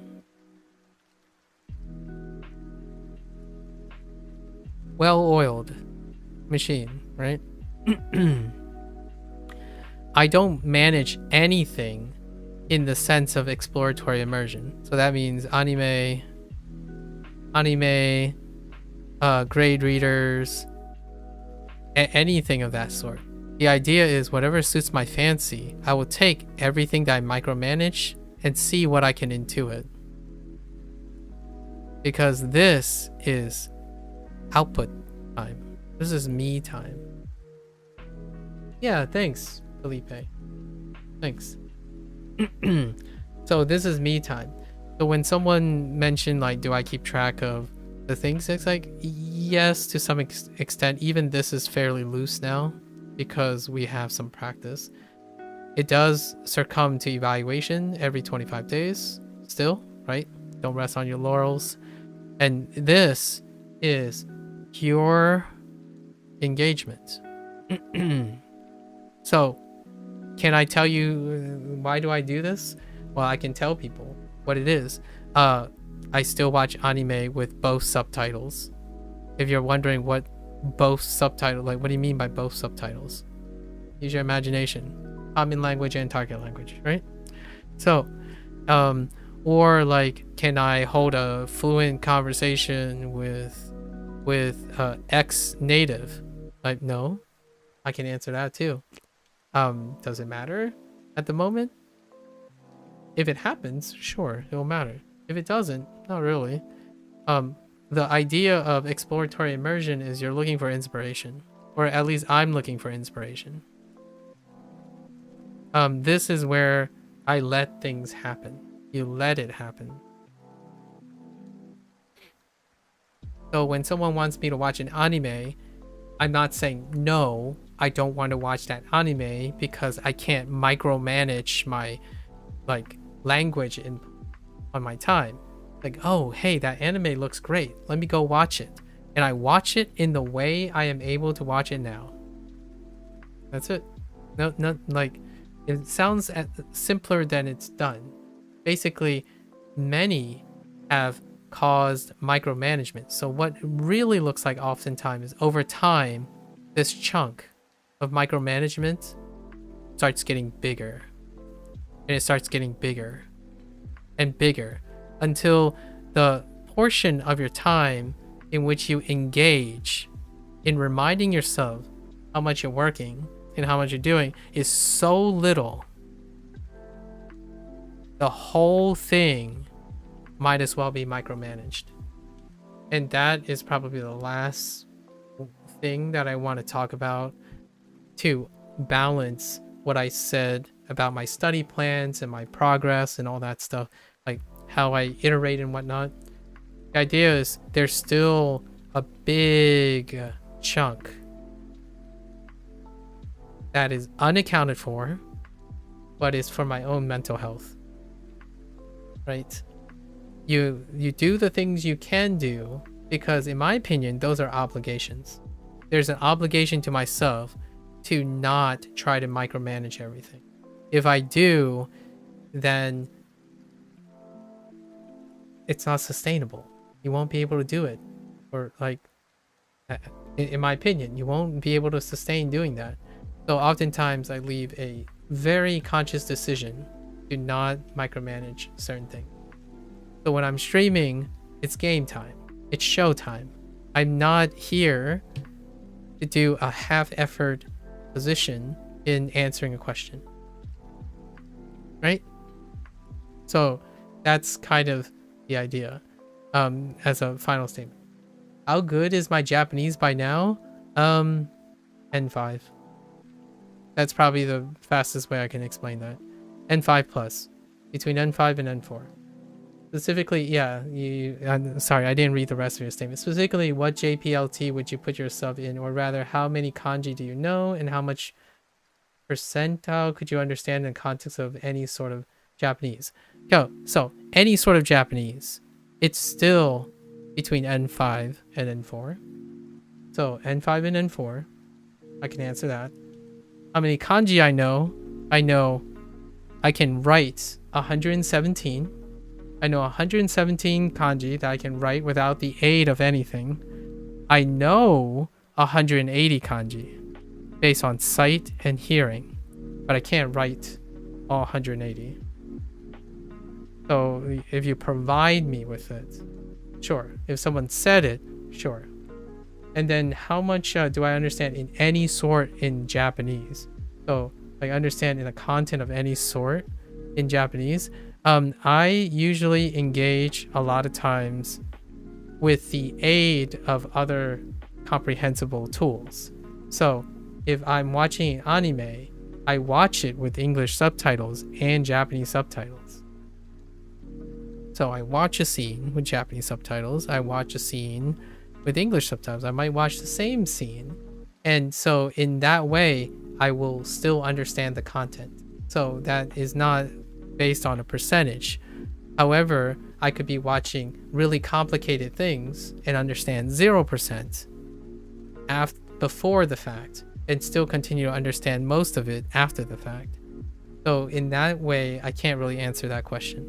Generally speaking, when I consume products, I tend to consume it in a manner that is comprehensible. So usually the percentage that I'm aiming for is 70 to 80%.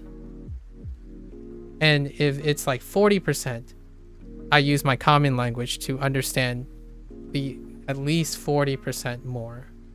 So I don't tend to leave it incomprehensible if I'm looking to understand it.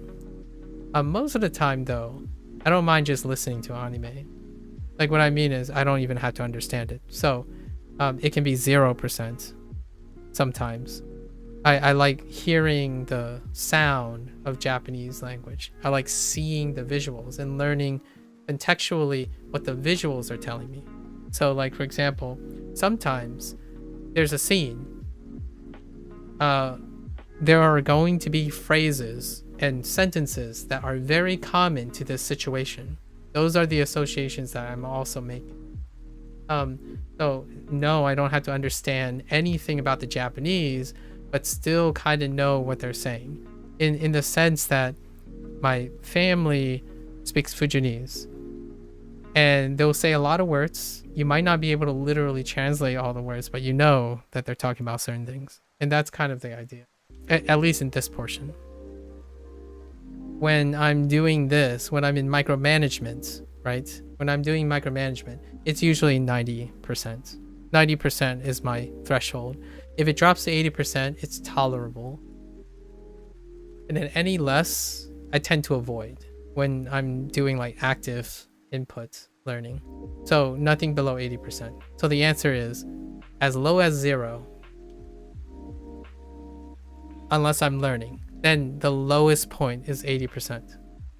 The level is going to vary, right? If you throw Steins Gate at me, I'm not going to understand 80% of it.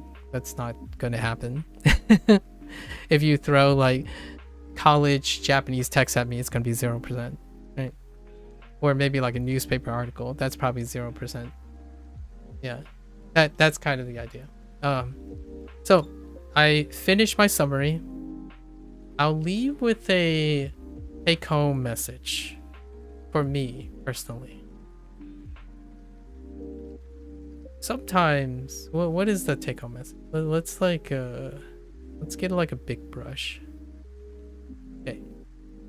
So the take-home message, oftentimes I want to leave, is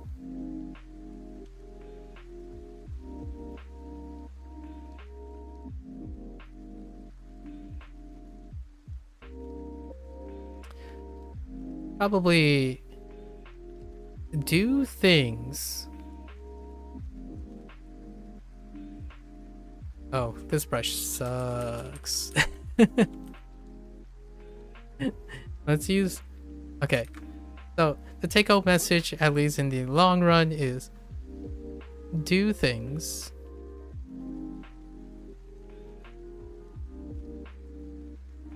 Do things relevant to you. No, that's terrible. I'm not very elegant at this. I'm hard time. Do things. Do things.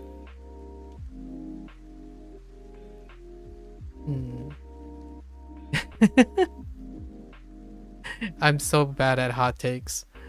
We're not hot take people. I'm not a hot take person.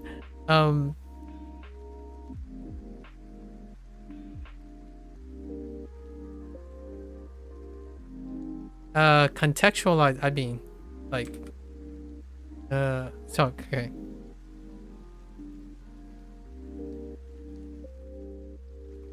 Contextualize your learning, right? Contextualize your learning. That's terrible. That's terrible. Let's try a different one. Hold up. No, I already said what I already spent the last. I already spent the last 8 hours talking about what's on my mind. We got to be a little bit more concise here. Okay. Learn with your own experience. Learn with your own experience.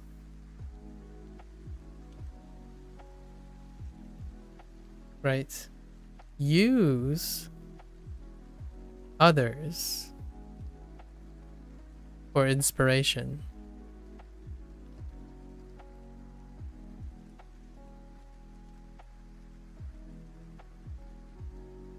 Iterate through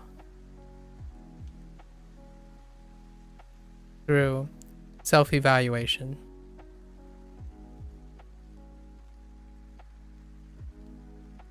I was gonna do like a meme and profit. No, not. We don't want to say profit. Oh no. Oh no.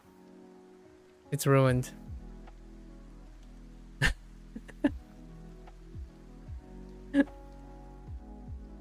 Not the most elegant. Oh gosh. Someone save me. I don't know which brush I used. Through self-evaluation, okay? Through self-evaluation. Right. Learn with your own experience. Right? So pick up something, do something by learning with your own experience, and use others for inspiration. Don't forget to iterate through self-evaluation. Right? You have to evaluate self regularly. Oh, it was third on the column? Oh, okay. Oh, yeah. So that's probably summarizes most of the things, right? Bring in your own experience while you're getting other people's inspirations. So like if someone's offering a tool, bring your own experience to the tool. Iterate through self-evaluation. And then create, right? Create your own process. And what I mean by create is it will lead to a creation of your own process. When you constantly learn when you constantly learn with your own experience and you keep taking other people's inspirations and you iterate through them by evaluating yourself, you're going to end up leading to your own your own process. And why is that? And the last thing is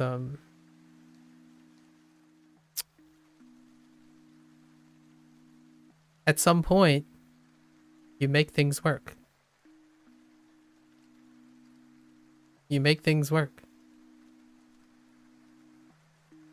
Doesn't matter where you start. You know, you can start anywhere. There'll be at some point you can make it work. If people dislike the way you make it work, does it matter? The one thing they can know for sure is that you made it work. So regardless of what they say, that it's not going to work. If you made it work, then they have no problems, right? So learn with your own experience. I really earnestly like the first step. You really got to leverage your own experience. Sometimes I feel like a lot of people tend to say things like, oh man, this guy told me I've been doing it wrong all my life. I'm like, how can you be doing something wrong all your life when you've been doing it for so long all your life? There's got to be something else. There's got to be something new. You know, like the next fad is like, this is a life hack. You've been doing it all wrong. It's like, but I've lived for 20 years doing this. How could it be all wrong? Right? Learn and take in things and other people's inspirations, but you have your own experience. Don't forget to leverage that. Throwing things out the window is like, oh yeah, I've been studying all wrong. Let's go and follow this guy's course without ever thinking about anything I've ever done before, because this guy knows what they're talking about. I didn't live 30 years of my life learning a different way and different things, and that's just garbage because this guy has the secret. They definitely have the secret. It doesn't matter that they're 16 years old and I'm 30 years old. This guy definitely knows. They have the secret to learning. Right? I'm being facetious because I do think a lot of people underestimate their own experience. If you're learning if you're acquiring a secondary language, you have so much experience acquiring your first one. Abandoning all of that just because someone told you is not combining the best of two things. You're not leveraging everything that you already know works while taking whatever they offer and making whatever you're doing that works even better, because you are going to be able to iterate and self-evaluate whether it improves your thing or not, and your process will become your own. Then you could be that other person and say, this is what I've done. Go out there, take whatever you want from me because I've already given to you freely. Make sure to contextualize your own experience and make it your own. Because in the word of Mr. Beast, in the word of Mr. Beast, Mr. Beast have said this multiple times on his interviews. People always ask him, so how do you feel about those people who are copying you, who are like literally releasing videos and doing the same exact thing, following you but in a different country and making mad bugs? He says he doesn't mind that so much, but please do something on top of it, right? And that to me is what I mean by creativity. I wish the things I said worked verbatim for people, right? But the thing that I think is the most realistic is that the thing that will work is something that has a part of you, your own experience, and the best useful things you can determine from other people's ideas. Your process is your own process. You make things work. Okay? Absolutely true. There's always value, even if the idea is wrong. That happens with psychoanalyses. Yeah, scientifically it has no proof, but still have a lot of material with value for creativity and ideas. Yeah. So, that's way. If you have an idea, and you're telling me the idea, and you say, "Here's the link to the idea," I'm less likely to be I'm less likely to be engaged, and honestly not as interested, because if you said you have an idea and you show me what you've added to an idea, that is money. Because like I'm not looking to hear someone else's idea. I really want to hear what you're doing. I think oftentimes people sell themselves short and they don't like explaining their own ideas.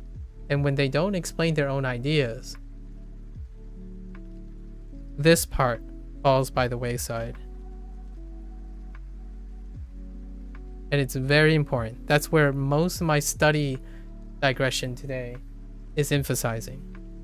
If you're not evaluating yourself and iterating on yourself, it can be very, very difficult when someone asks, "Can you explain to me the things you do and how they work?" To me, that's priceless, because I can't go and talk to Mr. Beast. I can't go talk to, I don't know, that hyper polyglot in the other end of the screen. I can talk to you, the person who's offering advice. I can talk to you. So if you demonstrate to me that you can explain the things that you're doing, that is priceless. And don't sell yourself short on that.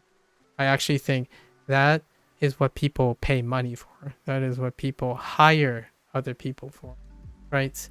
And I hope that language learning can be a vehicle for that. Learning how to, man, all this stuff that I'm saying now, yes, I have science to thank, for sure.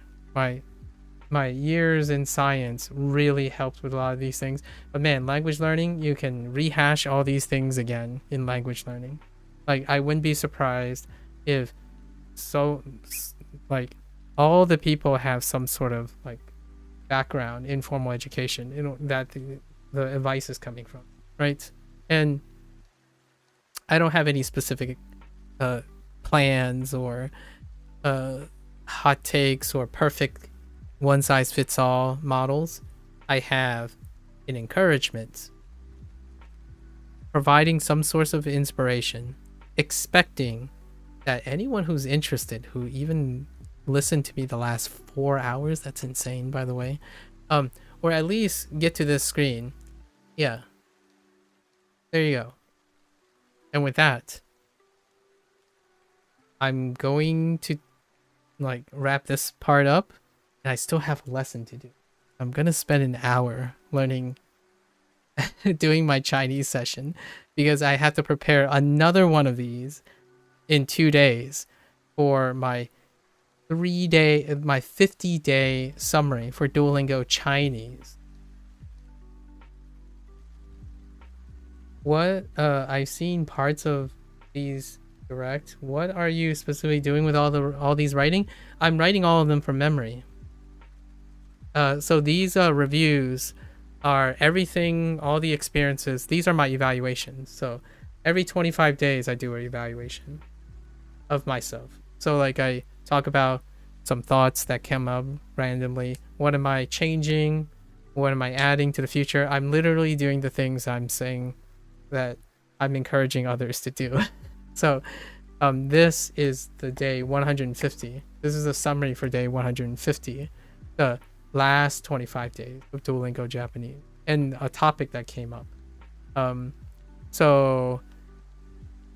Basically then I reiterate, like, this is the plan for it, and then we practice Arcana, right? We practice Arcana, then we do all our kanji that we know. Oh, by the way, these are the kanji. These are the kanji characters that we know. So these are the kanji characters.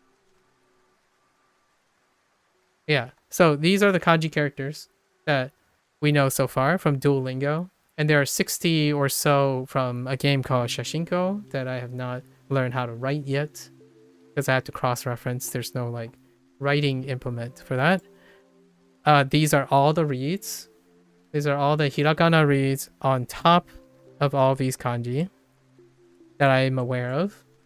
So these are all the hiragana reads on top of their respective kanji, because that's the activity that I wanted to do today to remember stuff, recall stuff.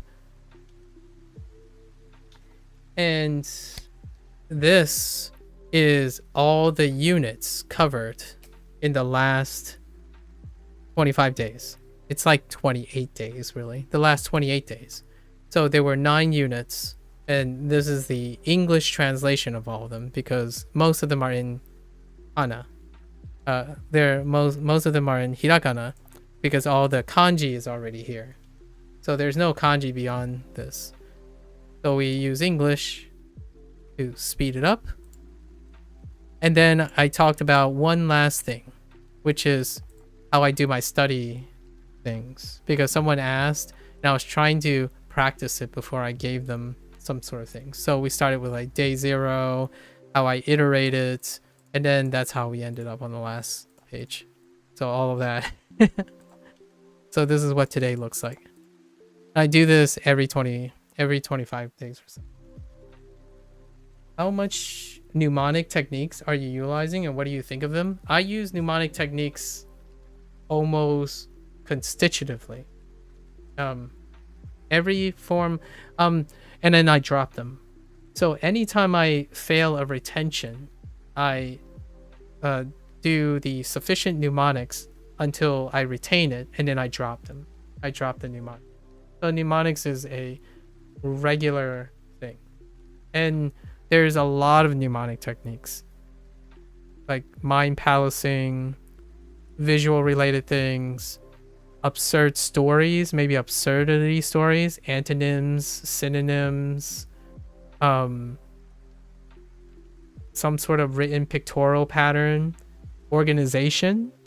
So like you could also use visual organization where if you list 4 words in an order, you can remember any of the words in that order to remember the other 3 orders, right?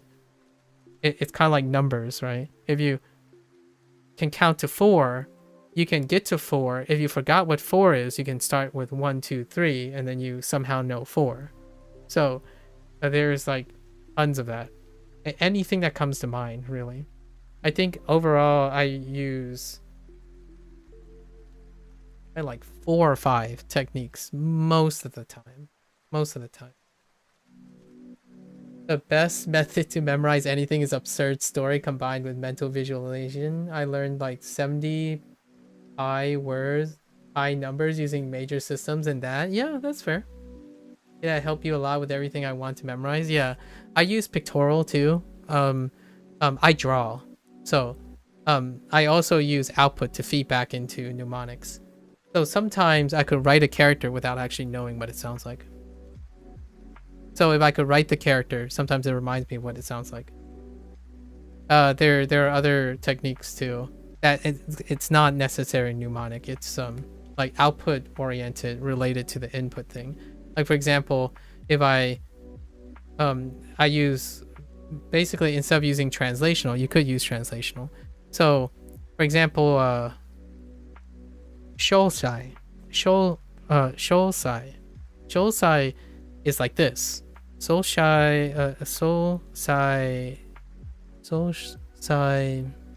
no lesson. I don't know if it's an adjective. I only know it out of context in Shoshinko. So shosai is saisho. That's the mnemonic. Saisho.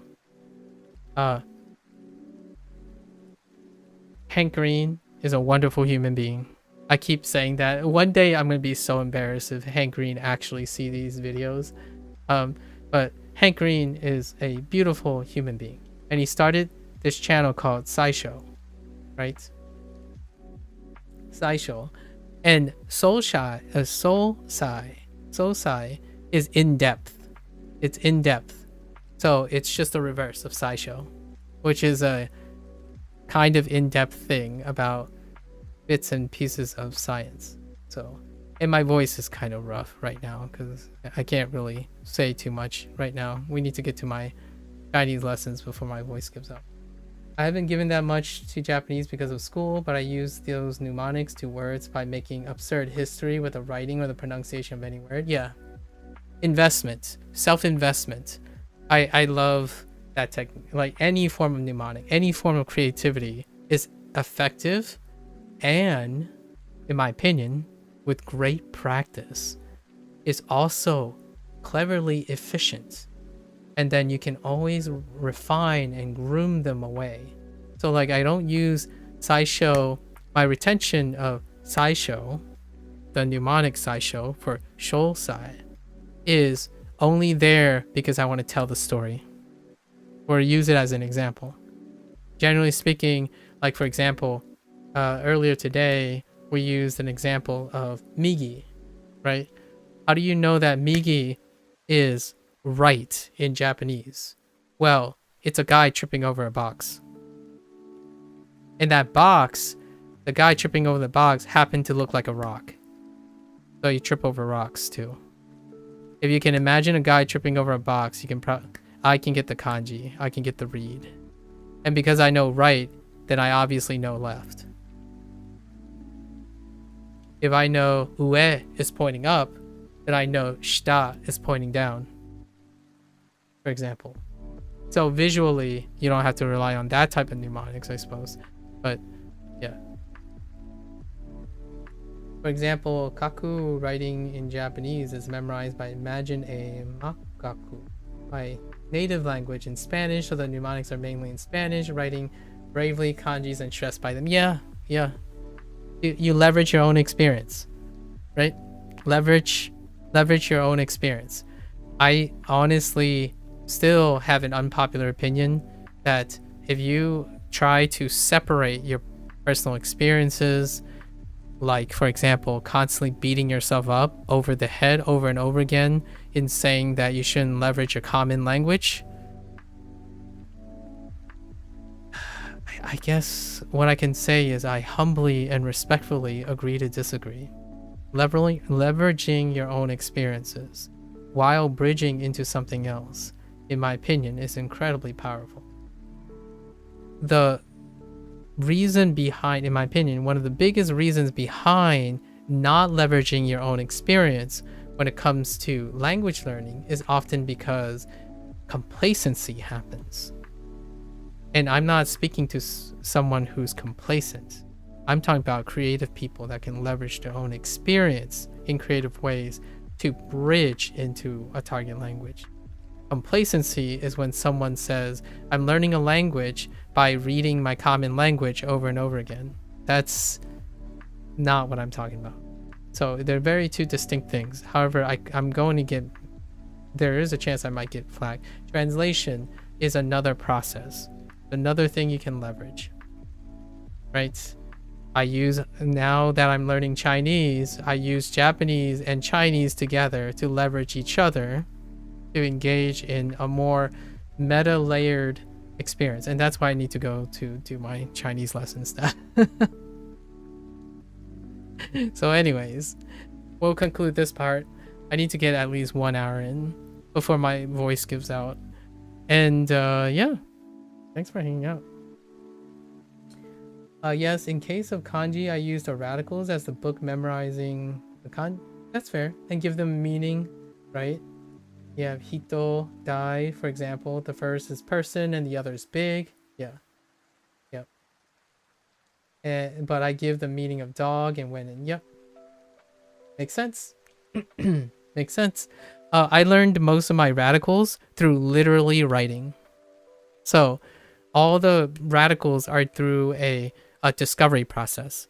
So I write Hanzi as well. So I'm about to go into my Chinese Hanzi in the 50 days, and I have now written and retained, I'm gonna say 90 roughly. We'll find out in 2 days what the review is.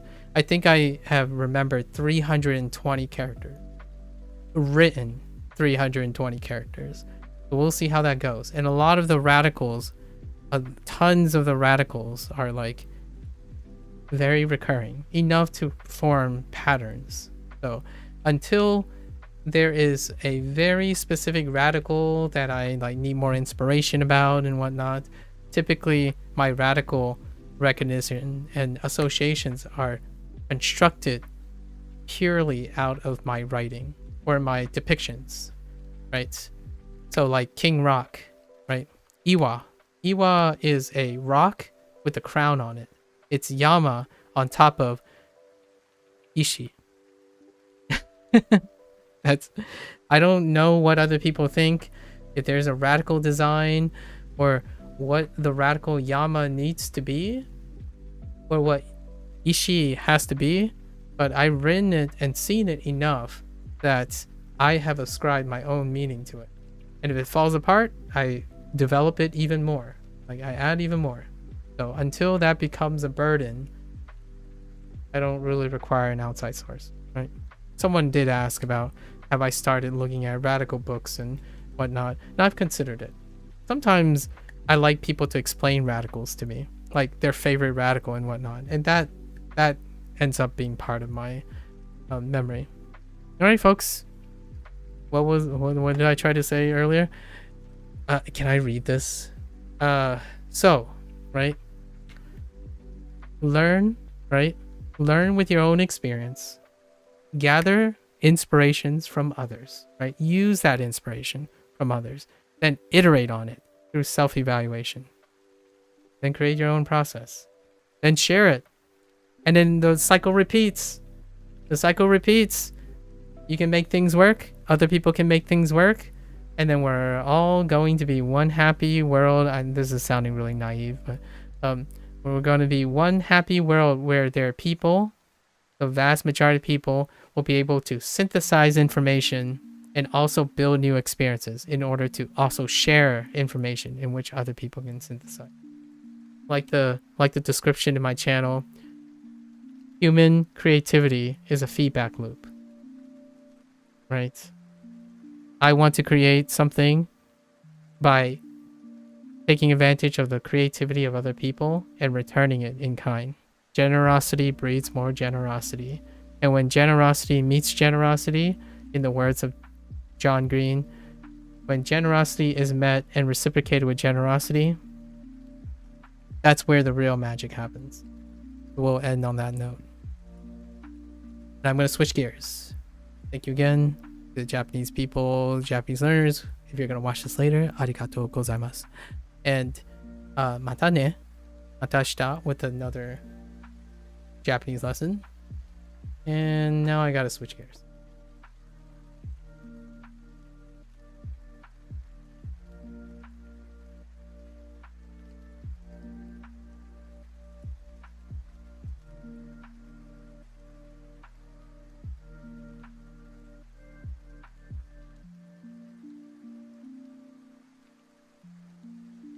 Okay.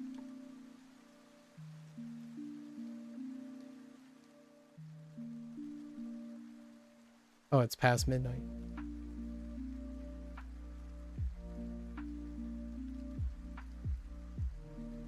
And how much do I read and what? For Japanese, I only read grade readers really. And I read YouTube comments. In Japanese.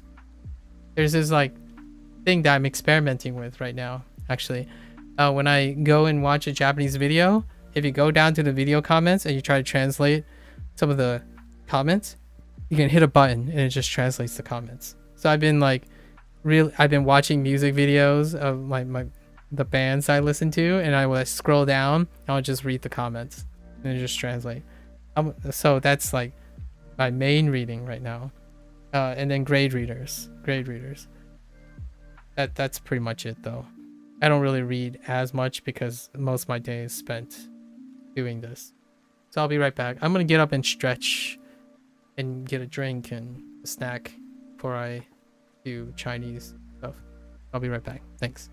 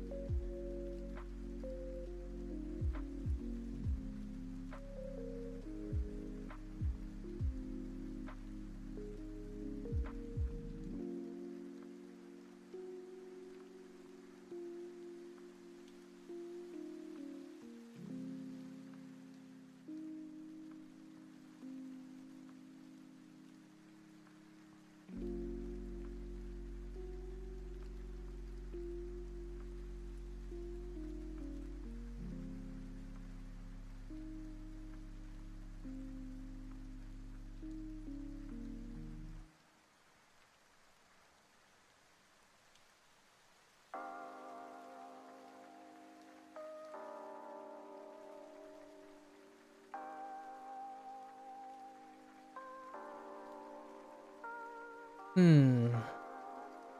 I guess I'll read that in a bit. Okay, so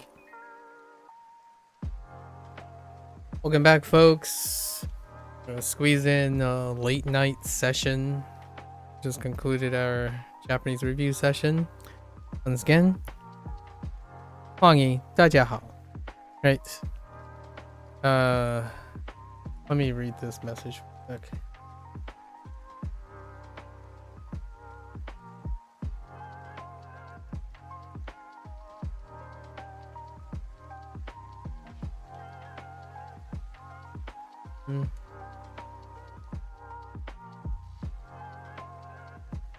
Okay.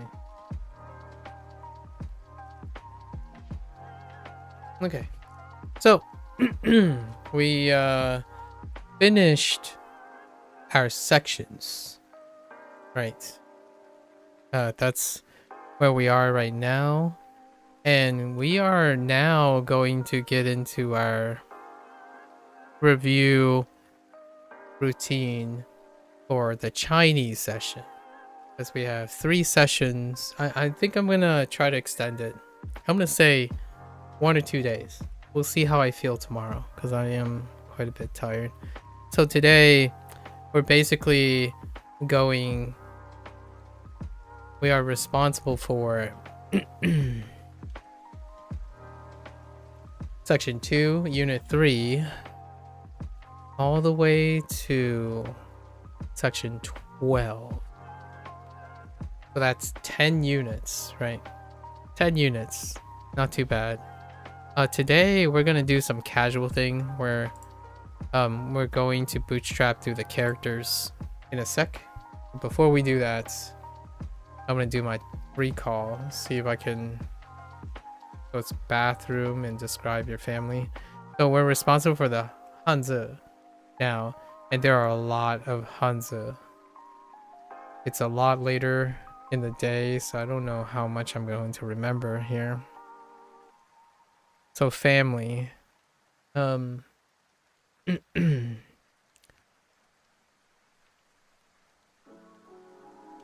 Unit 12.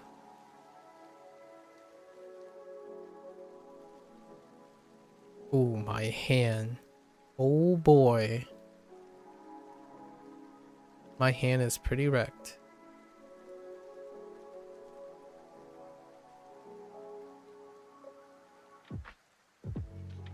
So we have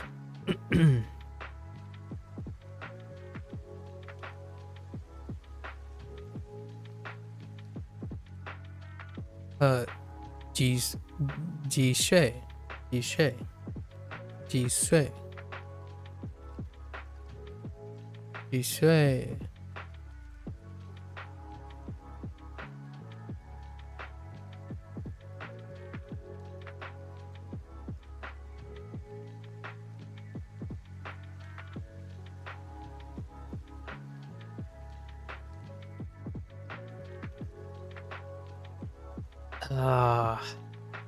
Gonna be tough. It's gonna be a tough day. Or a tough evening. Ji Shui.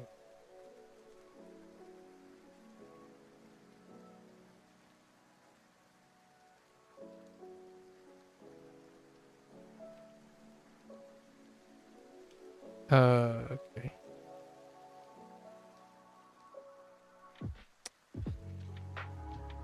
Yes. Yes, I got it.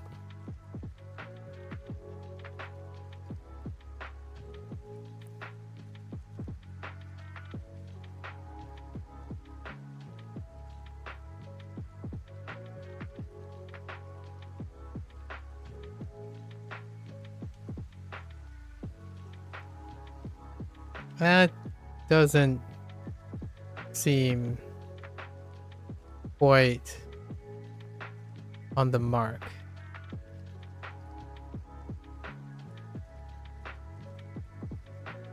But we're gonna go with it anyways.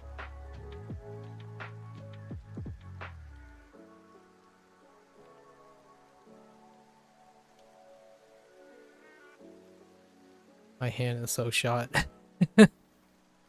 Okay. I feel like the crown is not correct. Fine. 孩子,孩子.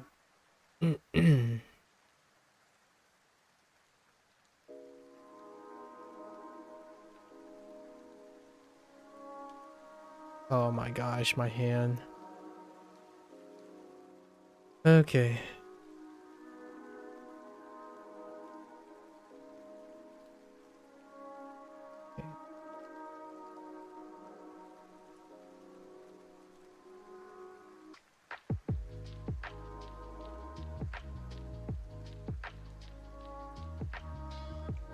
What is this like?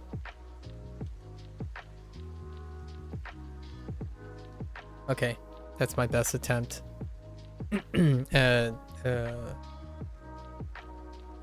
T 字, T 字.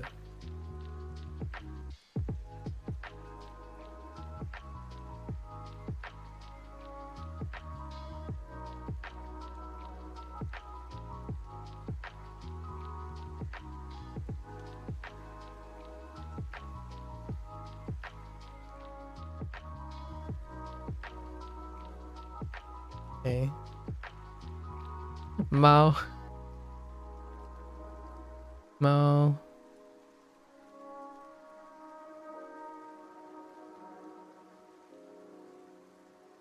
Gao.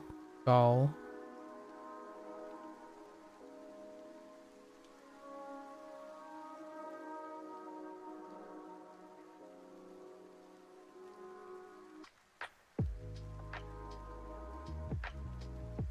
Hmm.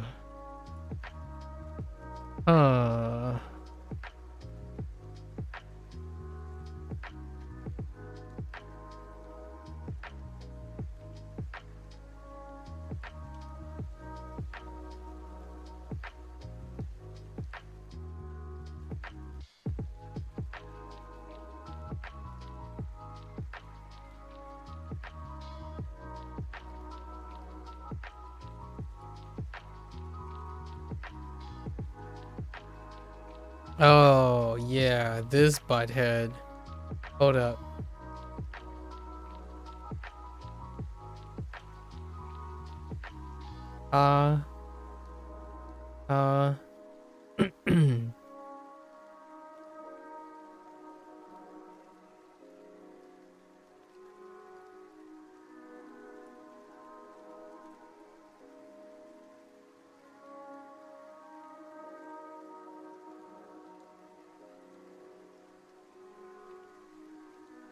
I think that's correct. 丈夫.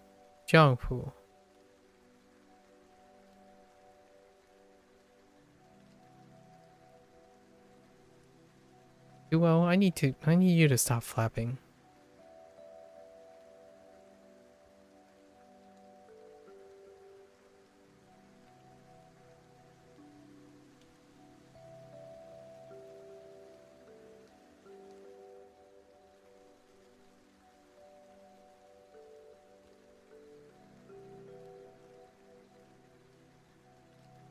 Hmm.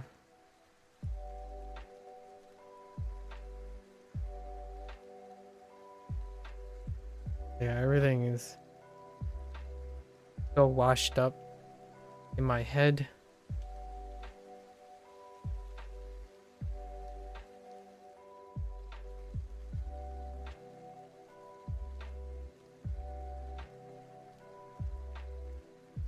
Other new characters. I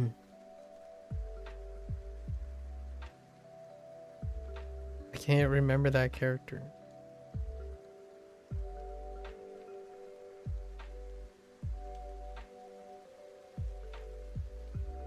Okay, let's write ones that I know.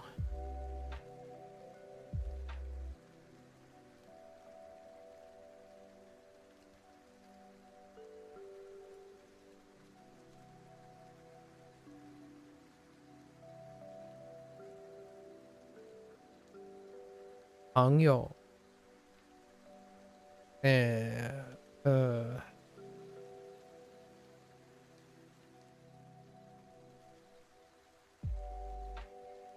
nan, nan,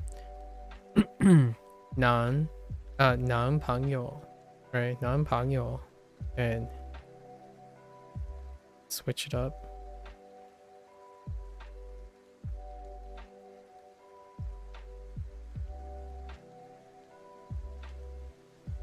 Yeah. 女朋友. Some words. Let me just throw in some words so that I can get used to it. Oh, actually, I remember something. How does that one work?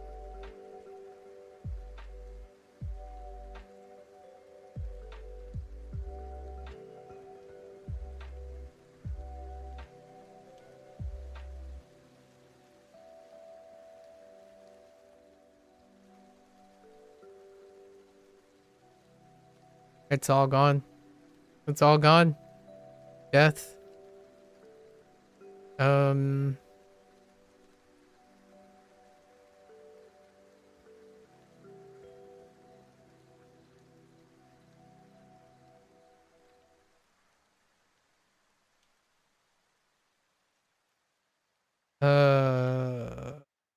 I got one.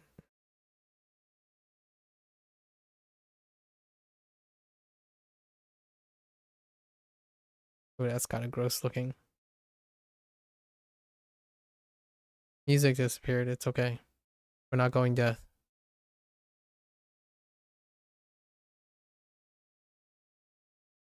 So, 非常. 非常. I think I remember another one. It's very complicated. I think it's...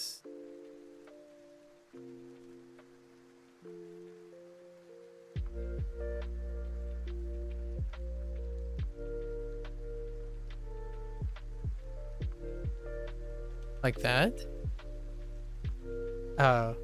I for short. I. The opposite of I.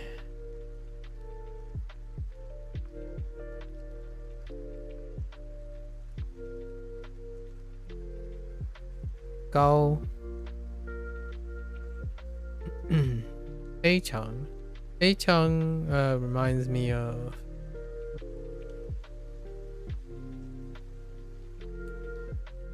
I think it's...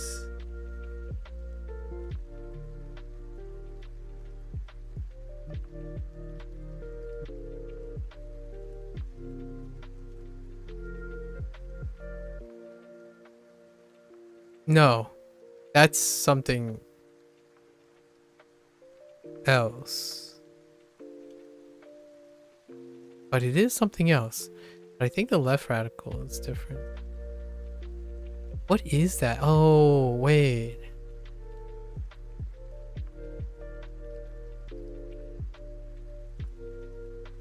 Hold.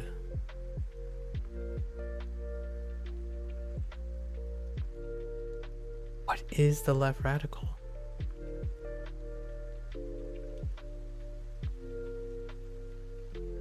I just don't remember the left radical. Although, which one am I thinking of? I think I'm thinking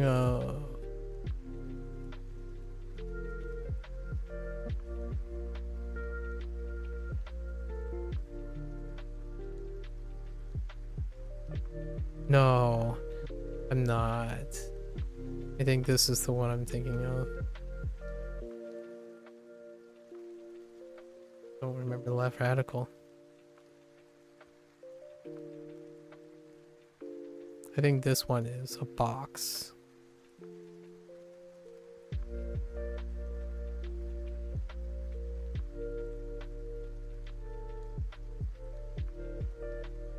Oh, no. I got it. This is way.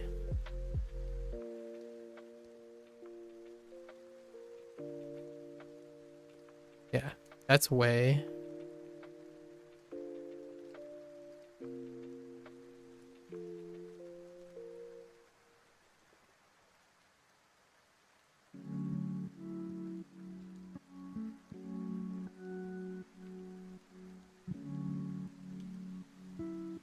I have two characters mixed up right now.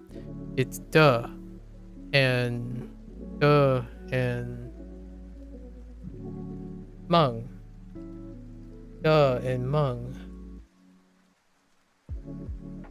Man. Sorry. Duh and man.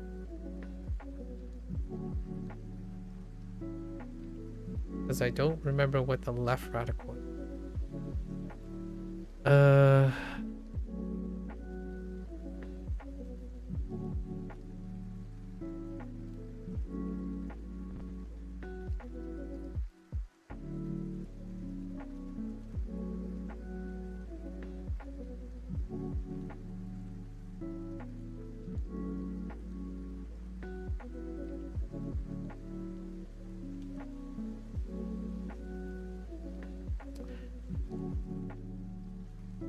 So one of them,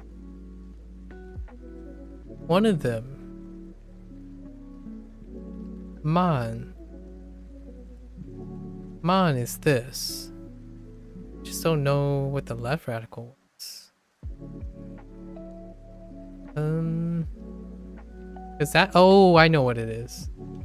I know what it is. Ah.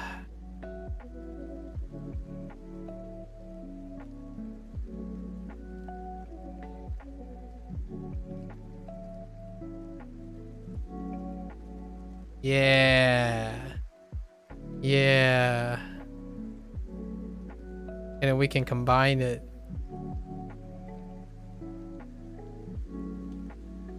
Either.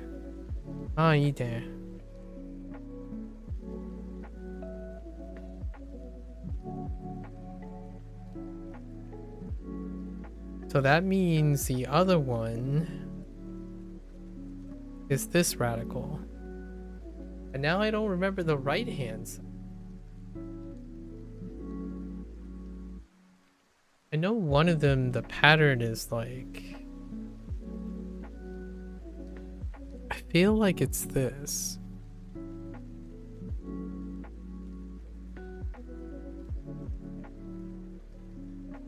Yeah. Yeah. Whoops. My hand is pretty exhausted. I wrote way too much today. Yeah. Like, hen, right? hen. hen. Oh, I think we got all of them. I don't think I've missed one. I think we got all of them somehow. Now we have like extra things everywhere. There's so much extra stuff. Like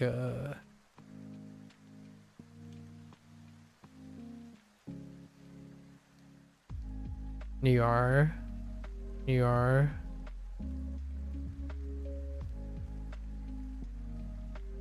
And arts, right, as part of a family member.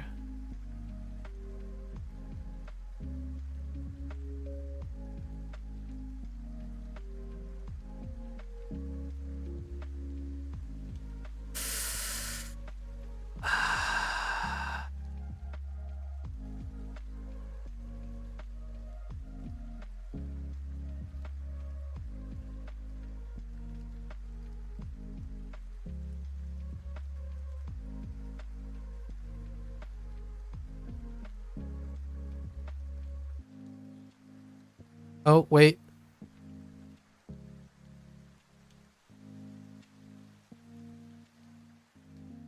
Don't remember what the left side is.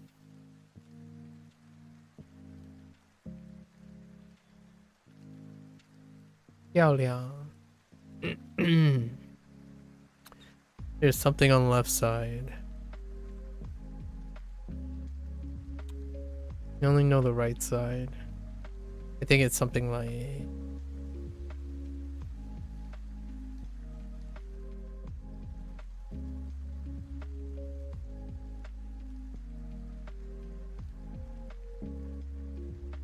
Does that treasure some memories?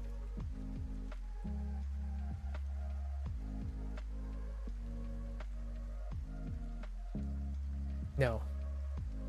I'm just gonna throw this radical. I'm gonna throw...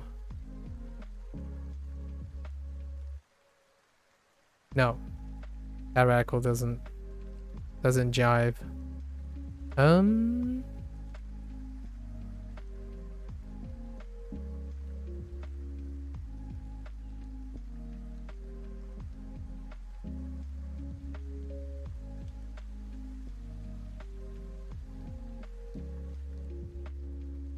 Yeah, no. No idea. What else do we have?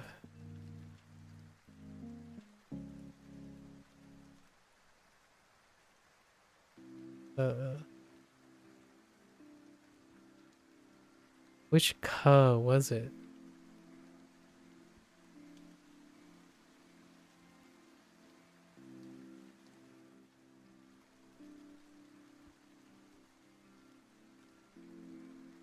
Oh, it's that ka.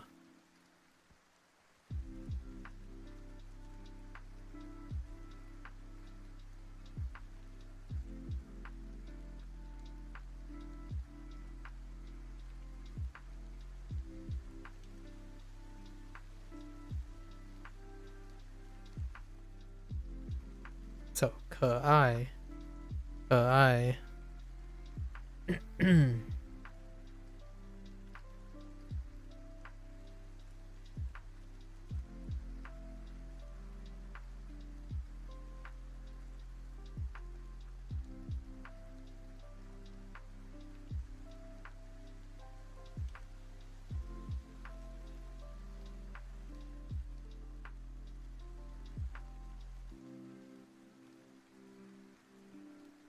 是不是?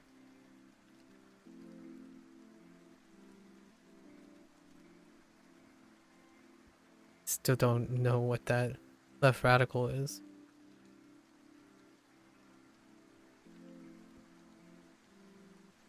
We're just gonna...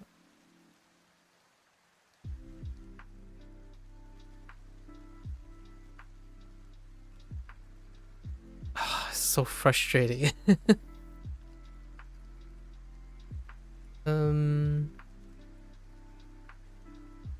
You took a 3-hour nap and we're still going? Yeah. I got carried away and now we gotta put in some time. We just started the Chinese thing. My voice is kind of wrecked and my hands are kind of wrecked too. We're trying to steady the course a little bit here.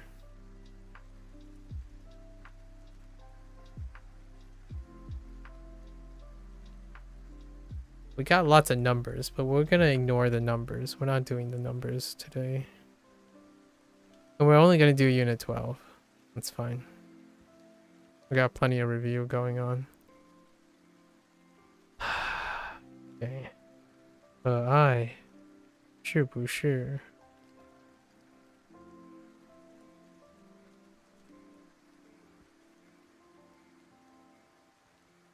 Now we gotta do the other unit too, huh? I don't remember this left radical. Trying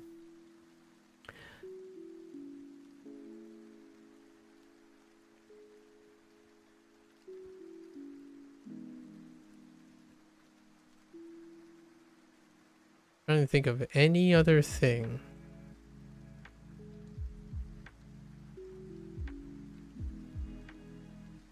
Oh.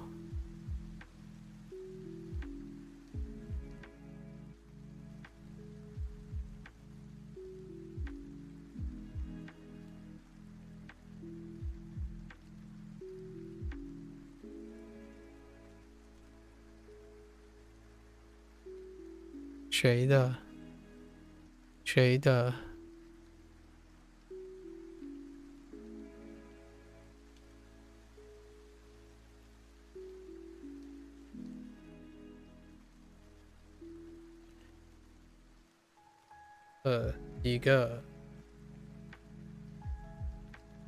几个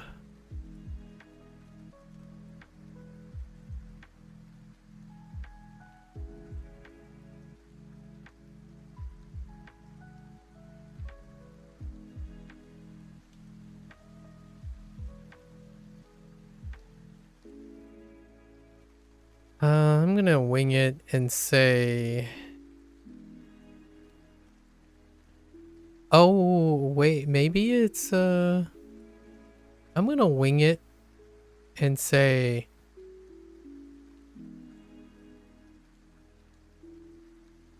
this. That's the character. That's the radical for the left. I don't think that's the case. But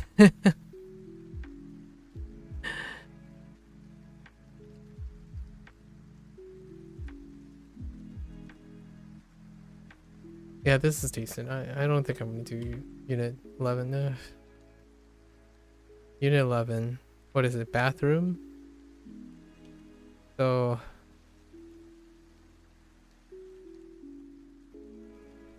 let's just do those first. Characters we know.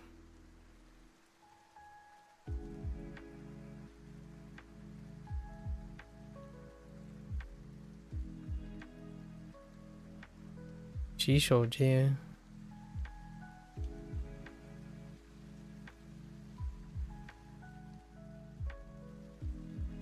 Oops.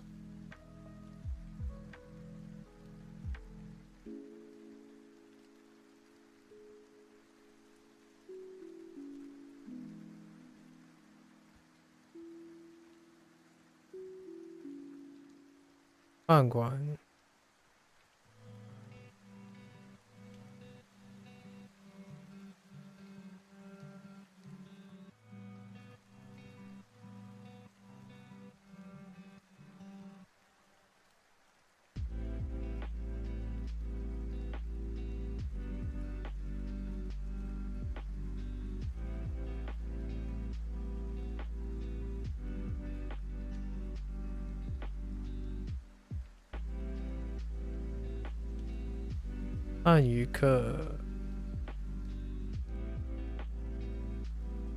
Oops.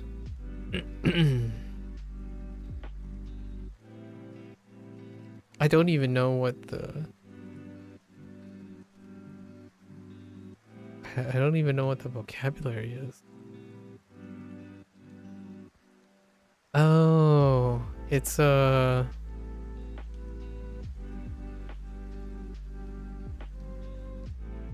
I remember now.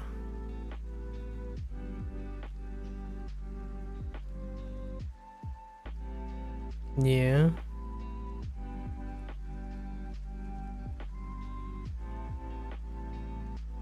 Fun.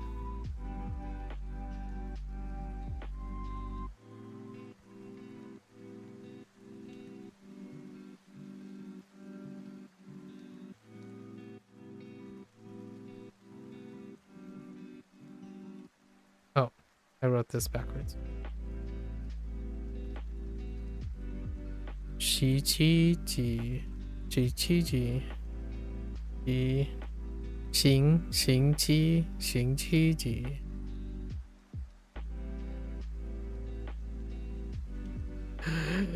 My pen.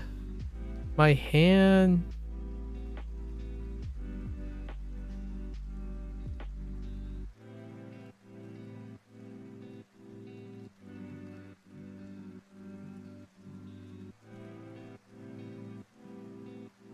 All right.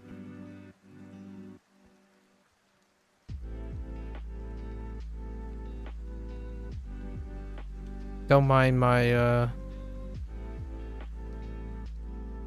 my handicap today.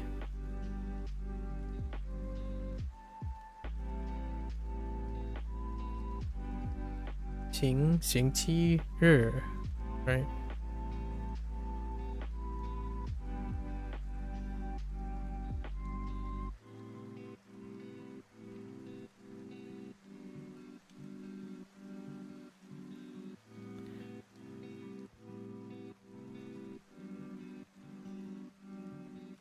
And 星期天. Yeah, we're just throwing the numbers. Let's just throw in the numbers. 1 2 3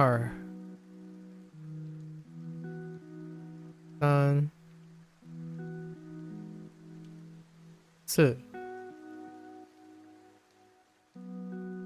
五六七八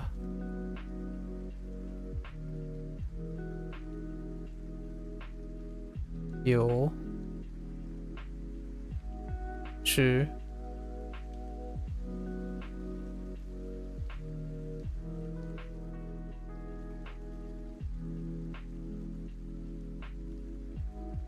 两，现在就 throwing like 两个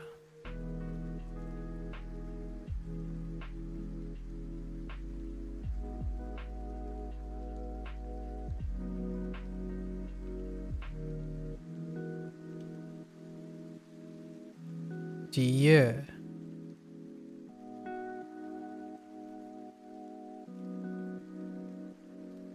几号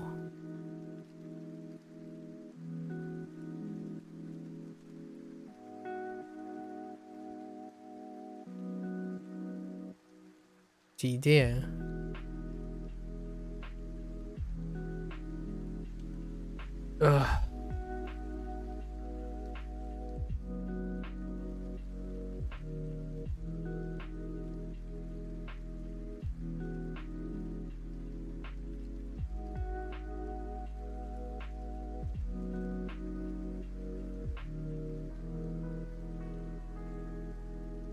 Uh-oh.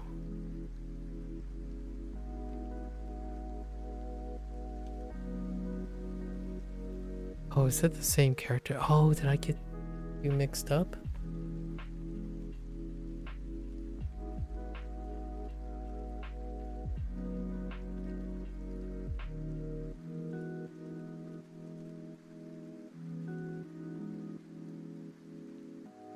I feel like it's just this. No, that doesn't seem right. Oh, I don't remember anymore. What happens if I write this? Yisheng.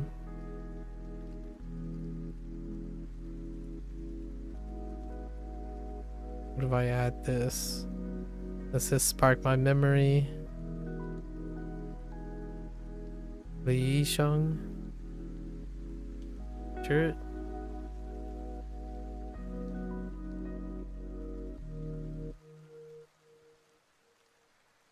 I think it's actually the same character.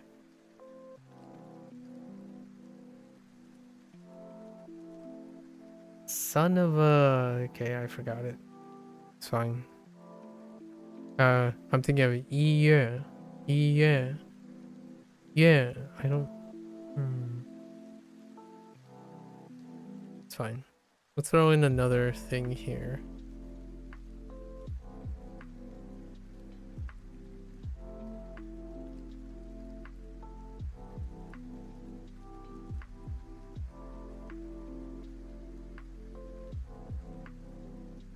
Mingbai.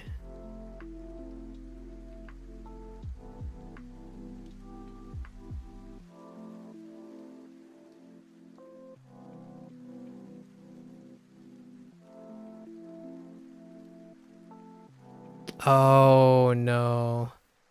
That is not the radical on the left side.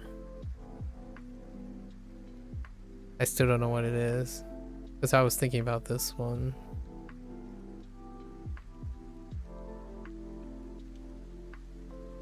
Oh no, wait. Just kidding. That might actually be the radical on the left side.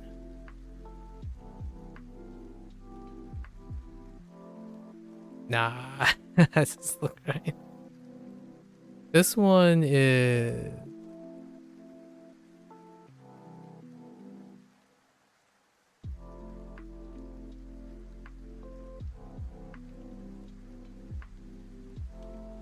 Jingtian. Oh no. No, not Jingtian. Oh! Just kidding. Not Jingtian. No. That's a... Zai. 现在 Wait, how do I do... Yeah. Yeah, I still got this. That's kind of crooked. That's fine. Nah, that crookedness. Okay.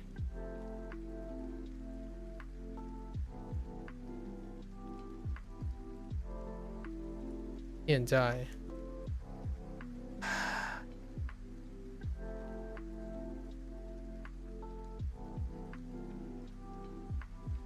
And help.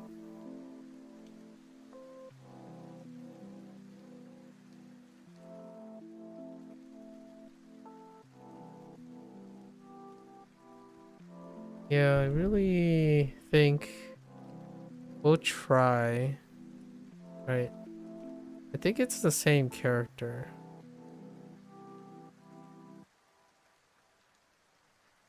So I feel like it's still this character. It's the same one as up here. One of these.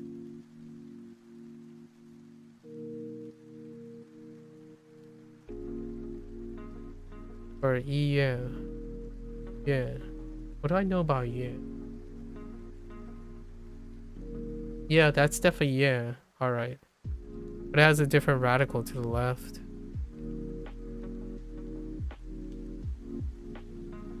Piaoliang. I think Piaoliang might be incorrect. Liang doesn't seem like it would look like that.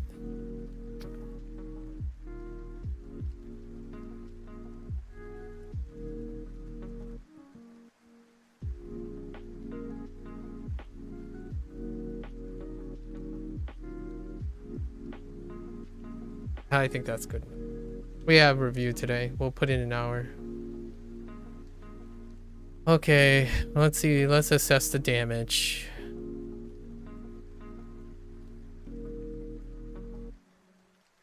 Son of a, it is.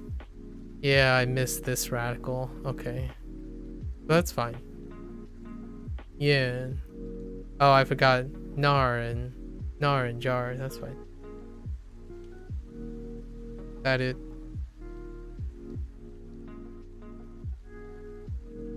That's it. Okay, I'll take it. Nar and Jar. They come up regularly. So missing, I couldn't remember that radical. What about this one? Oh, it's this one. It's kind of like it, but not. Okay, but Piaoliang really needs some work. What else did I miss? Did I miss anything? Yes. Oh,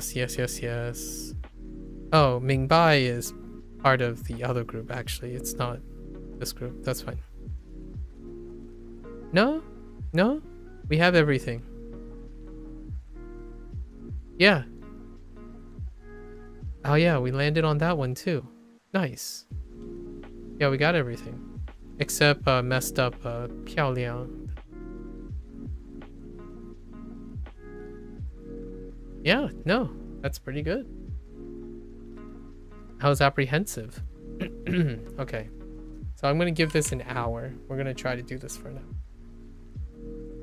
Okay.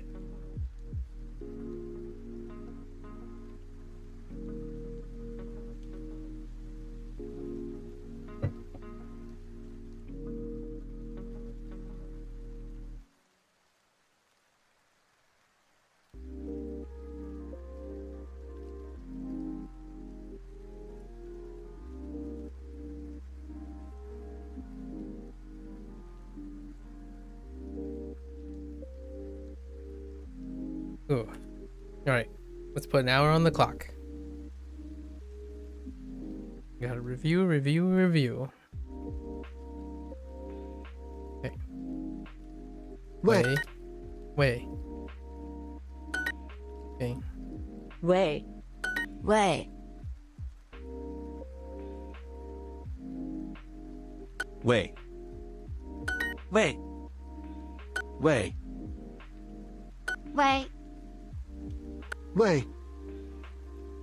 Wait. My right hand hasn't felt this exhausted since the last time I played OS. Or since the time when I was practicing Osu for a really long time. 喂 And my voice is completely raw right now. My throat is very raw. The hen. 的很 The hen. The so cursed. 的很。得 Look at that text. 得的很。得得得得的很的很得的很。得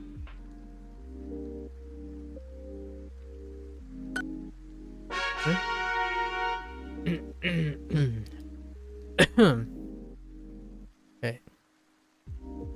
慢一点儿。慢一点儿。慢一点儿。慢慢一点儿 This one, I was kind of surprised. 慢一点儿。 I remember the left radical. Kind of. 慢一点儿。慢慢一点儿慢慢一点儿慢慢一点儿。慢慢慢慢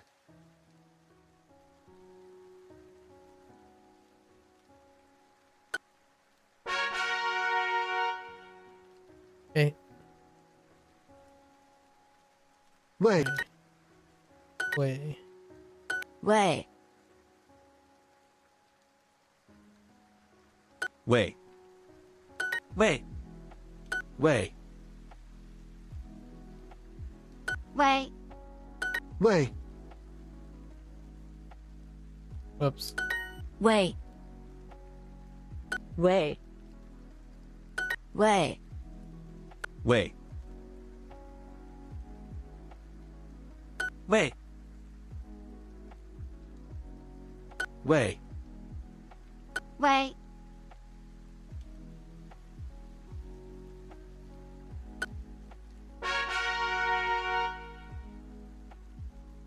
星期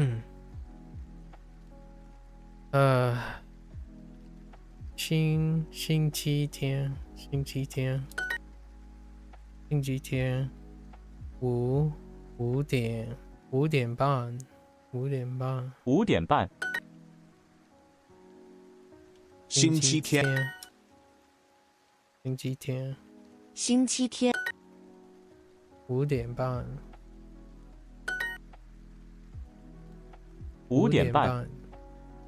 星期天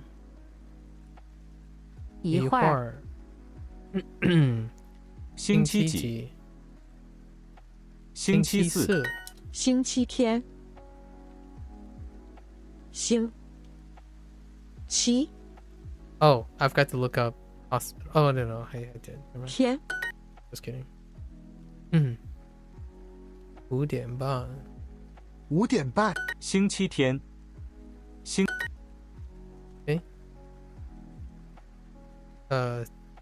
9点半9点半星期天星期几？5点半星期日5点半5点半5点半星期六星期天1点半星期几？星期天星期天星期日，星期几？9点半。5点。的很，的很，得很，得很，得很，得，得，的很，得很，得很，得，的很， That was weird. 得，得，的很，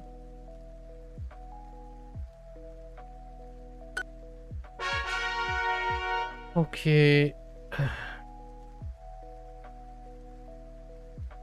星期四。星期四。I'm gonna sneeze.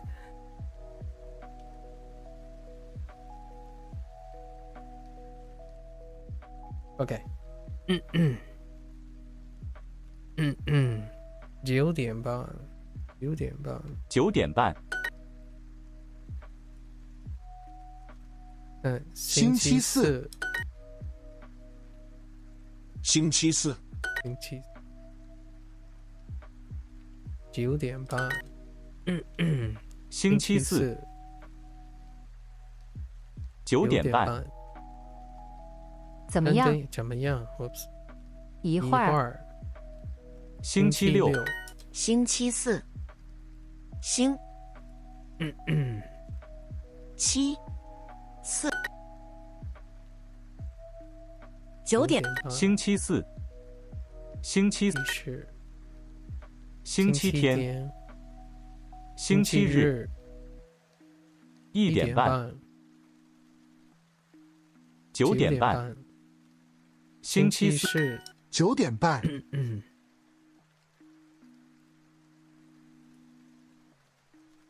9点半。星期几？咖啡馆。 9点半。5点半。星期四。星期四。星期六。9点半。星期四。5点半。星期。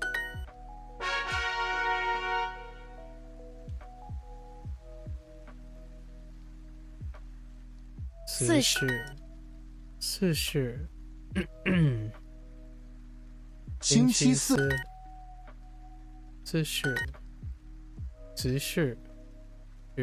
Yeah， 14。40。40。Oh yeah, right. 40。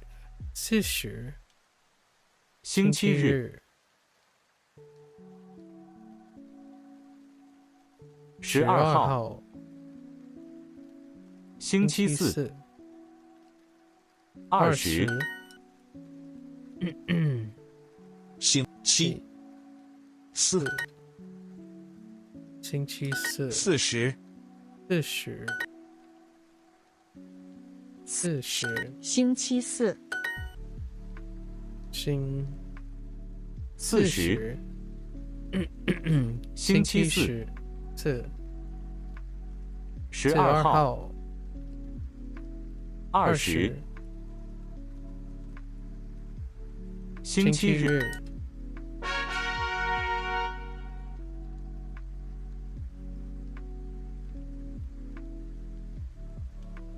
星期日。1点半。1点半。1点半。1点。星期日。星期日。1点半。汉语课。5点半。星期日。纽约人。1点半。星期日。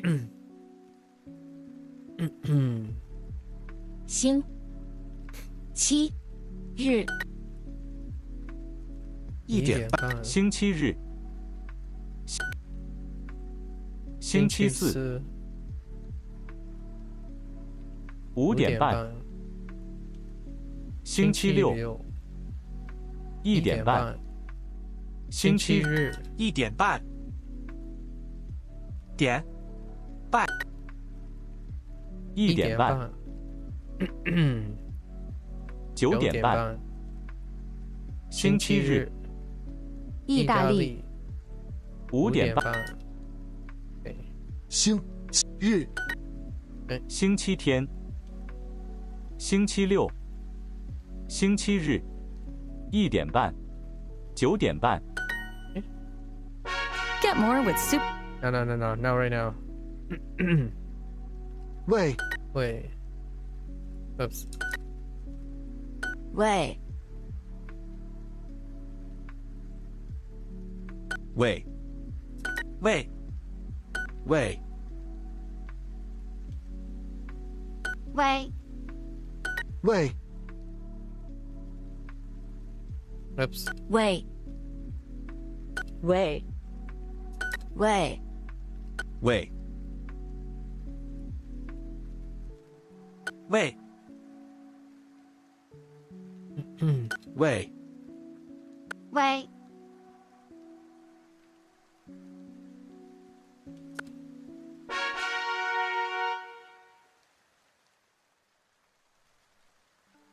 9:30， 9:30 5:30 9:30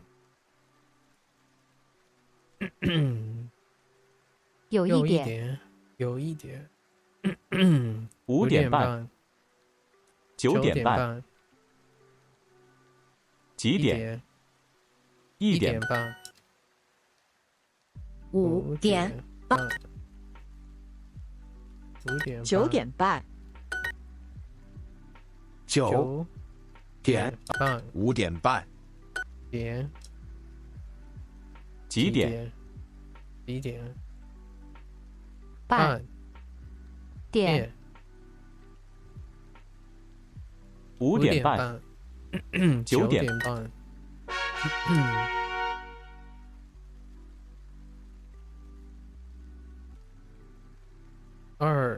20时24 20 20 24 24 24 24星期四星期四24 12月24 24 12号星期四星期几星期四星期四24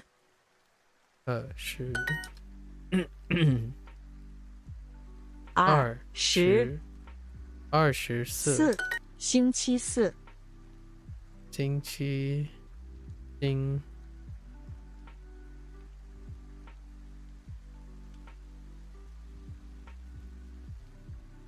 ，oops，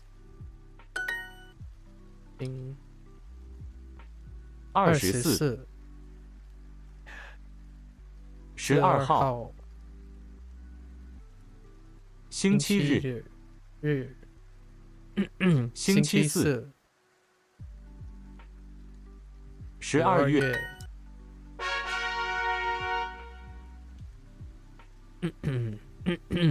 点1点半点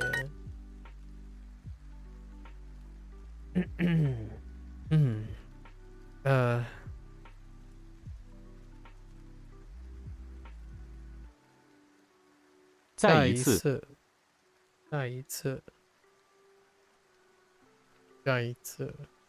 1点半几点？5点半。 5点半。点点1点半。 1点点半。点点1点半，点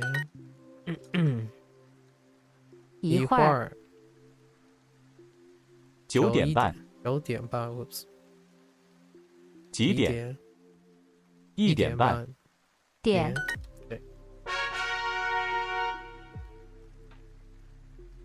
1点半。 9点半，9点半。点1点半。5点半。再一次。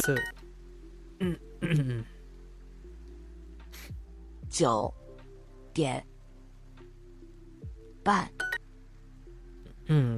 9点半。 1点半。半。 1点半，哎。有一点。有一点。Whoops。再一次。5点半。9点半。1点半。哎。是还是还是是这是是口。4还是还哎。还是是 OK。是还是还是还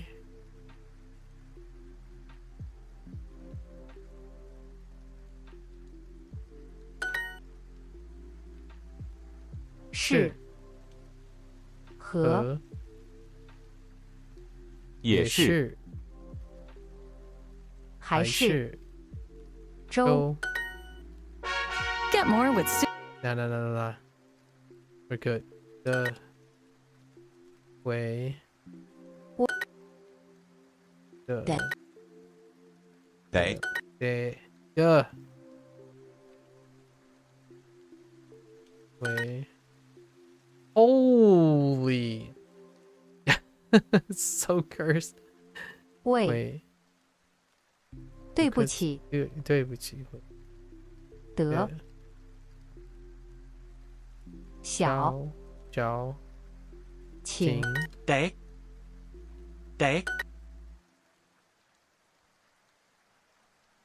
为得得得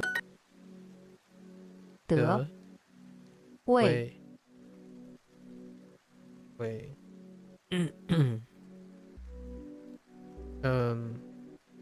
谁喝要要为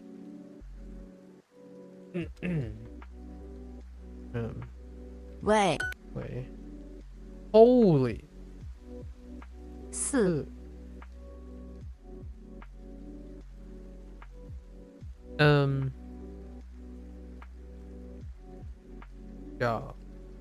早上好。早上好。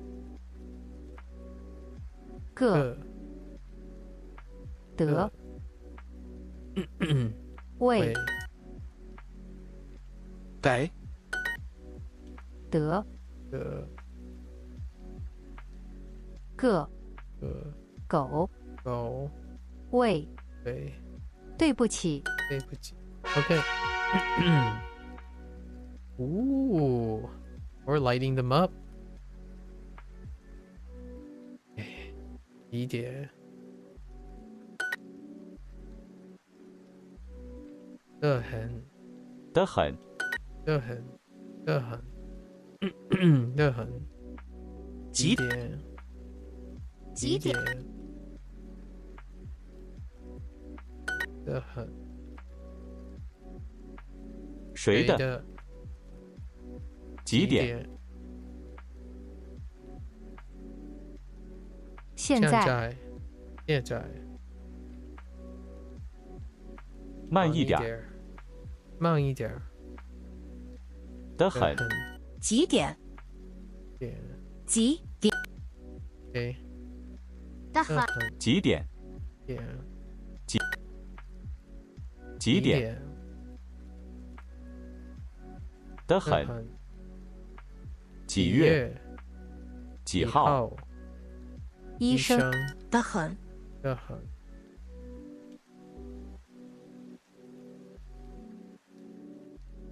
得很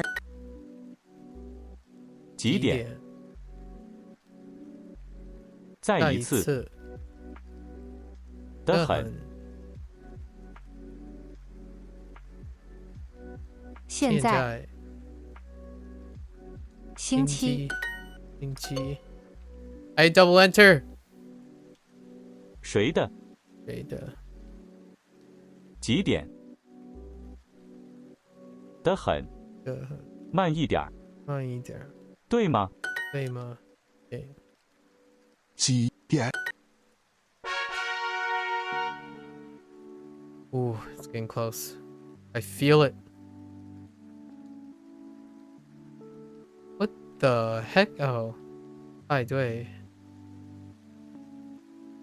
I don't have pie, and I didn't practice pie.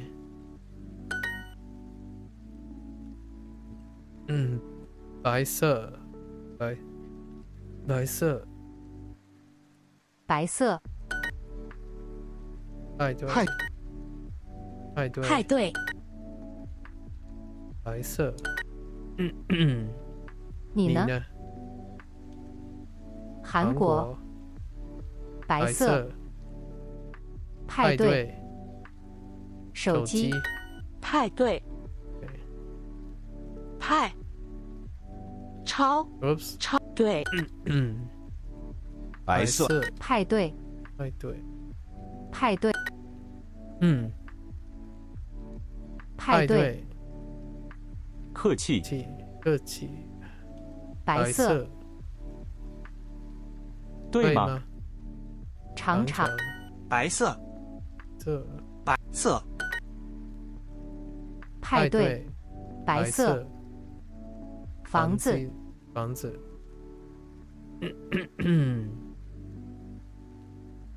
毛衣音乐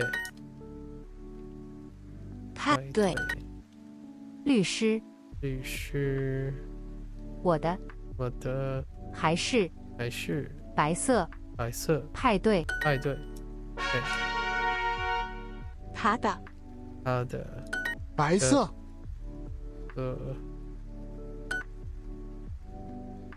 白白色，对，你的你的他的他的白色白色，白色哎，小很很白色色，生日的的白色他的，他的他的白色白色色，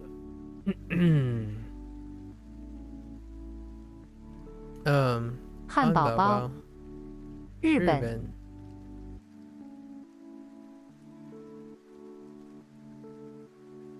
真的吗？？看电影他的，他的对不对对？火车站火车站白色白色，真的吗？真的吗？生日生日真的吗？白色，白色，诶，漂亮。Oh no, now they're really cutting into my competence. 明白，明白漂亮，漂亮，明白，漂亮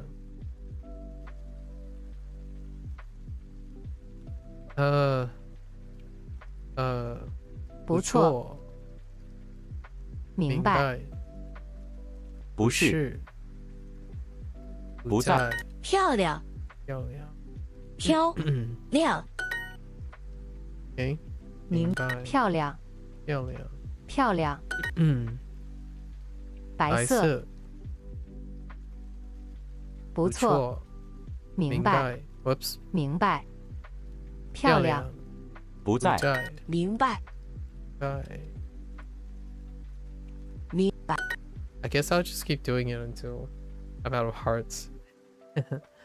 不对， It seems like that might happen. 不是，是，漂亮，不错，明白，白，漂亮，明白，哎，不错，不错，漂亮，漂亮，知道，知道，客气，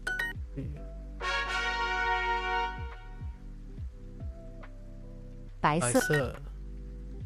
Okay，明白。白色， Man, they really like these. 白色白色，明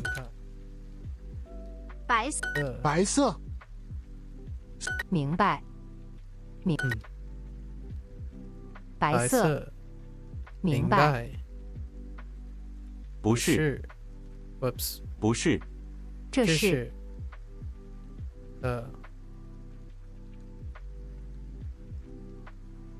周末，明白，明白，火车站，我们的，明白，故宫，明白， Okay, 故宫， yeah. 白色，白 I'm 色， really tired. I'm making errors that I don't typically do. 白色，白色，什么？没有，没有，名字，明白，明白，明白，白色，白色，儿子，明白，白，韩国，是不是？ Not too bad. I got 30 minutes 白 in. Bye. 白色， Okay. 白色，白 Bye. 白 I see what they did 白 there. 色， I see. 白色色 and bye.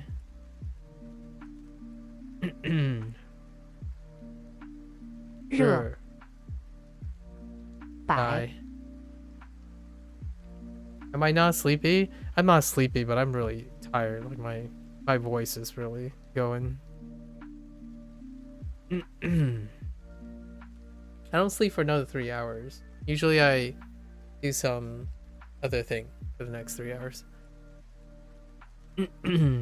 But my voice is like wrecked today.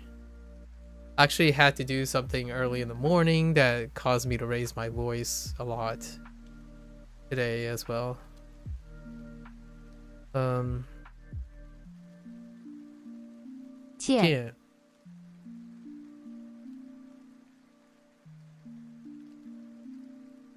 Why does that not look familiar? 白色，日本，白色，白， Yeah. Oh, no, that's not the same J. 白， Bye. 白， Okay. 白色，白色，喝，日本，书，书，白，白，白，生日，生日，短，短两，白色，的，白白色，诶，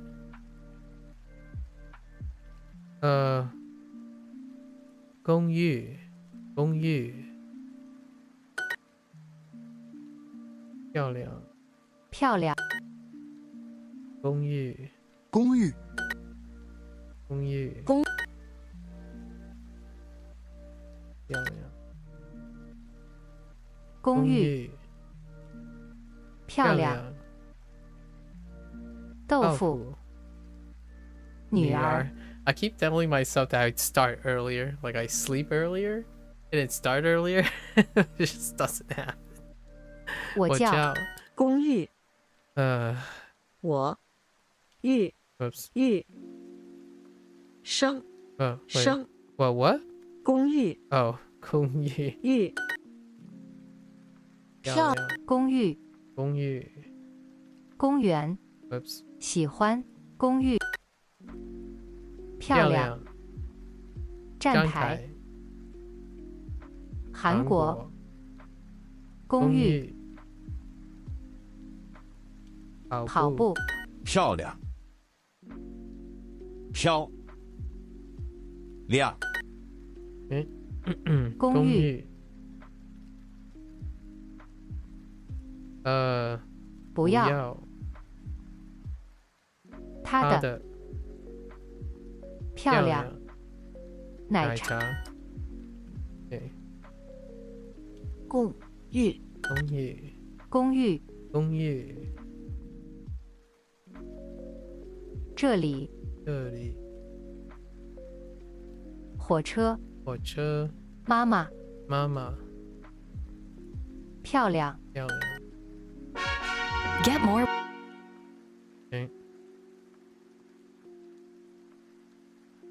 一点儿一点儿。几点？一点儿9点半。 9点半 Whoops. 几月？几点？几点？一点儿5点半。几点？一点儿。点一点儿。点儿几点？一点对几点？一点儿1点半。5点半。几号？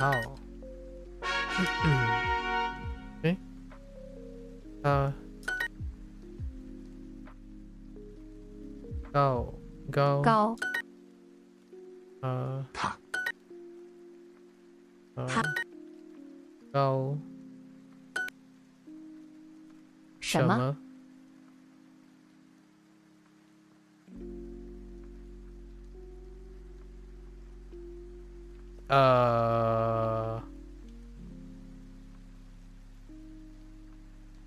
他呢不 That's kind of 高他他高他他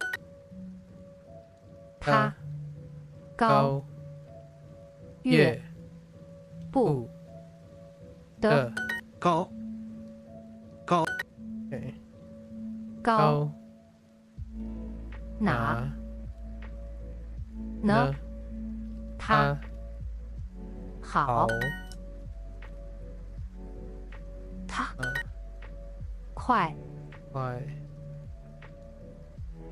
高高哪那请问请问他对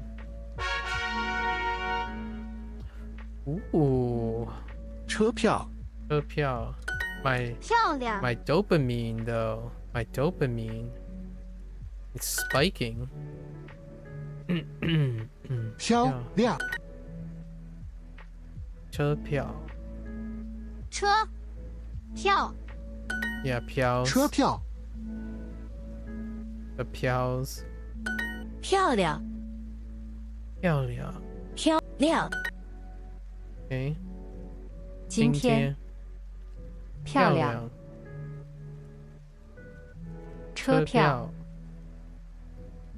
厨房米饭漂亮车票车票车票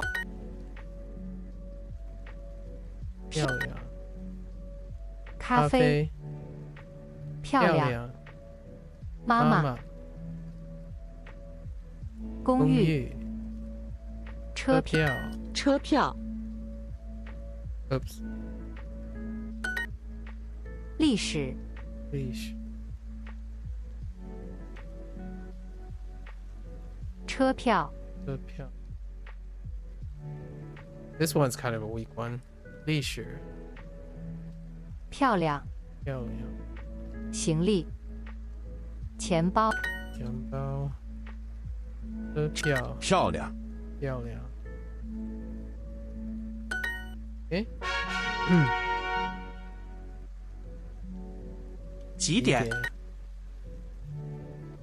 几个点？几号？几月？个，几个？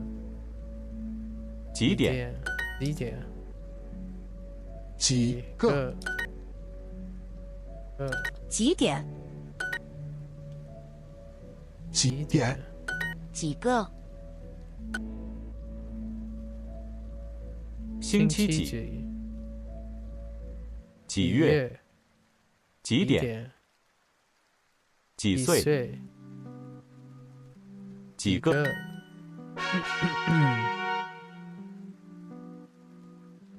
很高兴认识你。加拿大人，加拿大人，很高兴认识你。很高兴认识你。加拿大人，意大利人，很高兴认识你。你呢？你好，加拿大人。Why do I learn Chinese? Because you forgot? Because Japanese was fun. 很高兴认识你。很高兴认识你。Well, the why is that I'm second gen Chinese American. The why now is because Japanese or is fun. 很高兴认识你。很高兴认识。很高兴认识你。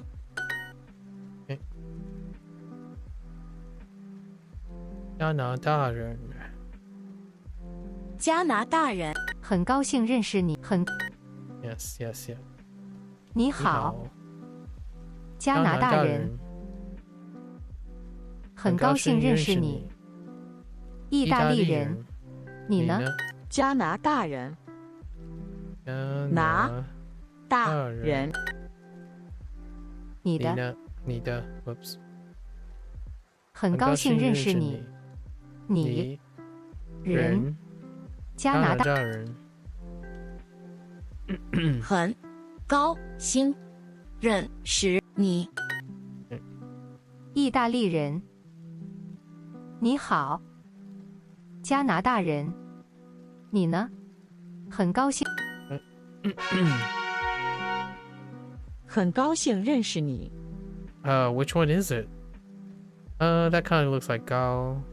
Oh. 商店。店。No. No. Okay. Oh. I don't know. I don't know if I remember that one. That one's a weak one. 商店，商店。Oh, here we go again. 很高兴认识你。很高兴认识你。商店。商店。商店。明天。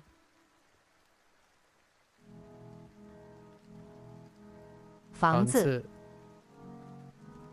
明天见。商店。商店 ，Whoops。很高兴认识你。商店。很高兴认识你。很高兴认识你。商店。店。厨房。很高兴认识你。明天。商店。加拿大人。人。很高兴认识你。意大利。意大利。商店。商店。很高兴认识你哎。厨房。厨房。大。很高高兴认识你商店。商。哎，得。的很。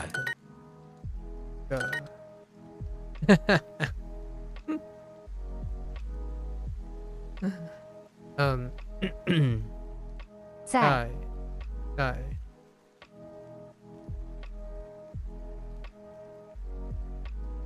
慢。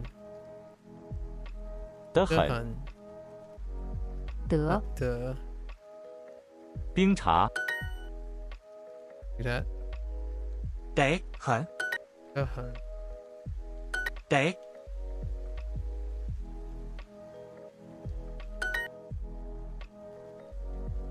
得很。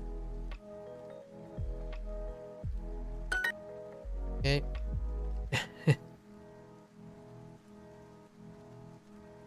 年。年哦，年 wrong tone。得很。得。的。电话。问。I asked, why did you learn Chinese? And you said, because Japanese is fun? Yeah. You said, why do I learn Chinese? Because Japanese is fun.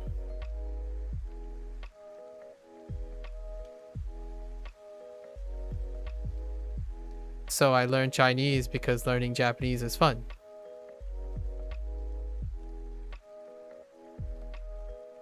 No, I definitely didn't misread your question. I did also answer why Chinese a little bit earlier too. Like what I mean is, well, I'm second gen Chinese, so that's an interesting. Why now is because Japanese is fun, because I'm learning Japanese. So if I'm learning Japanese, Japanese is fun, so I'm learning Chinese, because language learning is fun. So yes, you did ask about Chinese, and I did say because Japanese is fun. 高兴。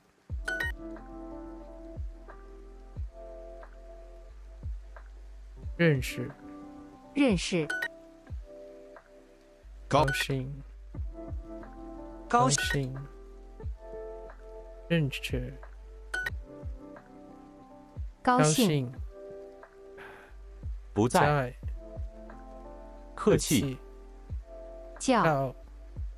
认识。高兴。高兴。认识。高兴。高兴。高兴。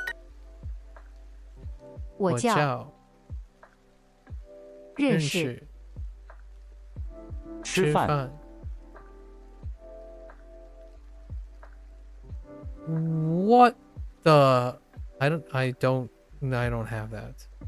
Okay, that's something else. 刷卡。 Oh no, no, never mind. Just kidding. I do have that. I just haven't seen Shaka in a long time. Oh dude. Oh no. Yeah, that's something I've forgotten. I've forgotten the radical underneath Shaka. Oof. 高兴。认识。 I also don't remember Pay by Cash as well.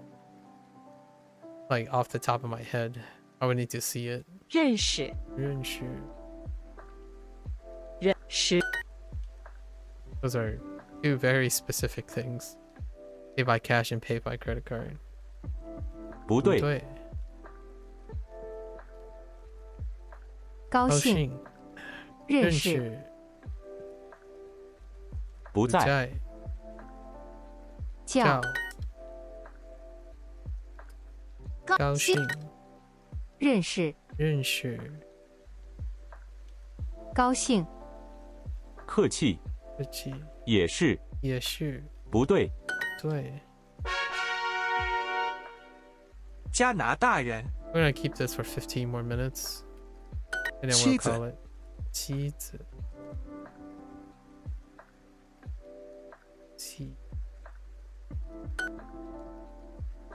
妻子，妻子加拿大，大，加拿大，妻子，妻子，妻子，明天见。见。妻子，今天。加拿大，加拿大人。人，妻子，加拿大，加拿大，妻妻子，加拿大人。喜欢。星期六，啊，意大利人。加拿大人，加拿大人。加拿大。不知道，明天见。妻子，加拿大人。妻子， Ooh, another box. 明天见。明白， Make sense? 明天见，很明白。见。见，明天见。明白。白色。Clever. 明。 Sure. 明白， Okay. 明白。明天见，明天。Okay. 明明天见。见，明白，拜。明天。明天见。再见。白色。白色。明白。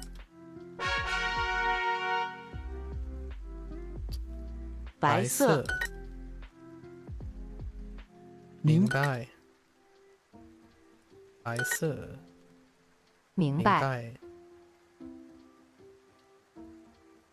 医生。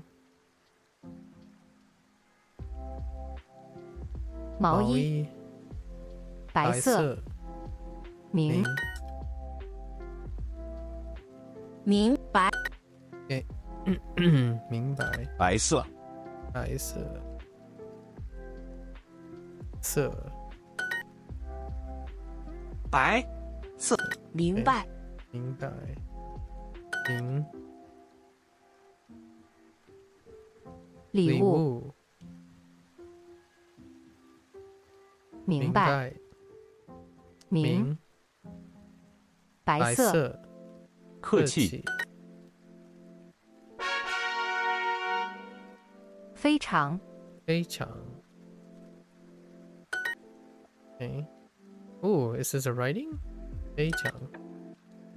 No, 非常，非常， maybe? 非常， Yeah, here we go. 非常，非常。 I kind of like, 非常，非常，非常，非常，非常，非常，非常，非常。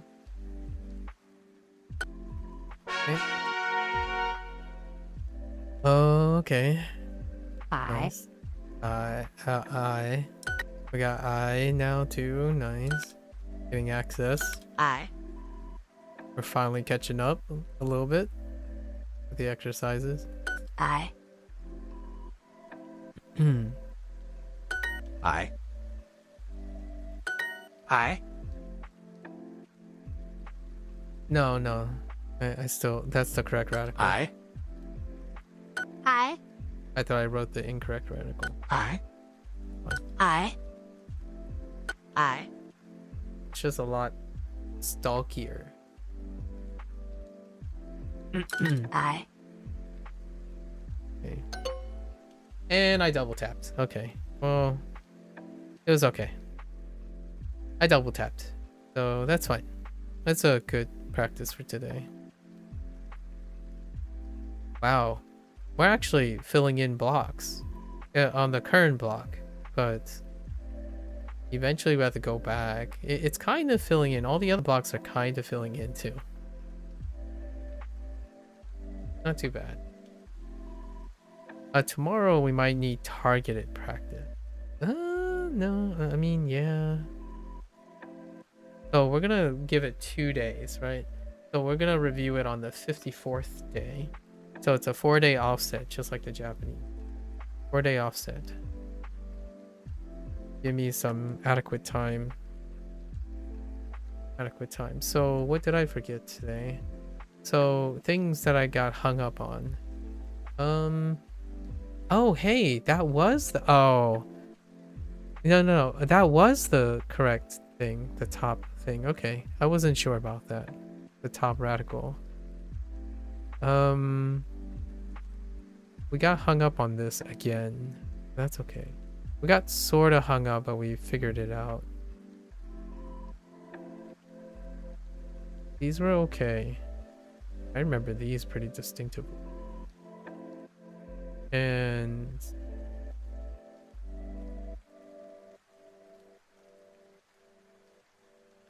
we don't have to really iterate anymore. We're just gonna go straight into practicing. Right. The review. I might be able to do it on day 53 if my voice recovers. All that naturally. I miss 漂亮, but we gotta make some extra effort on 漂亮.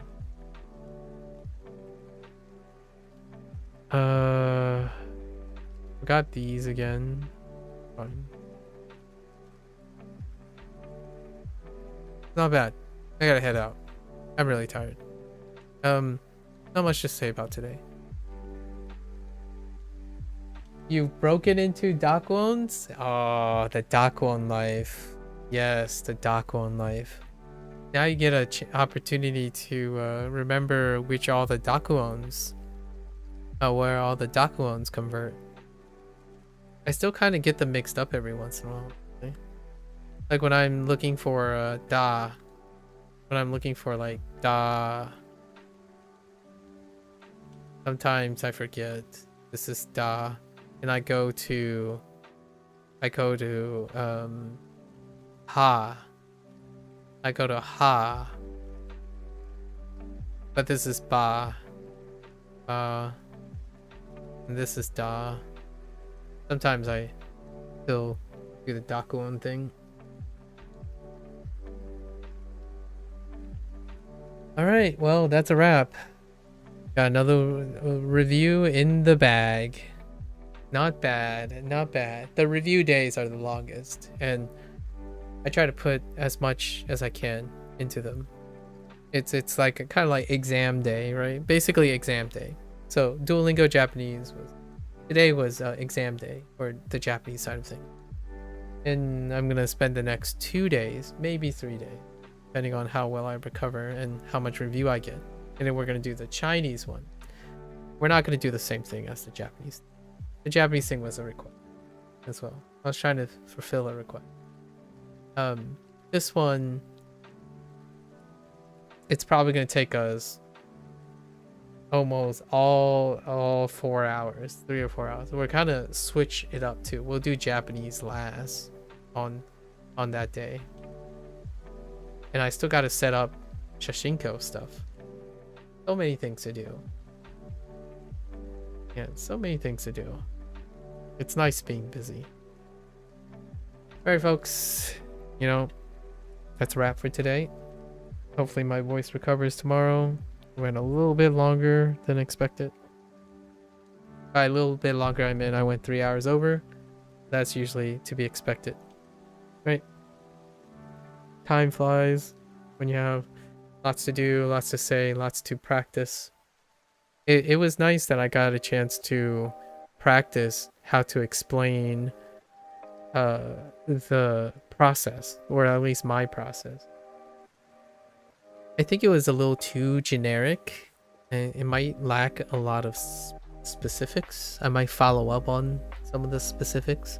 I wanted it to be a lot more generalizable because I don't want to give specifics.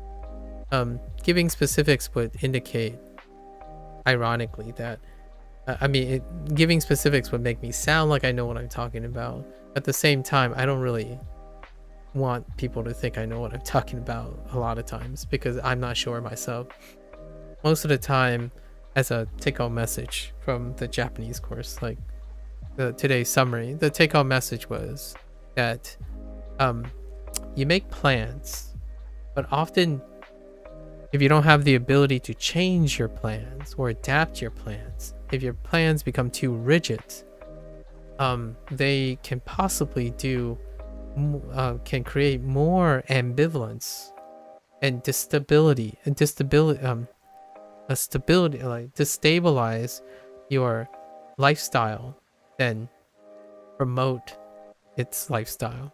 So I was one-sided on my plan because usually my plans are in contrast to a lot of other people's plans.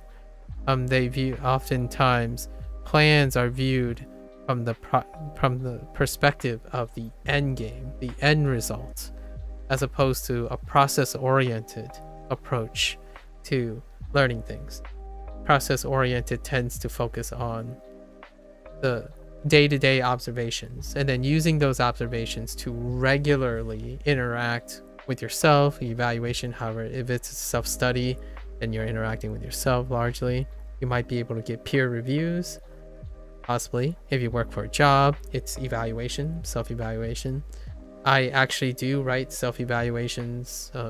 This is probably a biased thing, but as I was working and studying and trying to be some form of professional, I keep myself honest most of the time. Double check every month, maybe every 3 months at the most. People check up on you every 3 months. You prepare for summaries and performance reviews all the time. This was the social norm, or at least the professional norm. Regular checkups remove potential headaches down the road, right? Leaving untethered and hands-off is great in a way. Occasional reviews and stuff, it allows the lack of micromanagement to flourish, right? Sometimes when people think about micromanagement, they're usually talking about how a superior attempts to micromanage you. However, the alternative is having a superior that requires a semi-regular upkeep. So that throws the ball into the court of the mentee, the people they're overseeing, to keep honest and keep track. Because if you're unable to summarize and express and review and reevaluate what you had done, how you value that what you had done, refine what you need to do, what you have done, and then add and adjust to what you're about to do, without being able to do that consistently, you're more likely, if that doesn't sound very appealing, you're more likely in the area of requiring a persistent mentee or mentor, someone that is, or a system that is micromanaged. So the process that I shared during my Japanese thing, it's not for everyone. And I wanted to emphasize that as much as I can. So I kind of went a little hard on emphasizing what are the thought processes and why I'm motivated to do those specific things. Because largely, I grew up in an environment that I thrive on self-evaluation, self-discipline, and not necessarily someone who obligates and micromanages. And I felt like a balance between micromanagement and free inspiration exploration is a great balance for me.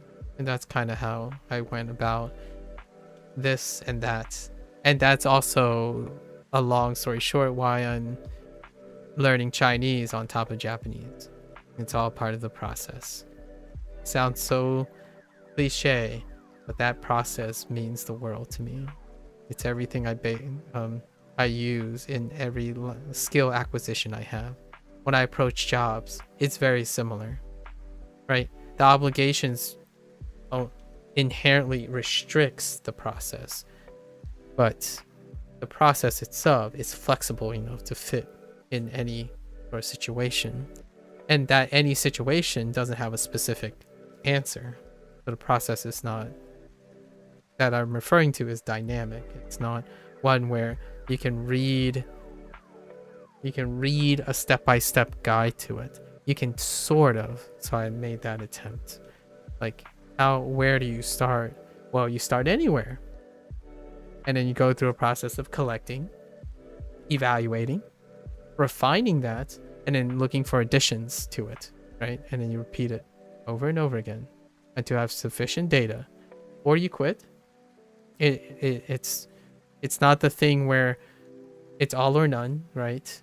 You take each evaluation as a milestone along your progress, as opposed to, if you don't make it to the end, then all your efforts have been a waste. That is not, in my opinion, what I refer to as process-oriented thinking.